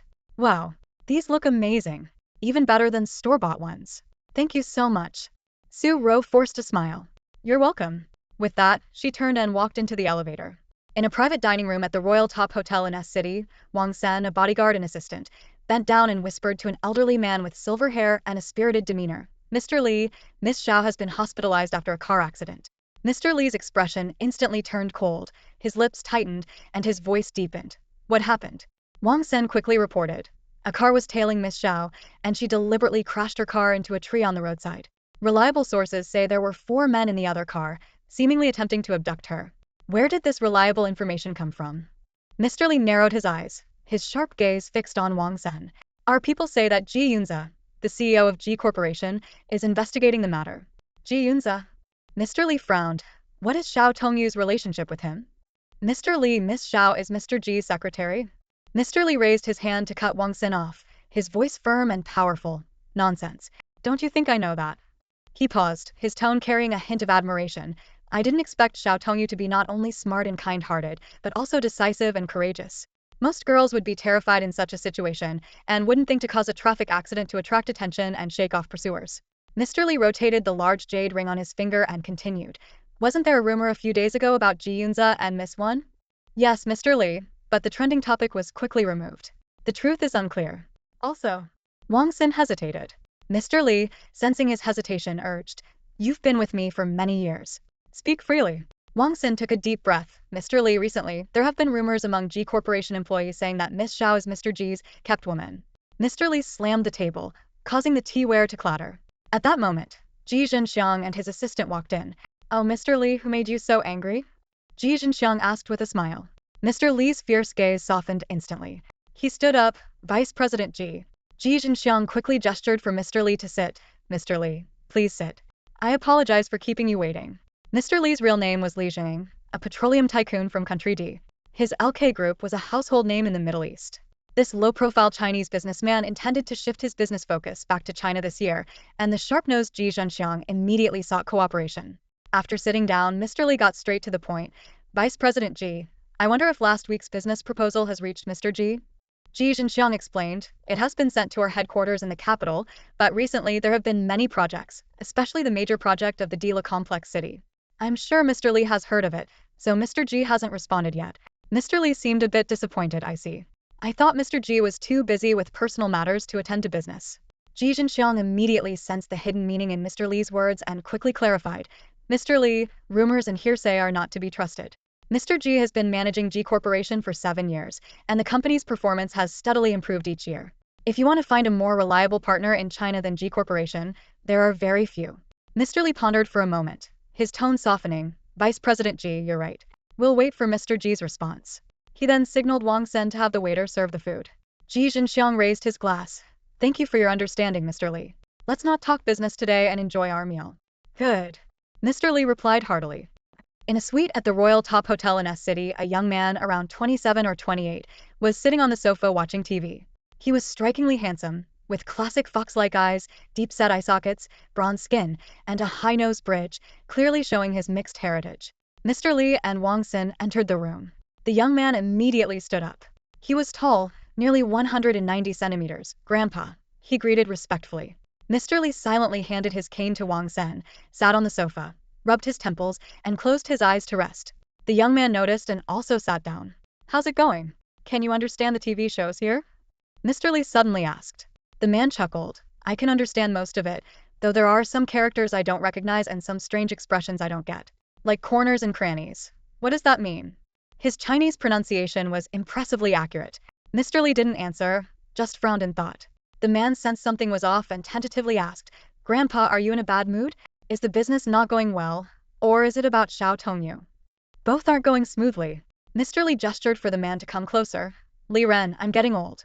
Should I leave these matters to you?" The man called Li Ren flashed a bright smile. "Grandpa, aren't you worried that my appearance might draw unnecessary attention?"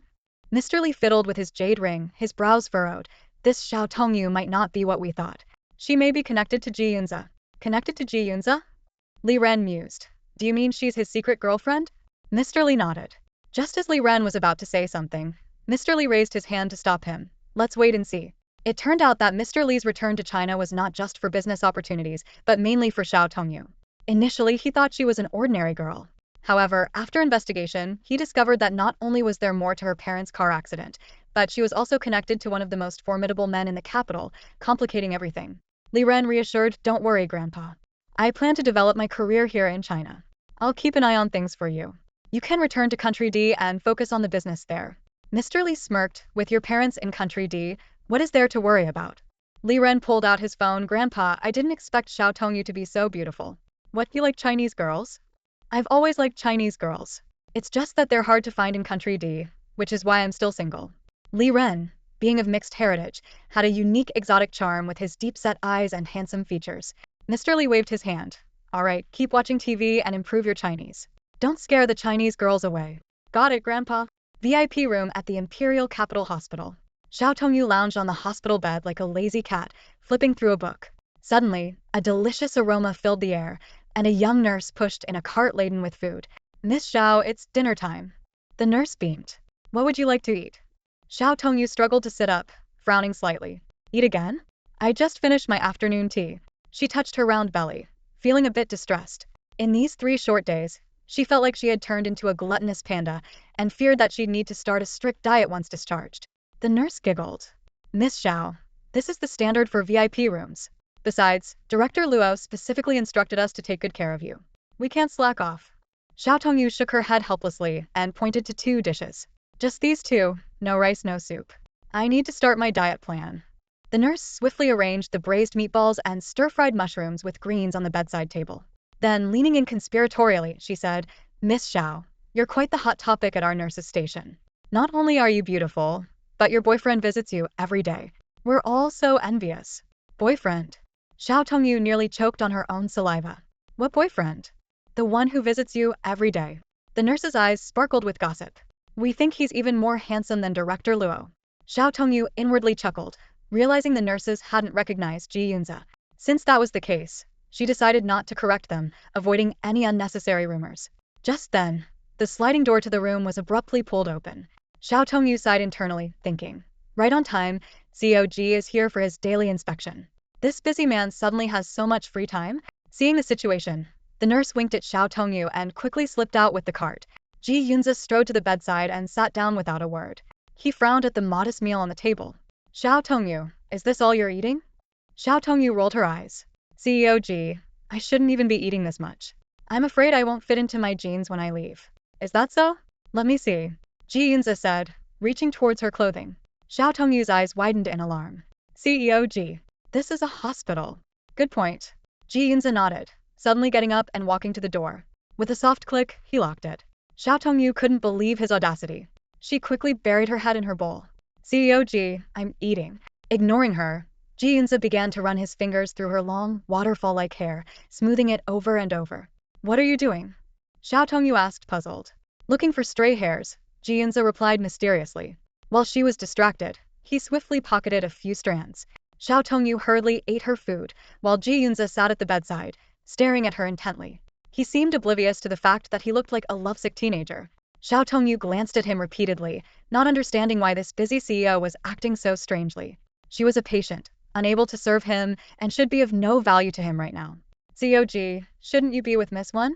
Xiao Tongyu couldn't help but ask. Ji Yunze's lips curled into a mischievous smile. Xiao Tongyu, are you jealous? I'm not.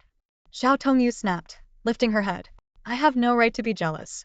At that moment, Xiao Tongyu's large, watery eyes were filled with mist, her porcelain face blushing, and a bit of sauce lingered on her lips, making her look like an adorable kitten. Ji Yunze couldn't hold back any longer. He leaned in and kissed her, gently licking the sauce off her lips. Relax. No other woman could compare to you. Xiao Tongyu felt a mix of emotions. Was this all she was worth to him? Are you planning to have me sleep between you and Miss One after you marry her? Xiao Tongyu couldn't help but retort. Xiao Tongyu, Ji Yunze's eyes turned cold, mention One again, and don't blame me if I take action right now. Your head is injured, not your lower body. Frightened by his threat, Xiao Tongyu quickly shut her mouth. She knew Ji Yunze too well. This madman was capable of anything. Oh, and Xiao Tongyu, Ji Yunze suddenly said, after you're discharged, move in with me. What? Why? Xiao Tongyu exclaimed. Because the person who tried to kidnap you hasn't been found yet. Ji Yunze's eyes darkened. Do you want to be assaulted? How can you be sure they want to assault me? Xiao Tongyu asked, puzzled. Ji Yunze's gaze grew more dangerous. Do you think they want to invite you to dinner? After a moment of thought, Xiao Tongyu firmly said, no way. I'd rather die than move in with you. In an instant, Ji Yunze pounced on her, sweeping the table aside with a kick. The bowls clattered to the floor with a crisp sound. Xiao Tongyu, are you itching for trouble? Ji Yunze asked through gritted teeth. Let go, I'm feeling dizzy. Xiao Tongyu pleaded pitifully. Beg me, Ji Yunze demanded coldly. After a moment's hesitation, Xiao Tongyu grasped his suit collar with her delicate fingers, gently pulling him towards her. She kissed his chin in a submissive manner and softly begged, I'm sorry, I spoke out of turn again. The kiss ignited Ji Yunze's desire. He fiercely captured her lips, his breathing growing more rapid. His fervent kisses seemed like they were going to devour her whole. Suddenly, there was a noise outside. Someone was trying to open the sliding door, but it was locked. Strange. Why is the door locked? Tong Tong, are you in there? A clear female voice called out. Is she asleep already? No way, the lights are still on. A deep male voice added. Oh no. It was Zhuang Shujia and Zhuang Shufei. Ji Yunze straightened up, a knowing smile on his face. Xiao Tongyu quickly sat up, whispering, I'll go open the door and you leave. No, Ji Yunze pointed to the family rest area inside. I'll go there. You get rid of them quickly. Xiao Tongyu felt a wave of dizziness. But COG, you'll hear everything we say. Oh.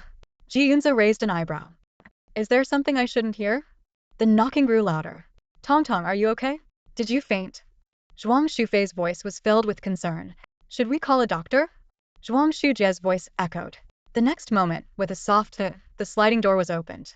Xiao Tongyu stood there, looking visibly shaken. Tong Tong, are you okay? Zhuang Shufei asked worriedly, her eyes landing on Xiao Tongyu's disheveled hair and crooked hospital gown.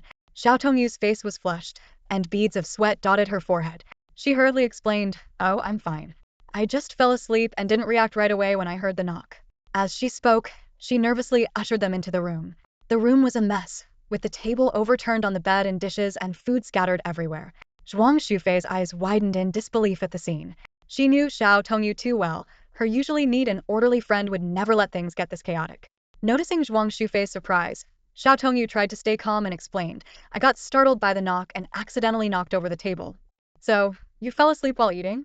Zhuang Shufei asked skeptically. Yeah, that's right," Xiao Tongyu replied awkwardly. Zhuang Shufei reached out to feel Xiao Tongyu's forehead, her face full of concern. "What's going on with you, Tong Tong? Did you hurt your brain?"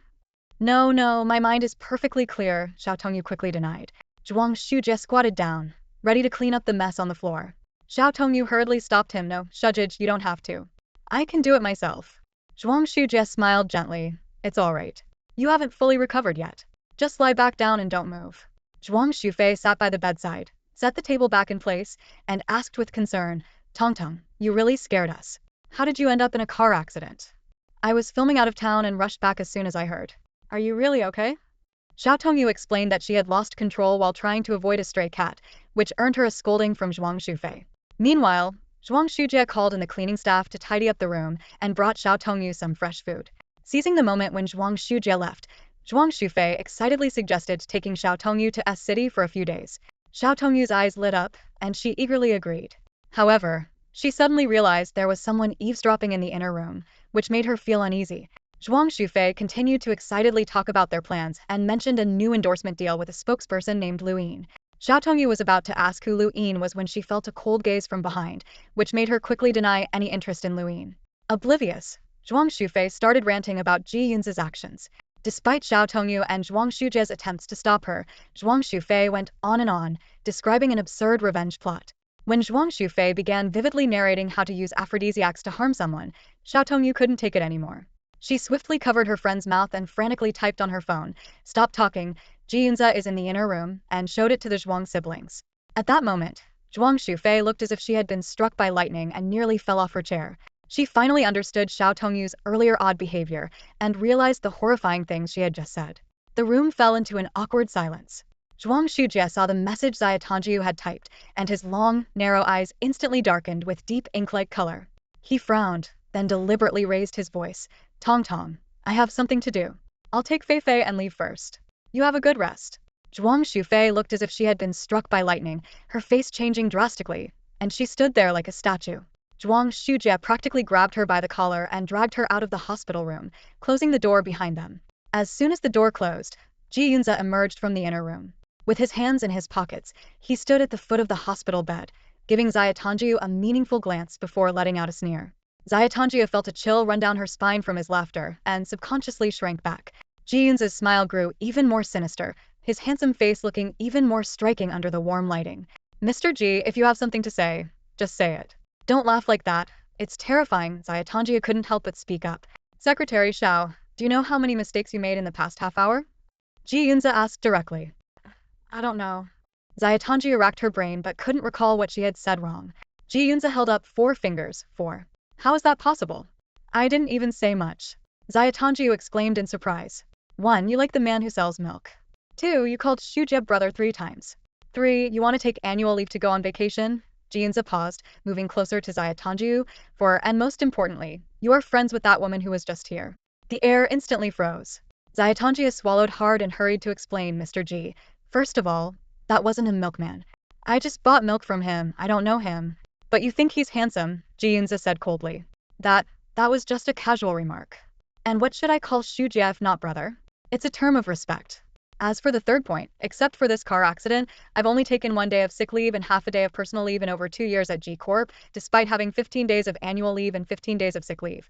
Ji Yunze stared at her flushed face, thinking, she's quite eloquent. A few days ago, when she was hospitalized, she seemed like a fool. It would have been better if she had remained so easy to manipulate. "And the fourth point?" "Explain that too," he demanded, his jawline tightening. Ji Tongyu bit her lip, momentarily speechless. She knew Zhuang Shufei had gone too far, but she also understood Ji Yunze's character. Admitting this point would have dire consequences. I remember her. Zhuang. Shu. Fei. Ji Yunze sneered, turning to leave. Xia Tongyu, like a frightened rabbit, jumped up and grabbed his arm. Mr. Ji. Zhuang Shufei didn't mean it. Secretary Xiao is pleading with me again? Xia Tongyu had already cursed the entire Ji family in her heart. She should have thrown a firecracker into the inner room to blow him up. Putting on a pitiful expression, she nodded vigorously. Move in with me after you're discharged, Ji Yunze proposed. No way. Then let Zhuang Shufei move to the Zhuang family ancestral grave. How many days? Xia Tongyu broke into a cold sweat. Until we find the person stalking you. No, 3 days.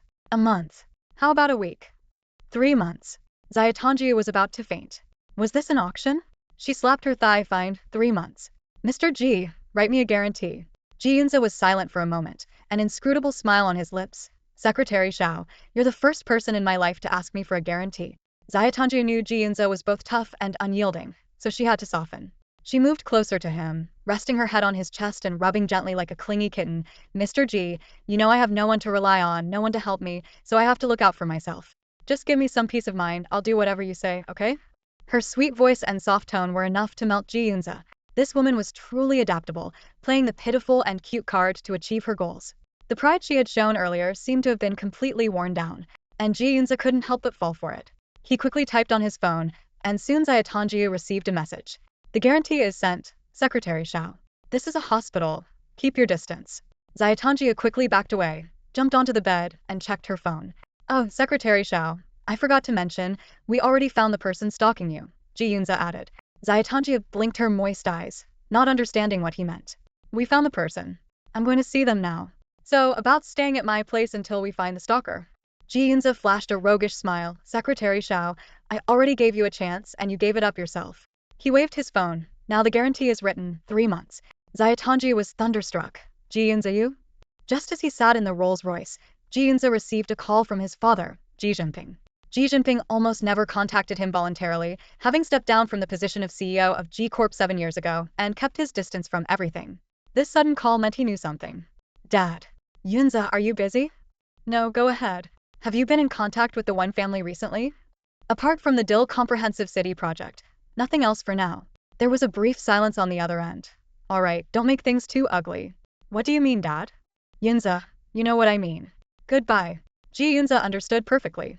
The Wen family had helped the Ji family rise during Wen Tianfu's father's generation, making them significant benefactors. It seemed his father was aware of the recent events and called specifically to warn him. As he expected, all these issues regarding Xia Tongyu were orchestrated by Wen Yu. Ji Yunze pressed his fingers to his lips, chuckling softly. Despite his father's usual indifference, he seemed to keep an eye on everything. Outside the capital, in an abandoned pharmaceutical factory owned by the Luo Group, a brutal interrogation was underway. A burly man with a blindfold tied around his eyes was bound on the ground, gasping heavily. His face was dark, lips pale, and bleeding at the corners, clearly in agony. 3 tall men in black suits stared at him like predators. Not far away, Han Yu and Luo Junji were leisurely smoking, a game of Ludo spread out on the table. Damn it, Han Yu. You took 3 of my pieces back home. How can you be so ruthless? Luo Junji complained. Han Yu smirked, holding a cigarette in his right hand and a die in his left. I'll roll a 5 and get your last piece too. He tossed the die, and it spun like a top. Thud. 5. Son of a... Han Yu, are you cheating? Luo Junji roared. Han Yu stubbed out his cigarette and stood up. Sorry, my turn again.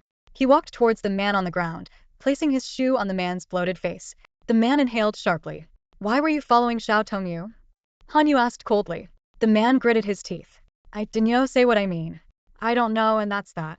As it turned out, after Xiao Tongyu's car accident, this man named Dinyo drove the car to a remote area outside the capital. A few days later, when the situation calmed down, he returned to retrieve the car as instructed by Wen Yu, only to be caught by Ji Yunze's people. Luo Junji sneered. Hey, tough guy. Dinyo, if you talk now, you might keep your whole body. When Mr. Ji arrives, you might not be in one piece. Do what you want. I'm dead either way. Dinyo retorted defiantly. Han Yu took a long knife handed to him by a subordinate and asked Luo Junji, Dr. Luo, where should I start? Lower quarter of the spine. Paralyze him first, Luo Junji suggested. Just then, heavy footsteps echoed. Ji Yunze appeared, his face grim, followed by Wu Yan and Sun Chengshuan. Despite the blindfold, Dinyo could feel the suffocating presence and began to tremble. How's it going? Ji Yunze asked curtly. He won't talk, Han Yu replied. Luo Junji scoffed. He's got a hard head but thinks we know nothing if he stays silent. Ji Yunze took the long knife, flipped his wrist, and the blade pierced into Dinyo's left thigh like lightning. Amidst two screams, the knife was swiftly pulled out. Not deep enough. Didn't hit the bone, Ji Yunze said calmly. Luo Juanji couldn't help but praise. Wow, Ji Yunze, your hand speed is impressive. Ji Yunze gave him a cold look and handed over the knife. Wanna try? No thanks. I'm a surgeon. I'll leave this to you and Hanyu, Luo Juanji declined. Ji Yunze smirked and stabbed the knife into the right thigh. Dinyo's screams grew weaker. Mr. Ji, mercy. He finally began to plead. Ji Yunze slowly twisted the knife, the sound of tearing flesh audible. Hanyu gently pressed the knife handle, signaling enough. Ji Yunze pulled out the knife and stomped on the wound. Bones cracked, and Dinyo passed out. Luo Juanji checked and said, he won't die, but he'll probably be lame. Ji Yunze sat down expressionlessly and lit a cigarette. His fingers tapped the Ludo board. You two seem to be having fun. Hanyu offered whiskey. Not as much fun as you, visiting the hospital every day to see a woman. Luo Juanji teased. Ji Yunze, if Secretary Xiao saw you just now, she'd probably run away scared. Ji Yunze chuckled and clinked glasses. Wherever she runs, I'll bring her back. Wu Yan asked, Mr. Ji, what should we do with this man? Dump him at Wen's doorstep, Ji Yunze ordered curtly. Late at night, a sudden downpour hit the capital. The wind howled and windows creaked. In a penthouse apartment, when Yu anxiously scrolled through his phone, he had sent Dinyo to retrieve the car earlier, but there was no news. The black Mercedes had fake plates, supposedly untraceable. When Xian came downstairs, draped in a coat. Still up, brother? Yeah, just some things, when you replied absent-mindedly. Brother, you're not plotting about Secretary Xiao in the middle of the night, are you? When Xian teased. When you looked up. What about you, thinking about Ji Yunze? When Xian sat down, crossing her legs. Dad told me about our family's close ties with the Ji family. I think I have an edge in getting Ji Yunze. You? With no brains or emotional intelligence. When you scoffed. Brother. When Xian was about to retort when Yu's phone suddenly rang. Mr. Wen, bad news. Dinyo was dumped at our company entrance, covered in blood and unconscious, Assistant Shin Xian reported urgently. When you tensed up, almost petrified. What happened? Who did it? A small unmarked truck. Mr. Wen, what should we do now? Get him to a familiar hospital. Tell the doctors to keep quiet and not call the police, when you ordered quickly. After hanging up, when Xian leaned in curiously. What's wrong, brother? What happened? None of your business.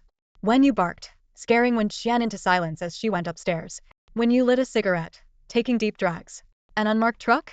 No need to investigate. He knew who did it. Ji Yunze had not only quickly discovered his actions, but also retaliated mercilessly. All this over a mere Xiao Tongyu, making Ji Yunze willing to go against the Wen family.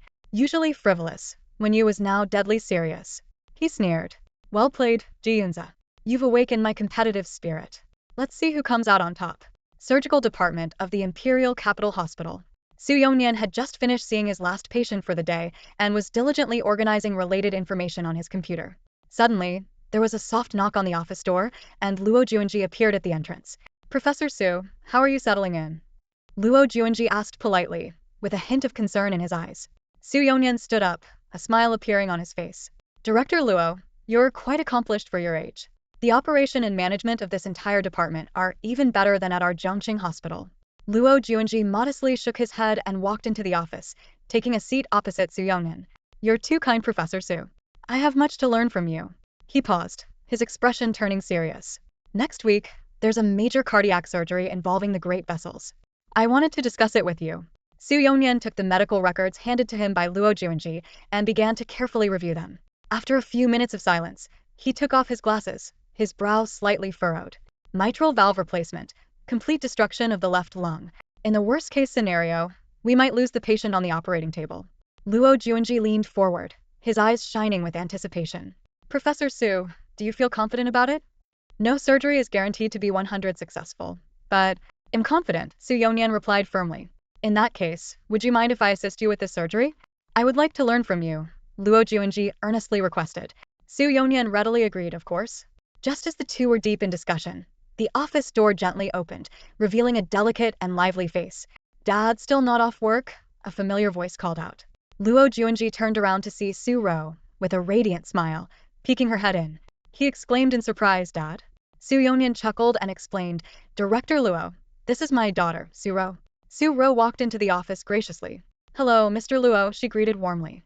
Luo Juanji was momentarily stunned but quickly flashed his charming smile. So, Professor Su is Su's secretary's father. Su Yongnian nodded. You two know each other? Su Ro explained briefly. Yes, Mr. Luo is a friend of our COG and has helped me a lot.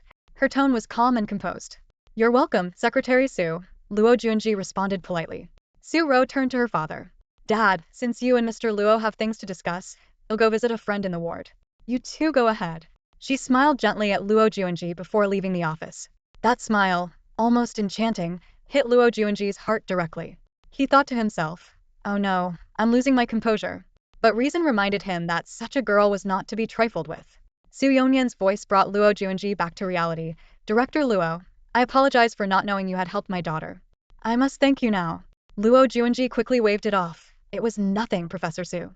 Please don't mention it. Su Yongnian sighed and began to share more about his family situation. Luo Juanji listened attentively, expressing understanding and sympathy when appropriate. As their conversation ended, Luo Juanji suggested, if the opportunity arises, would you do me the honor of joining me for a meal? I have many professional questions I'd like to ask you. No problem, Director Luo. Just let me know when and I'll be there, Su Yongnian agreed readily. As he walked out of Su Yongnian's office, Luo Juanji couldn't help but think of Su Ro. He knew she had gone to see Xiao Tongyu, and his legs seemed to move on their own, leading him toward the VIP ward. Meanwhile, Su Ro had already arrived at Xiao Tongyu's ward. She opened the door to find Xiao Tongyu buried in a pile of documents. Tong, what are you up to? Su Ro asked softly. Xiao Tongyu looked up, a smile spreading across her face. Ro, what brings you here? Su Ro approached the bedside. You know, my dad has been transferred to the surgical department here at the Imperial Capital Hospital. I came to have dinner with him. She glanced curiously at the documents on the table. Tong, what are you looking at? Xiao Tongyu explained with a frown. I'm about to be discharged and sorting out these invoices. I need to get them reimbursed by the company. It would be a waste not to. Su Ro teased her. Why not just ask COG directly? At the mention of Ji Yunze, Xiao Tongyu immediately got goosebumps. Stop it. Don't mention COG. Just thinking about him makes me want to flip him off. Su Ro curiously pressed. What did COG do this time? Didn't he find the person who was stalking you? Xiao Tongyu hesitated. Yes, but he won't tell me who it was or why they were stalking me. And she trailed off. Su Ro lowered her voice, and what else? He wants me to move into his villa, Xiao Tongyu stated calmly. Su Ro gasped in shock. Oh my, what does that mean? Is COG planning to marry you? Xiao Tongyu remained expressionless. No way. He just wants convenience for sleeping with me. She continued to sort through the documents leisurely. Think about it. I cook for him, clean the house, and he gets to sleep with me for free, all without interfering with his dates with Miss One. COG is a shrewd businessman. He wouldn't pass up such a good deal. Su Ro pouted. I still feel like there's nothing between COG and Miss One. Whatever, I don't care, Xiao Tongyu interrupted. I only care about when I can resign. You must let me know before you resign. I'll quit too, Su Ro hurriedly said. Otherwise, I won't be able to handle it alone. Xiao Tongyu burst into laughter. Why would you worry? You have Mr. Luo looking out for you. COG won't give you a hard time. She suddenly remembered something. By the way, did you give those macarons to Mr. Luo? What did he say? Su Ro shook her head, her tone a bit downcast. No, I gave them to the nurse instead. Mr. Luo doesn't care about these things, so I didn't want to embarrass myself. Xiao Tongyu's smile faded. How could that be? At that moment, the door to the ward was opened again, and a pair of bright red high heels stepped in arrogantly. A tall doctor wearing a mask pushed a small cart into the hospital room and asked curtly, time for a dressing change. What's your name? Xiao Tongyu gave her name and exchanged a puzzled look with Su Ro. The doctor's attitude was a stark contrast to the usual politeness of the VIP ward, making them wonder if she was in a bad mood for personal reasons. Xiao Tongyu tried to explain. Doctor, the nurse said yesterday was my last dressing change, and today it can be removed. She pointed to the back left side of her head, where a hematoma from a car accident had now subsided. The doctor impatiently interrupted. I'm the doctor. Who do you think knows better, me or the nurse? She skillfully handled the medications on the cart, her tone filled with disdain. Xiao Tongyu pursed her lips and said no more. Su Ro scrutinized the doctor, finding her features somewhat familiar. Glancing at the name tag on her chest, she realized. Pei Yuqi, an intern. She was the beauty who had flirted with Luo Xiao a few days ago. Pei Yuqi had been interning in the surgery department at the Imperial Capital Hospital for some time. Hearing that a beautiful woman, specially cared for by Director Luo, was staying in the VIP ward, her curiosity got the better of her, and she took on the nurse's duty today. Seeing Luo Juanji visit the patient every day sparked her jealousy, making her suspect that this was the girlfriend Luo Juanji had mentioned. When she saw the stunningly beautiful woman on the bed, her jealousy flared even more. She roughly tore off Xiao Tongyu's bandage and slapped a new medication-soaked one onto the wound. Ouch. Xiao Tongyu cried out in pain. Pei Yuchi coldly retorted. What's with the yelling? So delicate. She then tightly wrapped the new bandage, her force causing Xiao Tongyu to sway and her vision to blur. Suro couldn't stand it anymore and interjected, as a doctor, I think you're less professional than a nurse. Pei Yuchi arrogantly replied, doctors don't need lay people to interfere when they're working. At that moment, the door to the room opened. Luo Juanji leaned against the doorframe, his face dark, and asked, Dr. Pei, what are you doing? Pei Yuchi hurriedly tried to explain, but Luo Juanji had already walked to the bedside and picked up the medical chart. He coldly stated, no dressing change is needed today. Pei Yuchi attempted to argue, but Luo Juanji directly announced the end of her internship and ordered her to leave. The woman ran out of the room in tears. Suro then understood that Dr. Pei had mistaken Xiao Tongyu for Luo Xiao's girlfriend and had come to take revenge. She silently admired Luo Juanji's sense of justice and recalled the moment he had claimed to be her boyfriend, feeling grateful for his handsomeness and thoughtfulness. Xiao Tongyu joked, thank you, Luo Xiao. Sometimes, having too many admirers can be quite troublesome, right? Luo Juanji gently unwrapped her bandage and examined the wound. It is troublesome, but it's unacceptable for someone to mistake Ji Yunze's woman for my girlfriend. I had to get rid of her. He declared the wound to be healing well and no longer needing medication. Suro asked if Xiao Tongyu could be discharged tomorrow, and Luo Juanji nodded in confirmation, reminding Ji Yunze to take it easy.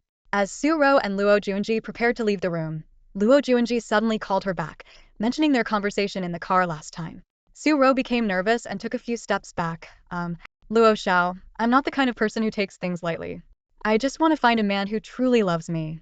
Luo Juanji looked directly at her, his eyes filled with desire. So, Secretary Su thinks I'm not sincere? Suro thought to herself, how could someone like Luo Juanji, who never lacked women, be sincere when he immediately wanted to sleep with her? She tried to change the subject. Luo Xiao, how about I treat you to dinner instead? Luo Juanji didn't respond, just stared at Suro intently. He had always been pursued by women and had never actively chased anyone, not knowing how to do so.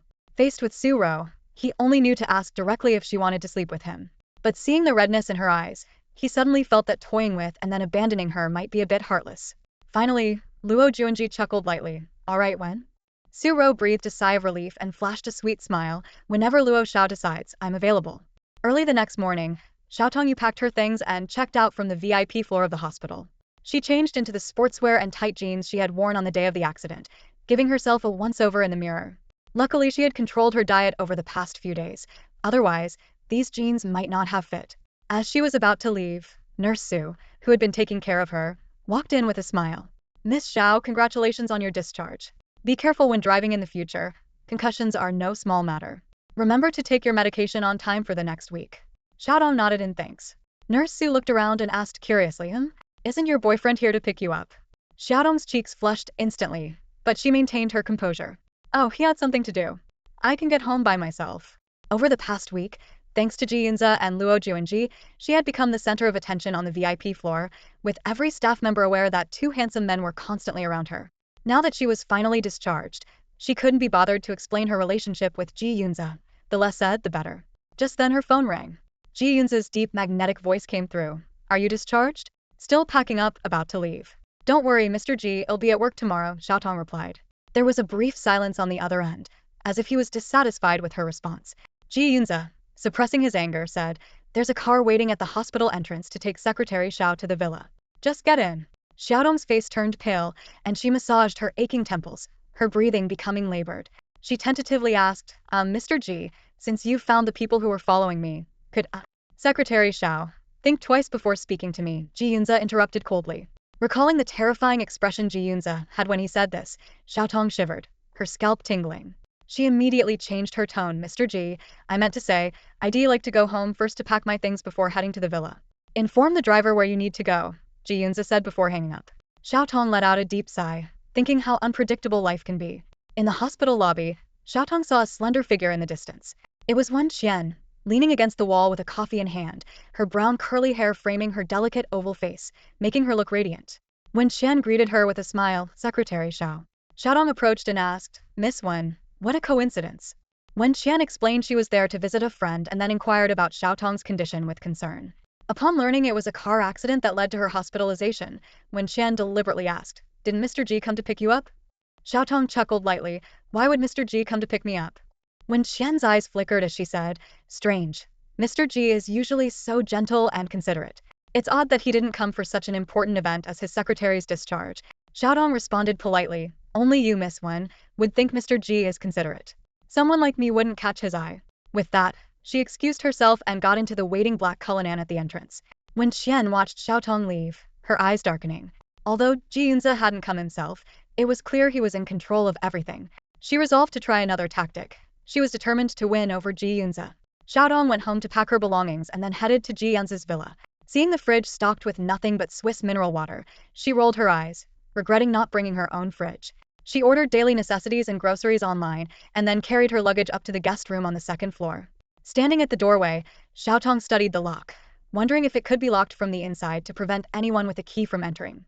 Even though she knew it might be futile, she still wanted to give it a try. She racked her brain but couldn't understand why Ji Yunze wouldn't leave her alone. He was gentle and considerate with Miss Wen, yet harsh and cruel to her. With a bitter smile, Xiao Tongyu thought, being born is truly an art. The first gap between people is that amniotic fluid. Alone and helpless, she worked at Ji Corporation during the day, cooked and cleaned at Ji's villa in the evening, and had to share his bed at night. Wasn't this complete servitude to Ji Yunze? She couldn't help but mock herself. It's the 21st century, and yet this damn slavery still hasn't been abolished. Amidst the busyness, time slipped away quietly, and before she knew it, it was already past 8 p.m. Ji Yunze had not returned yet, and Xiao Tongyu did not bother to cook dinner for him. She loathed this feeling. If they were in love, it would be a sweet wait, but for her and Ji Yunze, it was merely a reenactment of a feudal lord and his bed servant. Xiao Tongyu quickly made herself a bowl of instant noodles, wolfed it down, took a shower, and climbed into the guest room bed, falling into a deep sleep. At 10:30 p.m., Ji Yunze finished his international video conference and hurried back to the villa. As he opened the door, the large living room seemed to have a bit more life. At the corner of the stairs, a dim nightlight shone quietly, evidently left on by Xiao Tongyu. A slight smile appeared on Ji Yunze's stern face. However, that smile vanished within a minute, wiped away by the sight of a brand new calendar on the dining table. It was a calendar with teddy bear illustrations, and the November page was open with today's date marked with a big red cross. Ji Yunze instantly understood Xiao Tongyu's intent. She was counting down 3 months. The cute teddy bear on the calendar twisted its waist in a victory pose, but to Ji Yunze, it was a blatant mockery. He grabbed the calendar, and with a flick of his wrist, it flew in a perfect arc, landing precisely in the trash can by the kitchen door. Ji Yunze turned and headed upstairs, his eyes landing on the wide-open master bedroom door and the tightly closed guest room door. His brows furrowed, and his previously good mood vanished. He instinctively reached for the door handle, but the solid wood door wouldn't budge, as if glued shut. Snap! The last thread of his rationality snapped. He had intended to let Xiao Tongyu rest for a few days since she had just recovered. Who would have thought that she would dare to lock the door? With angry strides, he turned into the master bedroom to fetch the door key, his rage almost palpable. Xiao Tongyu, you're finished. In the dead of night, the clock on the wall ticked away. Xiao Tongyu found herself once again reliving the nightmare of the car accident from 13 years ago. In her dream, she was that mischievous little girl again, jumping around in her father's car, refusing to wear a seatbelt. Just as the car was about to crash into a tractor in the field, her mother, sitting beside her, quickly unbuckled her own seatbelt and scrambled to secure Xiao Tongyu's, holding her tightly in her arms. That suffocating feeling of being held so tightly by her mother was etched deeply in Xiao Tongyu's memory. Her mother had exchanged her own life for her safety. Suddenly, Xiao Tongyu felt a crushing weight on her chest, making it hard to breathe. Is this sleep paralysis? She wondered in terror. Is this a dream or reality? The sensation was so real that she doubted if she was truly awake. She struggled to move her legs and turn over, but it was all in vain. Eventually, Xiao Tongyu jolted awake, her eyes wide with lingering fear, gasping for air. To her astonishment, she found Ji Yunze lying on top of her, his handsome face just inches away. Mr. Ji, can you not scare me like that in the middle of the night? Xiao Tongyu exclaimed, her pupils dilating and sweat beading on her forehead. Ji Yunze smirked. Aren't you curious how I got in? This question reminded Xiao Tongyu that she had indeed locked the door before going to bed. She knew that if Ji Yunze wanted to get in, he always had a way, and locking the door was just a habit. She licked her dry lips and cautiously explained, Mr. Ji, I'm not used to staying in such a large house, so I just locked the door out of habit. Didn't you live in a villa when you were a child? Ji Yunze suddenly asked. Xiao Tongyu looked at him in surprise. How do you know that, Mr. Ji? Ji Yunze didn't answer, only staring at her with eyes full of desire. Xiao Tongyu tried to move her arm, but found her slender wrists firmly pinned above her head by Ji Yunze. She attempted to change the subject. Mr. Ji, did you just get back? Have you eaten? Xiao Tongyu, do you know how long it's been since I last touched you? Ji Yunze asked abruptly. Xiao Tongyu was at a loss for words. How would I know? Exactly 2 weeks, 14 days, Ji Yunze stated clearly. Xiao Tongyu's heart sank. This man even remembered the exact number of days. She muttered under her breath. Doesn't seem like Mr. Ji has been suffering. What did you say? I mean, Mr. Ji must have other outlets. No need to always focus on me. Ji Yunze lowered his head, his chin resting on her shoulder, his voice low and dangerous. Sorry, Xiao Secretary, I don't have any other outlets. I really have been suffering. Realizing there was no escape, Xiao Tongyu closed her eyes and gritted her teeth. Go ahead, Mr. Ji. Just hurry up. I need to sleep early, I have work tomorrow. A hint of amusement flashed in Ji Yunze's eyes as he released her wrists and lay beside her. Xiao Tongyu Yomi. Xiao Tongyu sat up in surprise. Mr. Ji, what do you mean? You do it, Ji Yunze commanded simply. Xiao Tongyu instantly understood his meaning, trembling as she stammered, Mr. Ji, I don't know how. Think carefully before you tell me you don't. Ji Yunze's tone carried a warning. After a brief internal struggle, Xiao Tongyu took a deep breath and made up her mind. Mr. Ji, after tonight, you will return 2 photos to me and promise not to take any more. Ji Yunze smiled triumphantly. Deal. With his promise, Xiao Tongyu bit her lip and slowly unbuckled his belt. With a click, the belt came undone. Her fingers brushed against his black shirt, revealing his firm chest. Ji Yunze's body visibly tensed, his atoms apple bobbing. Xiao Tongyu. He breathed heavily. Not wanting to hear him speak any further, Xiao Tongyu bit his lower lip gently, letting out a soft as she pressed her body against his. After what felt like an eternity, Xiao Tongyu lay exhausted on the bed, gasping for air, feeling like she might pass out. Ji Yunze seemed very satisfied with her performance tonight, both physically and mentally. Xiao Secretary, Ji Yunze spoke. Xiao Tongyu raised a hand to stop him. Mr. Ji, please don't talk. Let me catch my breath. Xiao Tongyu, Ji Yunze persisted. She turned to face him seriously. Mr. Ji, I did what I said I would. Give me the 2 photos. They're in the office. Pick whichever 2 you like tomorrow, Ji Yunze chuckled. Xiao Tongyu pouted, not wanting to continue the conversation. I'm going to sleep, Mr. Ji. Do whatever you want. Sleep wherever you want. Xiao Tongyu, aren't you curious what I wanted to say? She wrapped herself tightly in the blanket, showing only half her face. I don't want to hear it. Ji Yunze turned her face towards him. I said, once a night isn't enough for me. Xiao Tongyu was stunned for a moment before realizing his meaning, quickly pleading, Mr. Ji, please spare me. No. I only need 1 photo. No. I really don't have the strength, Mr. Ji. I feel like I'm going to collapse. Ji Yunze pressed his body against hers domineeringly. This time, you don't have to do anything. Just be good. The next morning, Ji Yunze woke up and glanced at the space beside him. Xiao Tongyu was already gone. Neatly arranged on the nightstand were a freshly pressed suit, shirt, tie, and socks. Sunlight filtered through the gaps in the curtains, casting a glow on Ji Yunze's toned muscles as he stretched languidly, and his gaze fell on a corgi plush on the bed. This must be from Xiao Tongyu, Ji Yunze said to himself, picking up the plush toy for a closer look. Its soft texture, faint scent, and goofy expression reminded him of Xiao Tongyu. He ran a hand through his hair and got up with a smile, still holding the plush. After freshening up, Ji Yunze headed downstairs to the dining room. Xiao Tongyu was engrossed in something on his phone. Secretary Xiao, what are you looking at?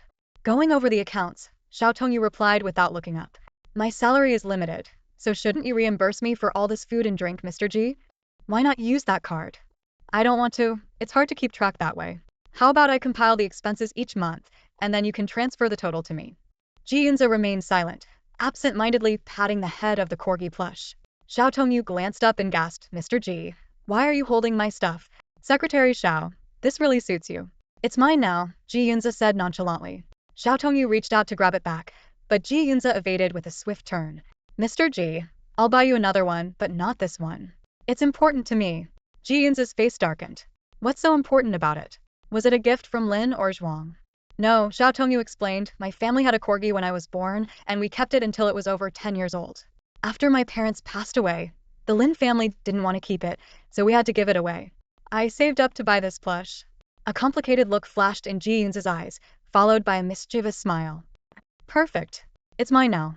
If Secretary Xiao tries to run away, I'll cut off its head.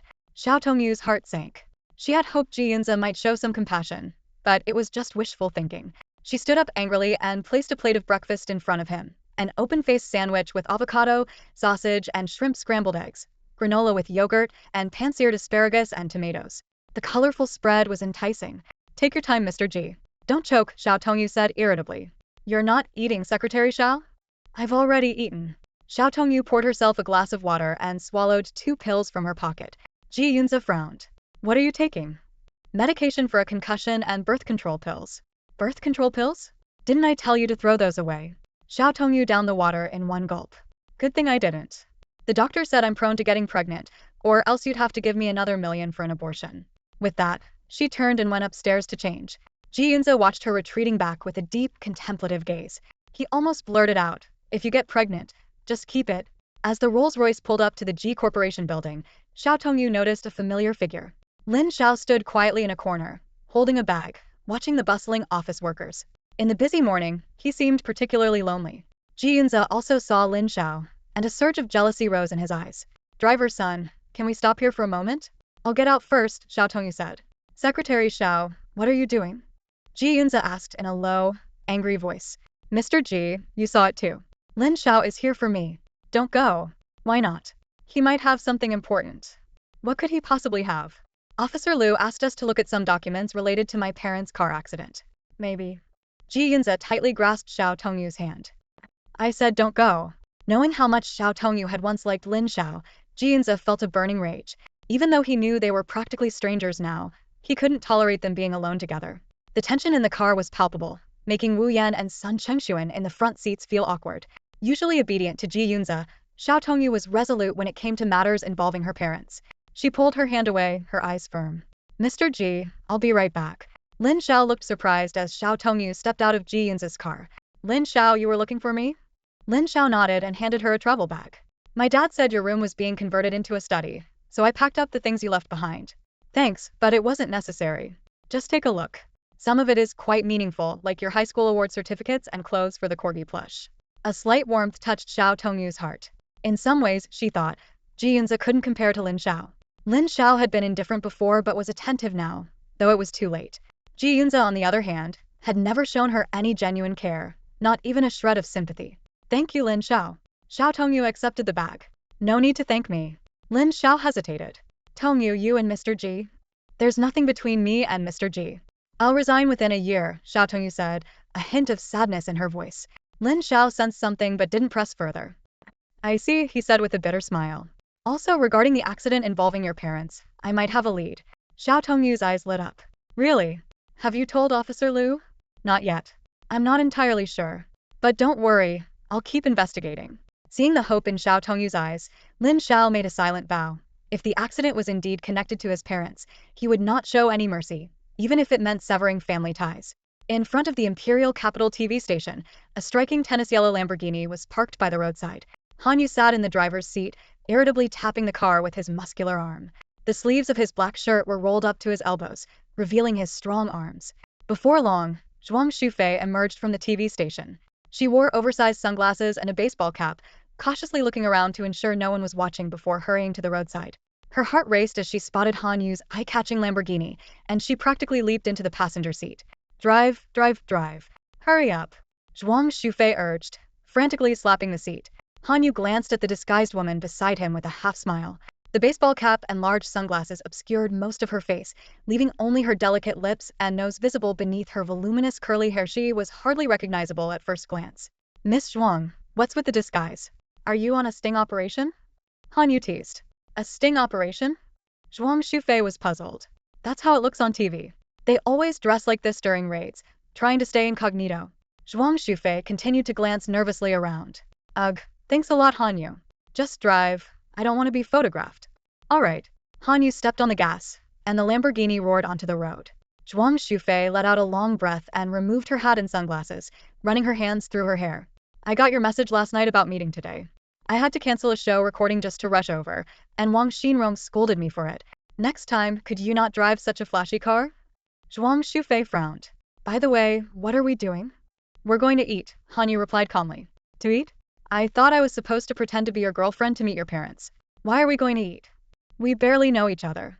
Miss Zhuang, do you think my parents are fools? Zhuang Shufei considered this for a moment and nodded. Do you have a restaurant with private rooms in mind? No. No. Han Yu, I still have a career in the entertainment industry. I don't want any rumors. Zhuang Shufei was anxious. Han Yu snorted.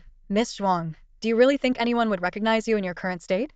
Zhuang Shufei had just finished recording a variety show. She quickly removed her makeup and changed into comfortable clothes. Now, she was slumped in the passenger seat with her legs spread out, picking at her eyes completely different from the elegant starlet she appeared to be on TV. A glint of coldness flashed in Zhuang Shufei's eyes, and she almost wanted to slap the sharp-tongued man. Hanyu, are you regretting this? It's not too late to back out. I can recommend someone more suitable to play your girlfriend, guaranteed to satisfy you. Sorry, Miss Zhuang, but aside from you, only Secretary Xiao would satisfy me.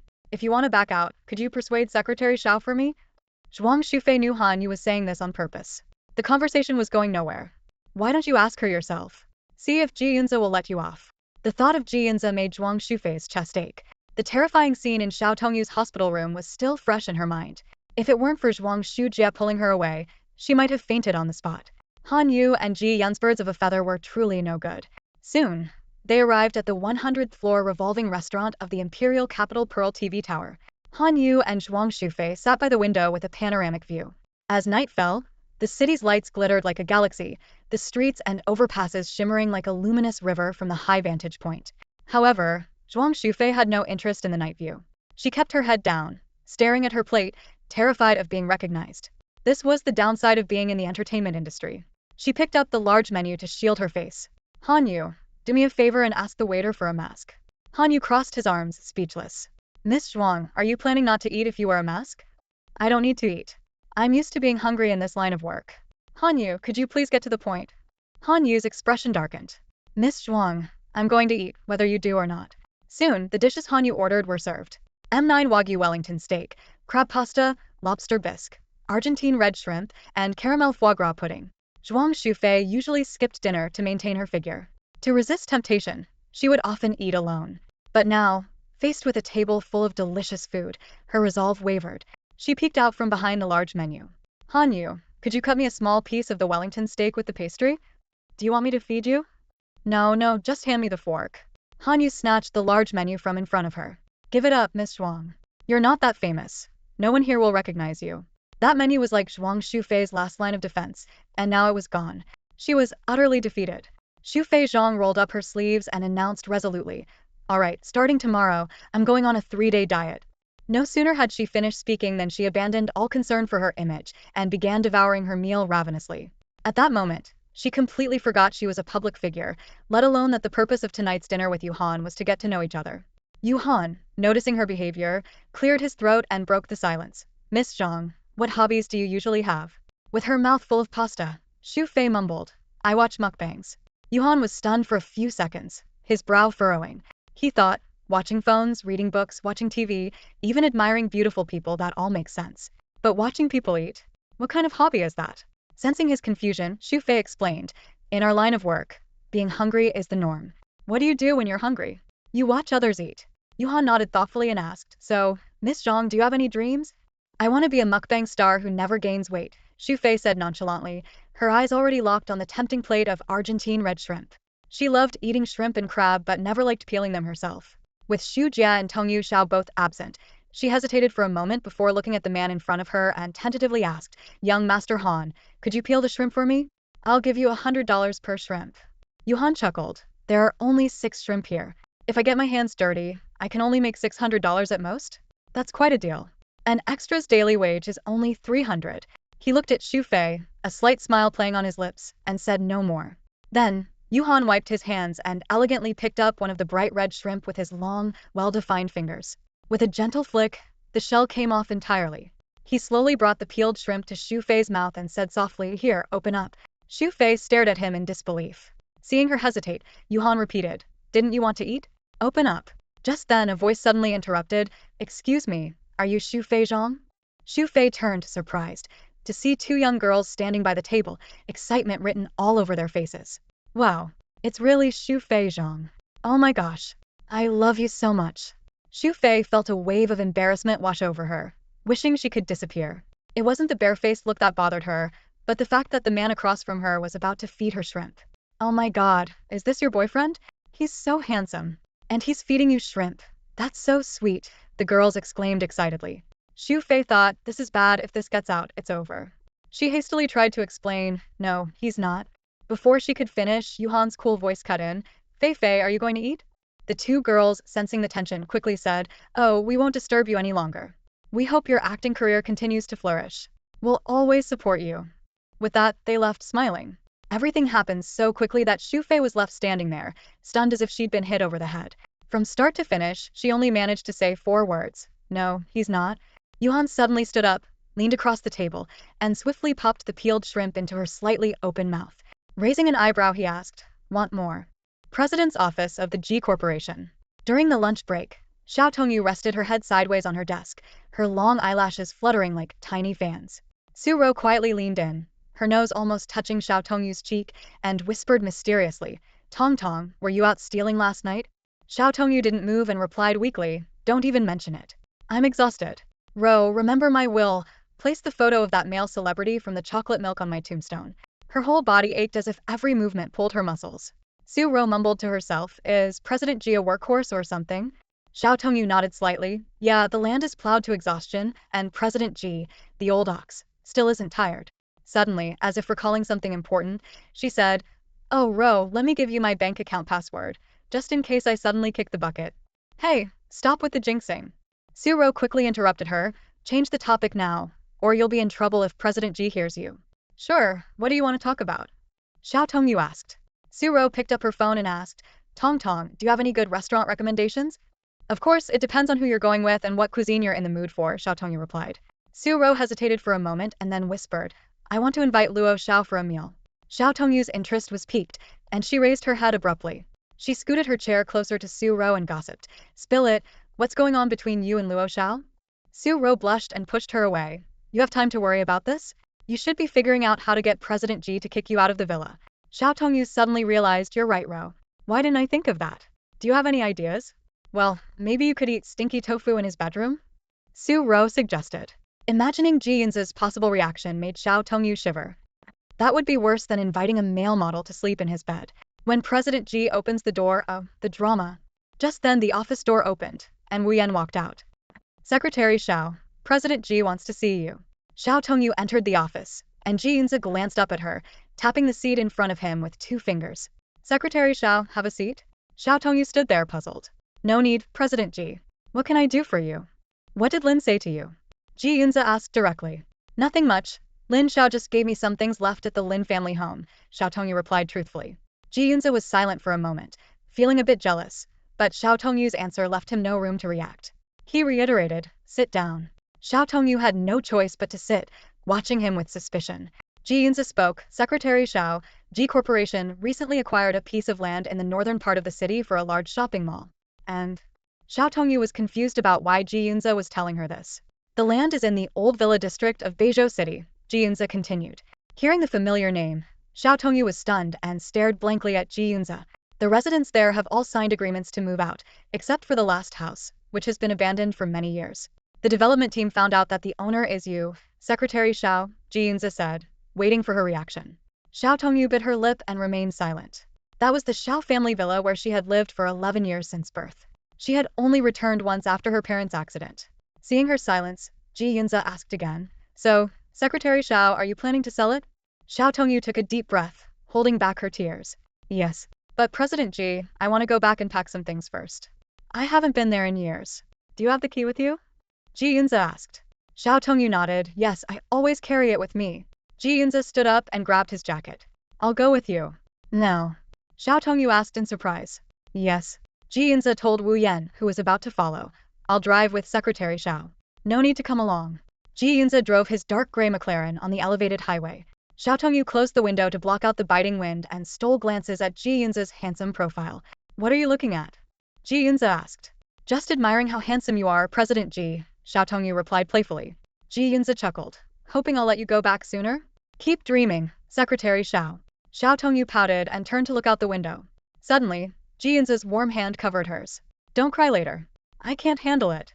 Xiao Tongyu looked at him in surprise, her heart filled with mixed emotions. Soon, the car entered the dilapidated villa district and stopped in front of the familiar red building. Ji Yunze turned off the engine and asked, "Shall we go in?" Xiao Tongyu answered softly yes. Xiao Tongyu took out her keys and opened the red wooden door of the villa. As the door creaked open, a cloud of dust rushed at her, making her squint. Memories long buried surged back like a tidal wave. She clenched her fists, her nails digging into her palms to keep herself from collapsing. Taking a deep breath, Xiao Tongyu stepped into the living room with heavy but determined steps. On the wall hung a family photo taken on her 10th birthday, her parents' smiles still warm and loving. Scattered on the sofa were souvenirs from a trip to Yunnan, handmade tie-dye pillows whose vibrant colors had faded. In a corner of the living room sat a small house and a tiny bowl, once the cozy home of her beloved corgi, Tiantan. These familiar sights drained the color from Xiao Tongyu's face, making her feel faint. Xiao Tongyu, came Ji Yunze's deep voice from behind her. Mr. Ji, I'm fine, Xiao Tongyu replied, holding back tears as she headed upstairs. Ji Yunze followed in silence, his eyes dark with concern. Pushing open the door to her room, Xiao Tongyu went straight to the wardrobe. Inside were various beautiful dresses. She remembered how her mother loved buying her dresses, always dressing her up like a little princess. Every time Xiao Tongyu wore a new outfit, her mother couldn't help but praise, how did our Tong Tong grow up to be so beautiful? After her parents passed away, she only brought a few clothes with her to the Lin family, fearing that bringing too much would upset them. Now, as an adult, these pretty dresses no longer fit, and no one praised her beauty like her mother did. Ji Yunze walked over to the desk and curiously flipped through the photos beneath it. From birth to elementary school graduation, Xiao Tongyu's chubby-cheeked, adorable face and her always sparkling eyes captivated him. Xiao Tongyu, Ji Yunze called softly, but there was no response. He turned to see her holding a thick photo album, her delicate fingers trembling as they traced the pictures. Glancing down, he saw a birthday scene from her kindergarten days. A little girl with braided pigtails surrounded by her happy parents, her round face beaming with a sweet smile. Xiao Tongyu, he called again. She looked up at him, her long lashes wet with tears, large droplets gathering on her chin before falling to the floor. Her beautiful eyes were filled with the sorrow and despair of separation and loss. With a thud, the album slipped from her hands. Mr. Ji. Xiao Tongyu could no longer hold back, her last line of defense crumbling. She rushed to Ji Yunze, wrapping her arms around his neck and sobbing uncontrollably into his chest. Her shoulders shook, and her tears soaked through his shirt. Xiao Tongyu, I told you not to cry. Do you want to make yourself sick? Ji Yunze growled softly. I'm sorry, Mr. Ji. I can't help it. Xiao Tongyu choked out, her sobs making it hard to breathe. Ji Yunze took a deep breath, one arm around her waist, the other gently stroking her hair. Despite his usual aversion to mess, he didn't mind her tears and snot staining his shirt. They stood there quietly for over 10 minutes until Xiao Tongyu's sobs gradually subsided, leaving only occasional sniffles. Ji Yunze lifted her tear-streaked face, gently wiping away the remnants with his thumb. Stop crying or you'll owe me tonight, he joked lightly. Startled, Xiao Tongyu stepped back from his embrace, her sorrowful memories dissipating as she was pulled back to reality. Ji Yunze bent down to pick up the fallen album. Is there anything else you want to take? Xiao Tongyu wiped her face. No, Mr. Ji. Let's check my parents' room. Ji Yunze pointed to the photos under the desk. What about these? The ever-beautiful Xiao Tongyu. She paused, then let out a small laugh. They're all in the albums, Mr. Ji, the ever-handsome Ji Yunze. After Xiao Tongyu left the room, Ji Yunze discreetly slipped a photo of 6-year-old Xiao Tongyu with her corgi into his pocket. There wasn't much left in her parents' room. After their passing, most of their clothes and personal items had been burned as offerings. In the bedside drawer were some account books and utility bills. Xiao Tongyu found a bag to gather these useless items, intending to throw them away. Suddenly, a small brown booklet in the corner of the drawer caught her attention. It looked old, with an Arabic inscription on the cover that she couldn't understand. Curious, she opened it to find a single yellowed page with faded printed text in an unfamiliar language. Mr. Ji, do you know what this is? She asked, handing the booklet to Ji Yunze. Ji Yunze examined it carefully. Your mother's surname is Li? Yes. This is your mother's birth certificate. She was born in country D. Xiao Tongyu was stunned. She had only ever heard that her mother was an orphan and never knew she was born in country D. Mr. Ji, you can read Arabic? That's impressive. Ji Yunze smiled modestly and said, just a bit. Xiao Tongyu's eyes widened in amazement. Wow, these characters look like different shapes of noodles to me. Hearing this, Ji Yunze's face showed a hint of helplessness, as if he was looking at an innocent child. His gaze shifted to an ornament and he asked, do you want this? Xiao Tongyu pondered for a moment and then softly said, I'll take it with me as a keepsake. Time flew by, and the afternoon soon passed. By the time they finished packing up the villa, it was already dinner time. Xiao Tongyu's mood gradually calmed down. She felt as though she had finally overcome a once insurmountable barrier. Selling this house meant that her bond with her parents would forever remain in her heart. As they sat in Ji Yunze's car, Xiao Tongyu suddenly teased, Mr. Ji, how much can I get if I sell this house to your company? Ji Yunze pointed to the tear stains and dried snot on his shirt and half-jokingly said, shouldn't Secretary Xiao first consider how much my shirt is worth? Realizing her lapse, Xiao Tongyu quickly apologized. I'm sorry, Mr. Ji. She took out her phone to check the price. Let me see how much this Brunello shirt costs. I'll compensate you. Ji Yunze snatched her phone with a sly smile. Since I'm the creditor, I get to decide. Xiao Tongyu blinked in confusion. What do you mean, Mr. Ji? Secretary Xiao knows how to make it up to me, Ji Yunze said meaningfully. Xiao Tongyu's heart sank, and the slight goodwill she had just felt toward Ji Yunze vanished instantly. She realized that his seemingly gentle demeanor might have ulterior motives. Feeling a bit aggrieved, she turned her head to look out the window, pouting and silent. Ji Yunze reached out and gently turned her face back, his fingers threading through her long hair. He leaned in and kissed her lips, soft and tender. After several seconds, his lips still close to her ear, he whispered, What do you want for dinner? How about you? Xiao Tongyu frowned and suddenly said, I want to eat snail noodles. Ji Yunze immediately pulled back, his expression darkening. Absolutely not. With that, he started the sports car with a grim face. Seeing Ji Yunze's reaction, Xiao Tongyu couldn't help but laugh. She suddenly remembered that Su Ro once suggested eating snail noodles in Ji Yunze's bedroom, thinking it might actually be a good idea. Before 9 in the morning, the office was still waking up. Xiao Tongyu was buried in paperwork when a sudden breeze made her look up to see Su Ro approaching mysteriously, her phone screen flashing with a restaurant's webpage. Tong Tong, what do you think of this restaurant? Su Ro asked in a hushed tone. Xiao Tongyu put down her files and glanced at the screen. Haven't tried it, but it's got good reviews. They say it's a great spot for dates. She raised an eyebrow and gave a sly smile. With Luo Xiao? When's the date? Am I invited? Su Ro's eyes lit up.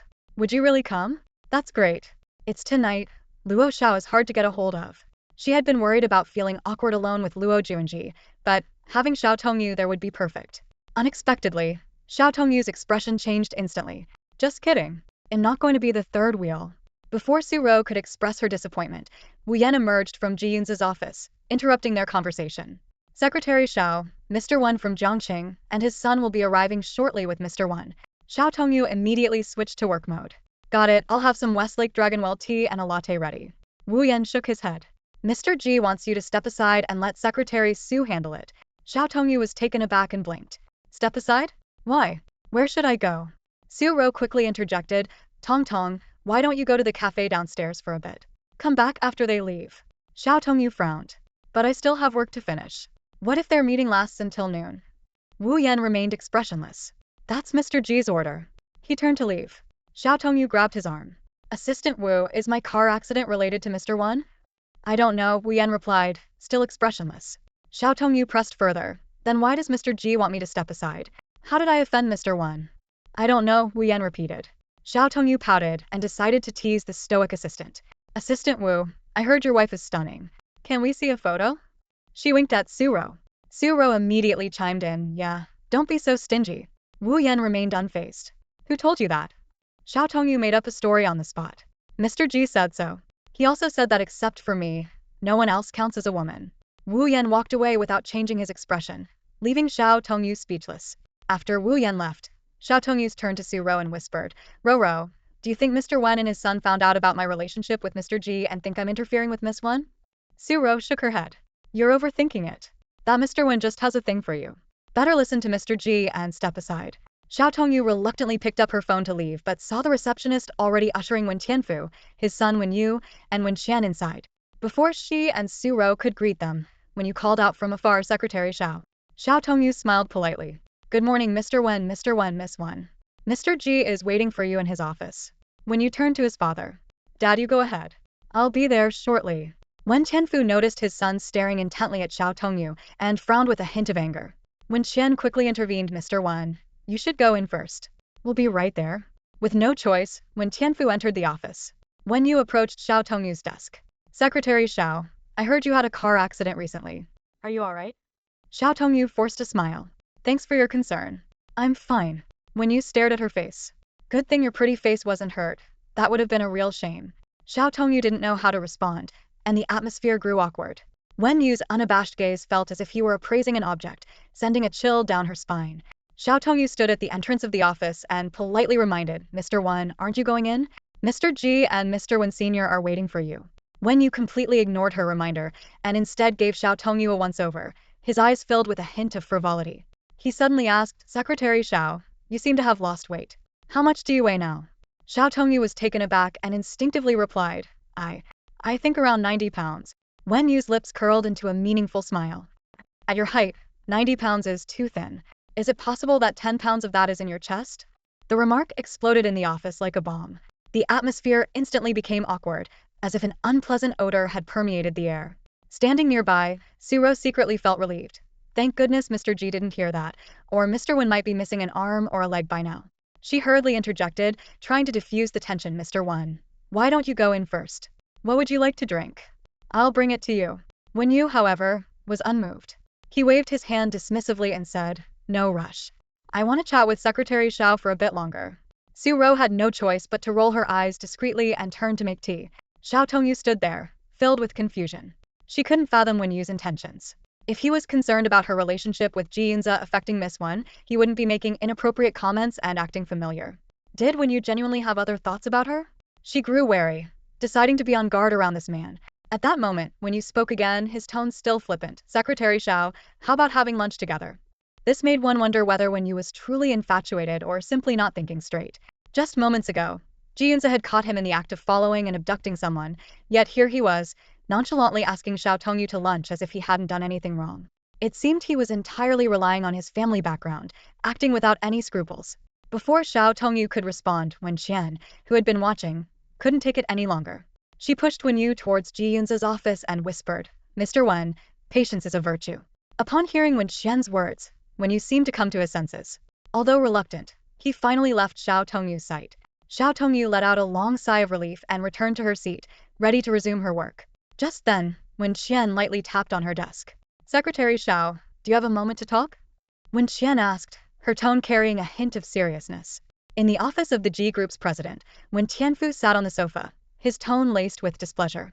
He held up both hands, forming a 15 gesture, frowning slightly. Mr. Ji, I discussed this number with your father. Didn't he inform you? Ji Yunze ignored him, his dark eyes fixated on the door. He coldly asked, where's Mr. Wen? Wen Tianfu forced a thin smile.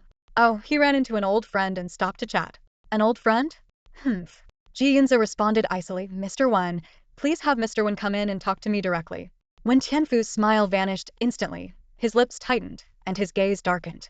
He naturally disliked being contradicted, and he had already lowered himself considerably in front of Ji Yunze, only to be disregarded by this young upstart, which ignited his fury. Mr. Ji, my son was humiliated here, so I came all the way from Jiangqing for this. Wen Tianfu gritted his teeth. If this still won't work, should I get your grandfather to talk to you? Hearing Wen Tianfu bring up Ji Junping, Ji Yunze couldn't help but smirk. During his business trip to Jiangqing, he had shown enough respect to Wen Tianfu and held him in high regard. However, Wen Tianfu's incompetent son was truly disappointing. Wen Yu's actions had crossed Ji Yunze's bottom line. Not confronting him directly was already the last bit of courtesy and restraint he could muster. If it's something my father agreed to, why don't you discuss it with him? Ji Yunze countered. Wen Tianfu was too angry to speak, his jaw trembling as he let out a long sigh. Seeing Wen Tianfu's silence, Ji Yunze continued calmly, Mr. Wen, let me remind you, if you don't manage your son, the Wen family might be in serious trouble in the future. At that moment, Wen Yu pushed the door open, smiling broadly. Mr. Ji, Dad, how did the discussion go? He had just finished chatting with Xiao Tongyu and was in high spirits, his face beaming with enthusiasm. Seeing his son so carefree, Wen Tianfu was furious. He stood up abruptly. It's over, let's go. Wen Yu looked confused, instantly sensing the tense atmosphere in the office. Ji Yunze stood up politely. Mr. Wen, take care. Outside the president's office, Wen Yu ran into Suro, who was carrying tea and coffee. Mr. Wen, are you leaving already? Suro asked in surprise. Wen Yu looked around. Where is Secretary Xiao? I don't know, Mr. Wen, Suro replied. Seeing Wen Yu inquiring about Xiao Tongyu again, Wen Tianfu immediately pulled him aside, lowering his voice in reproach. You fool! What are you thinking all day? How do you compare to Ji Yunze in this state? Do you still want the company? Wen Yu was puzzled. Dad, what's wrong? Did the talks break down? Wen Tianfu waved his hand. Don't mention it. Ji Yunze, that kid, even when I brought up his father, he didn't care at all. Wen Yu smirked. Dad, 5 is 5, it's better to invest less. If Dila Comprehensive City fails, we won't have to lose money. How could it fail? Have you ever seen Ji Yunze mess up? Wen Tianfu retorted. Wen Yu gave his father a meaningful look. Even if he doesn't mess up, we can make him mess up. Don't do anything reckless, Wen Tianfu warned, frowning. By the way, where's your sister? Meanwhile, Wen Qian had taken Xiao Tongyu to the end of the executive floor hallway. The window was wide open, and the late autumn wind messed up Xiao Tongyu's long hair, making her uneasy. Miss Wen, what can I do for you? Xiao Tongyu stood aside puzzled. Wen Qian stared at the stunningly beautiful woman before her and got straight to the point. Secretary Xiao, I heard your relationship with Mr. Ji is not ordinary. Xiao Tongyu was taken aback but then smiled. I wonder who Miss Wen heard that from. Wen Qian's anger flared, shedding her gentle facade. Does Secretary Xiao know that the Wen family and the Ji family have a strong connection? In terms of education, looks, and family background, it's me who is the most suitable.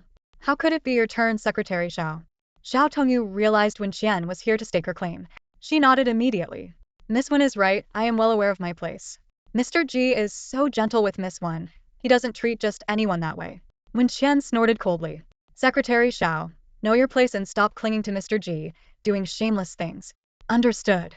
Xiao Tongyu lowered her eyes, pretending to be pitiful. Since I've agreed with Miss Wen, can I trouble you with a favor? What favor? Xiao Tongyu slowly unbuttoned her shirt, revealing a patch of red marks on her chest, some of which seemed to be broken skin. She wiped off the foundation on her neck, exposing a circle of vivid hickeys. Please tell Mr. Ji to leave me alone. If this continues every day, I'll be ruined. Wen Qian clenched her teeth, her fists tightening, eyes burning with rage. She had offered herself to Ji Yunze but was rejected, while this woman was begging Ji Yunze to spare her.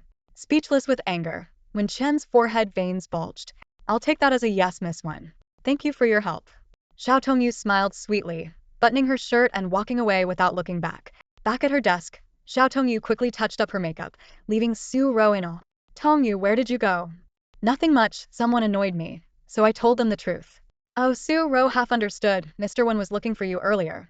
Be careful, I think he has bad intentions towards you. Xiao Tongyu chuckled. Got it, Roro. Don't worry, I'll be fine. As soon as the work bell rang, Su Ro quickly packed up her things, ready to head out for her date. Xiao Tongyu, resting her chin on her hand, looked at her with envy. How nice, someone's going on a date, Xiao Tongyu sighed. Su Ro blushed slightly. What are you talking about, Tong Tong? Aren't you dating anyone? Xiao Tongyu shook her head and sighed. I've never been in a relationship. I haven't even received a single piece of candy, only given them away. Ask Mr. Ji to buy you some, Su Ro teased. Xiao Tongyu shuddered. Don't scare me. I'm afraid Mr. Ji might poison the chocolate. Su Ro laughed and patted her on the head. Come on, gorgeous. Aren't you getting off work? Let's go together. Go to Mr. Ji's villa? No thanks, I'd rather work overtime. Xiao Tongyu waved her hand. Hurry up, don't keep young Master Luo waiting. In the CEO's office, Ji Yunze was standing by the floor-to-ceiling window, overhearing their conversation. He turned and asked Assistant Wu, what does it mean when a woman wants chocolate? I don't know, Mr. Ji, Wu Yan replied honestly. Ji Yunze frowned and cursed inwardly. How the hell did you manage to get a wife?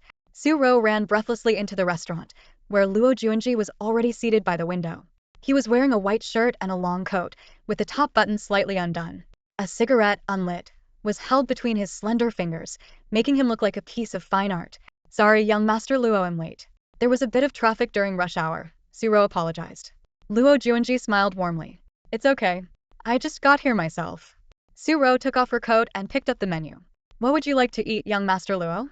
I've already ordered, Secretary Su. Luo Juanji leaned forward slightly. Oh, I see. Su Ro closed the menu helplessly, meeting Luo Juanji's deep gaze, unsure of what to say. Thank you for helping me out a few times. She tried to break the silence. Does Professor Su know we're having dinner tonight? I didn't tell my dad. He's been very busy with major surgeries every day. Yes, we just finished a major surgery this afternoon. It took 8 hours. Luo Juanji rubbed his temples, looking a bit tired. Silence fell again. Su Ro, feeling uneasy, finally mustered the courage to speak. Young Master Luo, could you start a topic?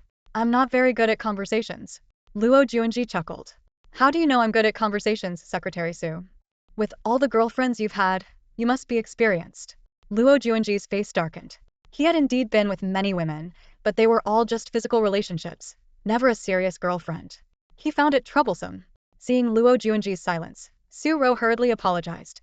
I'm sorry, young Master Luo, I didn't mean it that way. At that moment, the waiter served the dishes, and Su Ro quickly lowered her head to eat. Luo Juanji looked at her delicate face and smiled. Secretary Su, you want me to start a topic, right? Yes. Secretary Su, how about giving me your first time? With a clatter, Su Ro's fork fell onto her plate. After 10 seconds of stunned silence, she looked up at Luo Juanji's calm smile. Swallowing hard, Su Ro asked, Young Master Luo, why me? Because you're beautiful. But I don't know anything. I can't possibly satisfy you like other women. I can teach you.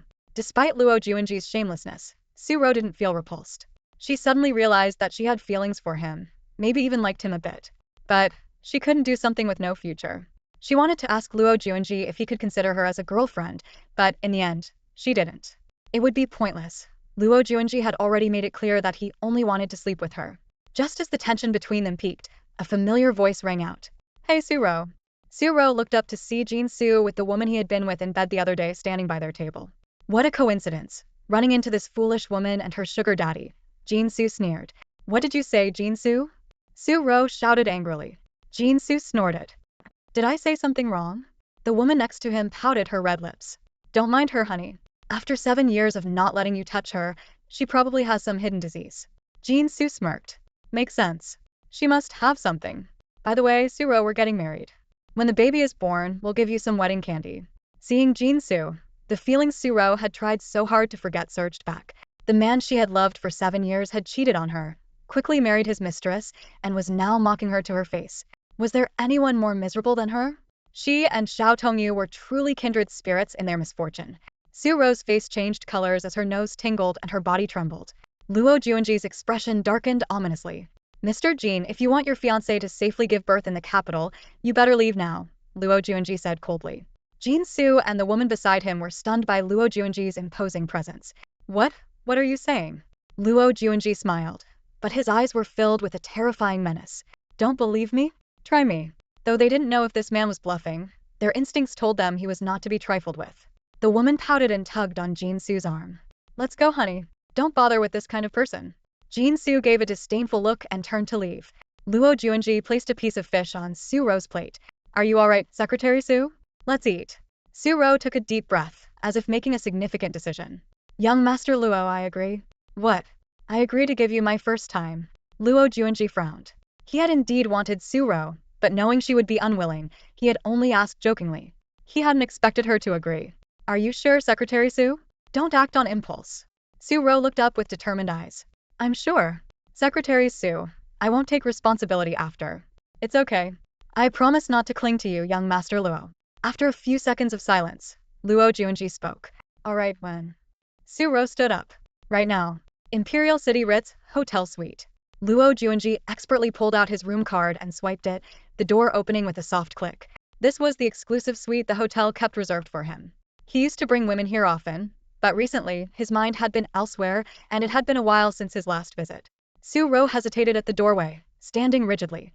A chill ran down her spine, causing her to shiver involuntarily. Everything about the room confirmed Luo Junzi's reputation as a playboy.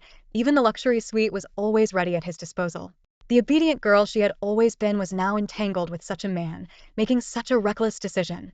If her father, Su Yongnian, found out, he might beat her half to death. But so what? She had lived her life by the book, only to end up with a worthless man, so why not indulge just this once? Luo Juanji turned around, noticing Suro standing stiffly by the door, hands pressed tightly to her sides, her face serious. He almost laughed. Secretary Su, you can still back out now. I'm not Ji Yunze, I don't like forcing things. Suro clenched her fists and gritted her teeth. Young Master Luo, I'm not backing out. Luo Juanji approached her, lifted her chin, and kissed her lips. Suro's soft, fragrant lips stirred a swift, almost uncontrollable reaction in him. Tell me, where did your ex-boyfriend kiss you? Blushing, Suro whispered on the lips and neck. Her sweet, soft voice was like a kitten's purr, igniting a tidal wave of emotions in Luo Juanji, his eyes turning red. He scooped Suro up and gently laid her on the bed. Secretary Su, I'll ask you one last time. Do you regret this?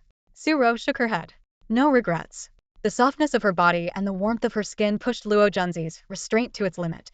He pressed down on her, his passionate kisses landing on her lips and neck. Suro's mind went blank, her eyes closing in submission. Luo Junzi's hand moved to her back, slowly unzipping her dress. With a soft click, the last barrier on Suro's body was removed, and she nervously gripped the bedsheet. What are you afraid of? Luo Juanji asked softly. Afraid of pain, Suro replied, her voice trembling. I'll be as gentle as I can. Tears welled up in Suro's eyes as she instinctively clutched Luo Junzi's shoulders. It hurts. Relax, just relax, Luo Juanji comforted her gently. The next morning, Suro woke up to the sunlight streaming into the room. Luo Juanji had been gentle with her last night, and the pain had mostly subsided. She sat up, finding herself in a bathrobe, her clothes neatly folded at the bedside. Luo Juanji, already dressed, walked in from the living room and sat by the bed. Secretary Su, your clothes have been dry cleaned and are ready for you to wear. Thank you. Su Ro nodded, feeling a flush rise to her cheeks. There's breakfast on the table in the living room. Freshen up and then go eat. Okay, thank you, young Master Luo. Luo Junzi's eyes softened with a smile. It's me who should be thanking you, Secretary Su. So, shall we pretend nothing happened? Though she had mentally prepared herself, hearing those words still made Su Rao's heart ache. She lowered her head, not wanting him to see her reddened eyes. I understand, young Master Luo. I won't bother you. Luo Junji was a bit taken aback by her response.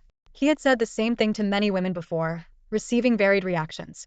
Some accepted it and left with the money. Others cried and made a scene, hoping for more. Some even tried to cling to him, dreaming of marrying into the Luo family. But Su Rao's obedient nod, devoid of any demands, was a first. All right. Luo Junji ruffled her hair.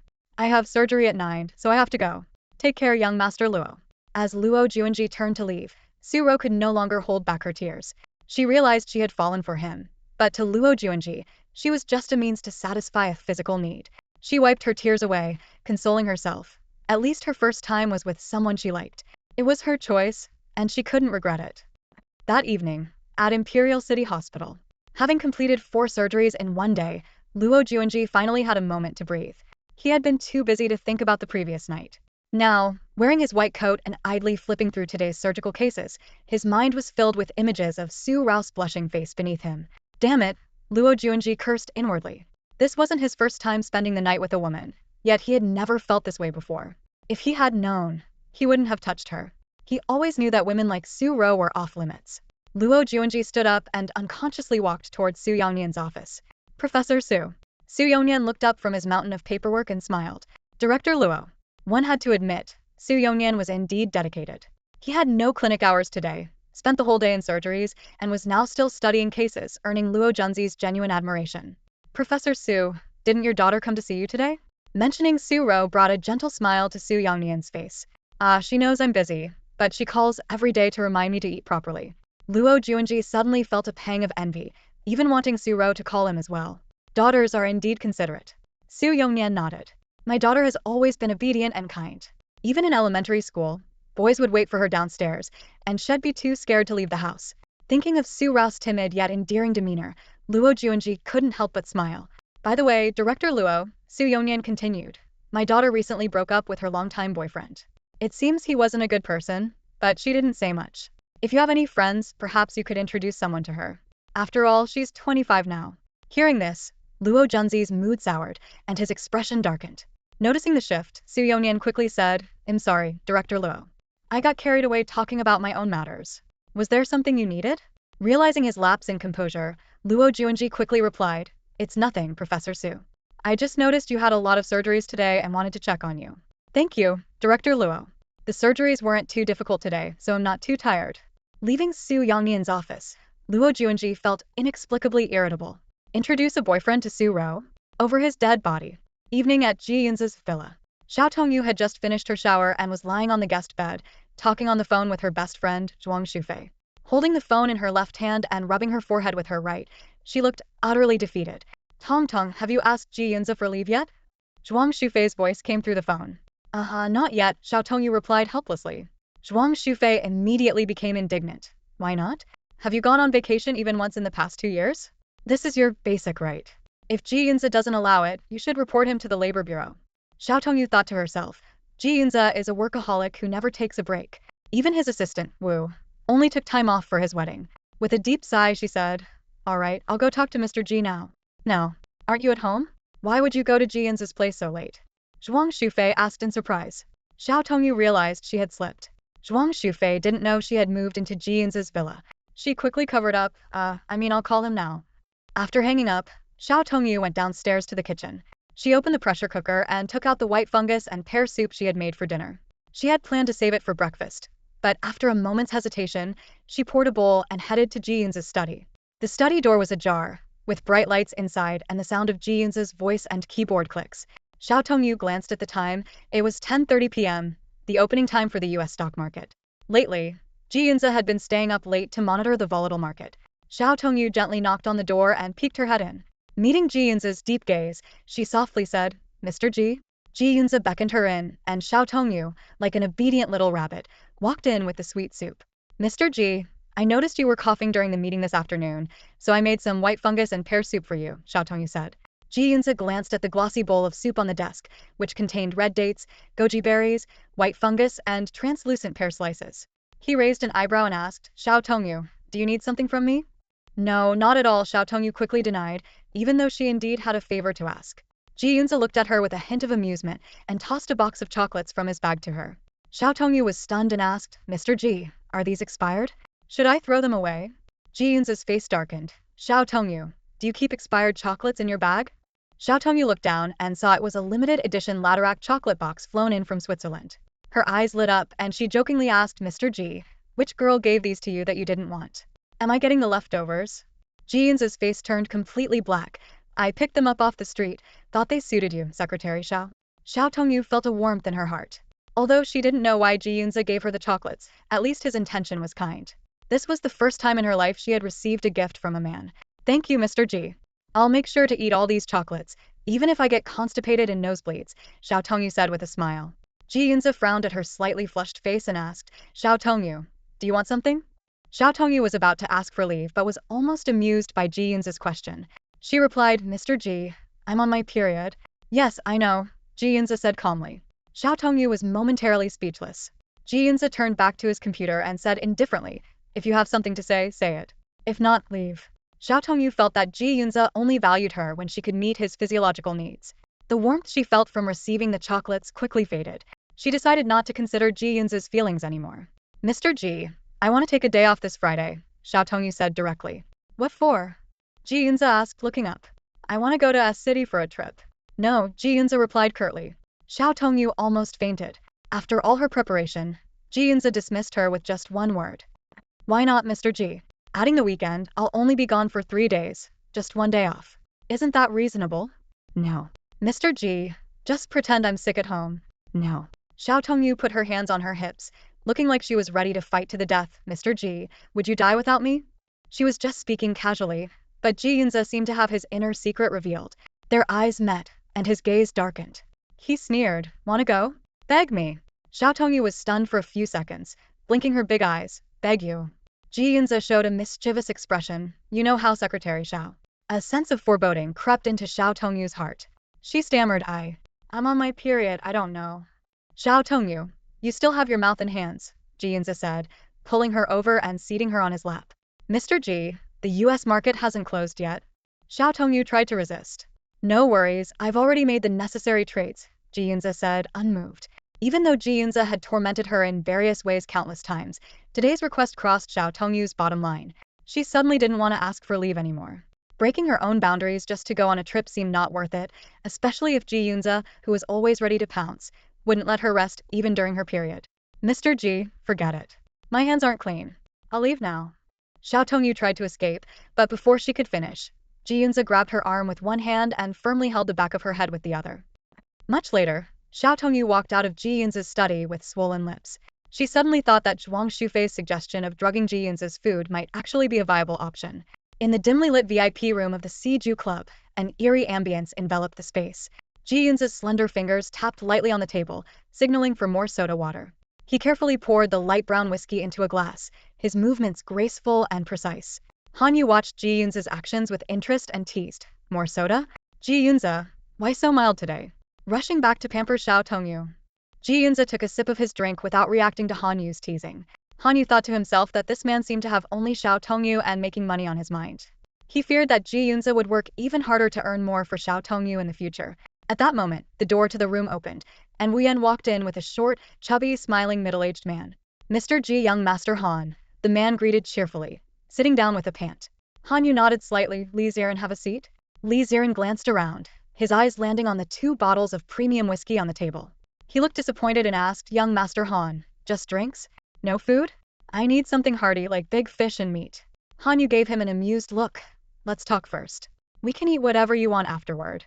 Despite Li Ziren's harmless appearance, Hanyu knew well the notorious reputation this smiling tiger had in the underworld.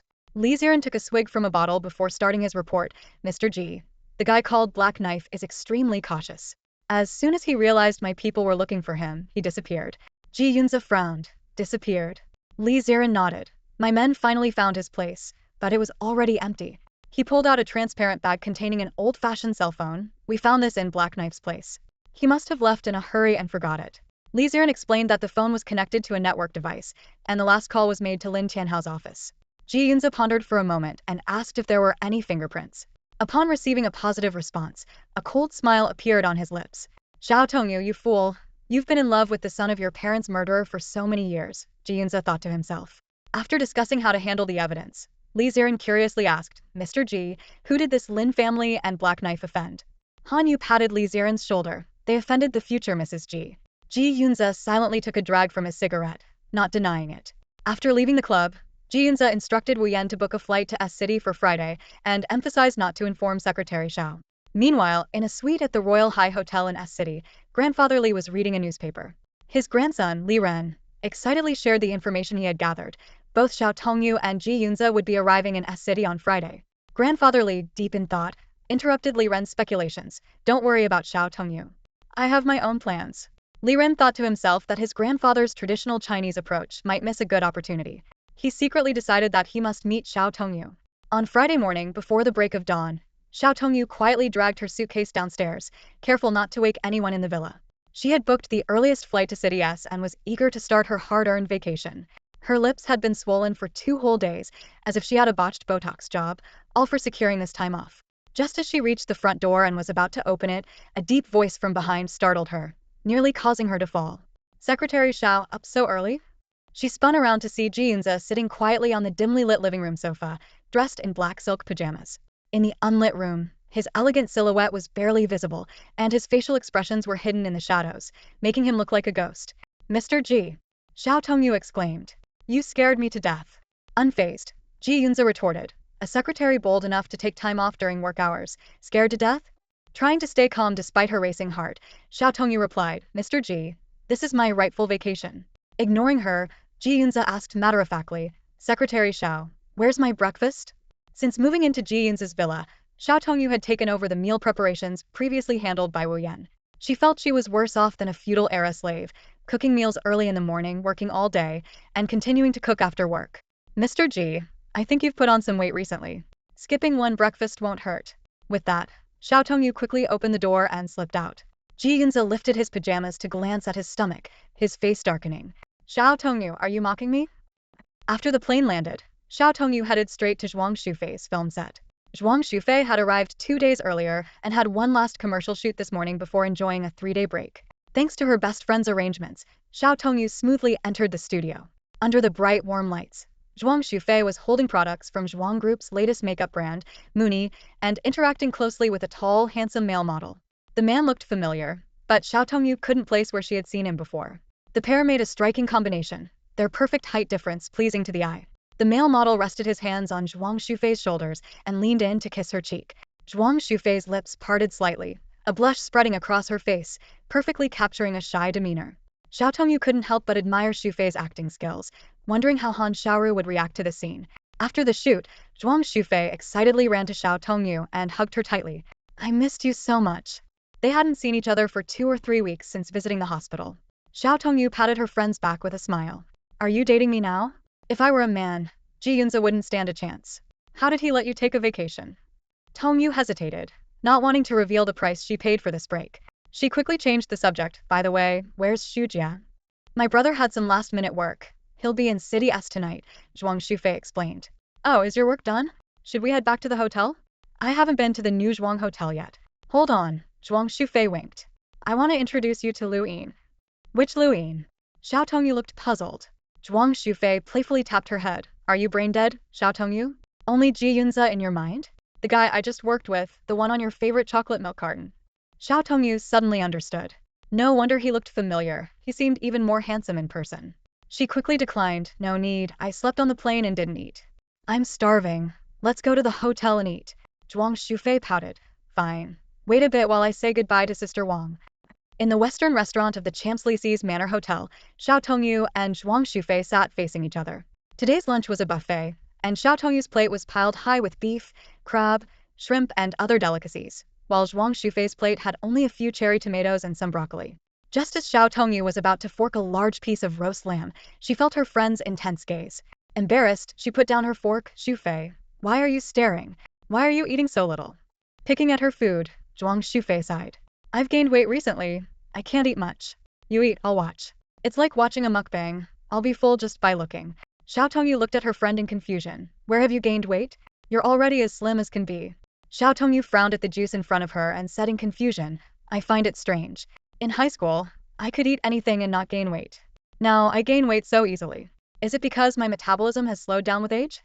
Her best friend, Zhuang Shufei, was sipping her juice leisurely. She raised an eyebrow at Zhao's comment. I find it strange too. I used to gain weight no matter what I ate in high school. Now, I eat anything and don't gain weight.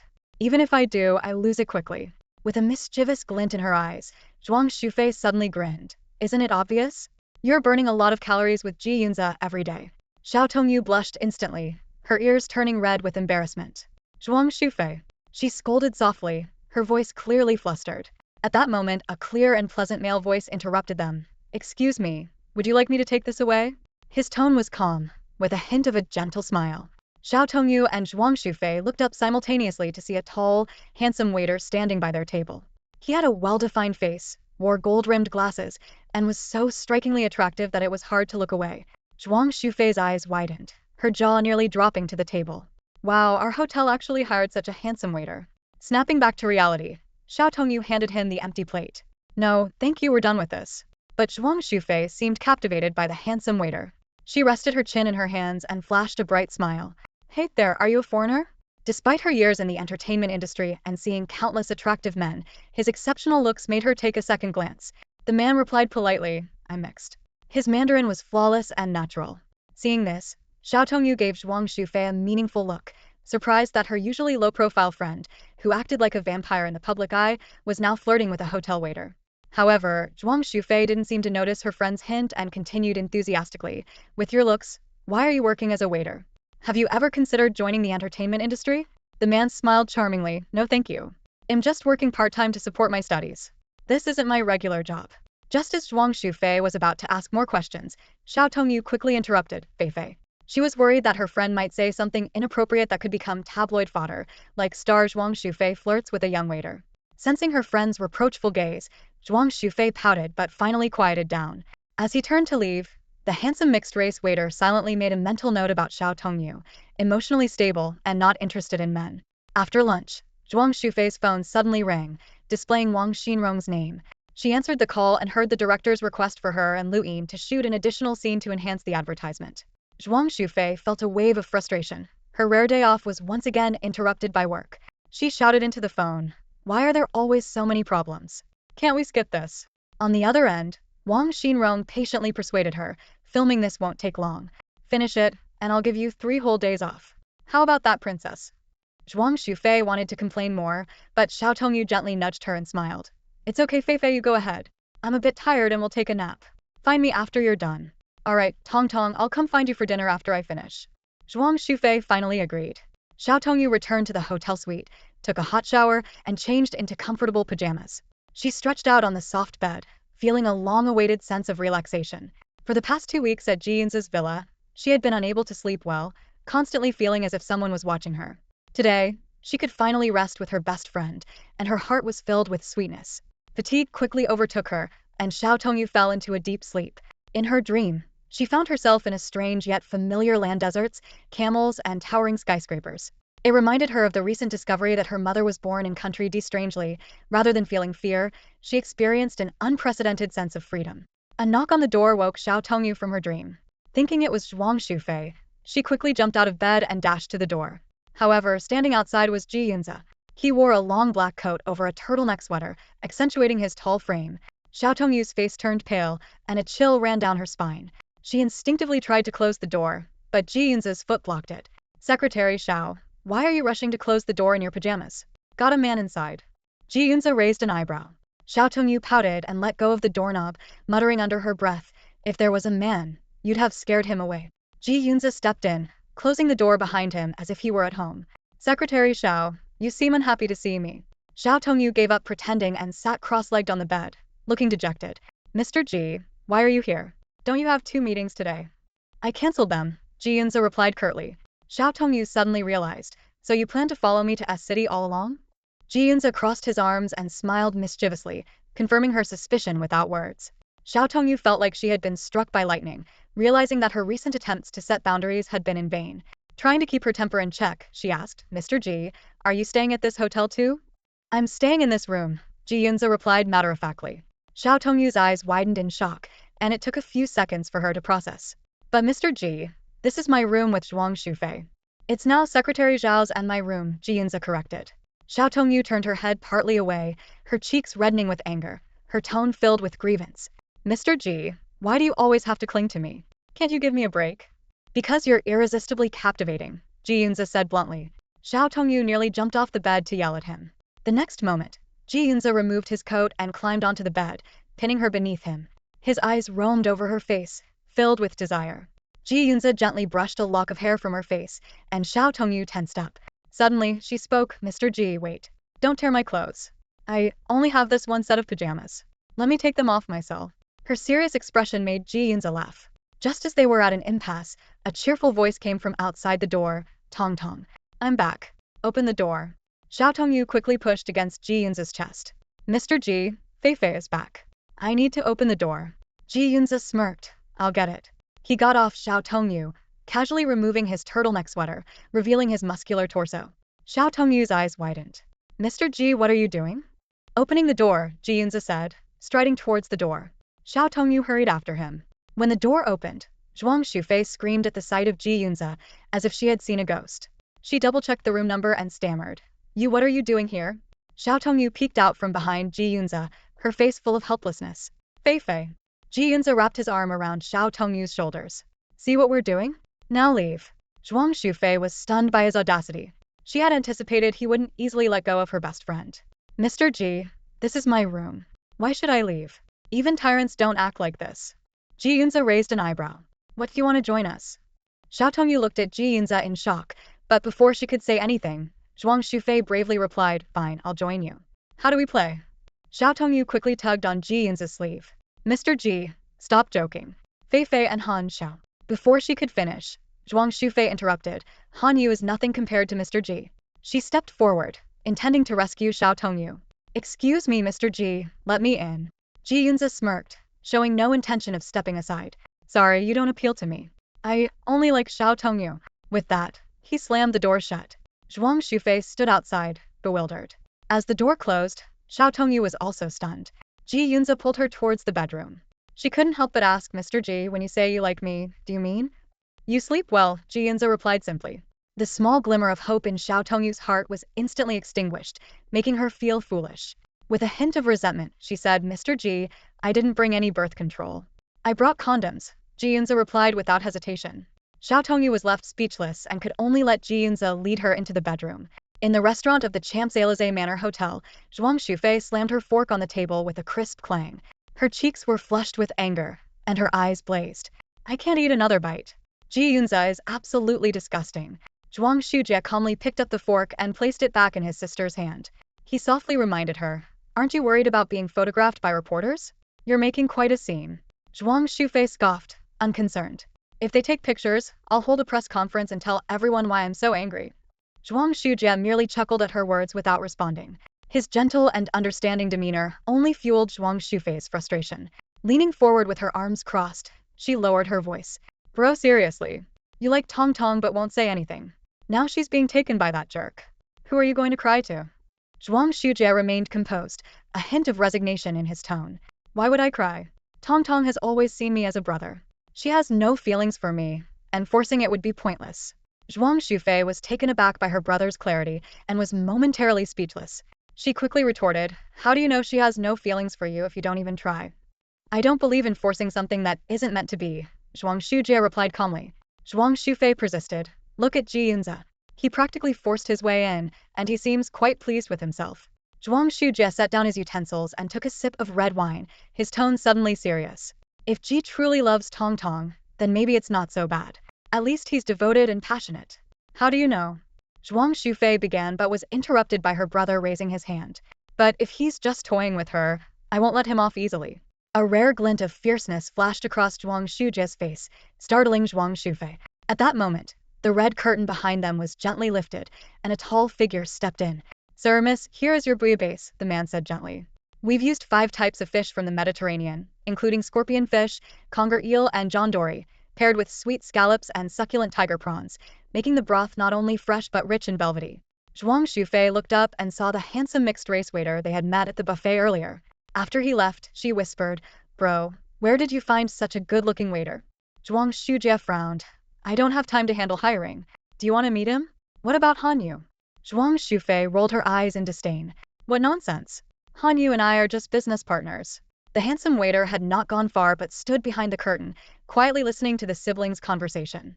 He silently added a second label to Xiao Tongyu, the woman forcibly taken by Ji Yunze. Meanwhile, in a suite at the Champs-Élysées Manor Hotel, Xiao Tongyu sat across from Ji Yunze, having dinner. The biggest perk of being around Ji Yunze was finally being able to dine at the same table with him. However, what was supposed to be a long-awaited vacation turned out to be a disappointment. She had hoped to visit the CNS city but ended up just sleeping with Ji Yunze in a different location, which was less comfortable than staying at his villa. Secretary Xiao Ji Yunze suddenly spoke. Xiao Tongyu looked up woodenly. "Yes, Mr. Ji? What is it?" Noticing her low spirits, Ji Yunze's tone softened. "Why are you unhappy?" Xiao Tongyu was speechless. Did Ji Yunze really not understand why she was unhappy? What gave this man such confidence that he believed his presence alone should make everyone happy? To him, she was merely a solution to his physical needs. He never cared about her feelings or whether she was happy or sad. "Mr. Ji, I have no reason to be happy," Xiao Tongyu replied softly. "Why?" Ji Yunze asked, puzzled. Xiao Tongyu looked directly into Ji Yunze's eyes, a hint of bitterness in her voice. "Mr. Ji, you are successful, have a family and parents. Of course you're happy. I spend every new year alone. What do I have to be happy about?"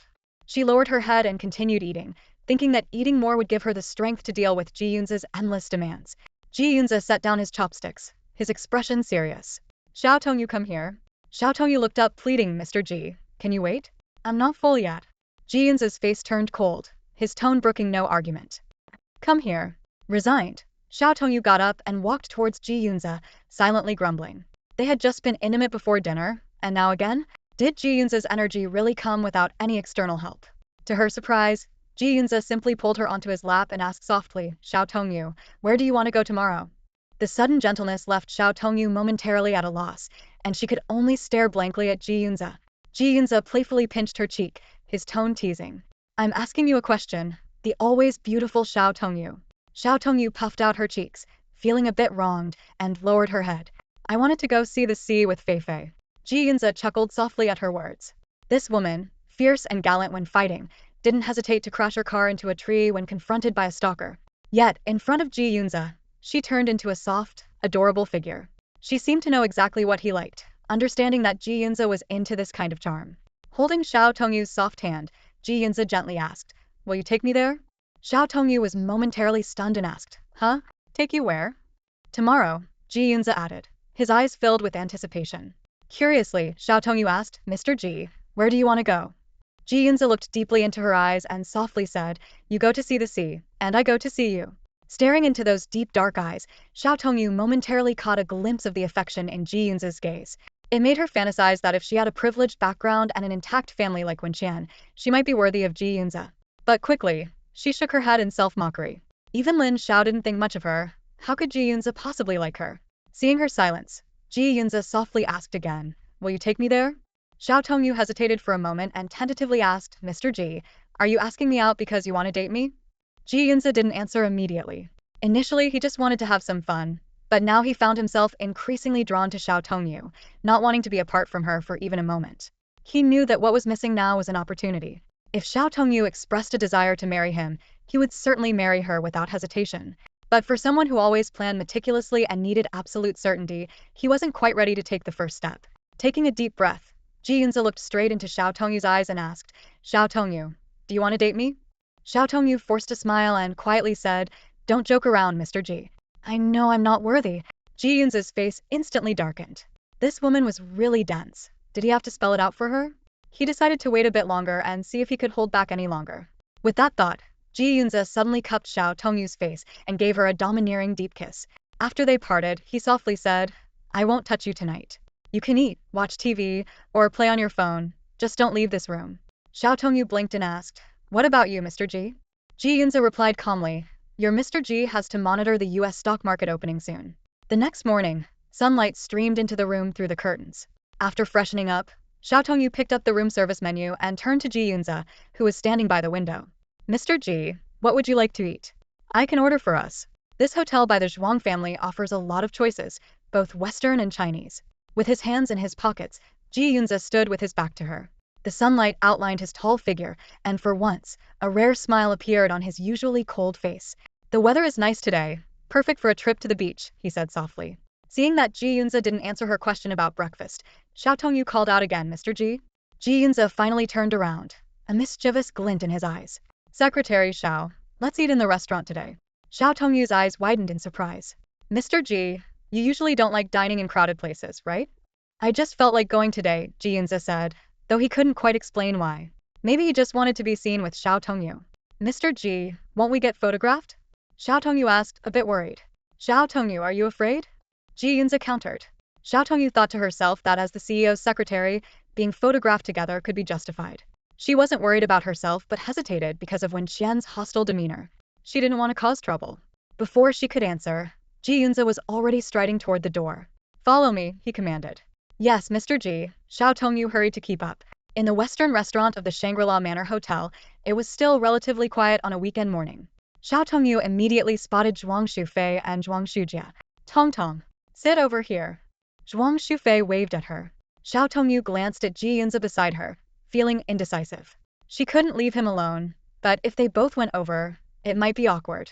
She subtly signaled to Zhuang Shufei and gently waved her hand. Mr. Ji, let's sit in that corner. It's more private, she suggested. Ignoring her, Ji Yunze grabbed Xiao Tongyu's hand and walked straight to Zhuang Shufei's table. Get up, he said coldly, not even glancing at her. Zhuang Shufei was instantly furious. Hey, I was here first. Why should I move? There are plenty of other seats. Xiao Tongyu immediately understood Ji Yunze's intention. He wanted to sit next to her opposite Zhuang Shufei and Zhuang Shujia, but their current seating arrangement made it awkward. Get up. I won't say it a third time. Ji Yunze's tone grew even colder. Zhuang Shufei's face tightened, looking ready for a confrontation. Xiao Tongyu, worried the situation would escalate, quickly grabbed Ji Yunze's hand. Mr. Ji, let's sit over there. The view is better, and you can see the bridge. Secretary Xiao, do you think I've never seen a bridge? Ji Yunze retorted coldly. Xiao Tongyu was momentarily speechless. At this point, Zhuang Shujia stood up with a smile. Good morning, Mr. Ji. You and Tong Tong can sit here. He then moved to sit next to his sister. Zhuang Shufei was fuming, almost wanting to stab Ji Yunze with her fork. Her chest heaved with anger, as if the fury was burning in her throat. Xiao Tongyu exchanged a quick glance with Zhuang Shujia, who immediately understood. He gently patted his sister's hair. I checked, there's a famous ice cream shop at the beach in S City. They have your favorite pistachio flavor. How about we go there later? Zhuang Shufei slammed her fork down. Ice cream in this cold weather? She complained, but her eyes lit up involuntarily. Xiao Tongyu reached out and held Zhuang Shufei's hand. It's not as cold here as in the capital. Let's go together and cheer up our superstar. Xiao Tongyu, I need cheering up too, Ji Yunze suddenly said. The three at the table stared at him, the air thick with tension. Xiao Tongyu wondered what was going on with Ji Yunze. He sounded like he was seeking attention, almost childishly. Was it a lack of affection in his childhood, or did Mrs. Ji not give enough maternal love? She steadied herself. Mr. Ji, I've already ordered breakfast for you. I know you don't like buffets, so... Zhuang Shufei suddenly jumped up. Wait, you're not planning to join us on our outing, are you? Ji Yunze didn't answer, but a sly smile appeared on his face. He started playing with Xiao Tongyu's long hair, ignoring the shocked looks from the Zhuang siblings. Zhuang Shufei recalled her brother's words from last night and began to suspect that Ji Yunze genuinely liked her friend. Not only had he followed them on vacation, but now he wanted to join their outing. His doting behavior was completely unlike the CEO she knew. Fine, you can come along, but let me warn you, Mr. Ji. My brother and I were both bitten by dogs as kids, so we're not afraid of you, Zhuang Shufei challenged. Ji Yunze's face darkened. Xiao Tongyu quickly interjected, I just got my rabies shot, so I'm not afraid of you either, Mr. Ji. Ji Yunze was boiling with anger. Never in his life had he been teased like this. Sensing his anger, Xiao Tongyu gently squeezed his hand under the table and flashed him a bright smile. Our dashing Mr. Ji, surely you won't get mad over a little joke, right? Amazingly, Xiao Tongyu's words made Ji Yunze feel that continuing to be angry would seem petty. He realized he had indeed changed. At that moment, the waiter arrived with their breakfast. Sir, miss, here are your English breakfast and hot Americano. Hearing the familiar pleasant voice, Xiao Tongyu looked up and met the gaze of the handsome mixed-race waiter with brown eyes. Thank you. She quickly took the meals for herself and Ji Yunze. Miss, may I take your water glass if you're not using it? The waiter asked. Yes, thank you, Xiao Tongyu replied. The man picked up the water glass, smiled politely, and walked away. Zhuang Shujia turned to Ji Yunze. Mr. Ji, try our hotel breakfast. Okay. Ji Yunze was about to pick up his fork when he noticed that the strand of Xiao Tongyu's hair he had placed on the table was gone. Meanwhile, the waiter stood in the corner of the restaurant, satisfied as he looked at the water glass and the hair in his hand. Now I can report back to Grandpa, he thought, mentally adding a third label to Xiao Tongyu, the woman Ji Yunze likes. The car sped along the highway, with Zhuang Shujia gripping the steering wheel with one hand, his eyes fixed intently on the road ahead. Outside the window, the trees on either side of the road blurred into green streaks, rushing past. Inside the car, a heavy silence prevailed, broken only by the steady breathing of Zhuang Shufei in the passenger seat and Xiao Tongyu in the back. Ji Yunze stole a glance at Xiao Tongyu beside him. Despite the late autumn chill, she wore only shorts and tall boots, her slender legs exposed to the cold air. Ji Yunze furrowed his brows, silently chiding her carelessness. Gently, he took off his coat and carefully draped it over Xiao Tongyu. This small gesture did not go unnoticed by Zhuang Shujia, who caught it in the rearview mirror. He smiled slightly and tentatively asked Mr. Ji, how long have you known Tong Tong? Ji Yunze placed a hand to his lips and met Zhuang Shujia's gaze in the mirror but remained silent. Zhuang Shujia continued, I've known Tong Tong for almost 8 years. You must have noticed I like her. The man in the backseat stayed silent, but his cold eyes seemed to brim with anger and jealousy. Undeterred, Zhuang Shujia said, when Tong Tong first came to our house, she was just as she is now, innocent and kind, always putting others first. You know, her parents passed away early. She's had a tough time on her own. Something seemed to stir in Ji Yunze's heart, but he opened his mouth only to close it again. Zhuang Shujia's tone suddenly turned serious. It's not that I can't compete with you, Mr. Ji. I just think you might be better able to make Tong Tong happy. But if you're just playing around and end up hurting her, I won't let you off. Ji Yunze sneered. And how exactly do you plan to not let me off? Try me and see, Zhuang Shujia replied calmly.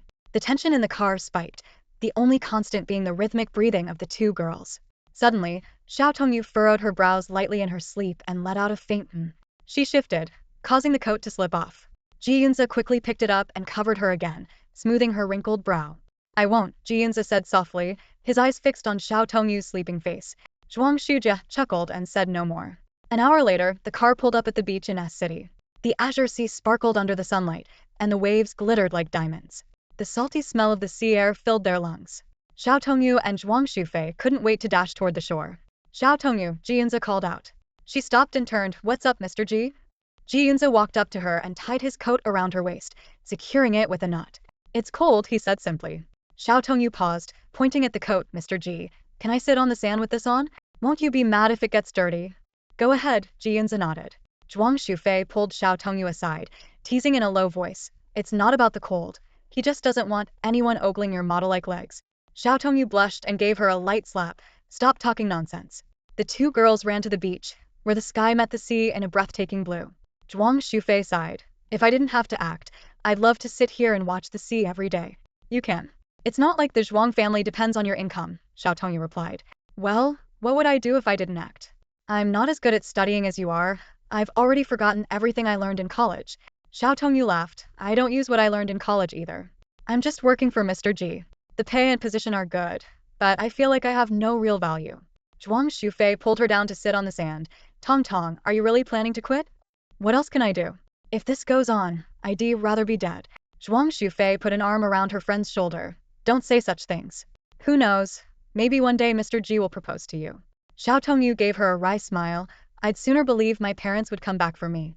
Just then, a double-scoop ice cream cone appeared in front of Xiao Tongyu. She looked up to see Ji Yunze standing there, the sea breeze tousling his hair. Did you get this for me, Mr. Ji? Yes. Zhuang Shufei took a closer look and almost burst out laughing. Mr. Ji, you really know how to pick them. Peanut and black sesame, those are Tong Tong's least favorite flavors. Ji Yunze's face darkened instantly. He turned to Zhuang Shujia, his eyes shooting daggers. When buying ice cream, Zhuang Shujia had confidently assured him that these were Xiao Tongyu's favorite flavors. Ji Yunze stood on the beach, holding 2 ice creams, his brow slightly furrowed. He watched Xiao Tongyu playing by the sea in the distance, feeling a twinge of regret. In the business world, he was always sharp, yet he had been easily deceived this time. Zhuang Shujia stood nearby with a faintly mocking smile on his face. His eyes seemed to say, I've already let you have the woman you like. What's wrong with tricking you once? This look made Ji Yunze's expression even darker. like the sky before a storm. Don't want it? Then throw it away, Ji Yunze said coldly, turning to toss the ice creams into the trash. Xiao Tongyu noticed the commotion and quickly ran over, grabbing his arm. I'll eat it. How can I not eat what Mr. Ji bought? She took the ice creams from him, her face lighting up with a sweet smile. Thank you, Mr. Ji. Just then, Zhuang Shufei turned to her brother and asked, Brother, where's my ice cream? Zhuang Shujie glanced at Ji Yunze and Xiao Tongyu interacting and said to his sister, Come on, I'll take you to get some. Zhuang Shufei immediately understood that her brother wanted her to give the couple some space. She quickly got up and followed him away. Ji Yunze crouched down beside Xiao Tongyu, the distance between them becoming almost intimate. Xiao Tongyu was makeup-free today, and the sea breeze had turned her cheeks a rosy red. Her long eyelashes still held traces of moisture, making her look innocent and soft, like a college freshman. Mr. Ji, won't you sit? Xiao Tongyu asked, patting the sand beside her. No, Ji Yunze replied curtly. His well-known aversion to dirt made it clear he found the sand unappealing. Xiao Tongyu tentatively asked again, Would you like to try the ice cream, Mr. Ji? Ji Yunze didn't answer. Remembering that he didn't like sweets, Xiao Tongyu decided not to press further. She took a big bite of the peanut-flavored ice cream on top. The rich, nutty taste instantly filled her mouth, creamy and sweet. Although she usually wasn't a fan of peanut flavor, this popular ice cream shop's treat was undeniably delicious, even making her enjoy it. Holding the ice cream with both hands, Xiao Tongyu took one bite after another. Her fair cheeks flushed from the sweetness, making her look adorably over the top. Let me have a bite, Ji Yunze suddenly said. Surprised, Xiao Tongyu turned to face Ji Yunze's deep gaze. She still had a mouthful of ice cream when he leaned in and kissed her deeply. A few seconds later, Ji Yunze released her and remarked nonchalantly, It's quite sweet. Zhuang Shufei stood behind them with her newly bought ice cream, speechless. Watching the scene, she couldn't help but comment, Wow, Mr. Ji sure knows how to play. Zhuang Shujie chuckled and pulled his sister's hand. Come on, let's find another place. Sunday morning's sunlight streamed into the hotel lobby. Xiao Tongyu stood at the front desk, checking out, her slender silhouette catching the eye of Ji Yunze, who was seated on a nearby sofa. He couldn't take his eyes off her, admiring her long smooth hair cascading down her back and the graceful curves highlighted by her fitted hoodie, skinny jeans, and tall boots. Memories of the previous day's trip to the seaside flooded his mind. The youthful and vibrant Xiao Tongyu at 24, along with Zhuang Shufei and Zhuang Shujie, both in their mid-20s, made the nearly 30-year-old Ji Yunze question himself. Lowering his head, he opened his phone, pondering whether he should start buying some skincare products. At that moment, Xiao Tongyu's phone, placed on the front desk, lit up with a new message. Curious, Ji Yunze picked it up to take a look. Meanwhile, a mixed-race hotel staff member approached Xiao Tongyu, asking if she needed to store her luggage. Xiao Tongyu, puzzled, remembered him as a restaurant waiter. The staff member explained that he worked part-time and switched roles daily. After a brief conversation, Xiao Tongyu expressed her satisfaction with the hotel service. Just as Xiao Tongyu was about to leave, the staff member suddenly asked, Miss, have we met somewhere before? Xiao Tongyu thought hard but couldn't recall, so she politely said he must be mistaken. At that moment, Ji Yunze appeared beside Xiao Tongyu, wrapping an arm around her slender waist. Xiao Tongyu blushed, trying to break free but failing. The staff member, seeing this, smiled and wished them a pleasant journey before walking away. Blushing, Xiao Tongyu quietly complained about Ji Yunze's boldness. Ji Yunze, unconcerned, handed her the phone, informing her that Zhuang Shufei couldn't come to see her off due to work. Xiao Tongyu was surprised to find the phone's password had been changed. Ji Yunze admitted he had unlocked it with her fingerprint while she slept and had checked its contents. Shocked and angry, Xiao Tongyu found herself powerless. Ji Yunze, smiling, instructed her not to change the password back and then turned to smoke a cigarette. Xiao Tongyu quickly checked her phone, discovering even the wallpaper had been changed to a photo of Ji Yunze. In her flustered state, she accidentally dropped the phone. The scene shifted to a suite in the Royal Grand Hotel in S City. Li Ren reported to Li Yi about the relationship between Xiao Tongyu and Ji Yunze, piquing Li Yi's interest. They discussed Ji Yunze's attitude toward Xiao Tongyu and how to handle the situation. Ultimately, Li Yi decided to withhold the truth for the time being, waiting to see how things would develop. Li Yi suggested moving the branch office to the capital city to observe Ji Yunze more closely. Li Ren agreed and began planning the new arrangements. As Monday's end of work approached, Xiao Tongyu was still glued to a document at her desk. She frowned, resting her left cheek in her hand, while rhythmically tapping her pen on the desk with her right hand, lost in deep thought. The office was so quiet it felt like time had stopped, with only her thoughts racing. Su Ro, noticing her colleague's unusual behavior, tiptoed over. Tong Tong, have you taken the material quote for Dilu Comprehensive City to Mr. Ji for his signature? She asked softly. Xiao Tongyu snapped out of her reverie and turned to Su Ro, answering in a low voice. No, I think there's an issue. She pointed to a string of numbers on the document and explained, when I accompanied Mr. Ji on the inspection, I remember Manager Shi mentioning that the concrete supplier was Yuming Materials. Why has it suddenly changed to Mingtai Company this month? Su-ro looked puzzled. Is it strange to change suppliers? Both Yuming Materials and Mingtai Company are big enterprises. It shouldn't be a problem, right? Xiao Tongyu didn't answer immediately. Instead, she quickly searched on her phone. Su-ro, sensing something was up, continued to probe. Tong Tong, do you think Manager Shi took a bribe to switch concrete suppliers? Xiao Tongyu shook her head, still focused on her phone screen. If that were the case, it would only be a matter of money. I studied architecture, and I know that it's uncommon to change concrete suppliers halfway through a project.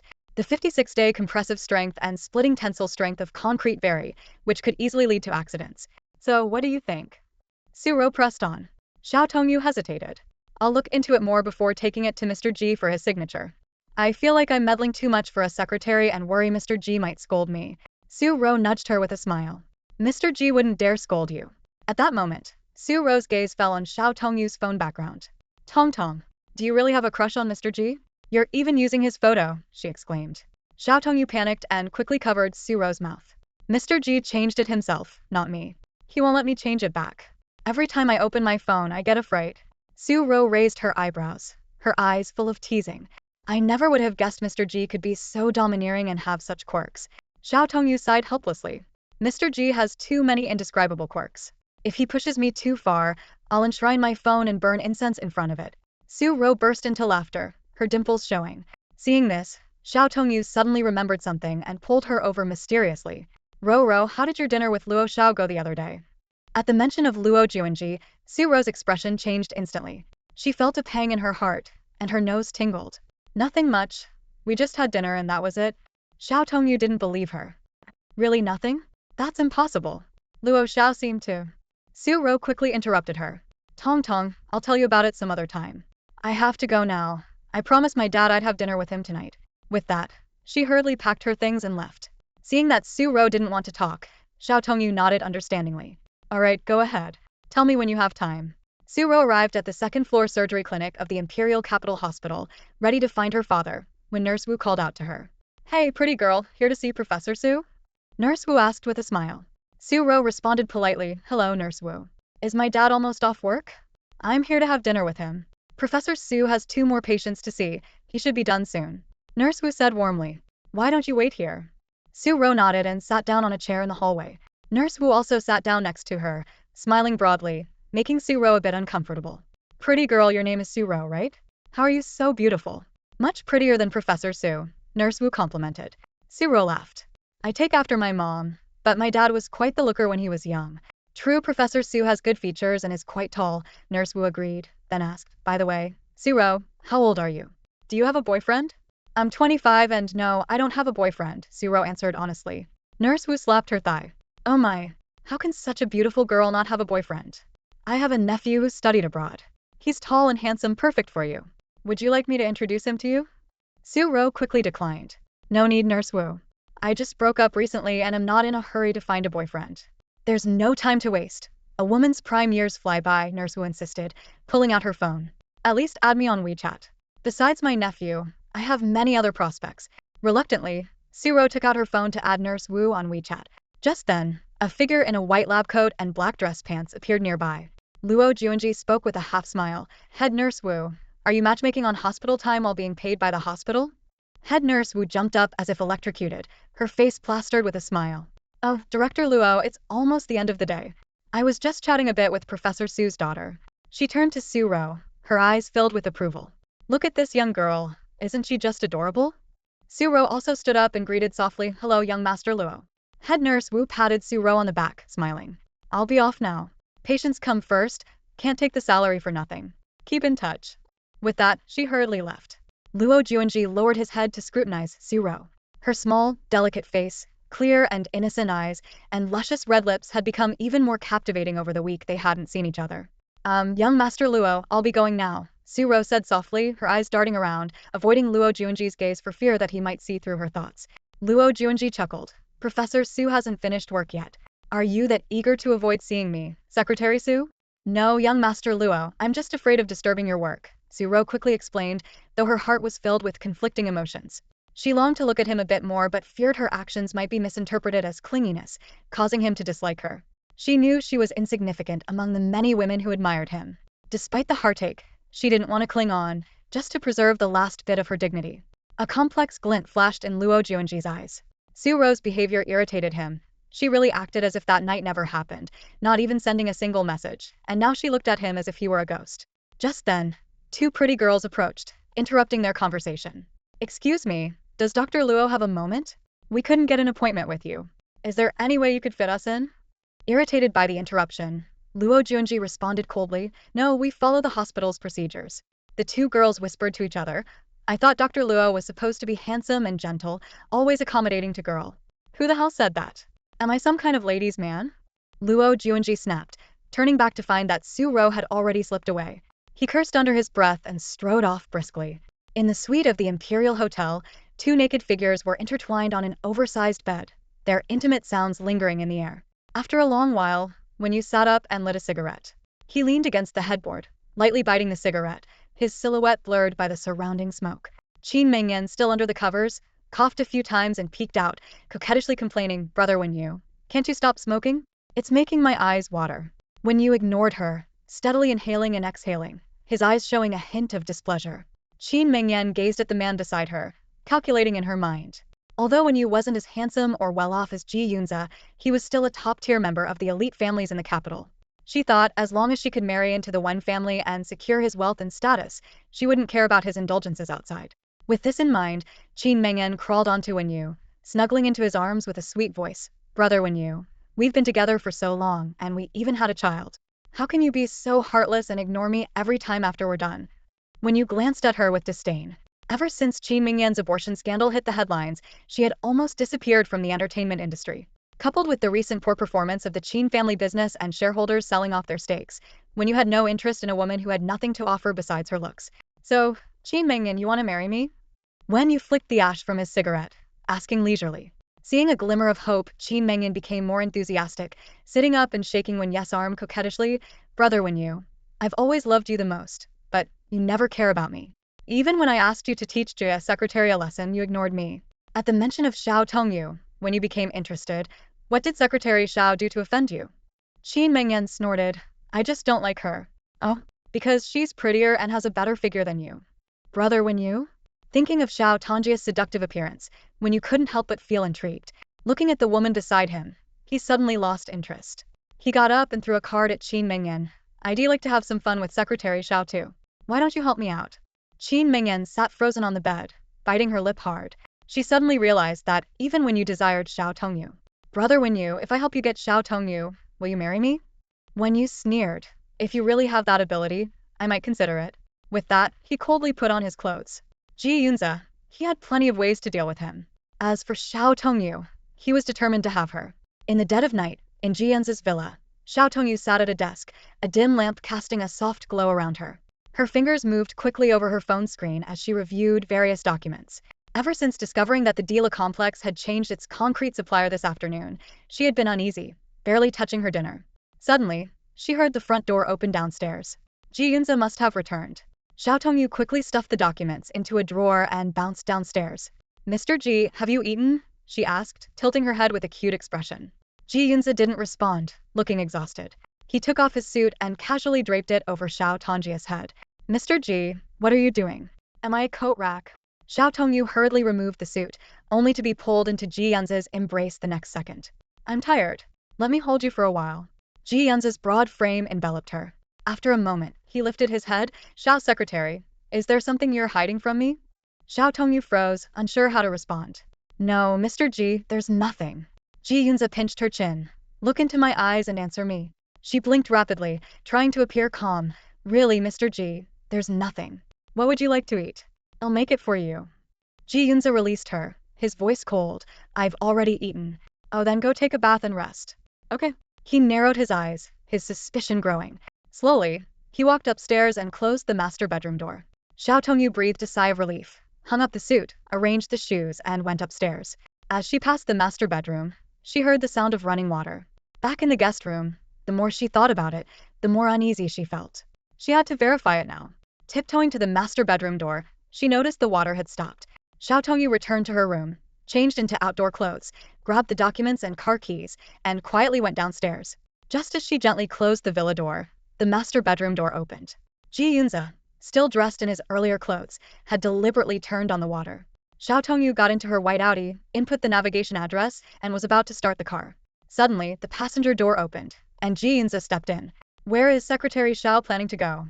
Ji Yunze stormed into Xiao Tongyu's car with a face full of anger, startling her so much that she almost dropped her phone. Stammering, she managed to say, "Mr. Ji, I wasn't." Ji Yunze's sharp gaze swept over the navigation address on Xiao Tongyu's phone before he pulled out a stack of papers from her bulging pocket. He raised an eyebrow and asked, "Secretary Xiao, are you heading to Dill Complex?" Seeing no point in hiding it anymore, Xiao Tongyu nodded and admitted, "Mr. Ji, while organizing files this afternoon, I noticed that the concrete supplier for Dill Complex had suddenly changed. During the last inspection, Manager Sure mentioned a different company. Although the total cost is almost the same, switching suppliers midway makes me uneasy, so I wanted to check it out." Ji Yunze hadn't expected Xiao Tongyu to remember such details and always keep them in mind. He thought to himself, this late at night, heading to a suburban construction site alone, this woman is quite brave. In the darkness, his expression was unreadable. "Secretary Xiao, this isn't within your job scope," Ji Yunze said coldly. Xiao Tongyu lowered her head and softly apologized. "I'm sorry, Mr. Ji. I know it's overstepping, which is why I didn't tell you. I wanted to confirm it quietly. Why didn't you dare to say anything?" "Because I was afraid you'd scold me," Xiao Tongyu said, puffing her cheeks. "Do you really think I'm that harsh?" "To be honest, Mr. Ji, you're the harshest person I've ever met." As soon as she finished speaking, she felt the temperature around Ji Yunze drop suddenly and instinctively moved away. To her surprise, Ji Yunze didn't get angry. He fastened his seatbelt and said curtly, "Drive." "Huh? Where to?" Xiao Tongyu asked, surprised. "Where do you think?" "But it's so late and you just got back from a meeting." "Drive. I'll sleep on the way." Suddenly, Xiao Tongyu felt a surge of respect for Ji Yunze. While he might not be the best man, his success in business was undeniable. With that thought, she obediently started the car. An hour later, the white Audi pulled up at the entrance of Dill Complex. The late autumn night felt like winter, with cold winds howling as if to freeze everything in their path. The construction site was pitch black, and the silence was eerie. Ji Yunze was only wearing a suit, and the cold wind seeped through his shirt collar, making him shiver. Noticing his cold hands, Xiao Tongyu took off her scarf and carefully wrapped it around his neck, tying a neat knot. "I'll go check quickly, Mr. Ji," she said softly. Ji Yunze nodded silently. The faint scent of Xiao Tongyu's perfume on the scarf made him feel warm. They walked to where the cement mixer trucks were parked, clearly marked with the logo of the new supplier Mingtai Company. Xiao Tongyu approached a recently poured concrete wall, touching it with her hand. She turned on her phone's flashlight and examined it closely. Her delicate fingers rubbed the surface repeatedly, and soon she frowned. "Mr. Ji, this concrete is no good. It shows signs of segregation and bleeding," Xiao Tongyu explained, pointing to small pores in the wall. "See this honeycomb structure? It shouldn't appear during the setting phase. It means the concrete lacks cohesion, causing the coarse aggregate to settle due to gravity, leading to separation of the components. In short, this batch of concrete is substandard. Using it to build houses would be dangerous." The flashlight illuminated half of Xiao Tongyu's face, her expression firm and determined. Ji Yunze asked in a deep voice, "Are you sure?" "Over 80% sure," Xiao Tongyu replied before striding towards the concrete pouring machinery. Ji Yunze frowned. "Xiao Tongyu, what are you doing?" "I interned at a construction site during college. I know how to operate this." "Don't worry, Mr. Ji." Xiao Tongyu skillfully handled the complex switches, and the black-gray liquid concrete gushed out. She touched it with her hand, pinched it between her fingers, and quickly turned off the machine. "Mr. Ji, I'm now over 95% sure. This concrete is too watery, almost like liquid. Using it to build houses would be disastrous in heavy rain or extreme weather." Ji Yunze's face darkened, and anger surged within him. He realized that Manager Sure, who was in charge of the project, might have accepted bribes to change suppliers but wouldn't dare tamper with the concrete quality. If Dill Complex collapsed during construction or after completion, it would be a fatal blow to Ji's corporation, who was sabotaging Ji's largest project in recent years. Seeing Ji Yunze remain silent, Xiao Tongyu suggested, "Mr. Ji, for safety's sake, we should have a professional inspection agency check it out." Ji Yunze's furrowed brows didn't relax, but he didn't object, which was a tacit agreement. "Let's go," he said briefly. On the way back, Ji Yunze remained silent. Xiao Tongyu sensed his foul mood and didn't dare to speak. They returned to the villa at 3 a.m. Xiao Tongyu cautiously asked, "Mr. Ji, would you like something to drink or eat?" "I can make it for you." As the lights came on, Ji Yunze noticed a black smudge on Xiao Tongyu's face from when she had accidentally smeared cement on herself. Her innocent and adorable appearance contrasted sharply with the capable woman who had operated machinery at the construction site. Ji Yunze suddenly leaned in close, his warm breath brushing her face. His Adam's apple moved, and he lowered his head to kiss her lightly. Xiao Tongyu, thank you. It was the first time Xiao Tongyu had heard Ji Yunze say thank you, leaving her momentarily dazed. It's nothing, Mr. Ji. It's my job. Ji Yunze buried his head in her neck. Stay with me tonight. I won't touch you. I just want to hold you. Half jokingly, Xiao Tongyu asked, Mr. Ji, are you getting attached to me? Yes. Xiao Tongyu hadn't expected Ji Yunze to admit it so frankly, leaving her stunned. She couldn't help but wonder what had gotten into Ji Yunze. On the outskirts of the imperial capital, in a film studio, 2 six-story buildings stand majestically on a Republic-era styled avenue. Cars, rickshaws, and trams bustle along the street, as if transporting time back to that era. 3, 2, 1 action. With the director's command, Zhuang Shufei slowly turned around. She was dressed in a blue blouse and black long skirt, carrying a black leather school bag, and walked gracefully towards a man in a suit. The handsome man spoke with a hint of indifference in his voice. Let's end this. You're too young. We're not suitable for each other. Zhuang Shufei listened quietly, her dark, clear eyes fixed on him. Slowly, crystal-clear tears rolled down her cheeks. After a long pause, she asked in a daze, so, you don't want me anymore, right? The staff on set were all moved by her superb acting. Only the background noise of traffic and the mechanical sound of the camera being pushed echoed in the air. Wang Xinrong and Tian Tian stood aside, engrossed in the scene. Suddenly, a soft voice whispered in their ears. Zhuang Shufei, you acted really well. Startled, they turned around to see Han Yu standing nearby, dressed in a dark long coat, looking noble and handsome, with a faint, barely perceptible anger in his deep eyes. Tian Tian whispered to Wang Xinrong, Sister Wang, why is young Master Han here? What's his relationship with Sister Shufei? Wang Xinrong gestured for her to be quiet. Han Yu's gaze was fixed on Zhuang Shufei and the male actor who were filming. The man in the suit said coldly, Junting, you know she can't live without me. Zhuang Shufei suddenly laughed, a self-mocking smile, but tears kept flowing down her face. Can I live without you? She asked, trembling as she grabbed the man's sleeve, pleading, don't leave me please? Cut. The director's voice broke the heavy atmosphere. Good, very good. Zhuang Shufei instantly wiped away her sorrowful expression and smiled brightly. Not bad, Luin. Your cold expression really drew me in. I almost believed you were actually abandoning me. Lu Yin scratched his head sheepishly. It's your acting that's so good. I almost couldn't bear to abandon you. The assistant director announced the end of the morning session, and everyone prepared for a break. Lu Yin invited Zhuang Shufei to lunch to go over their lines, but Han Yu suddenly interjected, Zhuang Shufei is having lunch with me. Zhuang Shufei looked up in surprise to see Han Yu, hands in his pockets, a smile playing on his lips but his eyes turbulent. Just then, a scream came from above. Zhuang Shufei looked up to see the massive sign of the Sincere Company from the 6th floor falling straight towards her. The people around her scattered in panic. Wang Xinrong and Tiantian screamed in terror, Shufei, watch out. Sister Shufei. In a split second, Han Yu leaped forward and pulled Zhuang Shufei to his side. The sign grazed Han Yu's forehead and crashed to the ground with a thunderous noise. The director shouted for someone to check the situation, while Wang Xinrong and Tiantian rushed over to see if Zhuang Shufei was hurt. Zhuang Shufei's heart was pounding, still in shock. She turned to look at Han Yu beside her, who had a tight frown and an angry look on his face as he stared up at the building, one hand still firmly gripping her shoulder. A thin stream of blood trickled down from his temple, the bright red standing out starkly against his fair skin. Han Xiao, you're bleeding. Zhuang Shufei exclaimed, quickly pulling Han Yu into the lounge. The room was brightly lit as Zhuang Shufei deftly took out a first aid kit, dipping a cotton swab into iodine. She moved close to Han Yu's face, carefully cleaning the wound. It must have been scraped by that sign just now, she said after a thorough inspection. Luckily, the wound isn't deep. It doesn't need stitches. Zhuang Shufei felt a surge of gratitude. In the chaos of the fleeing crowd, Han Yu had unhesitatingly shielded her.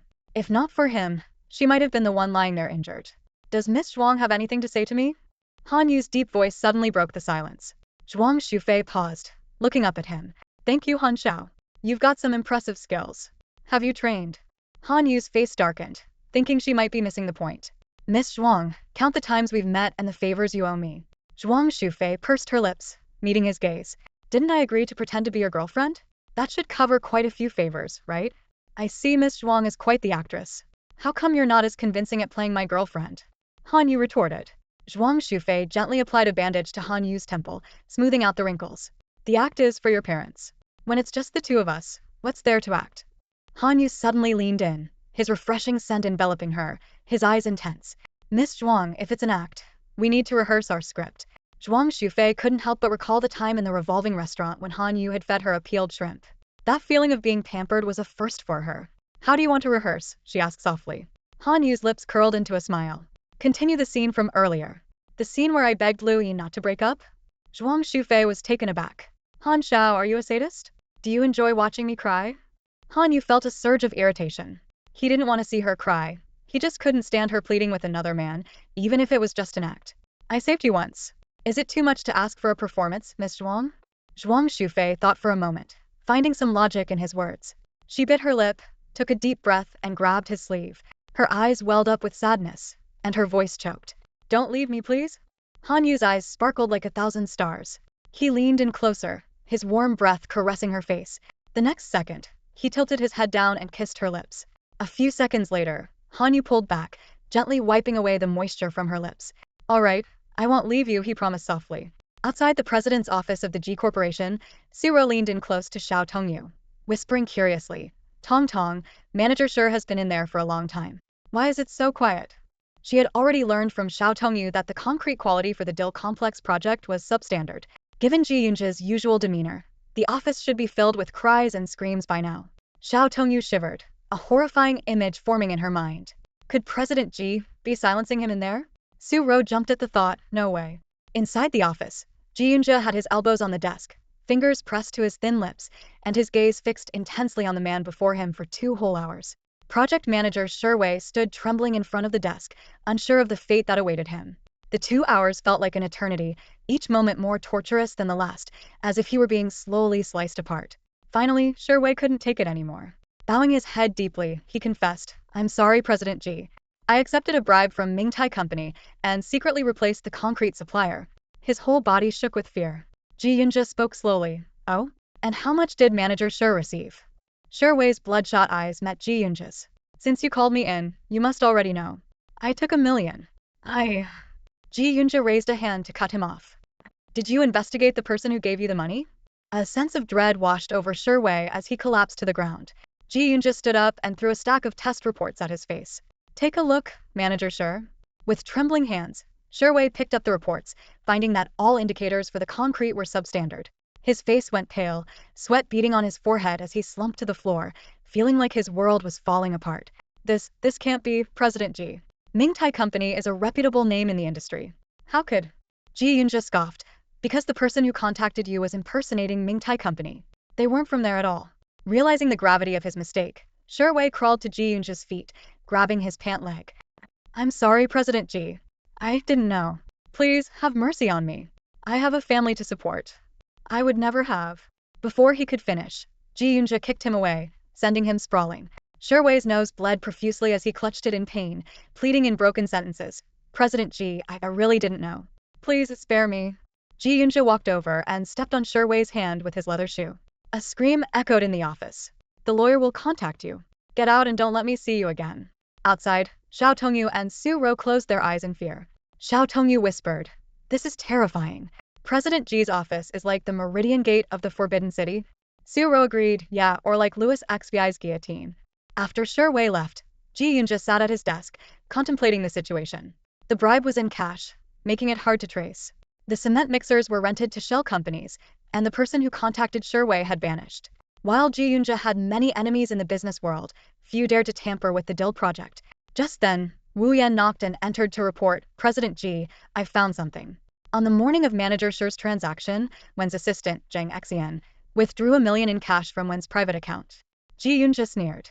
In an age dominated by electronic payments, when used cash withdrawal on the day of Shi Wei's bribery was highly suspicious.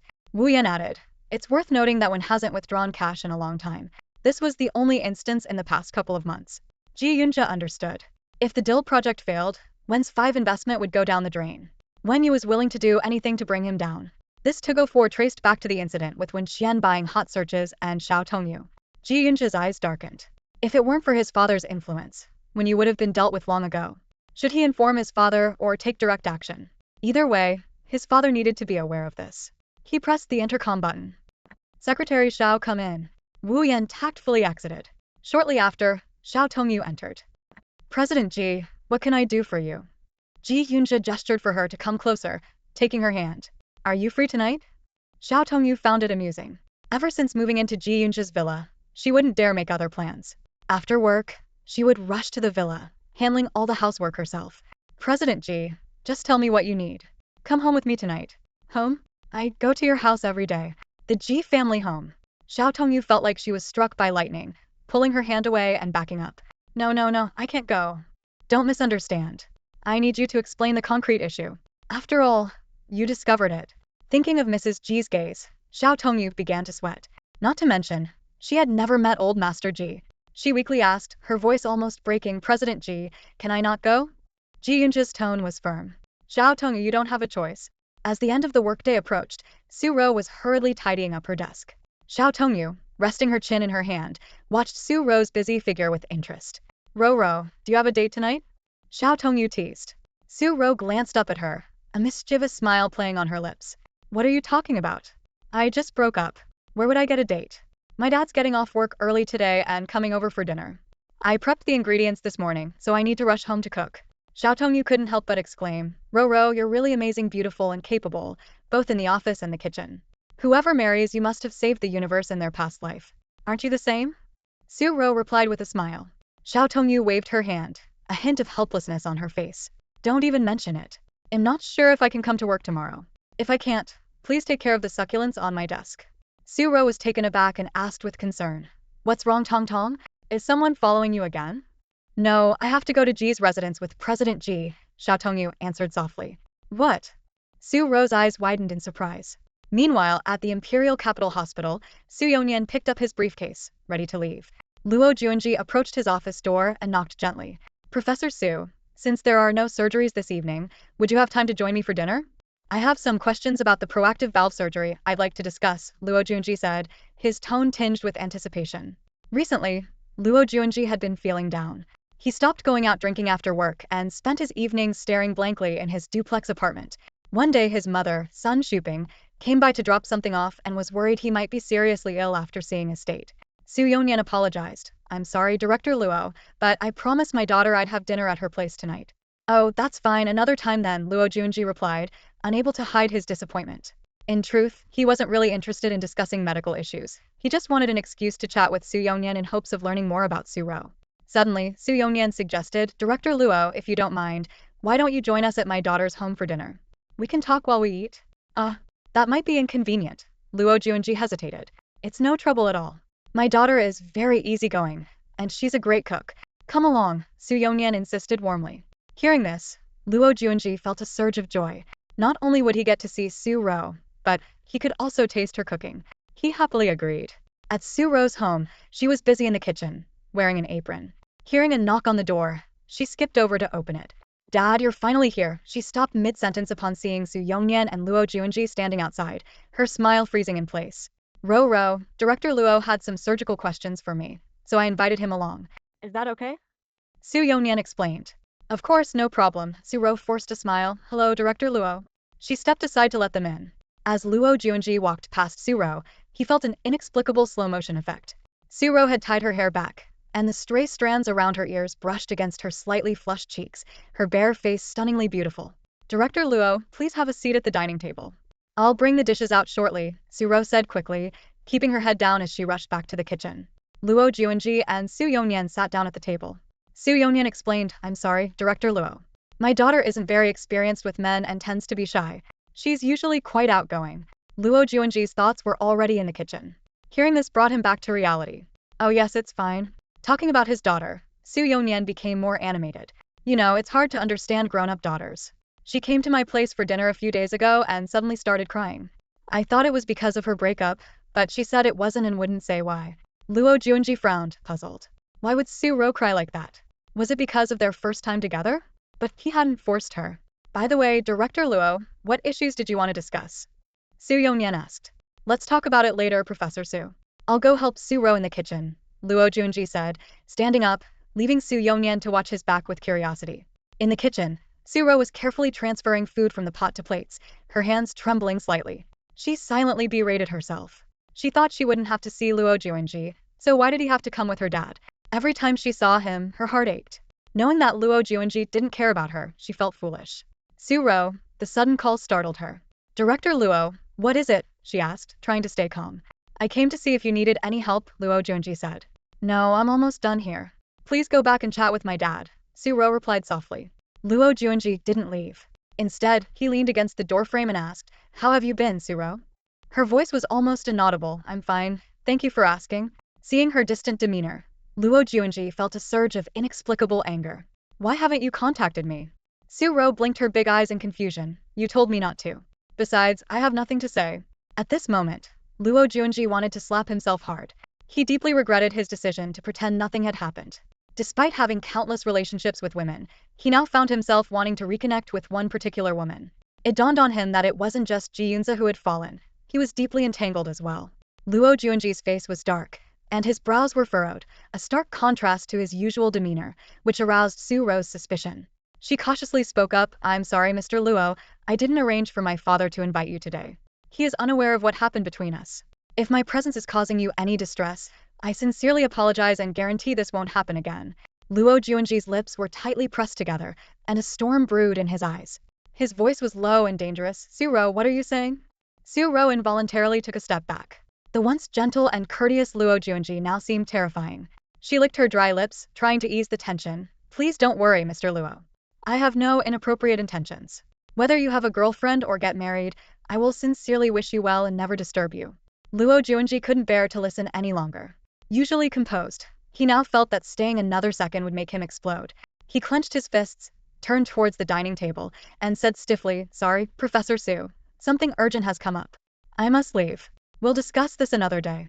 Although Su Yongnian was puzzled, he didn't press further. All right, Director Luo. After Luo Juanji left, Su Yongnian walked into the kitchen, concerned. Ro, tell me honestly what happened between you and Director Luo.